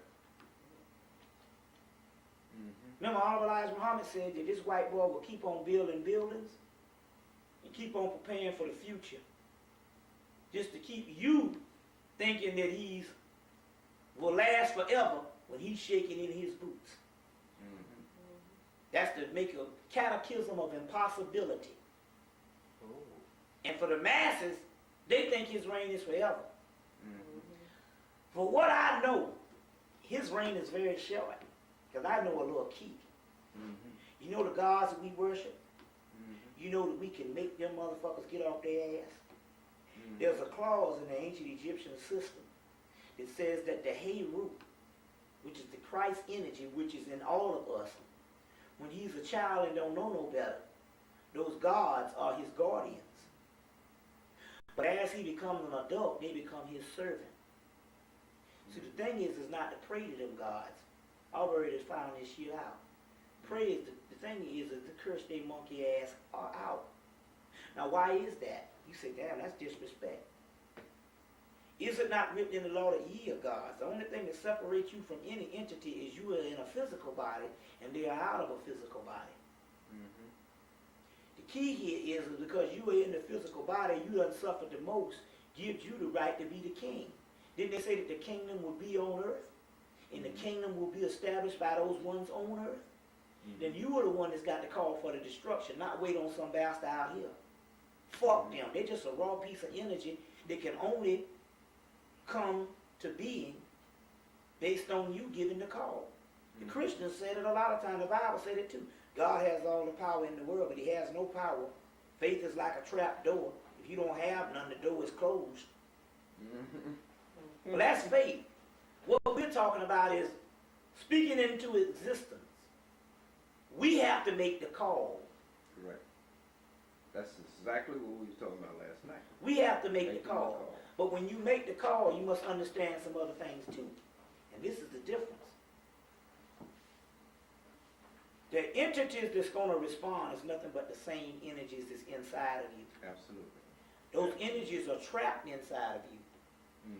Now, they don't want to make no calls to further civilization so they can stay trapped.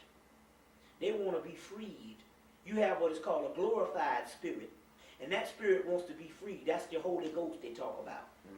And now it's only going to lend the energy in freeing itself. So if you're talking about ending the known universe and the civilization as you know it, they for it. But if you're talking about upholding this bullshit so you can have a better damn car, it ain't going to work that way. Depends on what the energy is all geared up for now. That energy at one time knew that we had a life cycle, that we had to be down here for thousands of years. So it helped to coincide with the earth plane so that you can live an easier life cycle. Now that energy wants out because the prophecy is that all the energy is supposed to be free to go to the next dimension or the next reality. So now it ain't going to lend no hand for you to get no new automobile or to make sure we get another nigga in some office to fuck over us some more. It wants retribution because we must understand we're living in the time of the apocalypse. Har-Mageddon. Mm-hmm. It's named after Horus. Armageddon is the English word. It's the Greek. Harmageddon, named after Horus, Heru. Mm-hmm. You see. So we just got to understand the life, the time cycles that we in. And remember, there's an old saying that Tom Wolfe said, and you know this in your life. They say you can never go home. Which means when you go home, it ain't going to be like it was when you was originally there. Also, it means in the Grail mythology, they talk about the hero of the Heru, which is you going on a journey to find your true self. And when you cross a bridge, the bridge immediately disappears behind you, which means you can't go back to that which you came from. You got to go on to get the prize. Like so the problem is with the slave is we was hit in the head, or even the African, which is from colonization. He's thinking that he either want to get with the white man, or he's thinking at best when he does his own thing that he needs to return back to that in which he used to be. But it's not about that. You can never go home. You got to go on to the end of the rainbow and get the pot of gold, which is the new Jerusalem, or the new you. And anything leading to against that, your spirit is going to whip your ass. Because you entered on this course, and sooner or later, you got to fulfill it. Or your spirit will whip your behind if you just talk about ulterior motives. For whom much is given, much is required. So one thing about knowledge is when your eyes are open, you immediately become the suffering Messiah. That's what the word suffering Messiah means. It means a people whose eyes are open in a world that is contradictory to them and against them. And not only that, they have to go through suffering knowing that their people don't want to know this shit. And that's the real heartache. That's what the suffering Messiah comes when your eyes are open and you know a certain knowledge and information, and you love, and because you love your people and you want to just tell everybody about this great news, and they don't want nothing to do with it, they will rather spit in your face than to hear the truth. That's when you start suffering. So the Gospel of Thomas that was dug up in 1945 says that when you seek for wisdom, may you find the wisdom. And when you find the wisdom, you will be troubled. But when you are troubled by what you see, rejoice, because the kingdom of God is within, is at hand. So this knowledge did not come about in this time, this dispensation of time, for us not to redeem everything which is supposed to be redeemed. It's here now because it's time for it now, and it's time to get up out of this shit. So on the other hand, we're going through this suffering now because it's time. Let me give you the scenario on what I'm talking about. The white boy, all he had to do to keep all of us dead was to just pay all the niggas off. All black people wanted was a good place to live, a car to drive, and some money in the bank. He could have paid all the black people off 10 times over, and he would have had us suppressed for years. As a matter of fact, you wouldn't be able to tell a person that the white man wasn't shit. Life would have been too good. So for the mere fact he gave us his ass to kiss within the last 10 years, meaning that that's all a part of the divine plan. Because he showed you he didn't love you after all, after the 60s of trying to fool you to think he did. We went through the 70s. By 1979, you couldn't tell a black person this white man wasn't shit. But since we woke up in by the mid-80s, he come to find out in late 80s that he was still the same devil he always was, and he didn't love you anyway. It let us look for alternative solutions, and we found ourselves. Some of them. Well, it don't mean the masses. The masses have never done anything but died. You'll see, this is African science. Always remember, when you see the masses does not represent what's going down. The masses ain't nothing but cattle. This is African science. you will see a circle with a dot in the middle. The circle represents the masses. This is not the energy. The energy is the nucleus. It is only the nucleus that has the power to generate the masses. So it doesn't matter whether they don't get it. They're not supposed to get it. It is the nucleus that is supposed to get it, because this is what's going to generate the masses. Let me give an example. In the 1960s, we was trained that we needed mass movements. So we did all this mass movement shit. And by the 1970s, when the crackers started issuing out the money, we went to running. And all the black leaders and revolutionaries was walking around with their head cut off and going crazy. That's because they was thinking that our rise was going to be based on the masses. And the masses ain't shit. The masses ain't never did anything but died. In the movie Men in Black, the guy, Will Smith said, won't you tell the people about the aliens? He said, people can handle it, they are smart. He said, no, people are dumb. Individuals are smart. All the masses of the people want is some Kellogg's cornflakes, some food, and some place to sleep. Well, don't forget and they will, and some sex, and they will beg to be slaves if you take that shit away from them. Take away his house and his car, and he'll beg to be a damn slave. That's what the masses does. The ancient Hebrews call them the Goyim. It's basically the wilderness. You see. So it's never been the masses of the people. So don't never get discouraged because the masses of the people are idiots. See, the mass of the people is too big. We don't know masses of people. You know individuals. You'll wear yourself thin trying to worry about the masses. That's African science. Now, the people who control us is a group of white people that sit in a room. Where did they get that shit from? They got that from the Moors, and that came from African science. Remember in the ancient Egyptian, the priests used to run everything, run the society. In the African society,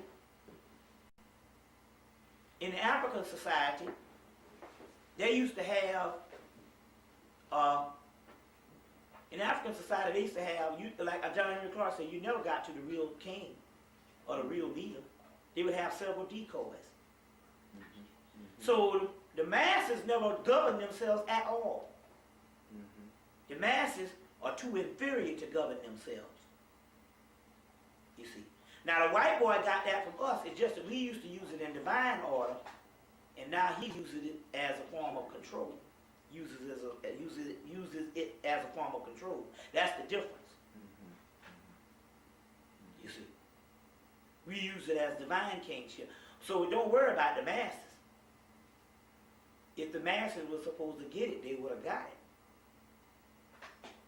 They would have gotten it. We got it. You see what I'm saying? That's why they always say, even in the Bible, they talk about the elect. You see? The elect. So in actuality, this thing is actually happening. Now, how is it going to happen? Is it going to happen how is it going to happen? Is it going to happen also from a group of people making up their mind? In Isaiah, there's a conversation going on between Mary, which is, Mayat and Isis, and one other person. And he's talking about how these people are going to rise up. How these people are going to rise up. And they say, well, the guy is explaining, he said, them people, those people. Now, apparently this has got to be the end times. And they must be talking about us. They say, those people? You talking about those people rising up? See, I don't see how them people can do anything. And she said, don't worry about that. She said, the spirit in them is going to override their bodies and going to rise up anyway. It's like the zombie effect. So you have a spirit inside of you that's going to rise up and take over every damn thing. The ancient Kundalini text, the text that dealt with some things says, which is coming out of India, Sanskrit says, that there are devices in our bodies that will come online when the race is threatened by extinction.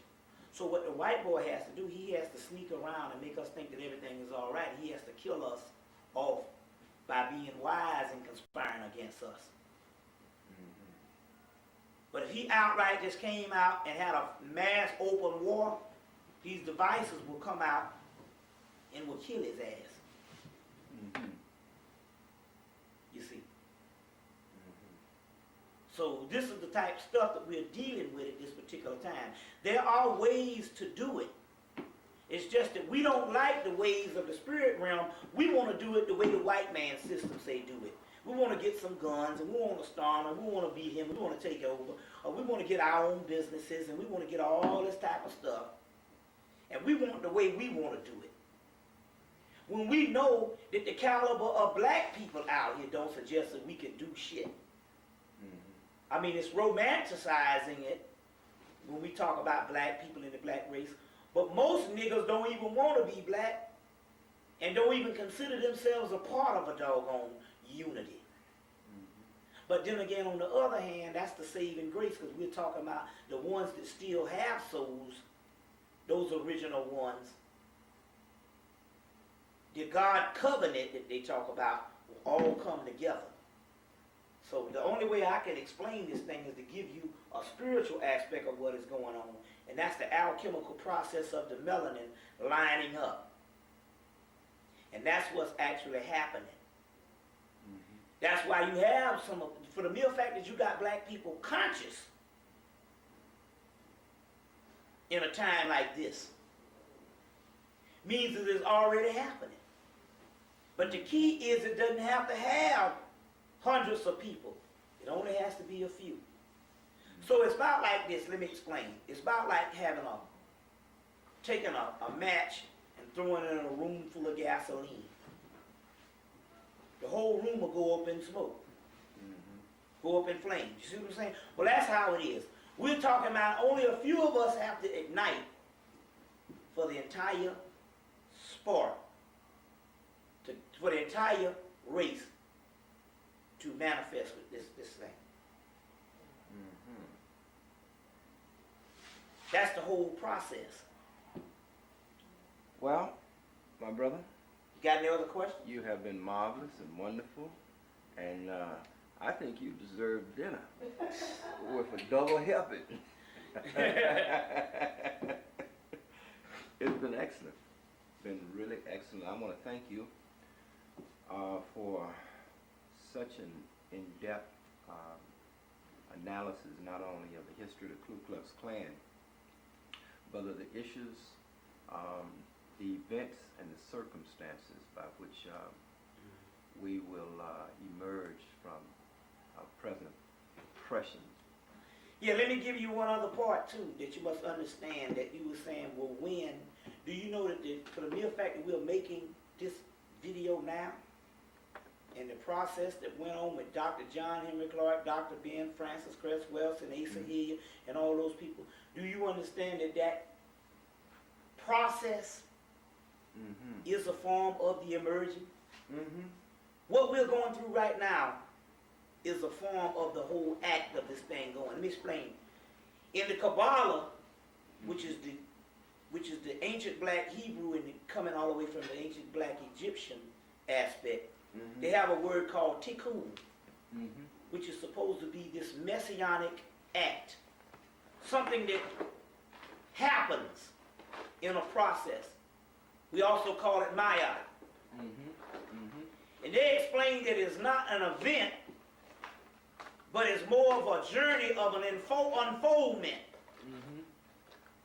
So what we're doing now, speaking as we speak right now this moment, is a part of how the process of redemption and us getting our stuff together is done. We're doing it as we speak. So it's not something far off on how black people need to get together and do things. We have been doing it in the process the whole time. This process that we're doing right now is a process of that energy coming back online that you call that Christ energy. It's just that what used to be was reduced to one man.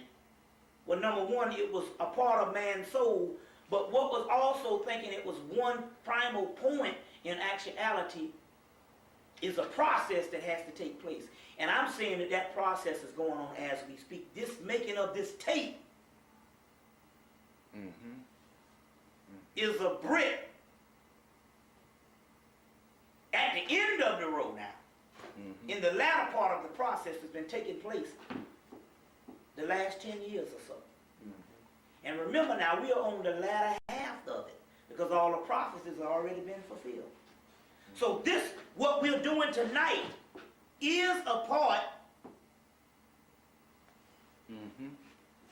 of that. They say the hero's journey. Hero is Heru. The hero's journey is after he gets to the end of the journey, he finds out that the prize was the journey itself.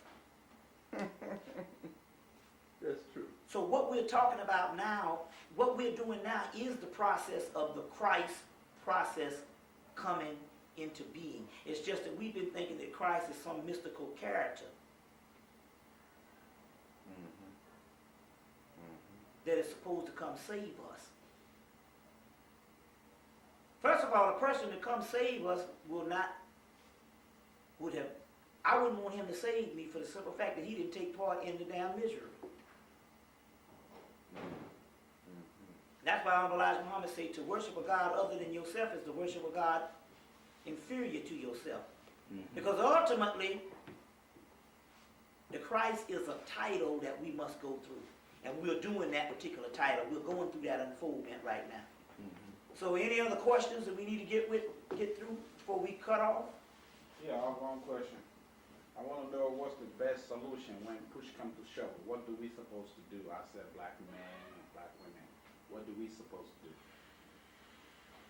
You know, ultimately, I think that's a part of his divine, I'm talking about the powers that rule us. I think that's a part of his brainwashing techniques as far as the way he does things. See, the key is to make you think that something is always coming. So therefore, what you'll do is you will keep looking in the future for it to come, and the future is always now. You see, if I can give you a point to look towards somewhere in the future, I can eliminate the amount of time between you and that time in the future. And you got to realize the process is always the present. He knows that the only civilization and the only thing that he has, he's already got right now. He knows that he can't go beyond this particular physical realm of existence. And his process, one of his mind controls, is to fool us in believing he's going to come to get us. That's what the whole Y2K bullshit. You see what I'm saying?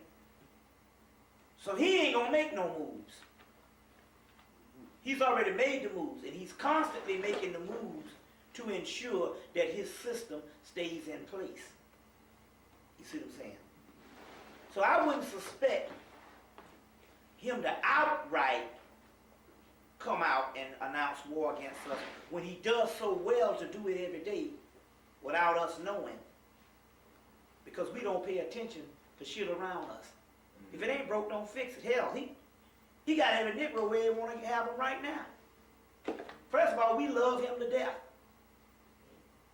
We work for him. We give him our money. We do everything to uphold his civilization. And we'll fight when something comes to oppose this civilization. So I think that his whole machine on how he's able to survive, because he's only a small portion of the planet, is the deception. And I think that's always in place and it's always going on. And one of his deception is to make you think that he's going to rise up against you.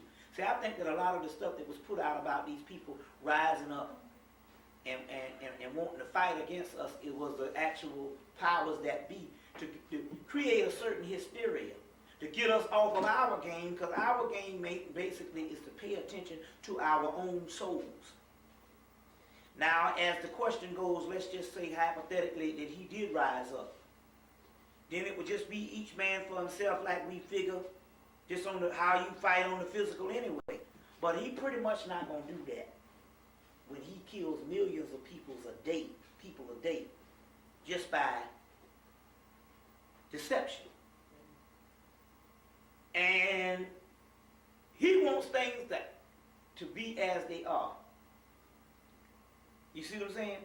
But meanwhile, he's trying to ward off this spiritual shit, and he pretty much can't do nothing about that. And that's what we need to be focusing on. Our inner self. Now, I'm not saying that all the other people out here, what they focusing on is not valid. But we got a lot of people focusing on, let me give you another example. Let me give you another example. Yes. If we supposed to be one with nature and harmonious, do you know that you have a bulldog? They have these dog fights. Mm-hmm.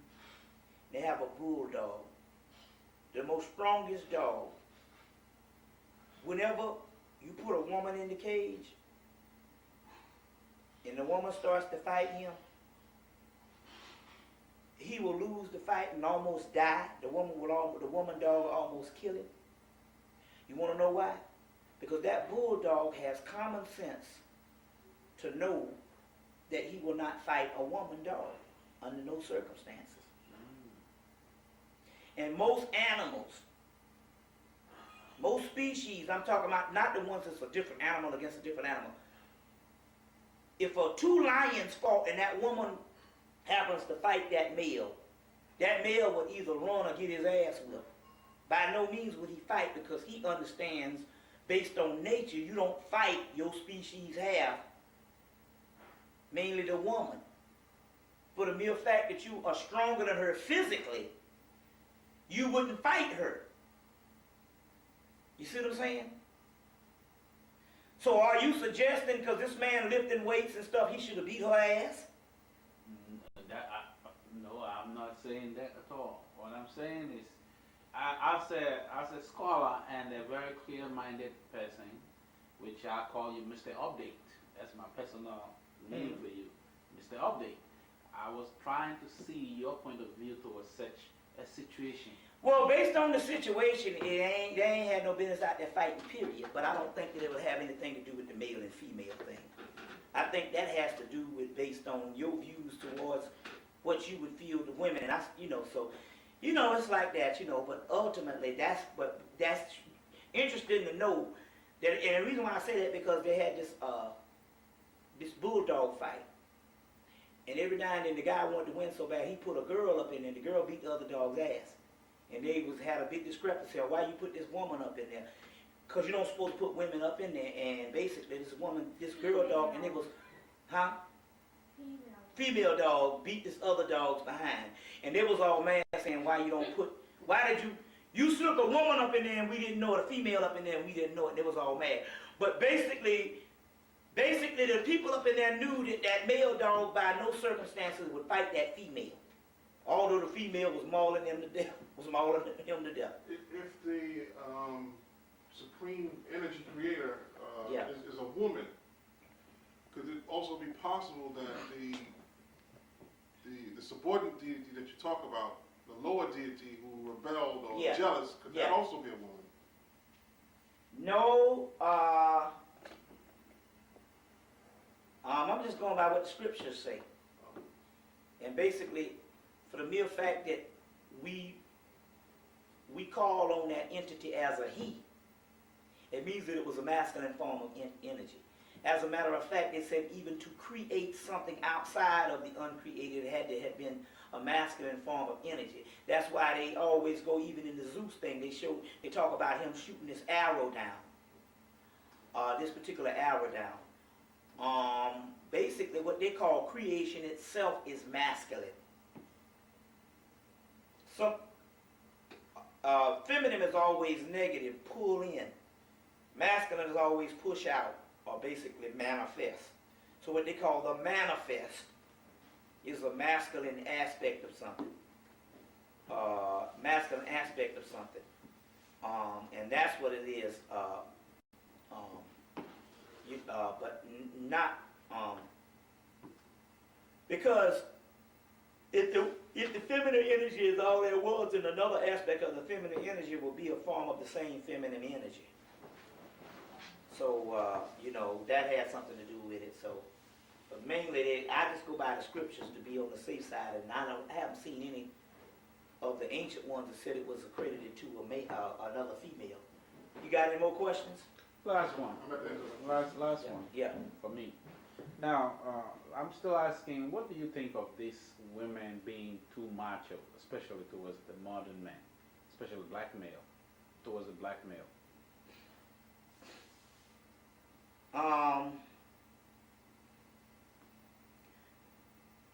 Well, to create some balance, I don't think it's such a bad idea. On the other hand, I get where you're coming from. I think that on one hand, what we got going on also too is we have a certain hatred for the male also developing. We do have that type of thing, where the males are looked on only as a financial institution. I think that is just as much out of balance as it is as the woman being looked on as a piece of meat. And we cannot say that in actuality that does not exist, because I will say that even in the conscious community, when I travel up and down the United States, a lot of brothers that are conscious, they're having a lot of problems with their mates. Yeah. And so this is prevalent. And I think also too that it has a lot to do with the society that we in, because do you know that in the 1970s, inadvertently, the black woman didn't know it, but they had her on the list as government agents. Although she didn't know she was on the list, they had her on the list because they could create certain situations that they could depend on her to be on their side. You see what I'm saying? By giving her the job, by giving her a certain amount of things like that, and they could turn her automatically against her male by thinking that something is wrong with him. And I think that a lot of this stuff, what you're talking about on that aspect, is this same age-old trick by the master, the white master. And one way you do that in slavery is you turn the male against the female against the male, in that aspect of thinking this man is this shiftless old Negro.